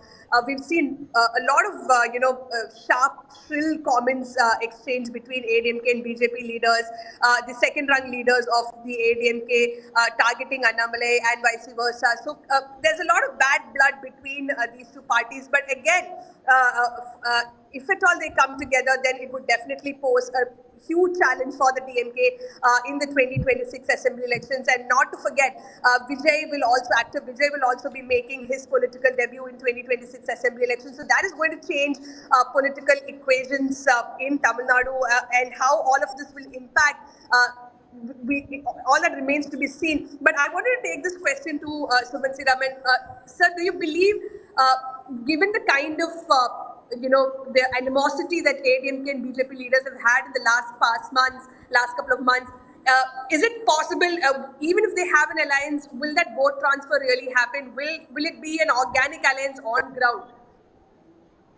Shilpa, I've always maintained that the anti-DMK vote is a very significant proportion of the vote in Tamil Nadu. That vote is anti-DMK. They don't want the DMK, so they will vote for whoever has the best chance of defeating the DMK. Therefore, it is my very firm belief that AIADMK, PMK, and BJP combined on, for instance, even in this election, had PMK also been part of a combined front, they might have won more than 22, 23 seats. They could have won more than half the seats. So I think that, look, that should be their target now. AIDMK is very clear. There will be no continuation of an alliance as long as Mr. Annamalai is around as the party chief. Another party chief comes in who is more conciliatory. Mr. Edapadi Palaniswamy will be open, especially after these results, which prove that it makes no sense to try and take on the. If it was a DMK fighting alone, I think the AIADMK can stand up. But the DMK will not fight alone. The DMK needs these 10, 15 parties along with it. And there is no sense at all for the AIDMK to try to take it on alone. It will need the BJP. It will need PMK as well. And I think that this, if Soumya Anbumani also loses, which is quite possible because there are still several lakh votes to be counted, and her lead, when I last checked, was 5,000-6,000 votes. So it's possible that she could lose. If that also happens, that will chasten the PMK as well. You know, who by the PMK cadre was very strongly opposed to going with the BJP. By the way, it was the leadership that took that decision. Mind you, in all the other constituencies that they are contesting, the PMK is in third place. That's another thing that you have to note. So, despite some of those constituencies being in their heartland, like for instance in Arakonam, Balu is running Yeah. third. So those kind of issues that they also will have to factor in. So it makes sense for all of them to come together. Even in this election, I think the PMK cadres wanted an alliance with the ADMK, but it was the leadership that sort of moved towards the BJP. Yeah, it was the family that wanted to move, towards the BJP. In fact, the previous night, uh, the AIADMK high command was sort of informally told, and I'm sure you know the Shilpa, that an Yeah. alliance was almost sealed. And then at 6 o'clock in the morning, we saw Mr. Annamalai and Mr. Murugan sitting in Tailapuram in Dr. Ramdas's farmhouse and Residence, signing yeah. the alliance. Yeah, so that's how the PMK is. But I hopefully think this should have taught them a lesson. All right. Thank you so much, Sumant Raman sir and Shilpa Nair for Yeah. joining us to discuss and decode the numbers at in Tamil Nadu there. So right now we also need to speak about the Sensex right now because the market has closed on a negative. Sensex has fallen 3,900 points and Nifty is at 22,000 points. Deepthi, we also have our guest joining us here. Wow. And Sensex yesterday was at an all-time high after the exit polls. It felt the mood was quite optimistic, and this drop of close to 4,000 is quite huge. Is it only because of Modi government not getting 400 mark? Mr. Rudramurthy? Yeah, hi, Deepthi, and yes, Gautam, as discussed in the morning, this whatever exit polls indicated as a thumping NDA victory with great majority, all exit polls went wrong. In fact, people were talking 370 plus to NDA, and what we see now on your screen as of now, NDA making anywhere closer to the 295, 300 is what market is now discounting for. And what is very, very important in market is people think this is a place where you can make easy money. But let me tell you, the reality is stock market is the easiest place where you can lose your toughest earned money. And this is the place where only people who are rational, who have common sense, who have maturity, and who can control their emotions well, they make huge money. If 95% people lose money in stock market, the 5% of people, they make gains from that 95% of people who are losing money. So it is not an even game, but a game where if you are in that 5% elite group of people making money, you make the losses of 95% of people as your gains. And if you look at markets today, PSU stocks were just smashed. And if you are looking at index level, in fact, Sensex and Nifty at one point of time were down close to 10%. And then there was a small recovery from the lower level. But however, PSU stocks, if you see, let it be State Bank of India, Canara Bank, or even look at stocks like PFC, REC, Concor, all these stocks were down 25% at a point of time. And you are only looking at 25%, which is absolute fall. But if someone trades in F&O, most of the retail traders who do speculation, they all trade in derivative market or F&O market.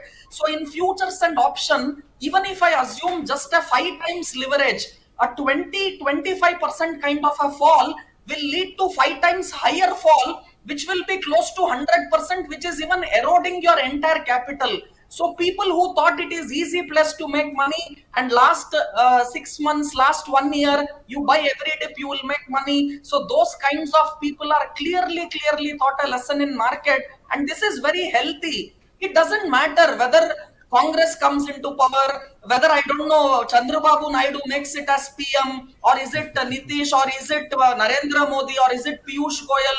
Doesn't matter. India is a shining story. It's a long-term story. How does businesses do money? And most important, please understand, Warren Buffett beautifully says this. He says stock prices are slaves of earnings.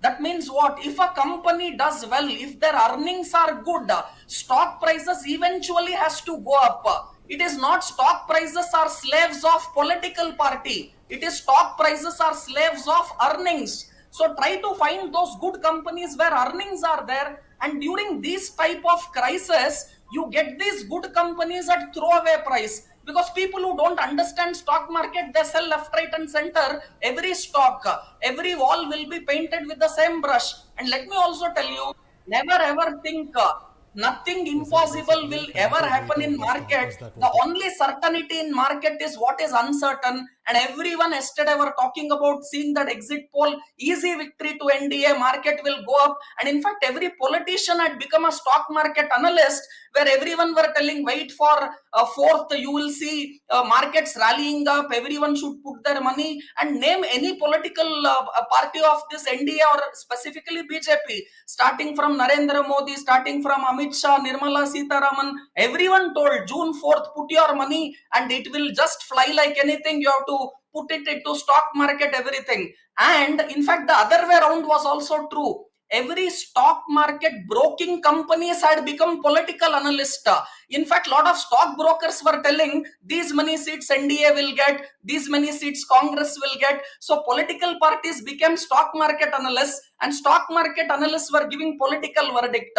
And these are super places where common man has to put their common sense and put your money in right stocks, put your money in right sectors, which I can mention and help your viewers. And there, in a phased manner, systematically, if you invest in market, highest returns are made in stock market, whether it is gold, silver, or whether it is your bank deposit, or you take real estate, commodities, whatsoever. No asset class gives you return like stock market, and no asset class also gives you so much volatility and so much losses if you are unable to control your emotions.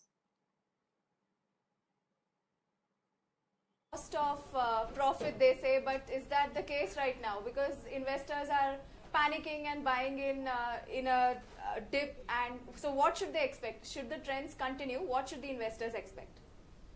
Yeah, Deepthi, normally what happens is after a day like today, this will not settle in a single day. So I feel another 1 week of volatility will continue, and people, especially if you are very new to market, I will tell you, take a week break, observe market, allow others to trade or to even invest in these volatile times, and wait for clarity to emerge.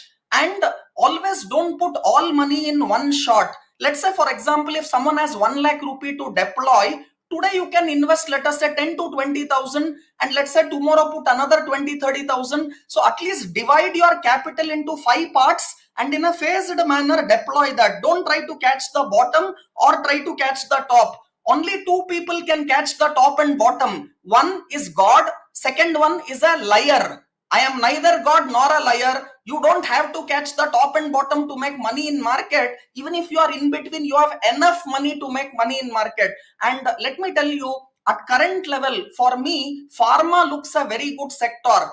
IT looks a very good sector in terms of valuation, and also metals. These are sectors one can definitely deploy money into, but don't put everything in one go. As I told you, in this next 1 week, in a phased manner, put money, and you will make money of your lifetime when you invest in these crises. Whether it is COVID, whether it is demonetization, and like this, I can name both local and global event. And this has always proved in history and even in future that these are great times when you have to deploy your money. In fact, in metals, look at stocks like Steel Authority of India, look at Tata Steel, look at Jindal Steel, look at Hindalco. These are stocks on every dip now you can buy.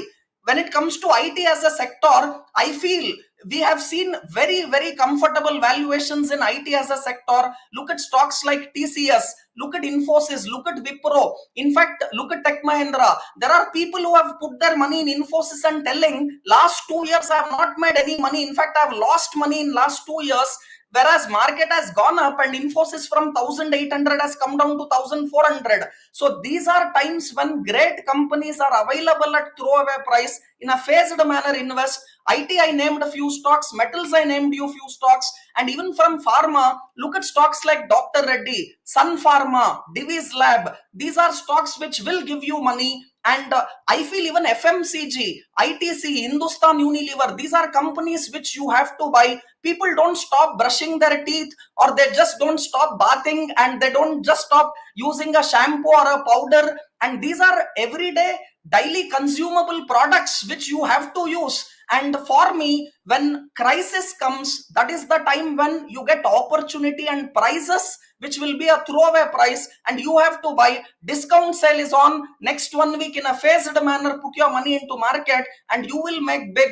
Doesn't matter whether it is BJP or is it the INDIA or is it Prime Minister being whoever it is, doesn't matter. I am investing in India and I am betting on the shining story of India. Understand these nuances of market, and always remember stock prices are slaves of earnings. And whenever company performs well and there are great earnings, stock price has to go up, and use this great opportunity to invest. Learn these points from programs like this what you people are providing today. Everyone are put only into politics, but tell me who is not interested to make money. But then you have to use common sense. There is no great EQ which is required for stock market investing. What is required is that sound common sense and that open mind to just put their money and continue to believe in India's shining story, and tons of money is available in market to make.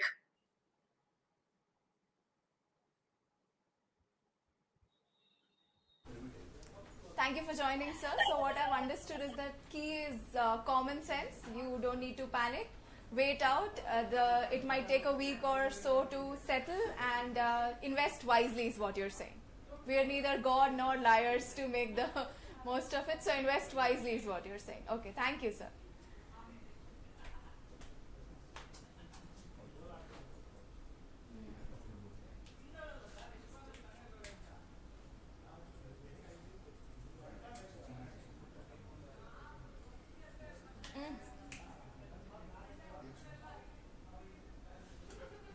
Karnataka is also witnessing a heated up battle. I have with me BJP spokesperson HN Chandrasekhar, welcome, and Prasad Gowda, KPCC spokesperson. Thank you for being with me.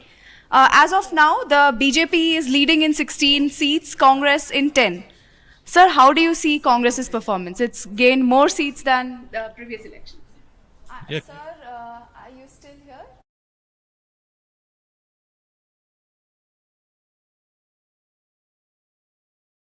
From BPAC, let's discuss Karnataka a little bit. As per the results, it looks like the NDA will get 16 to 18 seats. The Congress has won about 9 so far. The trends show that it might win 9. So how does it look, sir? How's the performance of the two parties, the two alliances in the state of Karnataka? Well, I think they have exceeded expectations.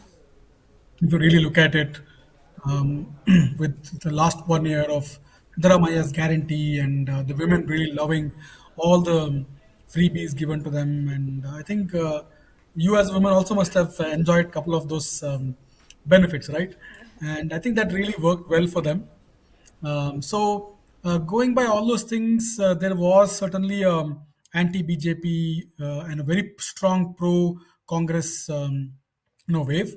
But then, like I had mentioned earlier, also in the morning, that I think the results are now almost final. Like we just need a final confirmation that the numbers hold good.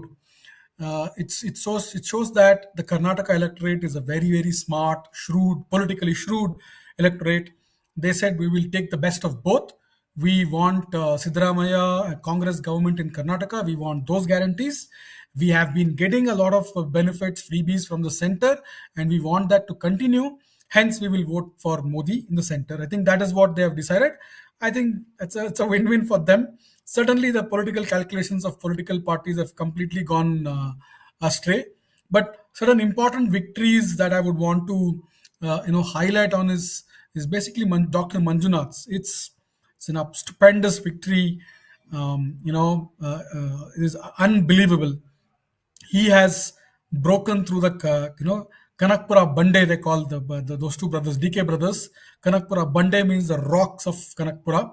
He has broken through that with his very very pleasant demeanor and his educational qualification, philanthropy. I think that's the best thing about about him.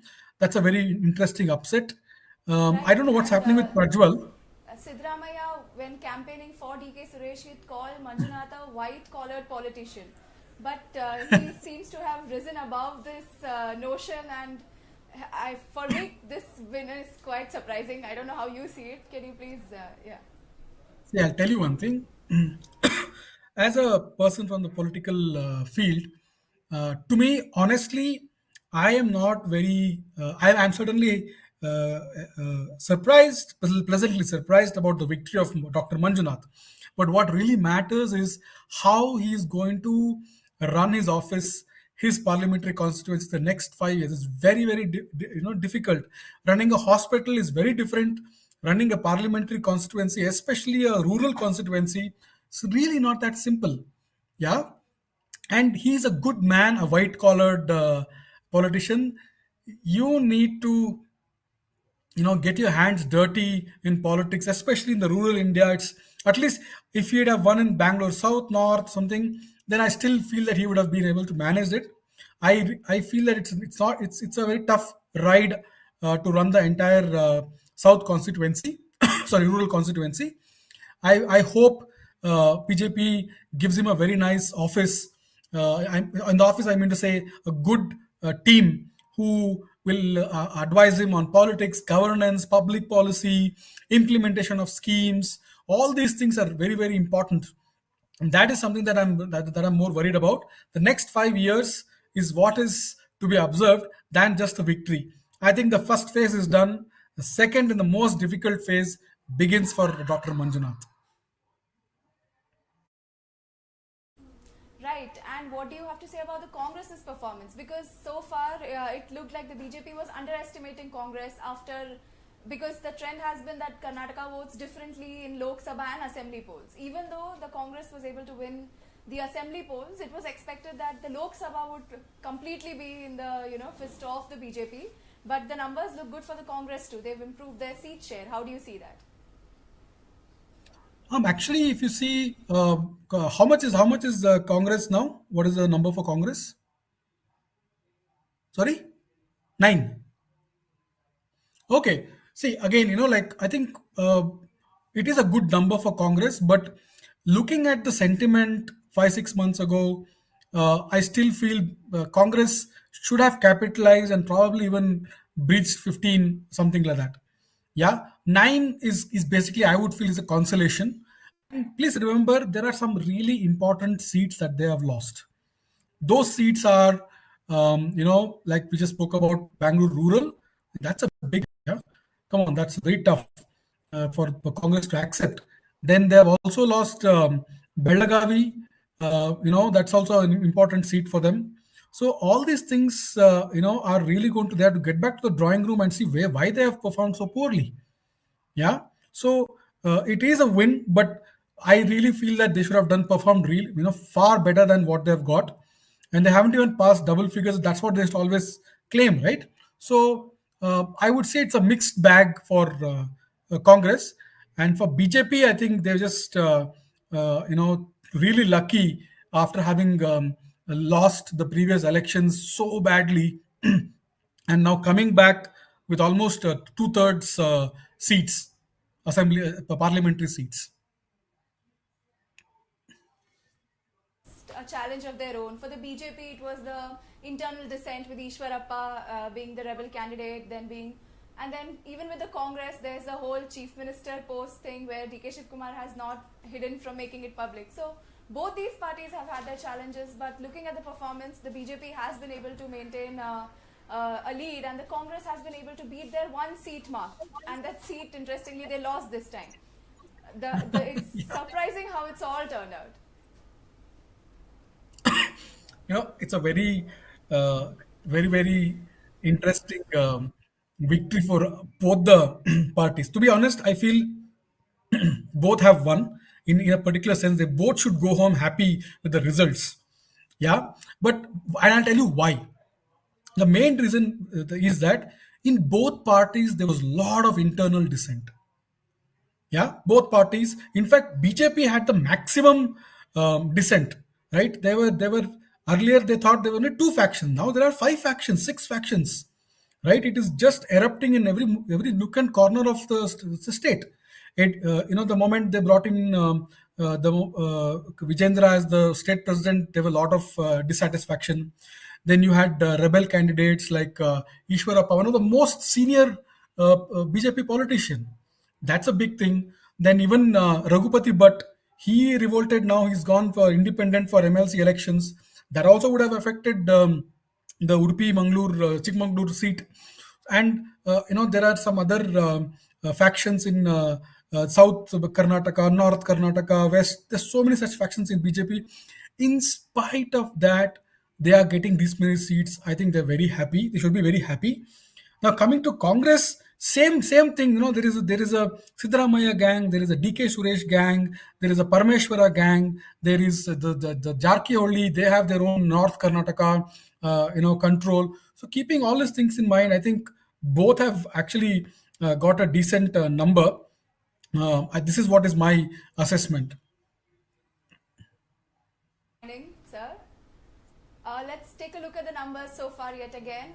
It looks like the NDA has 294, the India Alliance has 232, others with 17. In the state of Tamil Nadu, NDA has 1, India has 38, AIADMK has not opened an account, others 0. In Karnataka also we see 16 for the NDA. 16 for the NDA, 9 for India. In Telangana, 8 for NDA. BRS has not opened an account. India, 8 and others, 1. In the state of Kerala, in state of Andhra Pradesh, 21 for NDA. YSRCP with 4. India has not opened an account. Others, 0. The future looks bleak for YSRCP. In the state of Kerala, the NDA has 1, UDF 17 and LDF 2.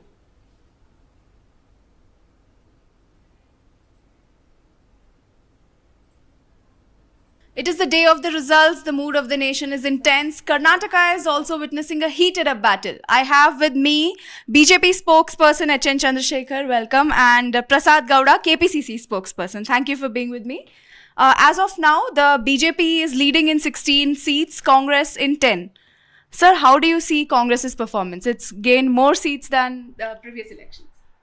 Yeah, compared to last 2019 elections, we have improved very much, and we are still hoping that this number will go up, and we are having all the opportunity to form the government because Modi ji was from the day one he was maintaining that we will win more than 400 seats. Now the people of India shown what is the fate of BJP now, and at the same time we are picking up, we are growing in numbers. So that is the efforts and performance of our Congress people. And Rahul Gandhi also traveled, did Padayatra from south to north and east to west, and the people are now witnessing the witnessing the downfall of BJP gradually. And maybe the last 10 years, BJP under the leadership of Modi ji, they have given a lot of assurances, but not able to fulfill those assurances, like 2 crore jobs, and bringing black money from outside. It is not those things they have not fulfilled. So people gradually understand. They only talk, and they will not perform. That is the reason now we Congress and India is performing, and we are and this number will still go up, and we have all the hopes that we are going to form the government in the center. And BJP lost in the assembly elections, and political analysts had predicted that it would. The performance of the BJP in the Lok Sabha would also not be up to the mark. But BJP has managed to win 16 seats. It's still leading compared to Congress. How do you see BJP's performance in Karnataka? Yeah, just take an account of the last assembly elections. Congress has won 136 assembly seats. If you convert that into the Lok Sabha seats, they should have won at least 25 to 26 at least. But they are struggling to cross the double digit. What it is showing, the people are frustrated with the state government, because CM and Deputy CM everywhere they are saying there are 4 crore beneficiaries, direct beneficiaries from one scheme itself, that free scheme. If 4 crore beneficiaries are there, where what has gone to?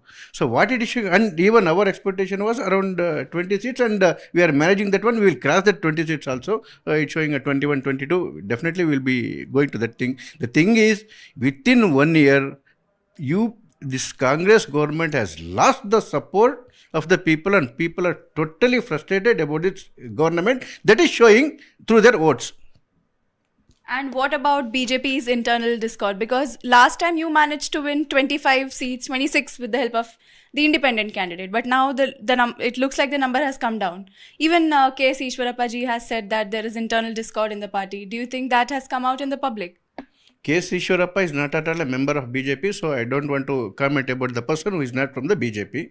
The other thing is, in every election, ups and downs used to happen.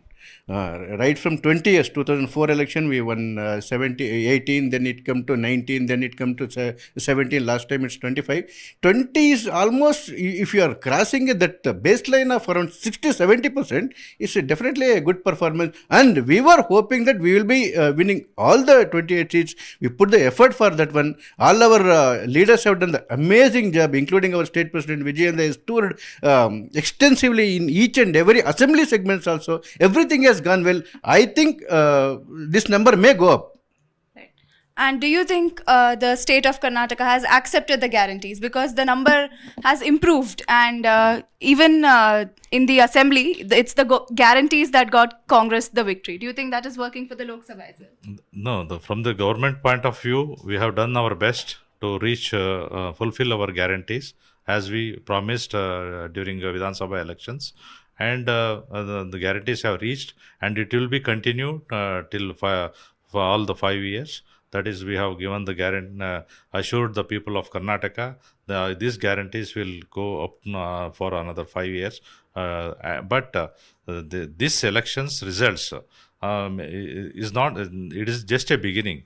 Just a beginning. It's they are showing, BJP is showing 21 lead and 7 lead, our lead, of course. But I have all the confidence that this lead will go up. This lead will go up, and we will win comfortable numbers because it is a long way to go, and many lakhs and lakhs of votes has to count in all each and every Lok Sabha constituency, and this number will definitely improve. And we will be we from our state of Karnataka also contributing the best numbers to the central, and we are still hoping, and we will because you as a matter of fact you also seeing, and there is a comfortable changes from compared to 2019 to 2024 elections, and as they have got the confidence, like we will going to win 400 seats, that's not happening. We are 2,228 leads. It is showing at this point of our. This lead will definitely go up, and we will going to form the government. That is the confidence we have. But what about the performance of DK Suresh? So far, it looks like he's trailing behind. Of course, as a matter of fact, he is with the people, he is with the poor people, he is with the Dina Dalit people, that is there, and he is working for from last the 3 times he was MP there. And of course, the number it is showing, it is little disgracing for us. But let's wait and watch. Many more lakhs of votes are going to count. Now, we had a confidence that DK Suresh will come up and he will going to win in last rounds. Even in BJP, the BJP had confidence in PC Mohan, but that the performance looks a little disappointing. How do you see? The margin is very little when you compare with the polling of around 16 to 17 lakhs vote. This still is very early days as far as the central is concerned, and as far as this Gramantara is concerned, like the Bangalore rural DK Suresh, forget about the political parties. If you had been as a neutral person or a journalist, if you had been to that segment, you might have seen the frustration with the people. They wanted to oust this DK Suresh because of his rampant corruption, its rowdyism, everything. People were fed up with that one.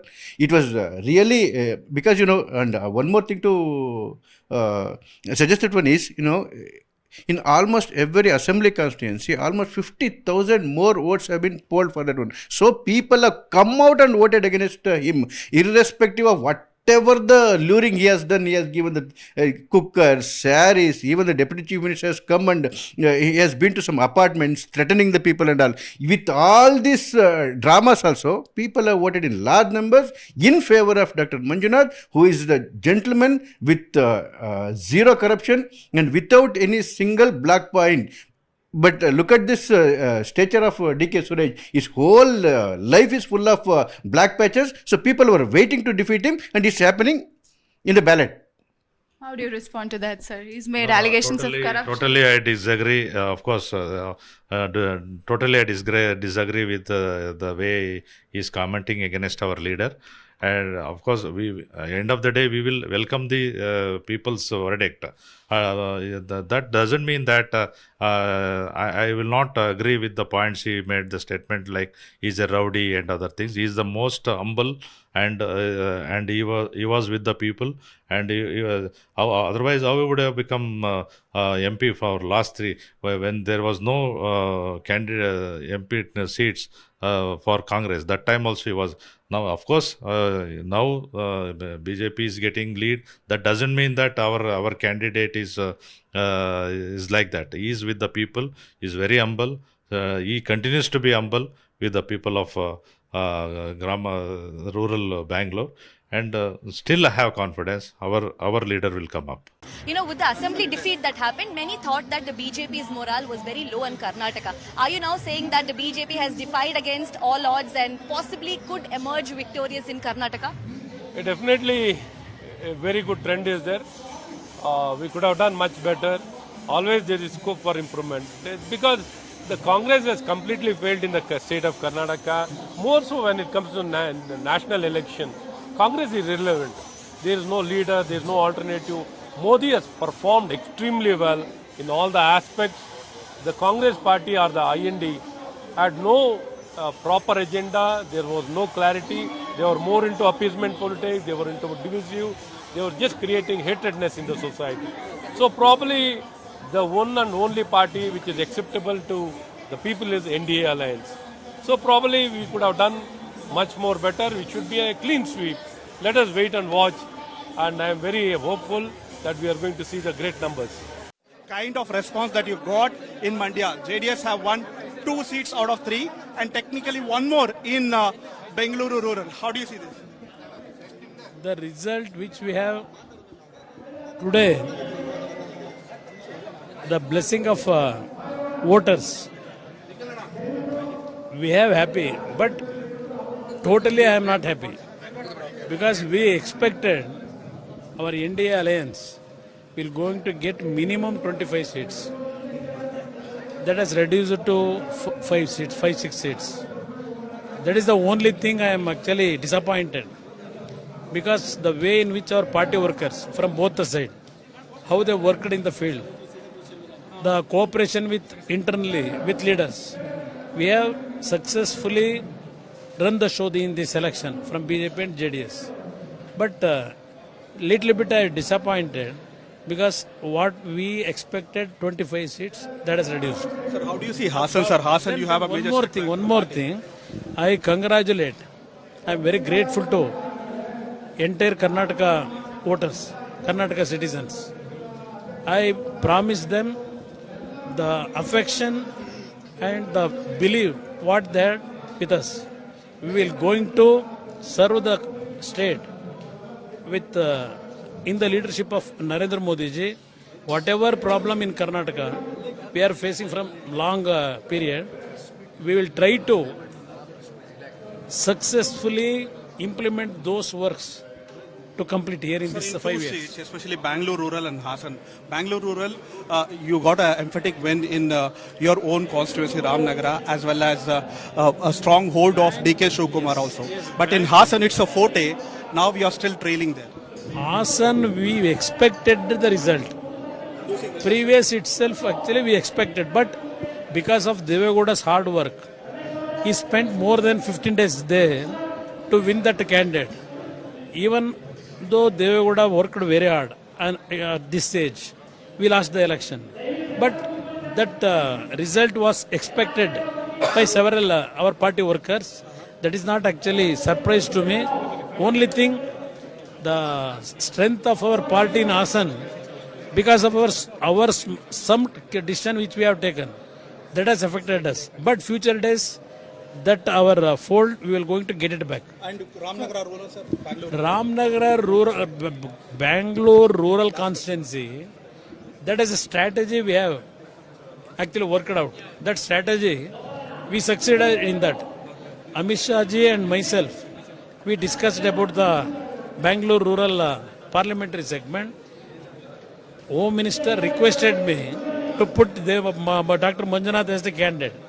He also suggested me that strategy we succeeded. Am I talking to the future cabinet minister of the India government, sir? No, that is left to Narendra Modi ji because still complete result has not come. At this juncture, NDA partners, we are ahead against INDA. Let us see.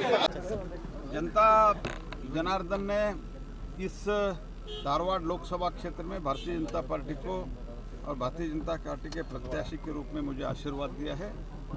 मैं जनता जनार्दन को और इसी के साथ ही साथ हमारा कार्यकर्ता और नेताओं को मैं धन्यवाद अर्पित करता हूं और सारे देश का जो रिजल्ट है उसमें और थोड़ी देर के बाद ही मैं रिप्लाई दूंगा क्योंकि उत्तर प्रदेश में अभी काउंटिंग बहुत ज़्यादा बाकी है। उसके बाद ही मैं आपको डिटेल रिएक्शन देता हूँ। Thank you, sir. We are now joined by the Vice President of the BJP's Karnataka unit, Malavika Avinash. Ma'am, thank you so much for speaking to India today. Ma'am, what's the mood in the BJP fold? Do you still think that the BJP will be able to touch 400 par? Because looking at the early trends, it really looks like the India fold is also giving a significant tough fight for the NDA fold. What's your sense? In terms of numbers, it's too early to call. But yes, we are certainly forming the government. That's the mood of BJP. That's been the mood of BJP through the campaign, and it is the mood as on today. It shall be for the next 5 years. Do you still think that 400 par will be accomplished? Like I said, it's too early to call numbers. We'll wait for some more time. It's too early for that. Ma'am, if BJP, secures a significant victory in Karnataka, like how our India Today exit polls predicted, do you think that's going to be because of Prime Minister Modi's charisma, or is it because of Vijayendra, him being a young leader, him being Yediyurappa's son? Who does the credit largely go to?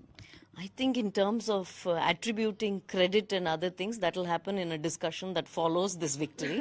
However, we are very proud of Modi ji, that he is a world leader, that the entire world is sitting up and looking at India today to see him becoming Prime Minister of India for the third time. So yes, he is the largest figurehead we have, and he is the largest leader of this of our party as well as of the country. And Vijayendra, as party president of the state unit, it's been about 4 or 5 months since he took charge of the state presidency. He has traveled extensively. He's worked very, very hard. He's worked 24/7 because we've been with him, we've watched him work. He's done everything that it will take for Karnataka to do well in these elections, because in 2023 we didn't do as well as we expected. The Congress managed to form government in Karnataka, and therefore it was a bigger challenge for him to overcome, and that I think he's come out with flying colors. One final question. What's the number that you are foreseeing at the moment? No, I am not a psephologist, so I don't sit and guess numbers. You have given us 401. Let's see what happens. All right, thank you. Sir, the results were not on expected lines, especially for you. How do you see this? See, this is the public life. We have to face all these things. We have to accept the defeat what people have, my constituency people has given.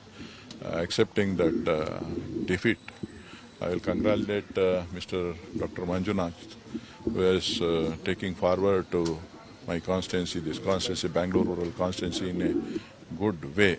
Whatever people have hope on him, definitely will do it in a positive manner. But in the same time, I thank all my workers and my leaders, those who are supported, stood for me from past 11 years. And these elections also, they fight very hard. So this is the, as a common worker, I am ready to do work with them. I am always with the people. So now India Alliance is come forward. India Alliance is getting more seats in northern India. We hope we will form the government. So what do you think went wrong in Bangalore rural? No, this is the people's decision. We have to accept it. That's all. I don't know what wrong I have done. For the sake of Karnataka, for the sake of my constituency, for the sake of Karnataka, I raised my voice, but people have not accepted it. So definitely I have to go by that. So Kumaraswamy, talking to India Today, said that Amit Shah has requested to field Manjunath, and the strategy has worked. No, that is their strategy. I don't say anything. Whatever the strategy they have done, their responsibility to do that. Sir, as an opposition party, they have done it. So people have accepted their alliance and candidate. They have accepted that candidate and they have voted them. Then I don't want to comment any. So this was very keenly contested elections. Did you expect so much of vote margins? No, I don't. I am not expected that much this thing. But in the meantime, people have voted. No, we have to accept it. That's all. So your statement of North and South India. No, my one of the main strategy of BJP in the campaign. I don't know what is the my statement is perfect. My statement is whatever the tax devolution is, Karnataka is getting losing lot of money towards northern India. That will continue. It has to be rectified. Karnataka people, South India people has to think over this. Whatever the treatment the government of India is. So did the BJP and JDS coalition work in they targeted you specifically? Did that work? I don't think this is target or whatever may be. People have given a verdict. I have to accept it. That's it. Thank you. Thank you.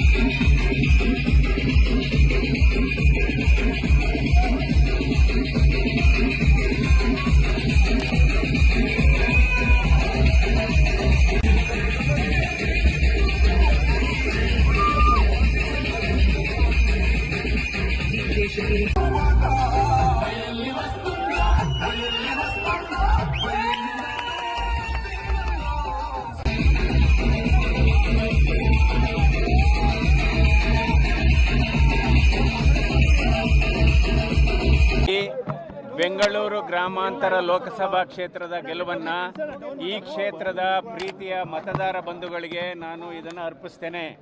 ಯಾಕೆಂದರೆ ಇವತ್ತು BJP ಮತ್ತು JDS ಕಾರ್ಯಕರ್ತರು ಒಗ್ಗಟ್ಟಿನಿಂದ ಒಮ್ಮನಸ್ಸಿನಿಂದ ಕೆಲಸ ಮಾಡಿದ್ದಾರೆ ಮತ್ತು ರಾಷ್ಟ್ರೀಯ ನಾಯಕರುಗಳು ಮತ್ತು ರಾಜ್ಯ ಮಟ್ಟದ ನಾಯಕರುಗಳು ಎಲ್ಲ ಕೂಡ ಇವತ್ತು ಒಗ್ಗಟ್ಟಾಗಿ ಒಂದು ಟೊಂಕು ಕಟ್ಟಿ ನಿಂತು ಇದು ಕೆಲಸ ಮಾಡಿದ್ದಾರೆ. ನಮ್ಮ ಕಾರ್ಯಕರ್ತ ಬಂಧುಗಳು ಹಗಲಿರುಳು ಕೂಡ ಇದಕ್ಕೆ ಶ್ರಮಿಸಿದ್ದಾರೆ. ಅದಕ್ಕೋಸ್ಕರ ಈ ಎಲ್ಲರಿಗೂ ಕೂಡ ನಾನು ಮೊದಲನೇದಾಗಿ ನನ್ನ ಹೃದಯ ಸ್ಪರ್ಶಿ ನಮಸ್ಕಾರಗಳನ್ನು ಹೇಳ್ತೇನೆ. ಯಾಕೆಂದರೆ ಇದರಲ್ಲಿ ರಾಷ್ಟ್ರೀಯ ನಾಯಕರಾದಂಥ ನಮ್ಮ ಪ್ರಧಾನಮಂತ್ರಿಗಳಾದಂಥ ನರೇಂದ್ರ ಮೋದಿ ಅವರಿಂದ ಹಿಡಿದು ಅಮಿತ್ ಶಾ ಅವರಿಂದ ಹಿಡಿದು ಮತ್ತು ಸನ್ಮಾನ್ಯ ದೇವೇಗೌಡರು ಮತ್ತು ಕುಮಾರಸ್ವಾಮಿಯವರು, ಯಡಿಯೂರಪ್ಪನವರು, ವಿಜೇಂದ್ರ ಅವರು ಇವರೆಲ್ಲ ಕೂಡ ನಮಗೆ ಉತ್ತಮವಾದಂಥ ಸಲಹೆಗಳನ್ನು ಮಾರ್ಗದರ್ಶನಗಳನ್ನು ಕೊಟ್ಟಿದ್ದಾರೆ. ಸ್ಥಳೀಯವಾಗಿ ನಮ್ಮ ಎಲ್ಲ ಹಾಲಿ NDA ಶಾಸಕರು ಮತ್ತು ಮಾಜಿ ವಿಧಾನ ಪರಿಷತ್ ಸದಸ್ಯರು, ಶಾಸಕರು ಎಲ್ಲ ಕೂಡ ಇದಕ್ಕೆ ತುಂಬ ಸಹಕಾರಿಯಾಗಿದ್ದಾರೆ. ಜನ ಕೇವಲ ಮತಗಳನ್ನು ಕೊಟ್ಟಿಲ್ಲ, ಅವರ ಪ್ರೀತಿಯನ್ನು ನನ್ನ ಜೊತೆ ಹಂಚಿಕೊಂಡಿದ್ದಾರೆ, ಅವರ ಹೃದಯವನ್ನು ನನ್ನ ಜೊತೆ ಹಂಚಿಕೊಂಡಿದ್ದಾರೆ. ಹೀಗಾಗಿ ಇವತ್ತು ಇದು ಕಾರ್ಯಕರ್ತರ ಗೆಲುವು, ಇದು ಮತದಾರರ ಗೆಲುವು ಅಂತ ನಾನು ಹೇಳಬೇಕಾಗುತ್ತೆ. ಮತ್ತು ನಮಗೆ As the anticipation builds ahead of the 2024 Lok Sabha election results, exit polls have made their predictions. The much anticipated India Today Axis My India exit poll suggests a historic third term for Prime Minister Narendra Modi, with his BJP-led NDA projected to secure a commanding majority. The exit poll forecast the NDA winning between 361 and 401 seats, surpassing its 2019 tally. In contrast, the India Bloc, which is a coalition of 40 opposition parties, is predicted to secure between 131 and 166 seats. If these numbers hold true when results are announced on June 4, it would signify a decisive endorsement of Modi's decade-long rule and further weaken the position of the opposition. This is a representation of party-wise Lok Sabha seats across the nation. These are the results from 2019, where the only South Indian state that the BJP managed well at that to win was Karnataka, where it won 25 of the 28 seats. Even in 2024 projections, where the India bloc is expected to win in Kerala and Tamil Nadu, there are success stories here as well, because the BJP has opened its account. Historically, the BJP has struggled to penetrate into southern India, but the 2024 projections show significant inroads. In Kerala, where the BJP had previously won no seats, the party is expected to win 2 to 3 seats out of the 20 seats this time. The Congress-led UDF is likely to win 17 to 18 seats, while the ruling LDF might secure 1 seat at best. In Tamil Nadu, the ruling DMK is projected to win 20 to 22 out of the 39 seats. Its India bloc ally Congress is expected to bag 6 to 8 seats. The BJP is projected to win between 1 and 3 seats, marking another breakthrough in a state where it won no seat on its own in 2019. With Annamalai's big push in the Dravidian heartland, it appears that the BJP will be able to breach the Dravidian wall after all. Now let's understand how the BJP became such a big phenomena in the last 40 years only. The 8th Lok Sabha elections in December 1984 were a turning point in Indian politics, coming in the wake of Prime Minister Indira Gandhi's assassination. The BJP back then was relatively insignificant, winning only 2 seats, representing roughly 2.82 million people in a nation of 762 million. The Congress, in contrast, held a commanding majority with 76% of the seats, representing over 582 million people. The 1989 elections marked a shift, with no single party gaining a majority and the BJP securing 85 seats, indicating its growing influence. The Congress led with 197 seats, followed by the Janata Dal with 143. The election led to forming the first minority government since India's independence under Vishwanath Pratap Singh of the Janata Dal. The 90s were crucial for the BJP's growth, influenced by socio-political issues like the Mandal Commission and Ram Janmabhoomi. In the 10th Lok Sabha elections in 1991, the BJP's representation rose to 120 seats and its vote share jumped to 22.5%, which reflected the support of nearly 200 million people at the time. Meanwhile, the Congress secured 244 seats and 36.4 votes. In 1998, the BJP-led NDA narrowly lost a confidence vote.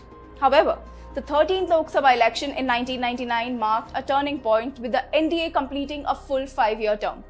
It came as no surprise when the Atal Bihar Vajpayee-led NDA, a coalition of 20 parties, swept the 1999 general elections after the Indian Army's decisive win over its Pakistani counterparts in Kargil in July. The 1998 elections were the first since independence without a heavyweight candidate from the Nehru-Gandhi family, barring Menaka Gandhi, who won from Uttar Pradesh as an independent. The 1999 election saw Rajiv Gandhi's wife Sonia Gandhi make her electoral debut from Uttar Pradesh's Amethi and win. In 2004 and 2009, the BJP saw a dip, and that was the era of Manmohan Singh, under whom the Congress won.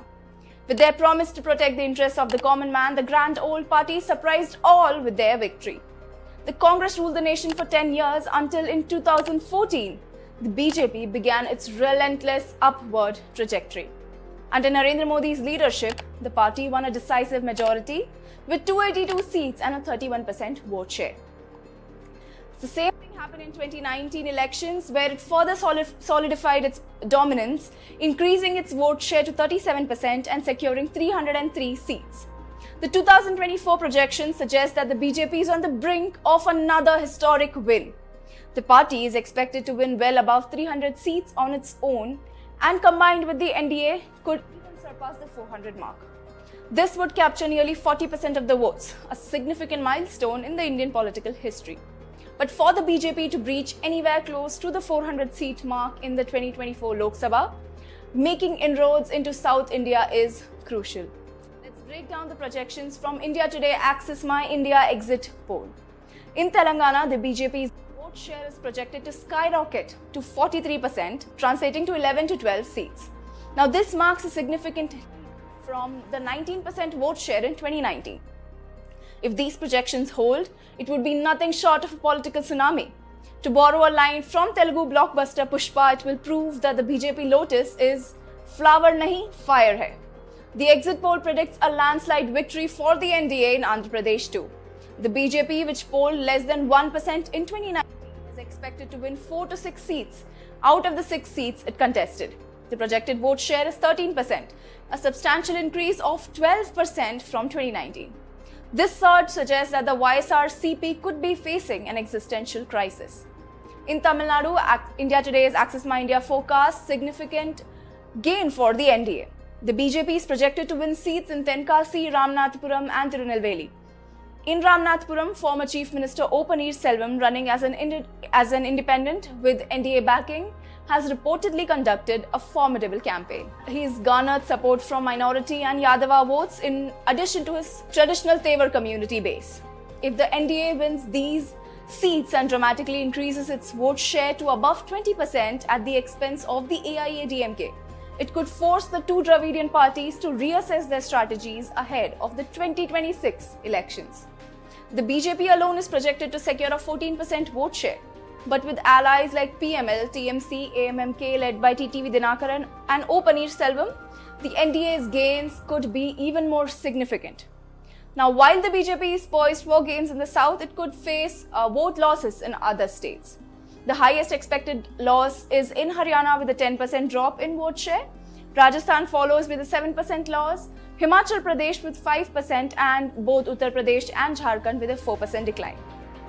Now, the Congress is projected to make notable gains in Telangana, where its vote share is expected to increase by 10% to 39%.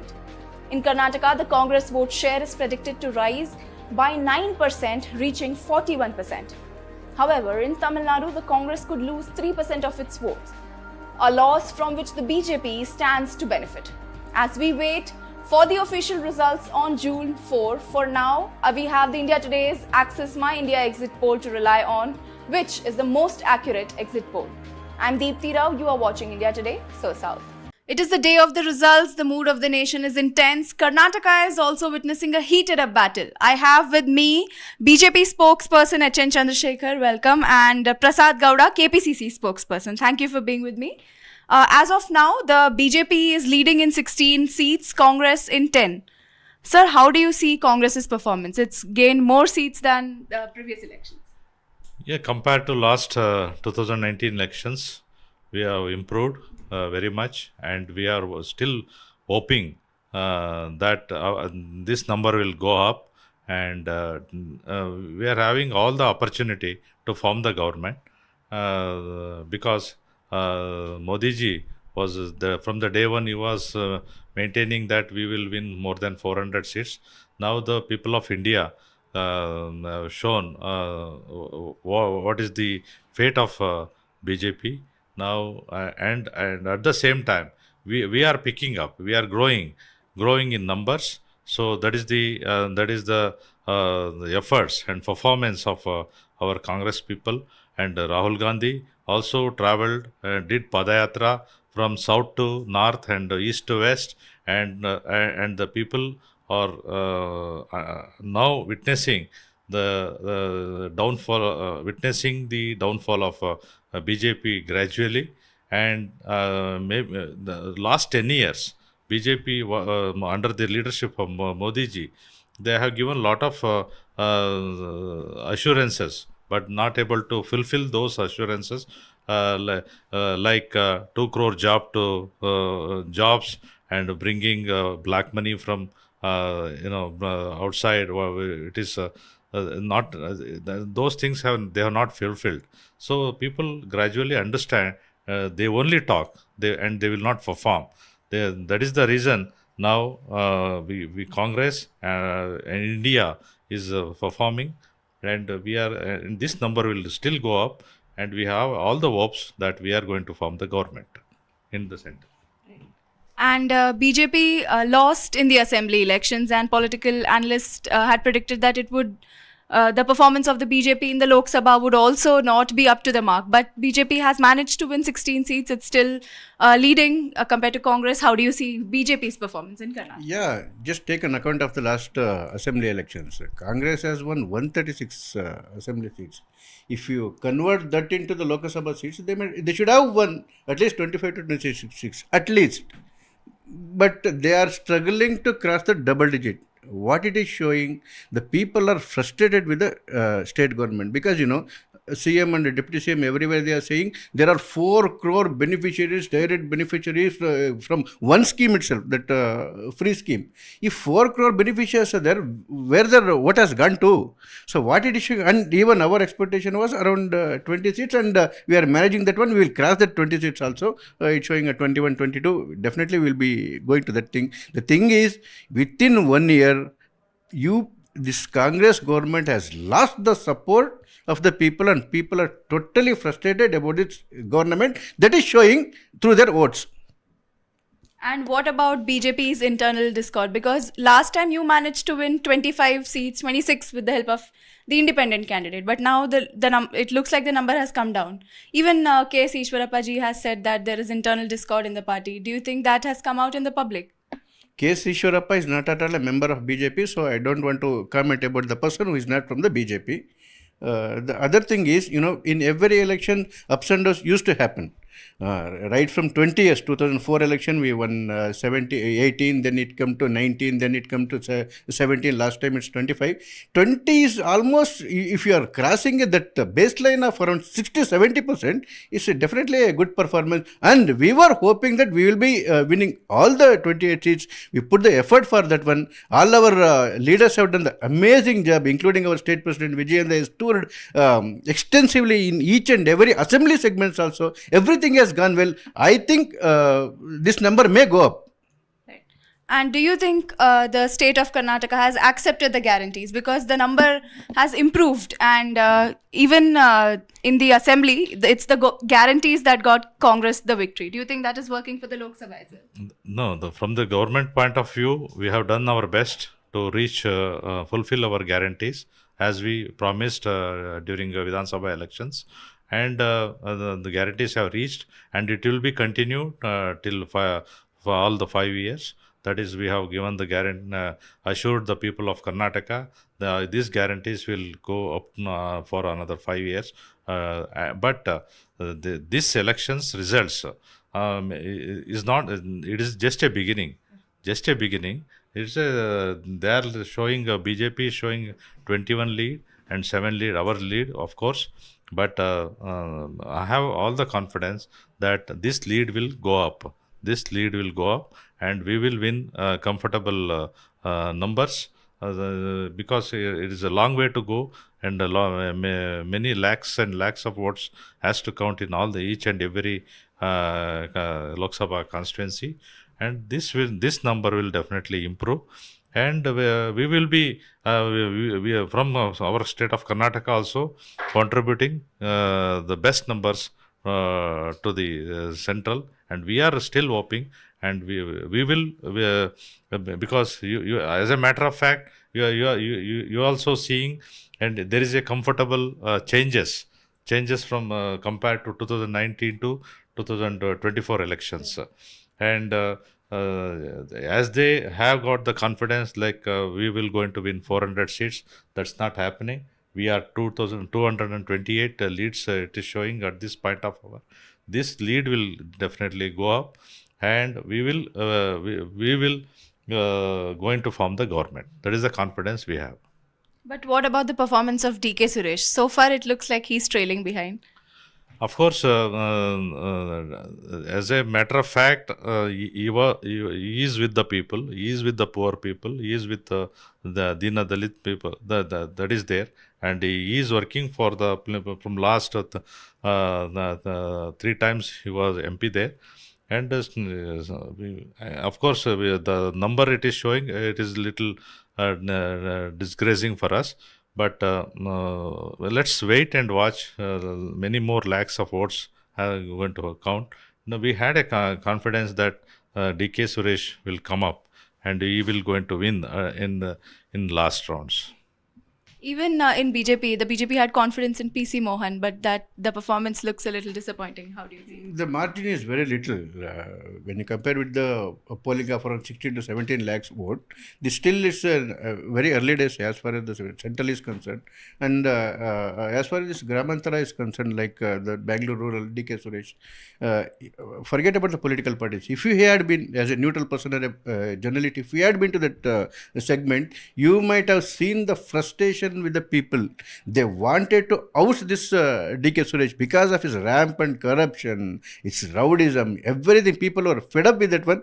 It was really because, and one more thing to suggest that one is, in almost every assembly constituency, almost 50,000 more votes have been polled for that one. So people have come out and voted against him, irrespective of whatever the luring he has done. He has given the cookers, saris, even the deputy chief minister has come and he has been to some apartments threatening the people and all. With all these dramas also, people have voted in large numbers in favor of Dr. Manjunath, who is the gentleman with zero corruption and without any single black point. But look at this stature of DK Suresh. His whole life is full of black patches. So people were waiting to defeat him, and it's happening in the ballot. How do you respond to that, sir? He's made allegations of corruption. Totally, I disagree. Of course, totally I disagree with the way he's commenting against our leader. And of course, end of the day, we will welcome the people's verdict. That doesn't mean that I will not agree with the points he made. The statement like he's a rowdy and other things. He's the most humble, and he was with the people. And otherwise, how he would have become MP for last three when there was no candidate MP seats for Congress. That time also he was. Now, of course, now BJP is getting lead. That doesn't mean that our candidate is like that. He is with the people. He is very humble. He continues to be humble with the people of rural Bangalore. And still I have confidence our leader will come up. With the assembly defeat that happened, many thought that the BJP's morale was very low in Karnataka. Are you now saying that the BJP has defied against all odds and possibly could emerge victorious in Karnataka? Definitely a very good trend is there. We could have done much better. Always there is scope for improvement.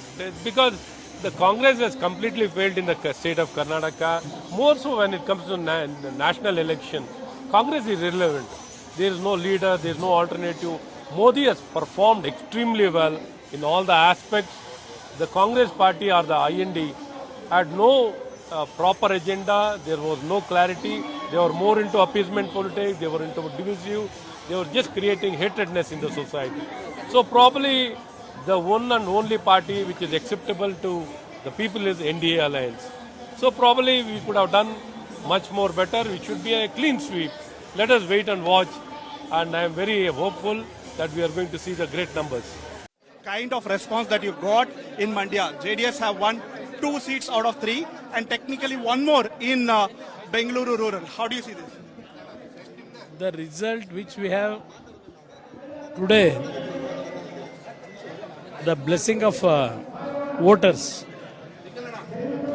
we have happy, but totally I am not happy because we expected our NDA alliance will going to get minimum 25 seats. That has reduced to 5 seats, 5-6 seats. That is the only thing I am actually disappointed because the way in which our party workers from both the sides, how they worked in the field, the cooperation with internally with leaders, we have successfully run the show in this election from BJP and JDS. But little bit I am disappointed because what we expected 25 seats, that is reduced. Sir, how do you see Hassan, sir? Hassan, you have a major... One more thing. I congratulate. I am very grateful to entire Karnataka voters, Karnataka citizens. I promise them the affection and the belief what they are with us. We will going to serve the state with in the leadership of Narendra Modi ji. Whatever problem in Karnataka we are facing from long period, we will try to successfully implement those works to complete here in this 5 years. Seats, especially Bangalore rural and Hassan. Bangalore rural, you got an emphatic win in your own constituency, Ramnagara, as well as a strong hold of DK Shivkumar also. But in Hassan, it's a forte. Now we are still trailing there. Hassan, we expected the result. Previous itself, actually, we expected. But because of Devegowda's hard work, he spent more than 15 days there to win that candidate. Even though Devegowda worked very hard and at this stage, we lost the election. But that result was expected by several our party workers. That is not actually surprise to me. Only thing, the strength of our party in Hassan, because of our some decision which we have taken, that has affected us. But future days, that our fold, we will going to get it back. And Ramnagara rural, sir? Ramnagara rural, Bangalore rural constituency, that is a strategy we have actually worked out. That strategy, we succeeded in that. Amit Shah ji and myself, we discussed about the Bangalore rural parliamentary segment. Home Minister requested me to put Dr. Manjunath as the candidate. He also suggested me that strategy we succeeded. Am I talking to the future cabinet minister of the India government, sir? No, that is left to Narendra Modi ji because still complete result has not come. At this juncture, NDA partners, we are ahead against INDA. Let us see.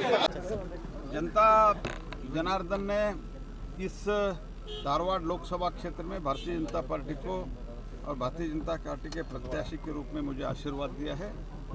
मैं जनता जनार्दन को और इसी के साथ ही साथ हमारा कार्यकर्ता और नेताओं को मैं धन्यवाद अर्पित करता हूं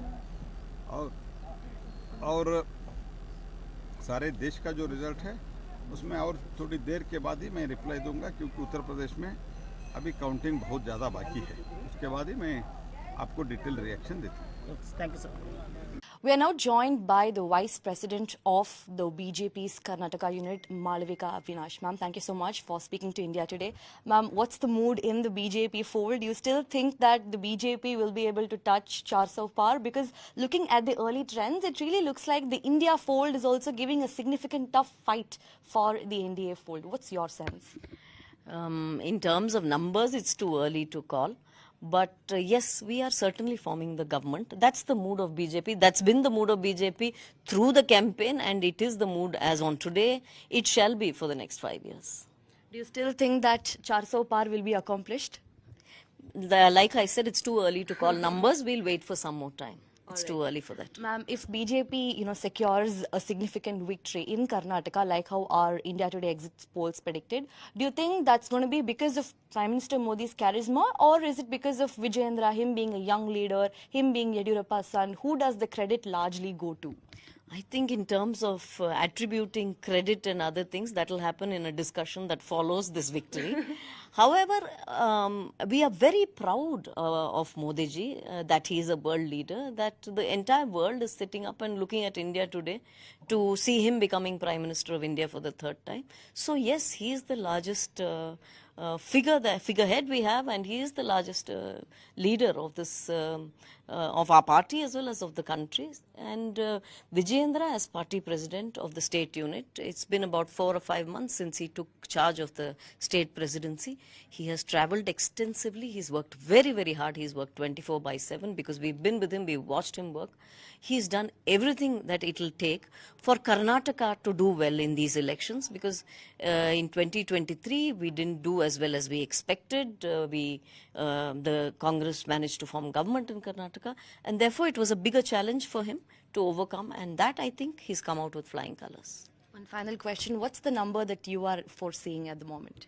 No, I am not a psephologist, so I don't sit and guess numbers. You have given us 401. Let's see what happens. All right, thank you.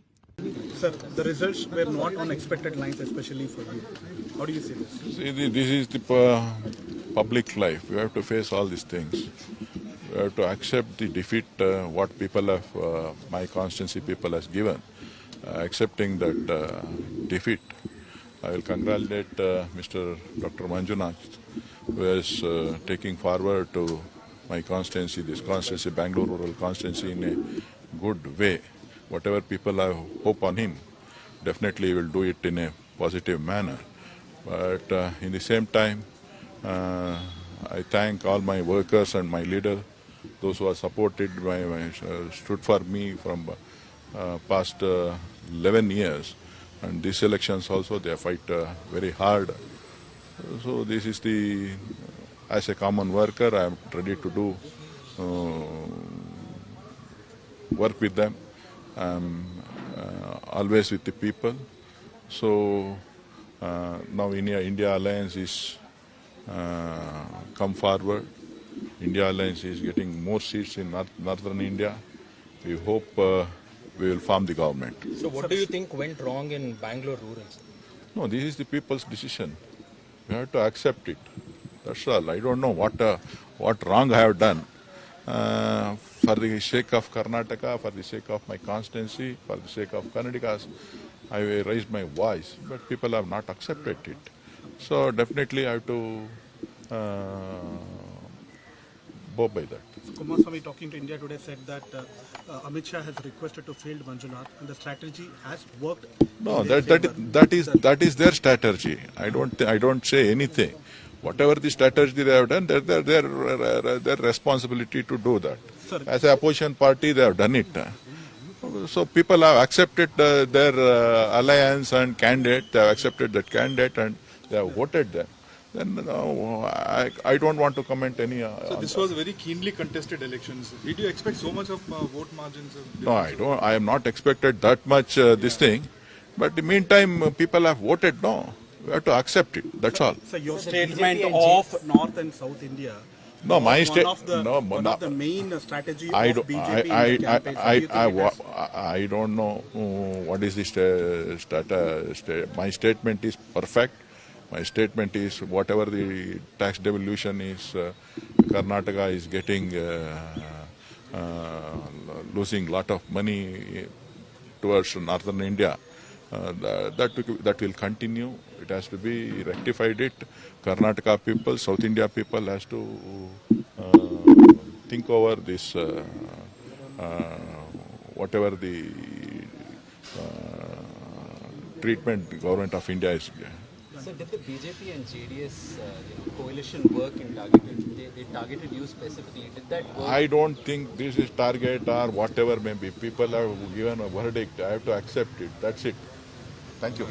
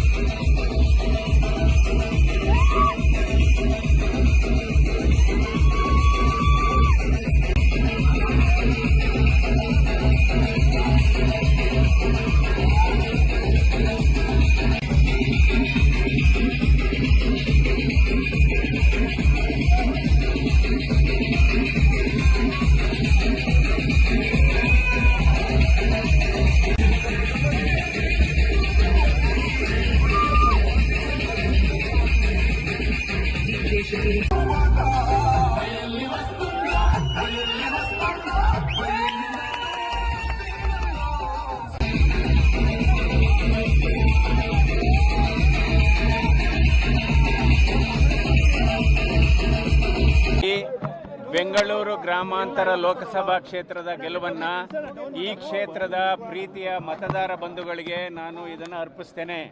ಯಾಕೆಂದರೆ ಇವತ್ತು BJP ಮತ್ತು JDS ಕಾರ್ಯಕರ್ತರು ಒಗ್ಗಟ್ಟಿನಿಂದ ಒಮ್ಮನಸ್ಸಿನಿಂದ ಕೆಲಸ ಮಾಡಿದ್ದಾರೆ ಮತ್ತು ರಾಷ್ಟ್ರೀಯ ನಾಯಕರುಗಳು ಮತ್ತು ರಾಜ್ಯ ಮಟ್ಟದ ನಾಯಕರುಗಳು ಎಲ್ಲ ಕೂಡ ಇವತ್ತು ಒಗ್ಗಟ್ಟಾಗಿ ಒಂದು ಟೊಂಕು ಕಟ್ಟಿ ನಿಂತು ಇದು ಕೆಲಸ ಮಾಡಿದ್ದಾರೆ. ನಮ್ಮ ಕಾರ್ಯಕರ್ತ ಬಂಧುಗಳು ಹಗಲಿರುಳು ಕೂಡ ಇದಕ್ಕೆ ಶ್ರಮಿಸಿದ್ದಾರೆ. ಅದಕ್ಕೋಸ್ಕರ ಈ ಎಲ್ಲರಿಗೂ ಕೂಡ ನಾನು ಮೊದಲನೇದಾಗಿ ನನ್ನ ಹೃದಯ ಸ್ಪರ್ಶಿ ನಮಸ್ಕಾರಗಳನ್ನು ಹೇಳ್ತೇನೆ. ಯಾಕೆಂದರೆ ಇದರಲ್ಲಿ ರಾಷ್ಟ್ರೀಯ ನಾಯಕರಾದಂಥ ನಮ್ಮ ಪ್ರಧಾನಮಂತ್ರಿಗಳಾದಂಥ ನರೇಂದ್ರ ಮೋದಿ ಅವರಿಂದ ಹಿಡಿದು ಅಮಿತ್ ಶಾ ಅವರಿಂದ ಹಿಡಿದು ಮತ್ತು ಸನ್ಮಾನ್ಯ ದೇವೇಗೌಡರು ಮತ್ತು ಕುಮಾರಸ್ವಾಮಿಯವರು, ಯಡಿಯೂರಪ್ಪನವರು, ವಿಜೇಂದ್ರ ಅವರು ಇವರೆಲ್ಲ ಕೂಡ ನಮಗೆ ಉತ್ತಮವಾದಂಥ ಸಲಹೆಗಳನ್ನು ಮಾರ್ಗದರ್ಶನಗಳನ್ನು ಕೊಟ್ಟಿದ್ದಾರೆ. ಸ್ಥಳೀಯವಾಗಿ ನಮ್ಮ ಎಲ್ಲ ಹಾಲಿ NDA ಶಾಸಕರು ಮತ್ತು ಮಾಜಿ ವಿಧಾನ ಪರಿಷತ್ ಸದಸ್ಯರು, ಶಾಸಕರು ಎಲ್ಲ ಕೂಡ ಇದಕ್ಕೆ ತುಂಬ ಸಹಕಾರಿಯಾಗಿದ್ದಾರೆ. ಜನ ಕೇವಲ ಮತಗಳನ್ನು ಕೊಟ್ಟಿಲ್ಲ, ಅವರ ಪ್ರೀತಿಯನ್ನು ನನ್ನ ಜೊತೆ ಹಂಚಿಕೊಂಡಿದ್ದಾರೆ, ಅವರ ಹೃದಯವನ್ನು ನನ್ನ ಜೊತೆ ಹಂಚಿಕೊಂಡಿದ್ದಾರೆ. ಹೀಗಾಗಿ ಇವತ್ತು ಇದು ಕಾರ್ಯಕರ್ತರ ಗೆಲುವು, ಇದು ಮತದಾರರ ಗೆಲುವು ಅಂತ ನಾನು ಹೇಳಬೇಕಾಗುತ್ತೆ. ಮತ್ತು ನಮಗೆ As the anticipation builds ahead of the 2024 Lok Sabha election results, exit polls have made their predictions. The much anticipated India Today Axis My India exit poll suggests a historic third term for Prime Minister Narendra Modi with his BJP-led NDA.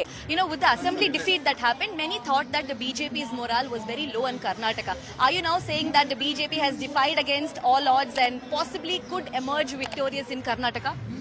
Definitely a very good trend is there. We could have done much better. Always there is scope for improvement. Because the Congress has completely failed in the state of Karnataka, more so when it comes to national election. Congress is irrelevant. There is no leader, there is no alternative. Modi has performed extremely well in all the aspects. The Congress party or the IND had no proper agenda, there was no clarity. They were more into appeasement politics, they were into divisive, they were just creating hatredness in the society. So probably the one and only party which is acceptable to the people is NDA alliance. So probably we could have done much more better. It should be a clean sweep. Let us wait and watch, and I am very hopeful that we are going to see the great numbers. Kind of response that you got in Mandya. JDS have won 2 seats out of 3 and technically one more in Bengaluru rural. How do you see this? The result which we have today, the blessing of voters, we have happy, but totally I am not happy, because we expected our NDA alliance will going to get minimum 25 seats. That has reduced to 5-6 seats. That is the only thing I am actually disappointed, because the way in which our party workers from both the sides, how they worked in the field, the cooperation with internally with leaders, we have successfully run the show in this election from BJP and JDS. But little bit I disappointed because what we expected 25 seats, that is reduced. Sir, how do you see Hassan, sir? Hassan, you have a major One more thing. I congratulate. I am very grateful to entire Karnataka voters, Karnataka citizens. I promise them the affection and the belief what they had with us. We will going to serve the state with in the leadership of Narendra Modi ji. Whatever problem in Karnataka we are facing from long period, we will try to successfully implement those works to complete here in this 5 years. Seats, especially Bangalore Rural and Hassan. Bangalore Rural, you got an emphatic win in your own constituency, Ramnagara, as well as a strong hold of DK Shivkumar also. But in Hassan, it's a forte. Now we are still trailing there. Hassan, we expected the result. Previous itself, actually, we expected. But because of Devegowda's hard work, he spent more than 15 days there to win that candidate. Even though Devegowda worked very hard and at this stage, we lost the election. But that result was expected by several our party workers. That is not actually surprise to me. Only thing, the strength of our party in Hassan, because of our some decision which we have taken, that has affected us. But future days, that our fold, we will going to get it back. And Ramnagara Rural, sir? Ramnagara Rural, Bangalore Rural Constituency, that is a strategy we have actually worked out. That strategy, we succeeded in that. Amit Shah ji and myself, we discussed about the Bangalore Rural Parliamentary segment. Home Minister requested me to put Dr. Manjunath as the candidate. He also suggested me that strategy we succeeded. Am I talking to the future cabinet minister of the India government, sir? No, that is left to Narendra Modi ji because still complete result has not come. At this juncture, NDA partners, we are ahead against INDA. Let us see.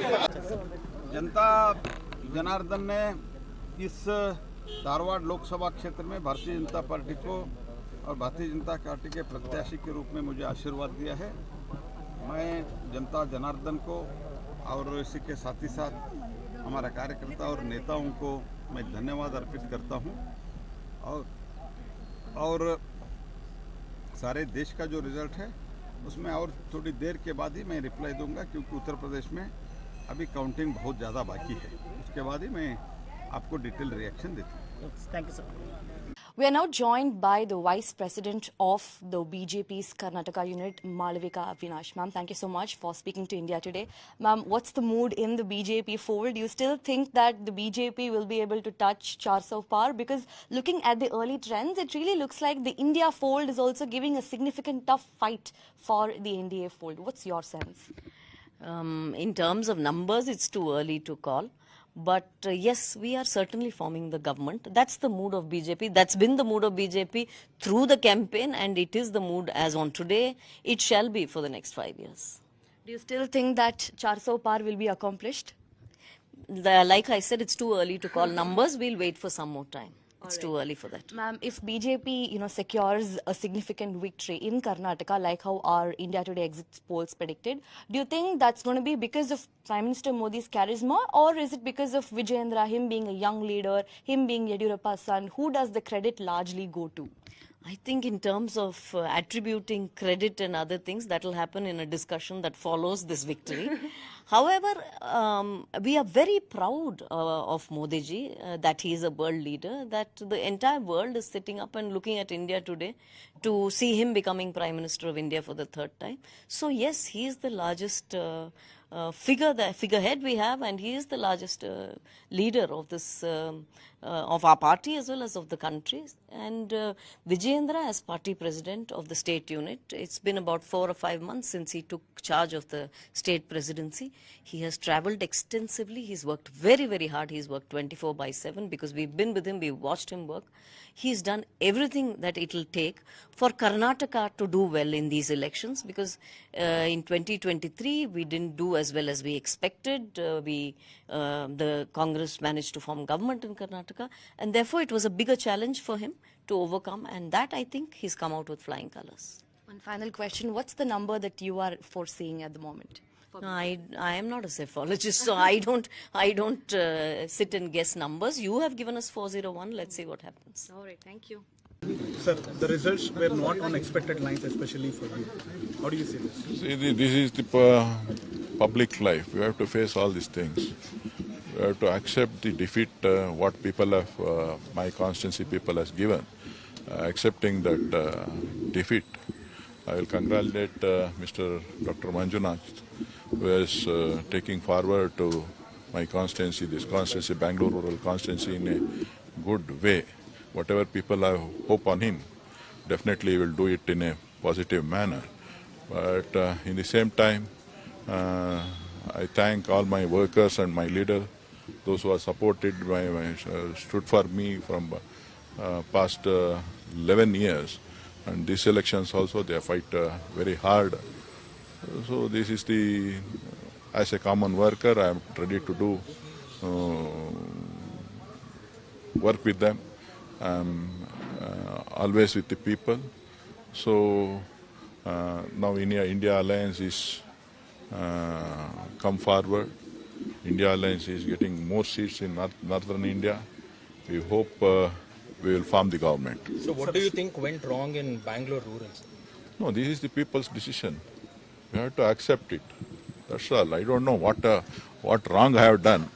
For the sake of Karnataka, for the sake of my constituency, for the sake of Karnataka, I raised my voice, but people have not accepted it. So definitely I have to...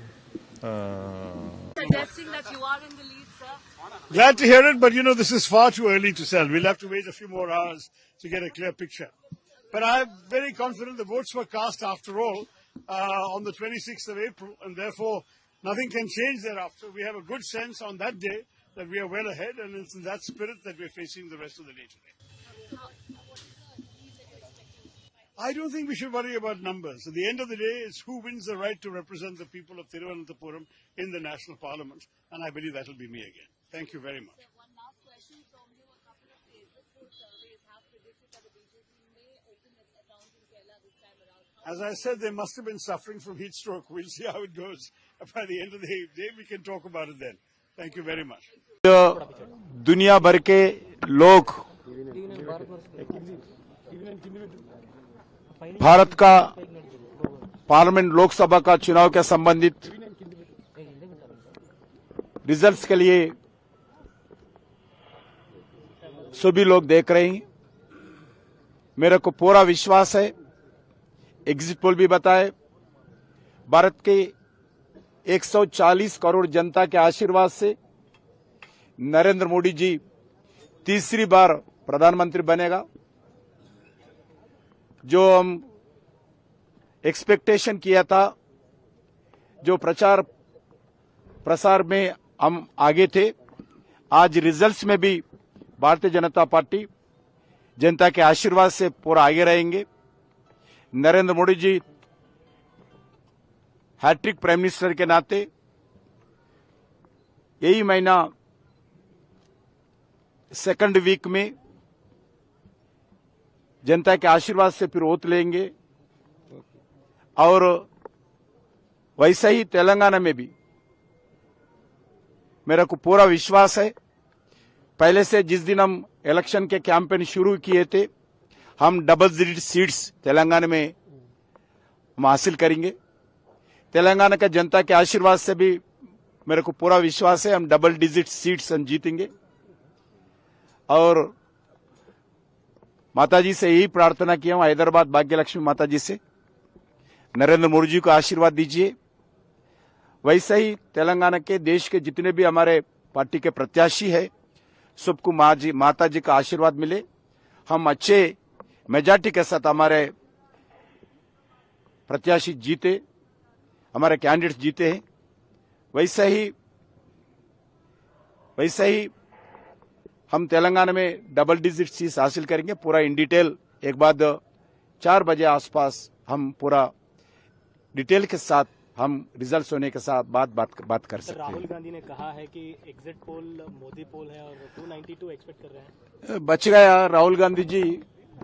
exit poll के लिए repolling demand नहीं किया है। Exit poll का हम पूरा expect किए थे, राहुल गांधी रीपोलिंग डिमांड करते होंगे, मगर देश के जनता के बच गए हैं। आप लोग भी बच गए, जितने भी प्रचार प्रसार चैनल्स है सभी लोग भी बच गए। राहुल गांधी वो डिमांड नहीं किया आप लोगों को, ये बच गए हम। ये रुझान दिखाता है कि निवर्तमान भूतपूर्व बनने वाले हैं। ये उनकी नैतिक हार है और राजनीतिक हार है, दोनों राजनीतिक हार और प्रचंड नैतिक हार। ये पहले कभी नहीं हुआ है कि प्रधानमंत्री खुद अपने ही सीट में पीछे चल रहे हैं। ये तो ट्रेलर है, जो नतीजे दिखाई दे रहे हैं। वाराणसी में प्रधानमंत्री कह रहे थे ट्रेलर ट्रेलर ट्रेलर, तो आज उनके ट्रेलर दिखाई दे रहा है। You know, with the assembly defeat that happened, many thought that the BJP's morale was very low in Karnataka. Are you now saying that the BJP has defied against all odds and possibly could emerge victorious in Karnataka? Definitely a very good trend is there. We could have done much better. Always there is scope for improvement. Because the Congress has completely failed in the state of Karnataka. More so when it comes to national election. Congress is irrelevant. There is no leader, there is no alternative. Modi has performed extremely well in all the aspects. The Congress party or the IND had no proper agenda. There was no clarity. They were more into appeasement politics. They were into divisive. They were just creating hatredness in the society. So probably the one and only party which is acceptable to the people is NDA alliance. So probably we could have done much more better. It should be a clean sweep. Let us wait and watch. And I am very hopeful that we are going to see the great numbers. Kind of response that you got in Mandya. JDS have won 2 seats out of 3 and technically one more in Bengaluru rural. How do you see this? The result which we have today, the blessing of voters, we have happy, but totally I am not happy, because we expected our NDA alliance will going to get minimum 25 seats. That has reduced to 5-6 seats. That is the only thing I am actually disappointed, because the way in which our party workers from both the sides, how they worked in the field, the cooperation with internally with leaders, we have successfully run the show in this election from BJP and JDS. But little bit I am disappointed, because what we expected 25 seats, that has reduced. Sir, how do you see Hassan, sir? Hassan, you have a major... One more thing. I congratulate. I am very grateful to entire Karnataka voters, Karnataka citizens. I promise them the affection and the belief what they had with us. We will going to serve the state with in the leadership of Narendra Modi ji. Whatever problem in Karnataka we are facing from long period, we will try to successfully implement those works to complete here in this 5 years. States, especially Bangalore rural and Hassan. Bangalore rural, you got an emphatic win in your own constituency, Ramnagara, as well as a strong hold of DK Shivakumar also. But in Hassan, it's a forte. Now we are still trailing there. Hassan, we expected the result. Previous itself, actually, we expected. But because of Devegowda's hard work, he spent more than 15 days there to win that candidate. Even though Devegowda worked very hard and at this stage, we lost the election. But that result was expected by several our party workers. That is not actually surprise to me. Only thing, the strength of our party in Hassan, because of our some decision which we have taken, that has affected us. But future days, that our fold, we will going to get it back. And Ramnagara rural, sir? Bangalore rural constituency, that is a strategy we have actually worked out. That strategy, we succeeded in that. Amit Shah ji and myself, we discussed about the Bangalore rural parliamentary segment. Home Minister requested me to put Dr. Manjunath as the candidate. He also suggested me that strategy we succeeded. Am I talking to the future cabinet minister of the India government, sir? No, that is left to Narendra Modi ji because still complete result has not come. At this juncture, NDA partners, we are ahead against INDA. Let us see. जनता जनार्दन ने इस धारवाड़ लोकसभा क्षेत्र में Bharatiya Janata party को और Bharatiya Janata party के प्रत्याशी के रूप में मुझे आशीर्वाद दिया है। मैं जनता जनार्दन को और इसी के साथ ही साथ हमारा कार्यकर्ता और नेताओं को मैं धन्यवाद अर्पित करता हूं और सारे देश का जो रिजल्ट है उसमें और थोड़ी देर के बाद ही मैं रिप्लाई दूंगा क्योंकि उत्तर प्रदेश में अभी काउंटिंग बहुत ज़्यादा बाकी है। उसके बाद ही मैं आपको डिटेल रिएक्शन देता हूँ। Thank you sir. We are now joined by the Vice President of the BJP's Karnataka unit, Malavika Avinash. Ma'am, thank you so much for speaking to India today. Ma'am, what's the mood in the BJP fold? Do you still think that the BJP will be able to touch 400 par? Because looking at the early trends, it really looks like the India fold is also giving a significant tough fight for the NDA fold. What's your sense? In terms of numbers, it's too early to call. But yes, we are certainly forming the government. That's the mood of BJP. That's been the mood of BJP through the campaign, and it is the mood as on today. It shall be for the next 5 years. Do you still think that 400 par will be accomplished? Like I said, it's too early to call numbers. We'll wait for some more time.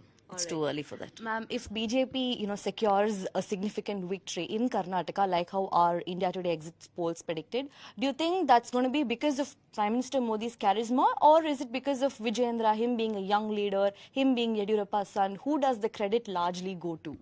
I think in terms of attributing credit and other things, that will happen in a discussion that follows this victory.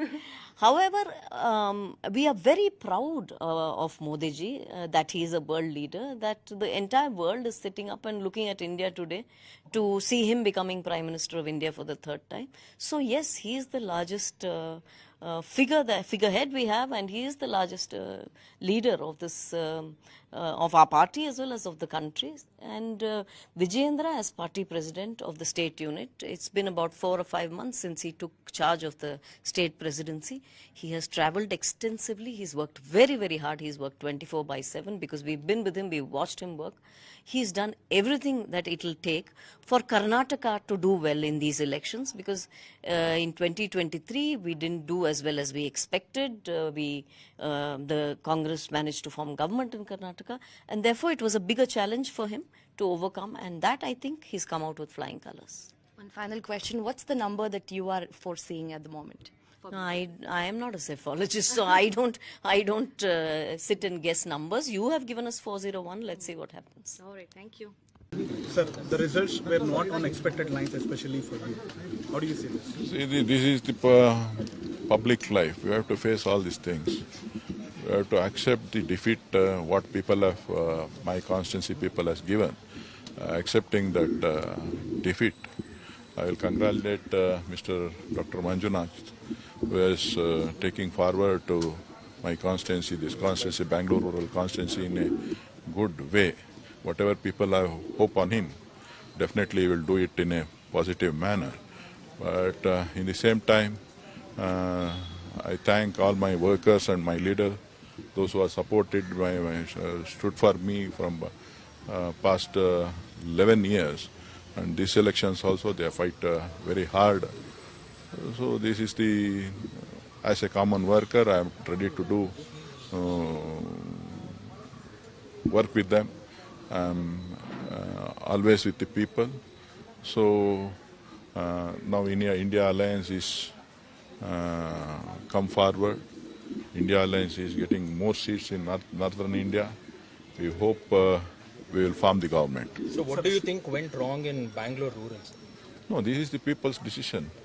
We have to accept it. That's all. I don't know what wrong I have done.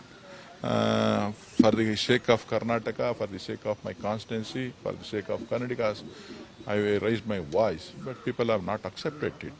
So definitely I have to go by that. So Kumaraswamy, talking to India Today, said that Amit Shah has requested to field Manjunath, and the strategy has worked. No, that is their strategy. I don't say anything. Whatever the strategy they have done, their responsibility to do that. Sir, as an opposition party, they have done it. So people have accepted their alliance and candidate. They have accepted that candidate and they have voted them. Then I don't want to comment any. So this was very keenly contested elections. Did you expect so much of vote margins? No, I don't. I am not expected that much this thing. But in the meantime, people have voted. No, we have to accept it. That's all. So your statement of North and South India. No, my one of the main strategy of BJP in the campaign. I don't know what is the my statement is perfect. My statement is whatever the tax devolution is, Karnataka is getting losing lot of money towards northern India. That will continue. It has to be rectified. Karnataka people, South India people has to think over this. Whatever the treatment the government of India is. So did the BJP and JDS coalition work in targeted? They targeted you specifically. Did that work? I don't think this is target or whatever may be. People have given a verdict. I have to accept it. That's it. Thank you.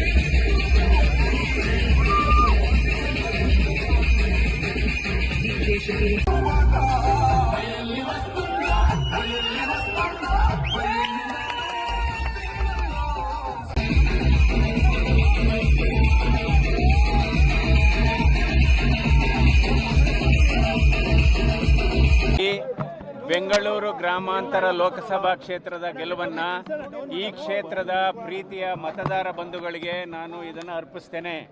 ಯಾಕೆಂದರೆ ಇವತ್ತು BJP ಮತ್ತು JDS ಕಾರ್ಯಕರ್ತರು ಒಗ್ಗಟ್ಟಿನಿಂದ ಒಮ್ಮನಸ್ಸಿನಿಂದ ಕೆಲಸ ಮಾಡಿದ್ದಾರೆ ಮತ್ತು ರಾಷ್ಟ್ರೀಯ ನಾಯಕರುಗಳು ಮತ್ತು ರಾಜ್ಯ ಮಟ್ಟದ ನಾಯಕರುಗಳು ಎಲ್ಲ ಕೂಡ ಇವತ್ತು ಒಗ್ಗಟ್ಟಾಗಿ ಒಂದು ಟೊಂಕು ಕಟ್ಟಿ ನಿಂತು ಇದು ಕೆಲಸ ಮಾಡಿದ್ದಾರೆ. ನಮ್ಮ ಕಾರ್ಯಕರ್ತ ಬಂಧುಗಳು ಹಗಲಿರುಳು ಕೂಡ ಇದಕ್ಕೆ ಶ್ರಮಿಸಿದ್ದಾರೆ. ಅದಕ್ಕೋಸ್ಕರ ಈ ಎಲ್ಲರಿಗೂ ಕೂಡ ನಾನು ಮೊದಲನೇದಾಗಿ ನನ್ನ ಹೃದಯ ಸ್ಪರ್ಶಿ ನಮಸ್ಕಾರಗಳನ್ನು ಹೇಳ್ತೇನೆ. ಯಾಕೆಂದರೆ ಇದರಲ್ಲಿ ರಾಷ್ಟ್ರೀಯ ನಾಯಕರಾದಂಥ ನಮ್ಮ ಪ್ರಧಾನಮಂತ್ರಿಗಳಾದಂಥ ನರೇಂದ್ರ ಮೋದಿ ಅವರಿಂದ ಹಿಡಿದು ಅಮಿತ್ ಶಾ ಅವರಿಂದ ಹಿಡಿದು ಮತ್ತು ಸನ್ಮಾನ್ಯ ದೇವೇಗೌಡರು ಮತ್ತು ಕುಮಾರಸ್ವಾಮಿಯವರು, ಯಡಿಯೂರಪ್ಪನವರು, ವಿಜೇಂದ್ರ ಅವರು ಇವರೆಲ್ಲ ಕೂಡ ನಮಗೆ ಉತ್ತಮವಾದಂಥ ಸಲಹೆಗಳನ್ನು ಮಾರ್ಗದರ್ಶನಗಳನ್ನು ಕೊಟ್ಟಿದ್ದಾರೆ. ಸ್ಥಳೀಯವಾಗಿ ನಮ್ಮ ಎಲ್ಲ ಹಾಲಿ NDA ಶಾಸಕರು ಮತ್ತು ಮಾಜಿ ವಿಧಾನ ಪರಿಷತ್ ಸದಸ್ಯರು, ಶಾಸಕರು ಎಲ್ಲ ಕೂಡ ಇದಕ್ಕೆ ತುಂಬ ಸಹಕಾರಿಯಾಗಿದ್ದಾರೆ. ಜನ ಕೇವಲ ಮತಗಳನ್ನು ಕೊಟ್ಟಿಲ್ಲ, ಅವರ ಪ್ರೀತಿಯನ್ನು ನನ್ನ ಜೊತೆ ಹಂಚಿಕೊಂಡಿದ್ದಾರೆ, ಅವರ ಹೃದಯವನ್ನು ನನ್ನ ಜೊತೆ ಹಂಚಿಕೊಂಡಿದ್ದಾರೆ. ಹೀಗಾಗಿ ಇವತ್ತು ಇದು ಕಾರ್ಯಕರ್ತರ ಗೆಲುವು, ಇದು ಮತದಾರರ ಗೆಲುವು ಅಂತ ನಾನು ಹೇಳಬೇಕಾಗುತ್ತೆ. ಮತ್ತು ನಮಗೆ As the anticipation builds ahead of the 2024 Lok Sabha election results, exit polls have made their predictions.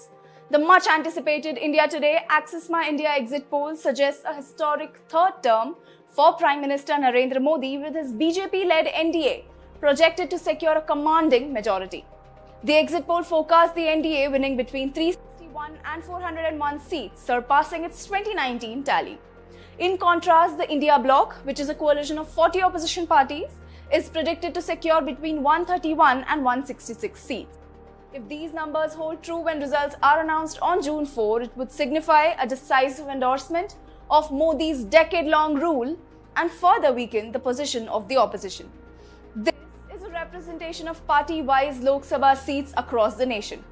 These are the results from 2019, where the only South Indian state that the BJP managed well at that to win was Karnataka, where it won 25 of the 28 seats. Even in 2024 projections, where the India bloc is expected to win in Kerala and Tamil Nadu, there are success stories here as well, because the BJP has opened its account. Historically, the BJP has struggled to penetrate into southern India, but the 2024 projections show significant inroads. In Kerala, where the BJP had previously won no seats, the party is expected to win 2 to 3 seats out of the 20 seats this time. The Congress-led UDF is likely to win 17 to 18 seats, while the ruling LDF might secure 1 seat at best. In Tamil Nadu, the ruling DMK is projected to win 20 to 22 out of the 39 seats. Its India bloc ally Congress is expected to bag 6 to 8 seats. The BJP is projected to win between 1 and 3 seats, marking another breakthrough in a state where it won no seat on its own in 2019. With Annamalai's big push in the Dravidian heartland, it appears that the BJP will be able to breach the Dravidian wall after all. Now let's understand how the BJP became such a big phenomena in the last 40 years only.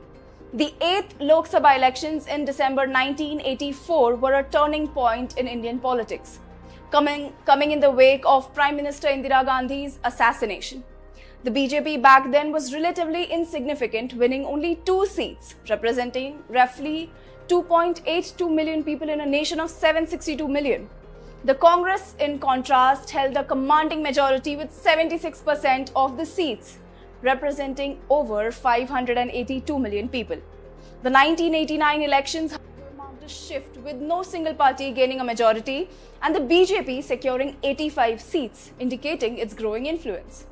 The Congress led with 197 seats, followed by the Janata Dal with 143. The election led to forming the first minority government since India's independence under Vishwanath Pratap Singh of the Janata Dal. The 90s were crucial for the BJP's growth, influenced by socio-political issues like the Mandal Commission and Ram Janmabhoomi. In the 10th Lok Sabha elections in 1991, the BJP's representation rose to 120 seats and its vote share jumped to 22.5%, which reflected the support of nearly 200 million people at the time. Meanwhile, the Congress secured 244 seats and 36.4 votes. In 1998, the BJP-led NDA narrowly lost a confidence vote. However, the 13th Lok Sabha election in 1999 marked a turning point, with the NDA completing a full 5-year term.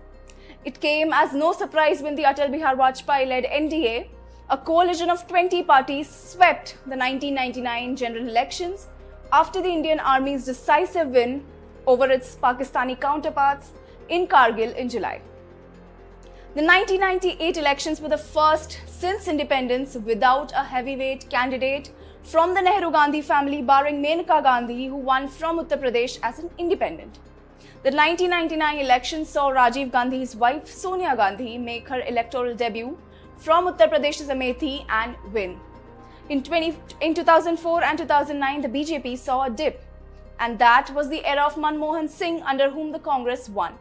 With their promise to protect the interests of the common man, the grand old party surprised all with their victory. The Congress ruled the nation for 10 years until in 2014, the BJP began its relentless upward trajectory. Under Narendra Modi's leadership, the party won a decisive majority with 282 seats and a 31% vote share. The same thing happened in 2019 elections, where it further solidified its dominance, increasing its vote share to 37% and securing 303 seats. The 2024 projections suggest that the BJP is on the brink of another historic win. The party is expected to win well above 300 seats on its own, and combined with the NDA, could even surpass the 400 mark. This would capture nearly 40% of the votes, a significant milestone in the Indian political history.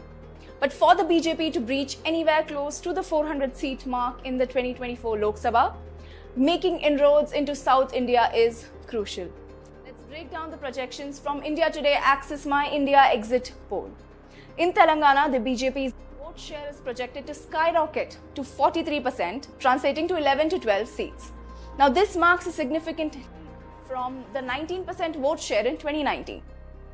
If these projections hold, it would be nothing short of a political tsunami. To borrow a line from Telugu blockbuster Pushpa, it will prove that the BJP lotus is flower nahi, fire hai. The exit poll predicts a landslide victory for the NDA in Andhra Pradesh too. The BJP, which polled less than 1% in 2019, is expected to win 4 to 6 seats out of the 6 seats it contested. The projected vote share is 13%, a substantial increase of 12% from 2019.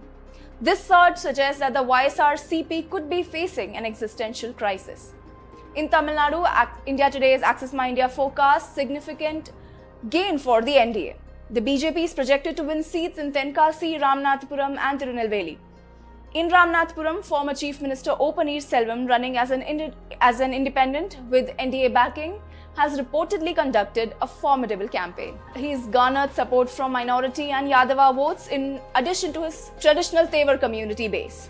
If the NDA wins these seats and dramatically increases its vote share to above 20% at the expense of the AIADMK, it could force the two Dravidian parties to reassess their strategies ahead of the 2026 elections. The BJP alone is projected to secure a 14% vote share, but with allies like PML, TMC, AMMK led by TTV Dinakaran and O. Selvam, the NDA's gains could be even more significant. Now, while the BJP is poised for gains in the south, it could face vote losses in other states. The highest expected loss is in Haryana with a 10% drop in vote share. Rajasthan follows with a 7% loss. Himachal Pradesh with 5% and both Uttar Pradesh and Jharkhand with a 4% decline. Now, the Congress is projected to make notable gains in Telangana, where its vote share is expected to increase by 10% to 39%. In Karnataka, the Congress vote share is predicted to rise by 9%, reaching 41%. However, in Tamil Nadu, the Congress could lose 3% of its votes, a loss from which the BJP stands to benefit. As we wait for the official results on June 4, for now, we have the India Today's Axis My India exit poll to rely on, which is the most accurate exit poll. I'm Deepthi Rao, you are watching India Today, SoSouth. It is the day of the results. The mood of the nation is intense. Karnataka is also witnessing a heated up battle. I have with me BJP spokesperson HN Chandrasekhar, welcome, and Prasad Gowda, KPCC spokesperson. Thank you for being with me. As of now, the BJP is leading in 16 seats, Congress in 10. Sir, how do you see Congress's performance? It's gained more seats than the previous elections. Yeah, compared to last 2019 elections, we have improved very much, and we are still hoping that this number will go up, and we are having all the opportunity to form the government because Modi ji was from the day one he was maintaining that we will win more than 400 seats. Now the people of India have shown what is the fate of BJP now, and at the same time we are picking up, we are growing in numbers. So that is the efforts and performance of our Congress people.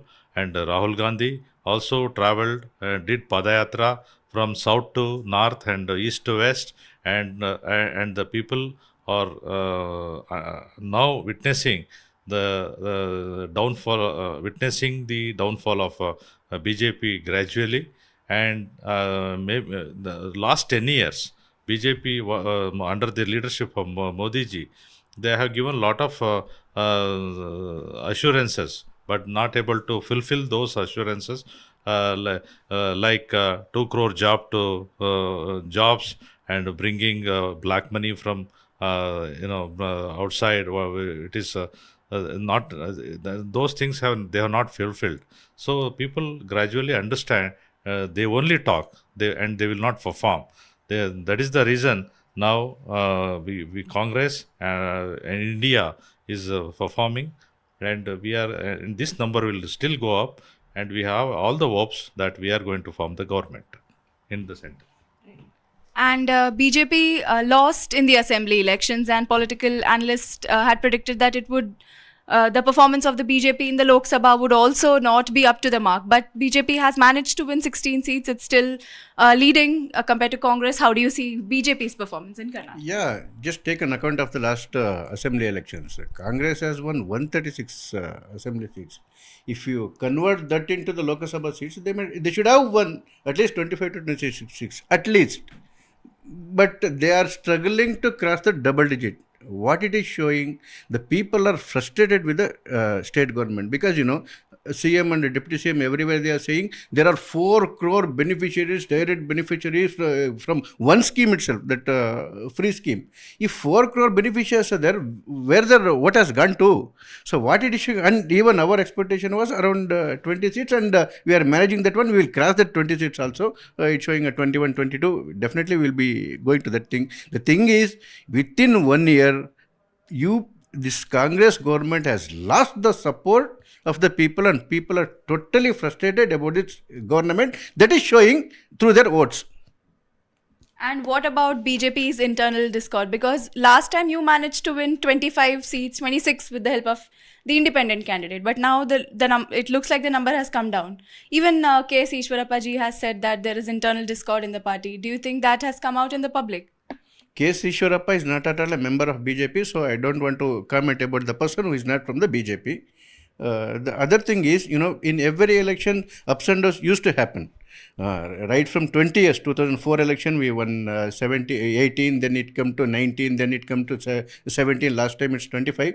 20 is almost, if you are crossing that baseline of around 60-70%, it's definitely a good performance. And we were hoping that we will be winning all the 28 seats. We put the effort for that one. All our leaders have done the amazing job, including our state president Vijayendra has toured extensively in each and every assembly segments also. Everything has gone well. I think this number may go up.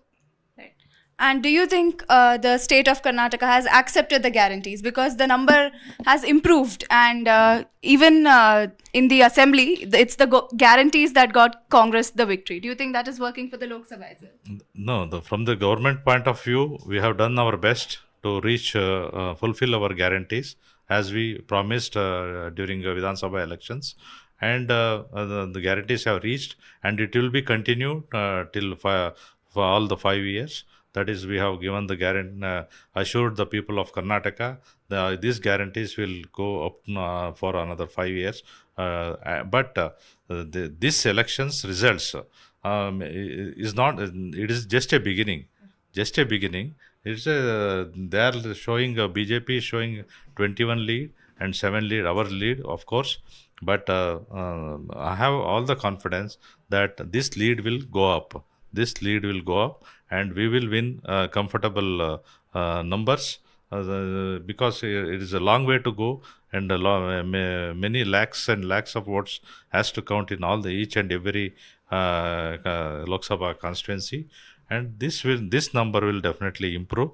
And we will be we from our state of Karnataka also contributing the best numbers to the central, and we are still hoping, and we will because you as a matter of fact you also seeing, and there is a comfortable changes from compared to 2019 to 2024 elections, and as they have got the confidence we will going to win 400 seats. That's not happening. We are 2,228 leads it is showing at this point of our. This lead will definitely go up, and we will going to form the government. That is the confidence we have. But what about the performance of DK Suresh? So far it looks like he's trailing behind. Of course, as a matter of fact, he is with the people, he is with the poor people, he is with the Dina Dalit people, that is there, and he is working for from last 3 times he was MP there, And of course, the number it is showing, it is little disgracing for us. But let's wait and watch. Many more lakhs of votes are going to count. Now, we had a confidence that DK Suresh will come up and he will going to win in last rounds. Even in BJP, the BJP had confidence in PC Mohan, but that the performance looks a little disappointing. How do you see? The margin is very little when you compare with the polling of around 16 to 17 lakhs vote. This still is very early days as far as the central is concerned, and as far as this Gramantara is concerned, like the Bangalore rural DK Suresh. Forget about the political parties. If you had been as a neutral person or a journalist, if you had been to that segment, you might have seen the frustration with the people. They wanted to oust this DK Suresh because of his rampant corruption, its rowdyism, everything. People were fed up with that one. It was really because, and one more thing to suggest that one is, in almost every assembly constituency, almost 50,000 more votes have been polled for that one. So people have come out and voted against him, irrespective of whatever the luring he has done. He has given the cookers, saris, even the deputy chief minister has come and he has been to some apartments threatening the people and all. With all these dramas also, people have voted in large numbers in favor of Dr. Manjunath, who is the gentleman with zero corruption and without any single black point. But look at this stature of DK Suresh. His whole life is full of black patches. So people were waiting to defeat him, and it's happening in the ballot. How do you respond to that, sir? He's made allegations of corruption. Totally, I disagree. Of course, totally, I disagree with the way he's commenting against our leader. And of course, end of the day, we will welcome the people's verdict. That doesn't mean that I will not agree with the points he made. The statement like he's a rowdy and other things. He's the most humble, and he was with the people.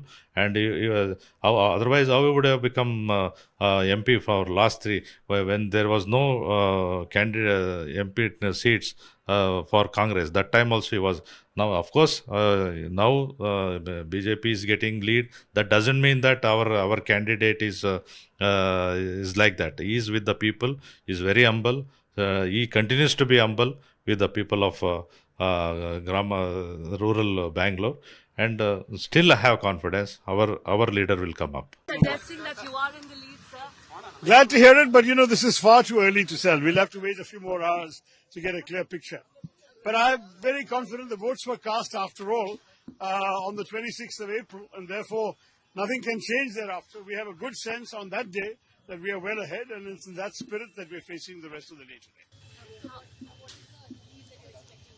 I don't think we should worry about numbers. At the end of the day, it's who wins the right to represent the people of Thiruvananthapuram in the National Parliament, and I believe that will be me again. Thank you very much. One last question from you. A couple of Facebook surveys have predicted that the BJP may open its account in Kerala this time around. As I said, they must have been suffering from heat stroke. We'll see how it goes. By the end of the day, we can talk about it then. Thank you very much. दुनिया भर के लोग भारत का parliament Lok Sabha का चुनाव के संबंधित results के लिए सभी लोग देख रहे हैं। मेरे को पूरा विश्वास है, एग्जिट पोल भी बताए, भारत के 140 करोड़ जनता के आशीर्वाद से नरेंद्र मोदी जी तीसरी बार प्रधानमंत्री बनेगा। जो हम एक्सपेक्टेशन किया था, जो प्रचार प्रसार में हम आगे थे, आज रिजल्ट्स में भी भारतीय जनता पार्टी जनता के आशीर्वाद से पूरा आगे रहेंगे। Narendra Modi ji hat trick prime minister के नाते यही महीना सेकंड वीक में जनता के आशीर्वाद से फिर ओथ लेंगे। और वैसे ही तेलंगाना में भी मेरे को पूरा विश्वास है, पहले से जिस दिन हम इलेक्शन के कैंपेन शुरू किए थे, हम डबल डिजिट सीट्स तेलंगाना में हम हासिल करेंगे। तेलंगाना का जनता के आशीर्वाद से भी मेरे को पूरा विश्वास है हम डबल डिजिट सीट्स हम जीतेंगे। और माताजी से यही प्रार्थना किया हूं, हैदराबाद भाग्य लक्ष्मी माताजी से, नरेंद्र मोदी जी को आशीर्वाद दीजिए। वैसे ही तेलंगाना के देश के जितने भी हमारे पार्टी के प्रत्याशी है सबको माता जी का आशीर्वाद मिले, हम अच्छे मेजॉरिटी के साथ हमारे प्रत्याशी जीते, हमारे कैंडिडेट्स जीते हैं। वैसे ही हम तेलंगाना में डबल डिजिट सीट्स हासिल करेंगे। पूरा इन डिटेल एक बाद 4 बजे आसपास हम पूरा डिटेल के साथ हम रिजल्ट्स होने के साथ बात कर सकते हैं। राहुल गांधी ने कहा है कि एग्जिट पोल मोदी पोल है और 292 एक्सपेक्ट कर रहे हैं। बच गया राहुल गांधी जी, एग्जिट पोल के लिए रीपोलिंग डिमांड नहीं किया है। एग्जिट पोल का हम पूरा एक्सपेक्ट किए थे, राहुल गांधी रीपोलिंग डिमांड करते होंगे, मगर देश के जनता के बच गए हैं, आप लोग भी बच गए, जितने भी प्रचार प्रसार चैनल्स है सभी लोग भी बच गए। राहुल गांधी वो डिमांड नहीं किया आप लोगों को, ये बच गए हम। ये रुझान दिखाता है कि निवर्तमान भूतपूर्व बनने वाले हैं। ये उनकी नैतिक हार है और राजनीतिक हार है, दोनों राजनीतिक हार और प्रचंड नैतिक हार। ये पहले कभी नहीं हुआ है कि प्रधानमंत्री खुद अपने ही सीट पे पीछे चले। ये तो ट्रेलर है। नमस्कार साथियों, आज के विशेष प्रेस वार्ता में आप सभी का स्वागत है। पहले कांग्रेस अध्यक्ष जी मल्लिकार्जुन खड़गे जी आपको संबोधित करेंगे। उसके बाद में हमारे पूर्व अध्यक्ष राहुल जी आप से बातचीत करेंगे और हमारे बीच में कांग्रेस संसदीय दल के अध्यक्ष सोनिया गांधी जी भी मौजूद हैं। मैं उनका भी स्वागत करता हूं।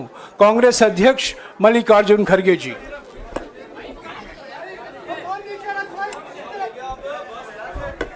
क्यों इसको नहीं डाला शायद।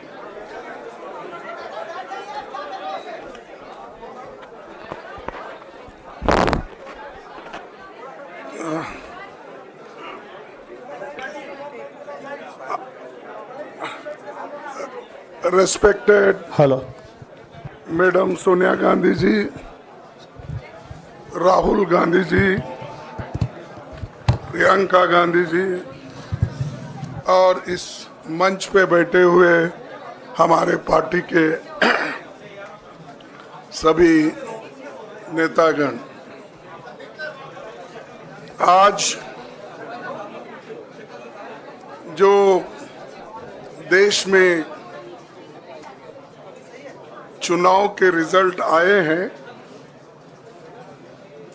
ये मैं तो पहले कहूँगा ये जो रिजल्ट है जनता की रिजल्ट है और ये जनता की जीत है और लोकतंत्र की जीत है। हम पहले से यही कह रहे थे कि ये लड़ाई हमारी मोदी वर्सेस जनता है, लोग हैं। तो 18वीं लोकसभा के चुनाव में हम विनम्रता से जनमत को स्वीकार करते हैं। इस बार जनता ने किसी एक दल को पूर्ण बहुमत नहीं दिया, खासकर सत्ताधारी दल भाजपा ने एक व्यक्ति एक चेहरे के नाम पर वोट मांगा। अब ये स्पष्ट हो गया है कि ये मैंडेट मोदी जी के खिलाफ गया है। ये उनकी राजनीतिक और नैतिक हार है। जो व्यक्ति बार बार अपने नाम से ही हर जगह वोट मांगते थे, उनकी ये बहुत बड़ी हार है और नैतिक दृष्टि से ये तो उनको बहुत बड़ा नुकसान हुआ है। आप जानते हैं कि कांग्रेस पार्टी और हमारे इंडिया गठबंधन से बहुत प्रतिकूल माहौल में चुनाव लड़ा। सरकारी मशीनरी ने कदम कदम पर अवरोध डाला। बैंक खाते सीज करने से लेकर तमाम नेताओं के खिलाफ अभियान चलाया। फिर भी शुरू से आखिर तक कांग्रेस पार्टी का कैंपेन सकारात्मक था, पॉजिटिव था।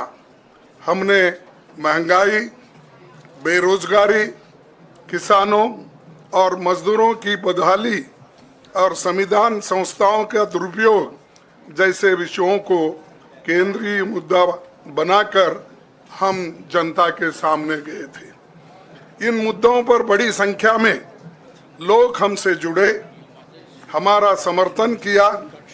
प्रधानमंत्री ने जिस तरह का कैंपेन किया वो इतिहास में लंबे समय तक याद रखा जाएगा।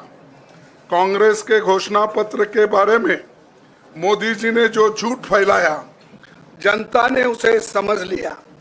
मैं इस मौके पर कहना चाहूंगा कि श्री राहुल गांधी जी की दोनों यात्राएं, भारत जोड़ो यात्रा और भारत जोड़ो न्याय यात्रा के दौरान लाखों करोड़ों लोगों को मिलना, लोगों की समस्याओं को सुनना और आगे चलकर उन समस्याओं का हल ढूंढना हमारे कैंपेन का आधार बना। हमने इसी को 5 न्याय और 25 गारंटी का नाम दिया और इसी के आधार पर हमने गारंटी कार्ड बनाया।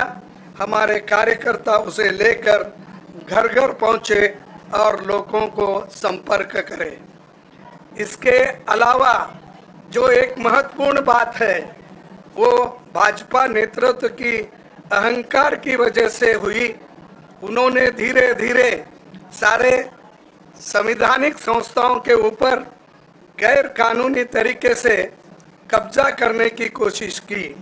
फिर इनका उपयोग विरोधी दल के खिलाफ करने लगे।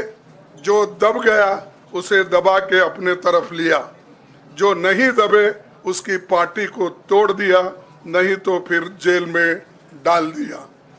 लोगों को ये विश्वास हो गया था कि मोदी जी को एक मौका और मिला तो अगला हमला संविधान पर सीधा होगा और लोकतंत्र पर होगा। इसीलिए लोगों को इसके प्रमाण नए संसद सत्र के साथ ही दिखेंगे।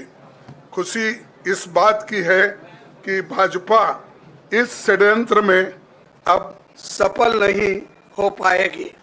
मैं इस अवसर पर सीपीपी चेयरपर्सन श्रीमती सोनिया गांधी जी, हमारे लोकप्रिय नेता राहुल गांधी जी, प्रियंका गांधी जी का विशेष मैं धन्यवाद करना चाहता हूं।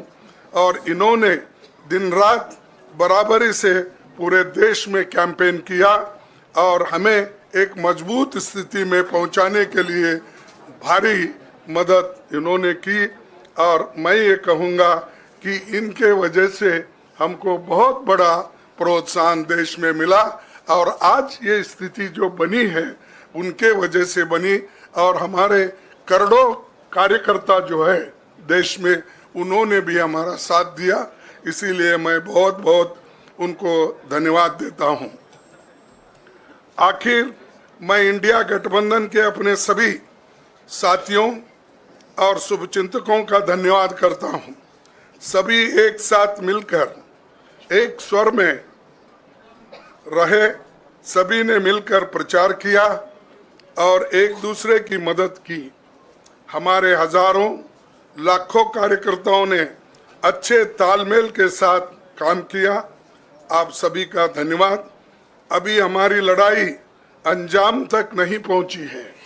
हम सबको आने वाले दिनों में इसी तरह लोगों के अधिकारों के लिए, संविधान की रक्षा के लिए, लोकतंत्र के बचाव के लिए, देश की तरक्की के लिए, सीमाओं पर सुरक्षा के लिए लड़ते रहना चाहेंगे। हमें सुनिश्चित करना होगा कि संसद सुचारू रूप से चले, विपक्ष के मुद्दों को प्राथमिकता मिले, संसद में उन पर बहस हो। आने वाले दिन महत्वपूर्ण होंगे हम आपसे बात करेंगे जब कभी भी मौका मिले। आप सभी को मेरा धन्यवाद और आपका साथ भी हमको रहा और हमने चुनाव में भी जहाँ जहाँ हमको जितना हो सकता है वो साथ आपने दिया, इसलिए आप सभी को भी मैं धन्यवाद करता हूँ और सभी को नमस्कार। शुक्रिया खड़गे जी। मैं राहुल जी से गुजारिश करूंगा वो आपको संबोधित करें।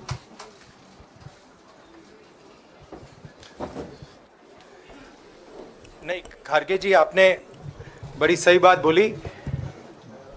जहां तक आप हमारी मदद कर सकते थे उसी लेवल तक मदद की। देखिए, ये चुनाव इंडिया गठबंधन और कांग्रेस पार्टी सिर्फ एक राजनीतिक दल के खिलाफ नहीं लड़ी थी। ये चुनाव हम बीजेपी, एक राजनीतिक दल, हिंदुस्तान के इंस्टीट्यूशंस, हिंदुस्तान का जो पूरा गवर्नेंस का स्ट्रक्चर है, इंटेलिजेंस एजेंसीज, सीबीआई, ईडी, ये सब, आधी जुडिशरी, इन सब के खिलाफ हम लड़े थे। क्योंकि इन सब संस्थाओं को, इन सब इंस्टीट्यूशंस को नरेंद्र मोदी जी ने और अमित शाह जी ने कैप्चर करा, धमकाया, डराया। प्रेस की तो मैं बात करता रहता हूं। आपको मतलब काफी बार कहा है कि आपका भी रोल रहना चाहिए, और उस रोल को काफी लोगों ने किया, काफी लोगों ने खुल के किया, काफी लोगों ने छुप के किया। और आपके इमोशंस कहां थे हमें मालूम है। लड़ाई संविधान को बचाने की थी, कॉन्स्टिट्यूशन को बचाने की थी। और मैं आपको सच बताऊं तो मेरे माइंड में था पहले से, जब इन्होंने हमारा बैंक अकाउंट कैंसिल किया, जब चीफ मिनिस्टर्स को जेल में डाला, पार्टियां तोड़ी, मेरे माइंड में था कि हिंदुस्तान की जनता अपने संविधान के लिए एक साथ खड़ी होकर लड़ जाएगी। और यह सच साबित हुआ। मुझ में भरोसा था और मैं हिंदुस्तान की जनता से, इंडिया गठबंधन के पार्टनर्स से, कांग्रेस पार्टी के हमारे सब नेताओं और बब्बर शेर कार्यकर्ताओं से दिल से धन्यवाद करना चाहता हूं। आपने संविधान को बचाने का पहला और सबसे बड़ा कदम ले लिया है। कांग्रेस पार्टी ने इस चुनाव में, कांग्रेस पार्टी के सब नेताओं ने 2-3 चीजें की। सबसे पहले हमने इंडिया गठबंधन के पार्टनर्स की रिस्पेक्ट की, उनकी जो विशेष थी उनको हमने साथ लिया। और आपने देखा होगा कि जहां भी गठबंधन लड़ा हम एक होकर लड़े। दूसरी बात, कांग्रेस पार्टी ने क्लैरिटी से हिंदुस्तान को एक नया विजन दे दिया है। Pro poor vision, pro production vision Hindustan को इंडिया गठबंधन ने साफ दे दिया है। ये जो हमारा परफॉर्मेंस हुआ है, इंडिया गठबंधन का परफॉर्मेंस हुआ है, इसके पीछे कॉन्स्टिट्यूशन, जो रिजर्वेशन पर बीजेपी ने आक्रमण किया, गरीबी, अदानी जी के आपने स्टॉक्स तो देखे होंगे, देखे वो स्टॉक्स उनके, तो बड़ी इंटरेस्टिंग बात है। जनता अदानी जी को मोदी जी से डायरेक्टली कोरिलेट कर रही है। मोदी जी की हार होती है, स्टॉक मार्केट कहता है भैया मोदी जी गए तो अदानी जी गए। मतलब डायरेक्ट रिलेशनशिप है, करप्शन की रिलेशनशिप है। और देश ने नरेंद्र मोदी जी को साफ कह दिया है कि हम आपको नहीं चाहते हैं। And this is the main thing that this election has said. The country has unanimously and clearly stated, we do not want Mr. Narendra Modi and Mr. Amit Shah to be involved in the running of this country. We do not like the way they have run this country. We do not appreciate the way they have attacked the constitution. We do not appreciate the way they have run this country for the last 10 years. So that is a huge message to Mr. Narendra Modi. I'd like to thank everybody who has participated in this election. I am extremely proud of the people of India. I'm extremely proud of the people who have resisted this onslaught on the constitution. और अंत में मैं आपको कह दूं कि इसको बचाने का काम हिंदुस्तान के सबसे गरीब लोगों ने किया है। सबसे गरीब लोगों ने किया है, मजदूरों ने किया है, किसानों ने किया है, दलितों ने किया है, आदिवासियों ने किया है, पिछड़ों ने किया है। इन लोगों ने इस कॉन्स्टिट्यूशन को बचाया है। इस कॉन्स्टिट्यूशन, ये कॉन्स्टिट्यूशन देश की आवाज है। बहुत सारे लोग ने इसको नहीं बचाया, चुप रह गए थे, मगर हिंदुस्तान के सबसे गरीब लोग, सबसे कमजोर लोग खड़े हो गए और उन्होंने इस कॉन्स्टिट्यूशन को बचाया। मैं उनका धन्यवाद करना चाहता हूं, उनसे कहना चाहता हूं कि कांग्रेस पार्टी आपके साथ खड़ी है। जो हमने आपको वायदे किए थे, हम वो वायदे आपके लिए पूरे करेंगे। जाति जनगणना, महालक्ष्मी, ये हमारे वायदे हैं। धन्यवाद। शुक्रिया राहुल जी। अभी 3-4 सवाल सिर्फ हम लेंगे। एक मिनट प्लीज, एक मिनट, शांत हो जाइए प्लीज, शांत हो जाइए प्लीज, शांत हो जाइए, एक मिनट शांत हो जाइए।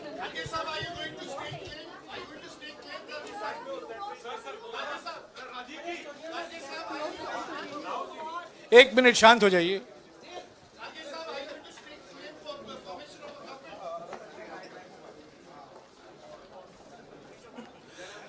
एक मिनट, खड़गे जी और राहुल जी आपका 4-5 सवाल लेंगे। संजीव, हाँ जी, एक मिनट, एक एक करके चिल्लाइएगा मत प्लीज, चिल्लाइएगा मत। हाँ Sanjeev. Rahul ji, although the NDA has emerged as, they are getting the majority, but some of its partners have been your partners in the past, including the TDP and the JDU. So have you decided to sit in the opposition, or there are chances of government formation by the India government? As we have said earlier, we're going to have a meeting with our partners, the India Alliance partners. I believe that meeting is tomorrow, and these questions will be raised there and they will be answered there. We respect our alliance partners, and we are not going to make statements in the press without asking them their opinion.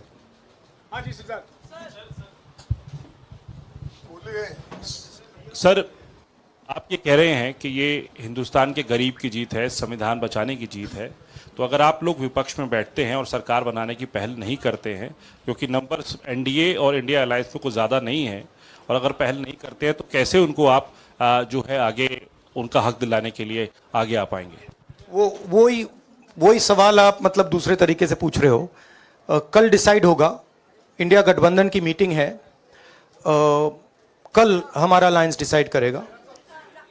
बड़ी fine line है, तो जो India गठबंधन decide करेगा उस पर हम action लेंगे।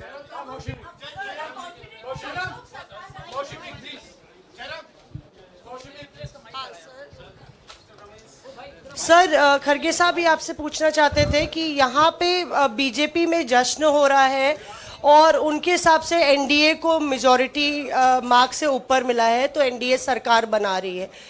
तो यहाँ पे क्या आपको लगता है कि आपने कहा नैतिक आधार पे प्रधानमंत्री नरेंद्र मोदी को नहीं बने रहना चाहिए, क्या आपको लगता है कि बीजेपी में भी खेमेबंदी होगी इसको लेके, और क्या खुद नरेंद्र मोदी को ये फैसला लेना चाहिए? देखिए, अभी राहुल गांधी जी ने आपके सामने स्पष्ट किया, जब तक हम अपने अलायंस पार्टनर से बात नहीं करेंगे और जो नए पार्टनर हमको जुड़ने वाले हैं उनसे भी किस तरीके से हम बात करके अपने को मेजॉरिटी बना सकते हैं वो देखेंगे। सारे स्ट्रैटेजीज अगर यही मैं बोलूँगा फिर मोदी जी होशियार हो जाएंगे, इसलिए हाँ जयराम जी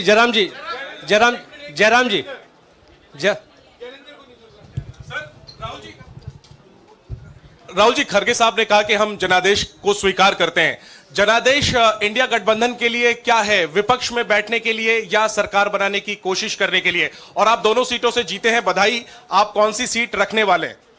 नहीं, सब दोनों सीटों से जीता हूं और रायबरेली और वायनाड के जो वोटर्स हैं उनका दिल से धन्यवाद करना चाहता हूं। अब डिसाइड करना है कौन सी सीट पे मैं रहूंगा।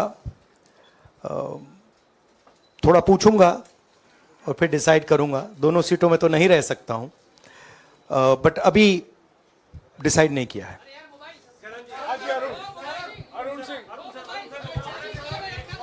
राहुल जी, भारत जोड़ो यात्रा के लिए जब आप निकले थे तब से लेके अब तक काफी लंबी यात्रा रही, काफी बीच में उतार चढ़ाव आए। अब 100 का आंकड़ा आपने छुआ है। 2009 में जब इसी तरह का मैंडेट आया था तो पार्टी के अंदर दो राय थी, एक हम विपक्ष में रहें, पार्टी मजबूत करें, या सरकार के साथ जाएं।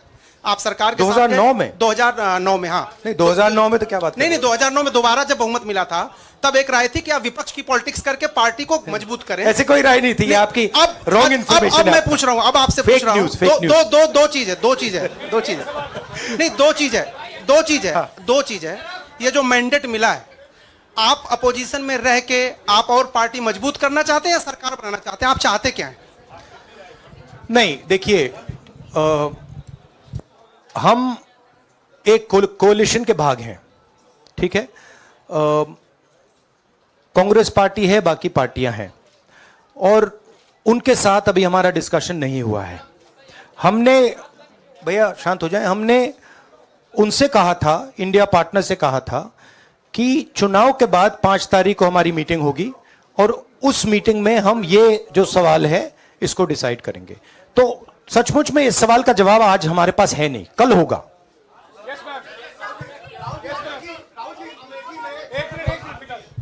राहुल जी, अमेठी में आपके लिए कहा गया कि राहुल गांधी ने अपने पीए को चुनाव लड़ा दिया, अब उन्हीं किशोरीलाल शर्मा नहीं, देखिए, ये बीजेपी ने कहा था। नहीं, देखिए, बीजेपी लोगों को रिस्पेक्ट नहीं करती है और आज उन्हीं किशोरीलाल ने हरा दिया। तमीज से बात नहीं करती है।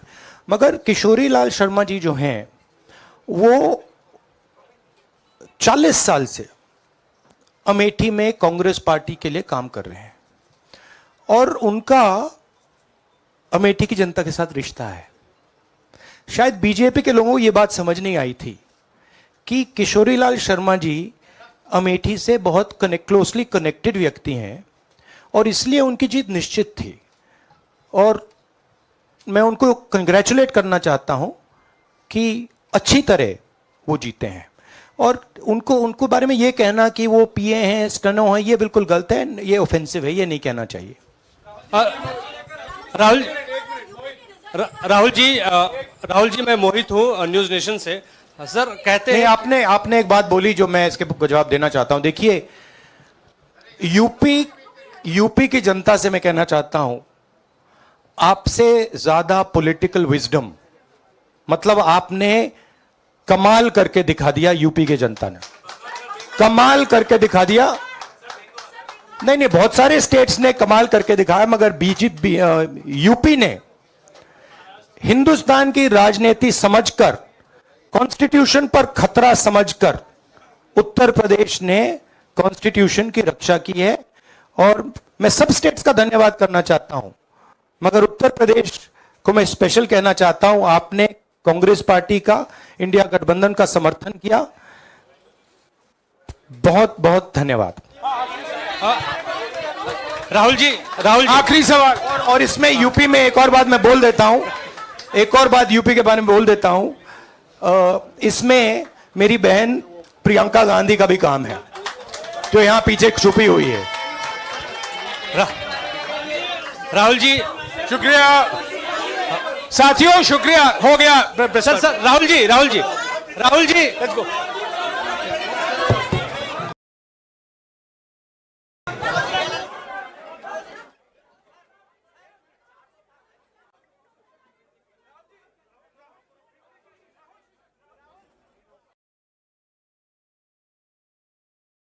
और राहुल जी आपका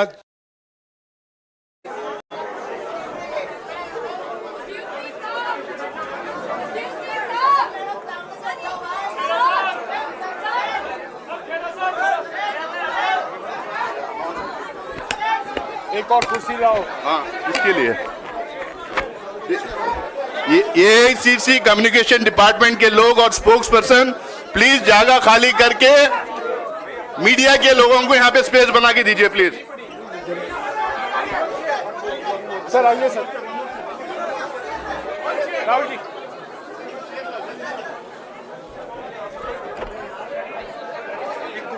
राहुल जी सर।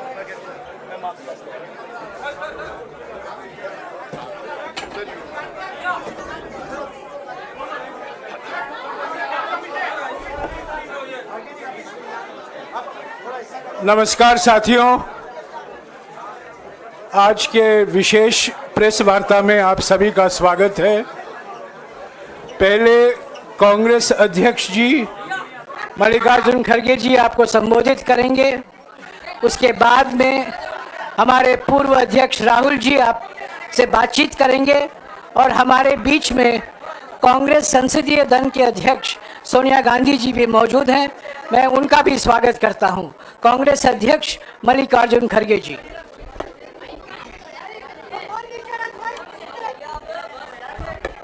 क्यों इसको नहीं डाला शायद।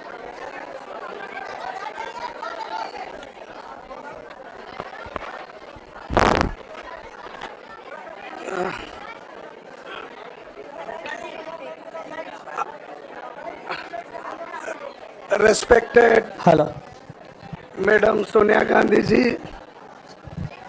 राहुल गांधी जी, प्रियंका गांधी जी और इस मंच पे बैठे हुए हमारे पार्टी के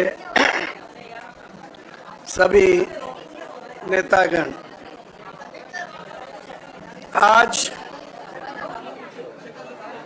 जो देश में चुनाव के रिजल्ट आए हैं, ये मैं तो पहले कहूँगा ये जो रिजल्ट है जनता की रिजल्ट है और ये जनता की जीत है और लोकतंत्र की जीत है। हम पहले से यही कह रहे थे कि ये लड़ाई हमारी मोदी वर्सेस जनता है, लोग हैं। तो 18वीं लोकसभा के चुनाव में हम विनम्रता से जनमत को स्वीकार करते हैं। इस बार जनता ने किसी एक दल को पूर्ण बहुमत नहीं दिया, खासकर सत्ताधारी दल भाजपा ने एक व्यक्ति एक चेहरे के नाम पर वोट मांगा। अब ये स्पष्ट हो गया है कि ये मैंडेट मोदी जी के खिलाफ गया है। ये उनकी राजनीतिक और नैतिक हार है। जो व्यक्ति बार बार अपने नाम से ही हर जगह वोट मांगते थे, उनकी ये बहुत बड़ी हार है और नैतिक दृष्टि से ये तो उनको बहुत बड़ा नुकसान हुआ है। आप जानते हैं कि कांग्रेस पार्टी और हमारे इंडिया गठबंधन से बहुत प्रतिकूल माहौल में चुनाव लड़ा। सरकारी मशीनरी ने कदम कदम पर अवरोध डाला। बैंक खाते सीज करने से लेकर तमाम नेताओं के खिलाफ अभियान चलाया। फिर भी शुरू से आखिर तक कांग्रेस पार्टी का कैंपेन सकारात्मक था, पॉजिटिव था। हमने महंगाई, बेरोजगारी, किसानों और मजदूरों की बदहाली और संविधान संस्थाओं का दुरुपयोग जैसे विषयों को केंद्रीय मुद्दा बनाकर हम जनता के सामने गए थे। इन मुद्दों पर बड़ी संख्या में लोग हमसे जुड़े, हमारा समर्थन किया। प्रधानमंत्री ने जिस तरह का कैंपेन किया वो इतिहास में लंबे समय तक याद रखा जाएगा। कांग्रेस के घोषणा पत्र के बारे में मोदी जी ने जो झूठ फैलाया, जनता ने उसे समझ लिया। मैं इस मौके पर कहना चाहूँगा कि श्री राहुल गांधी जी की दोनों यात्राएं, भारत जोड़ो यात्रा और भारत जोड़ो न्याय यात्रा के दौरान लाखों करोड़ों लोगों को मिलना, लोगों की समस्याओं को सुनना और आगे चलकर उन समस्याओं का हल ढूंढना हमारे कैंपेन का आधार बना। हमने इसी को 5 न्याय और 25 गारंटी का नाम दिया और इसी के आधार पर हमने गारंटी कार्ड बनाया।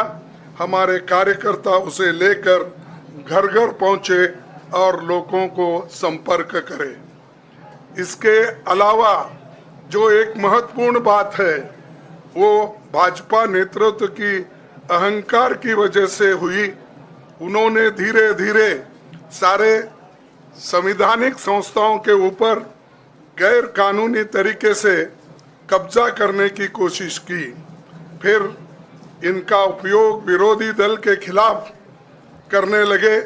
जो दब गया उसे दबा के अपने तरफ लिया, जो नहीं दबे उसकी पार्टी को तोड़ दिया, नहीं तो फिर जेल में डाल दिया। लोगों को ये विश्वास हो गया था कि मोदी जी को एक मौका और मिला तो अगला हमला संविधान पर सीधा होगा और लोकतंत्र पर होगा। इसीलिए लोगों को इसके प्रमाण नए संसद सत्र के साथ ही दिखेंगे। खुशी इस बात की है कि भाजपा इस षड्यंत्र में अब सफल नहीं हो पाएगी। मैं इस अवसर पर सीपीपी चेयरपर्सन श्रीमती सोनिया गांधी जी, हमारे लोकप्रिय नेता राहुल गांधी जी, प्रियंका गांधी जी का विशेष मैं धन्यवाद करना चाहता हूं। और इन्होंने दिन रात बराबरी से पूरे देश में कैंपेन किया और हमें एक मजबूत स्थिति में पहुंचाने के लिए भारी मदद इन्होंने की। और मैं ये कहूँगा कि इनके वजह से हमको बहुत बड़ा प्रोत्साहन देश में मिला और आज ये स्थिति जो बनी है उनके वजह से बनी। और हमारे करोड़ों कार्यकर्ता जो है देश में, उन्होंने भी हमारा साथ दिया। इसीलिए मैं बहुत बहुत उनको धन्यवाद देता हूं।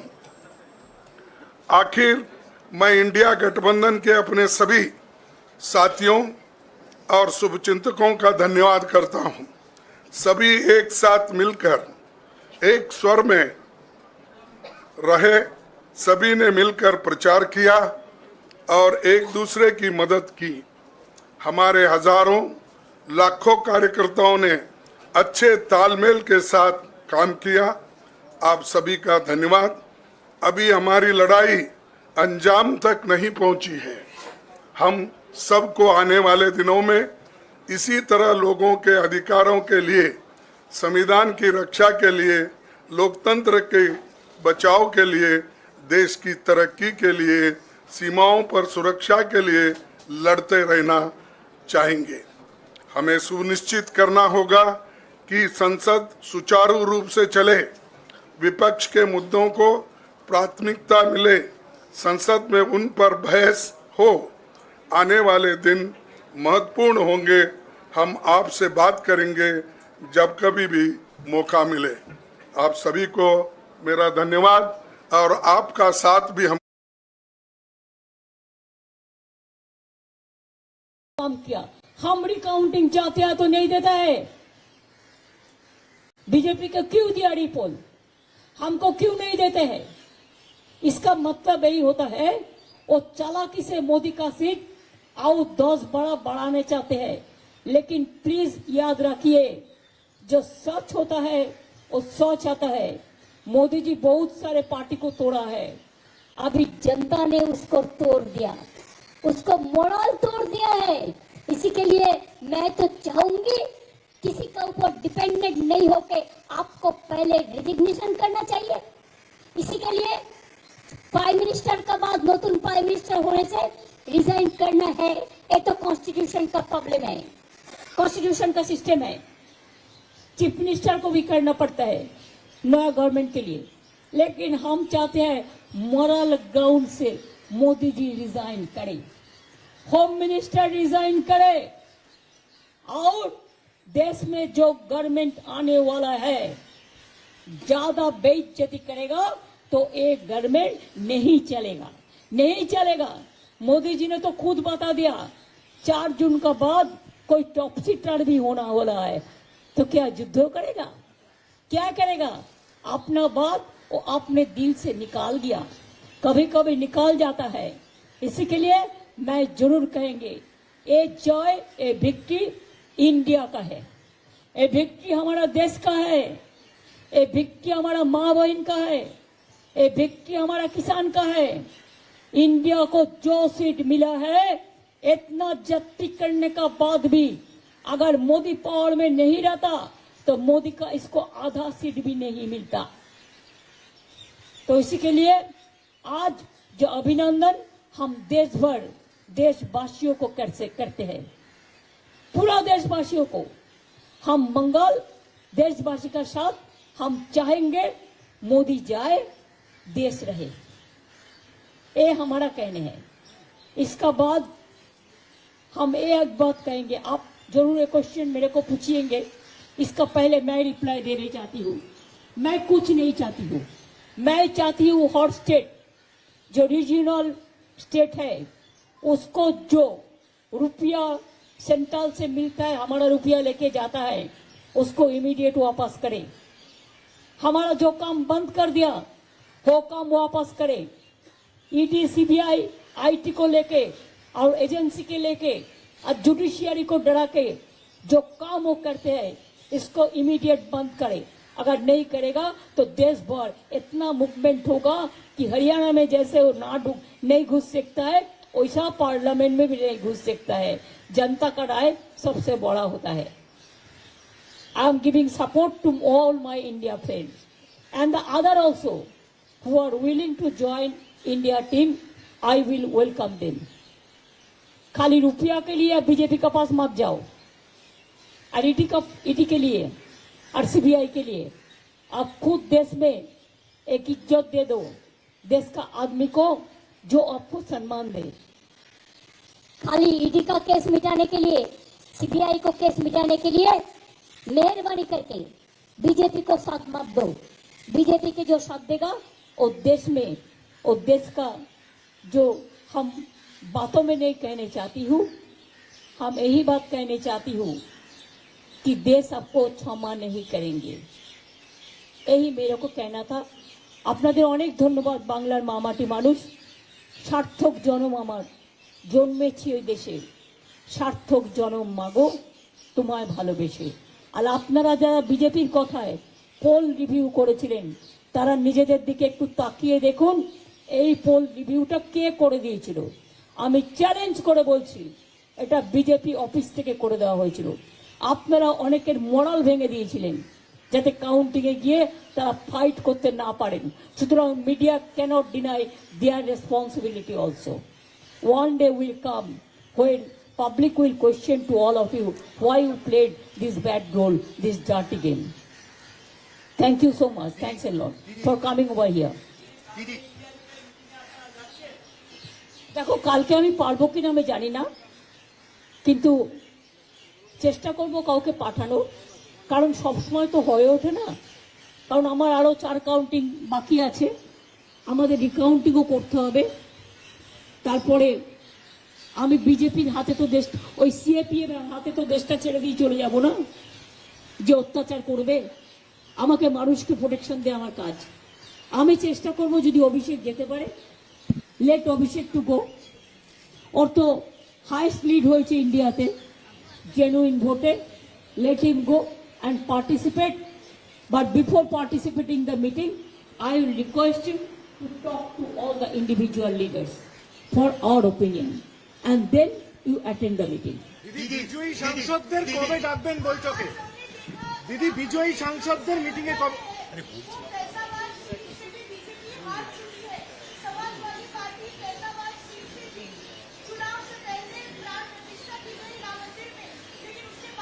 देखो, राम मंदिर के बारे में हम कोई टिप्पणी अभी नहीं कटेगा, इलेक्शन हो गया। बात है शंकराचार्य जो है हमारा देश में जो असली संत है, वो संत लोग भी इसको खिलाफ में बोला था, और आपने देख लिया अयोध्या का लोगों का भावना, उन्होंने इसको राय दे दिया। हमसे ज्यादा वो लोग कह सकते हैं।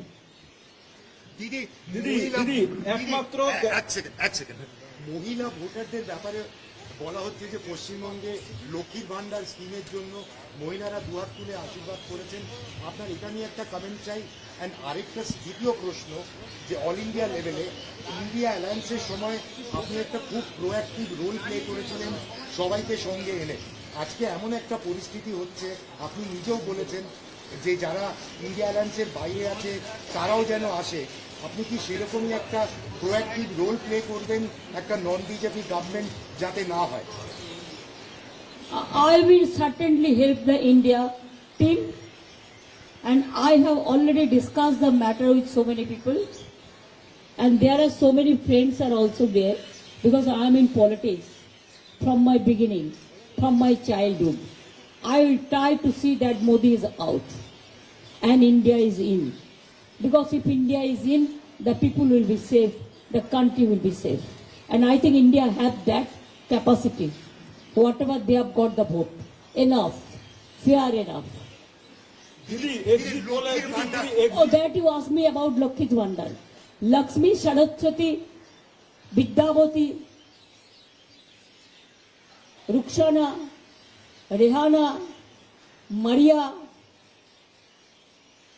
all are my friends. All mother, sister, brother, farmers, fishermen, kisans, Jawan, new voters, unemployed youth. I have 10 lakh job with my hands. But because BJP and CPM and Congress together, they are fighting the battle so that we should not give the job to the people. Number 2, please remember, 4-5 seats we have lost because of Congress. Though I am not blaming Central Congress for that, the game is over. If you see Uttar Dinajpur seat, how much money BJP have given to Congress party, and also see the Uttar Kolkata, how much money BJP distributed through Congress. Where Congress have got this money? I don't think Delhi have supplied this money. It is BJP. Even you have seen the audacity of opposition leader in the name of opposition leader. So leader must resign, and opposition leader is already lost his post. Thank you so much. দিদি exit পোলে Calcutta news একমাত্র তৃণমূলকে এগিয়ে রেখেছিল 25টা আসন দিয়ে। দিদি exit পোলে Calcutta news একমাত্র 25টা আসন দিয়ে তৃণমূলকে এগিয়ে রেখেছিল। আমার মনে হয় টিভি 9ও করেছিল, 365ও করেছিল। আমি তাদের কাছে গ্রেটফুল। আর যারা করেনি তারা করেনি মোদির চাপে। যা বিজ্ঞাপন আপনাদের নিয়ে করেছে আমাদের নিয়ে, আমি তো ডিফার্মেশনে যাচ্ছি, আমি ছাড়বো না। আমাদের নামে যেসব কুকথা অকথা বলেছে মানুষ যে বিশ্বাস করেনি। Salute to my all the people of Bengal. এবং সারা দেশে আমাদের নামে এরা বদনাম করেছে, বেঙ্গলকে ডিফেম করেছে যারা, সারা বিশ্বে বেঙ্গলকে যারা ডিফেম করেছে। I am not going to tolerate that. Until and unless I am alive, my party alive, my 3 generation is alive, we will not allow to play this dirty game. We will fight the battle, whatever it comes.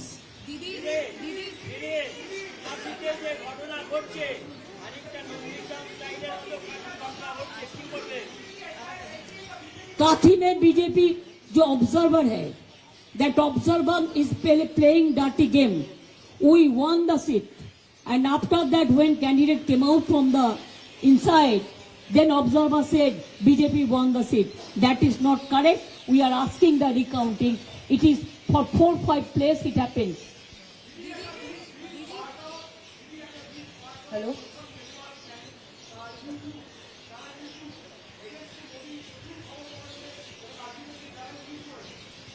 আমি তাদের ধন্যবাদ জানাচ্ছি। আমি যে সমস্ত digital YouTube এবং ছোট ছোট কাগজ যারা হয়তো মাইনেও পায় না ঠিক মতো, ক্ষমতাও খুব কম, দারিদ্রতা তাদের প্রচুর, কিন্তু মানবিকতা তাদের অসংখ্য, আমি তাদের স্যালুট জানাই।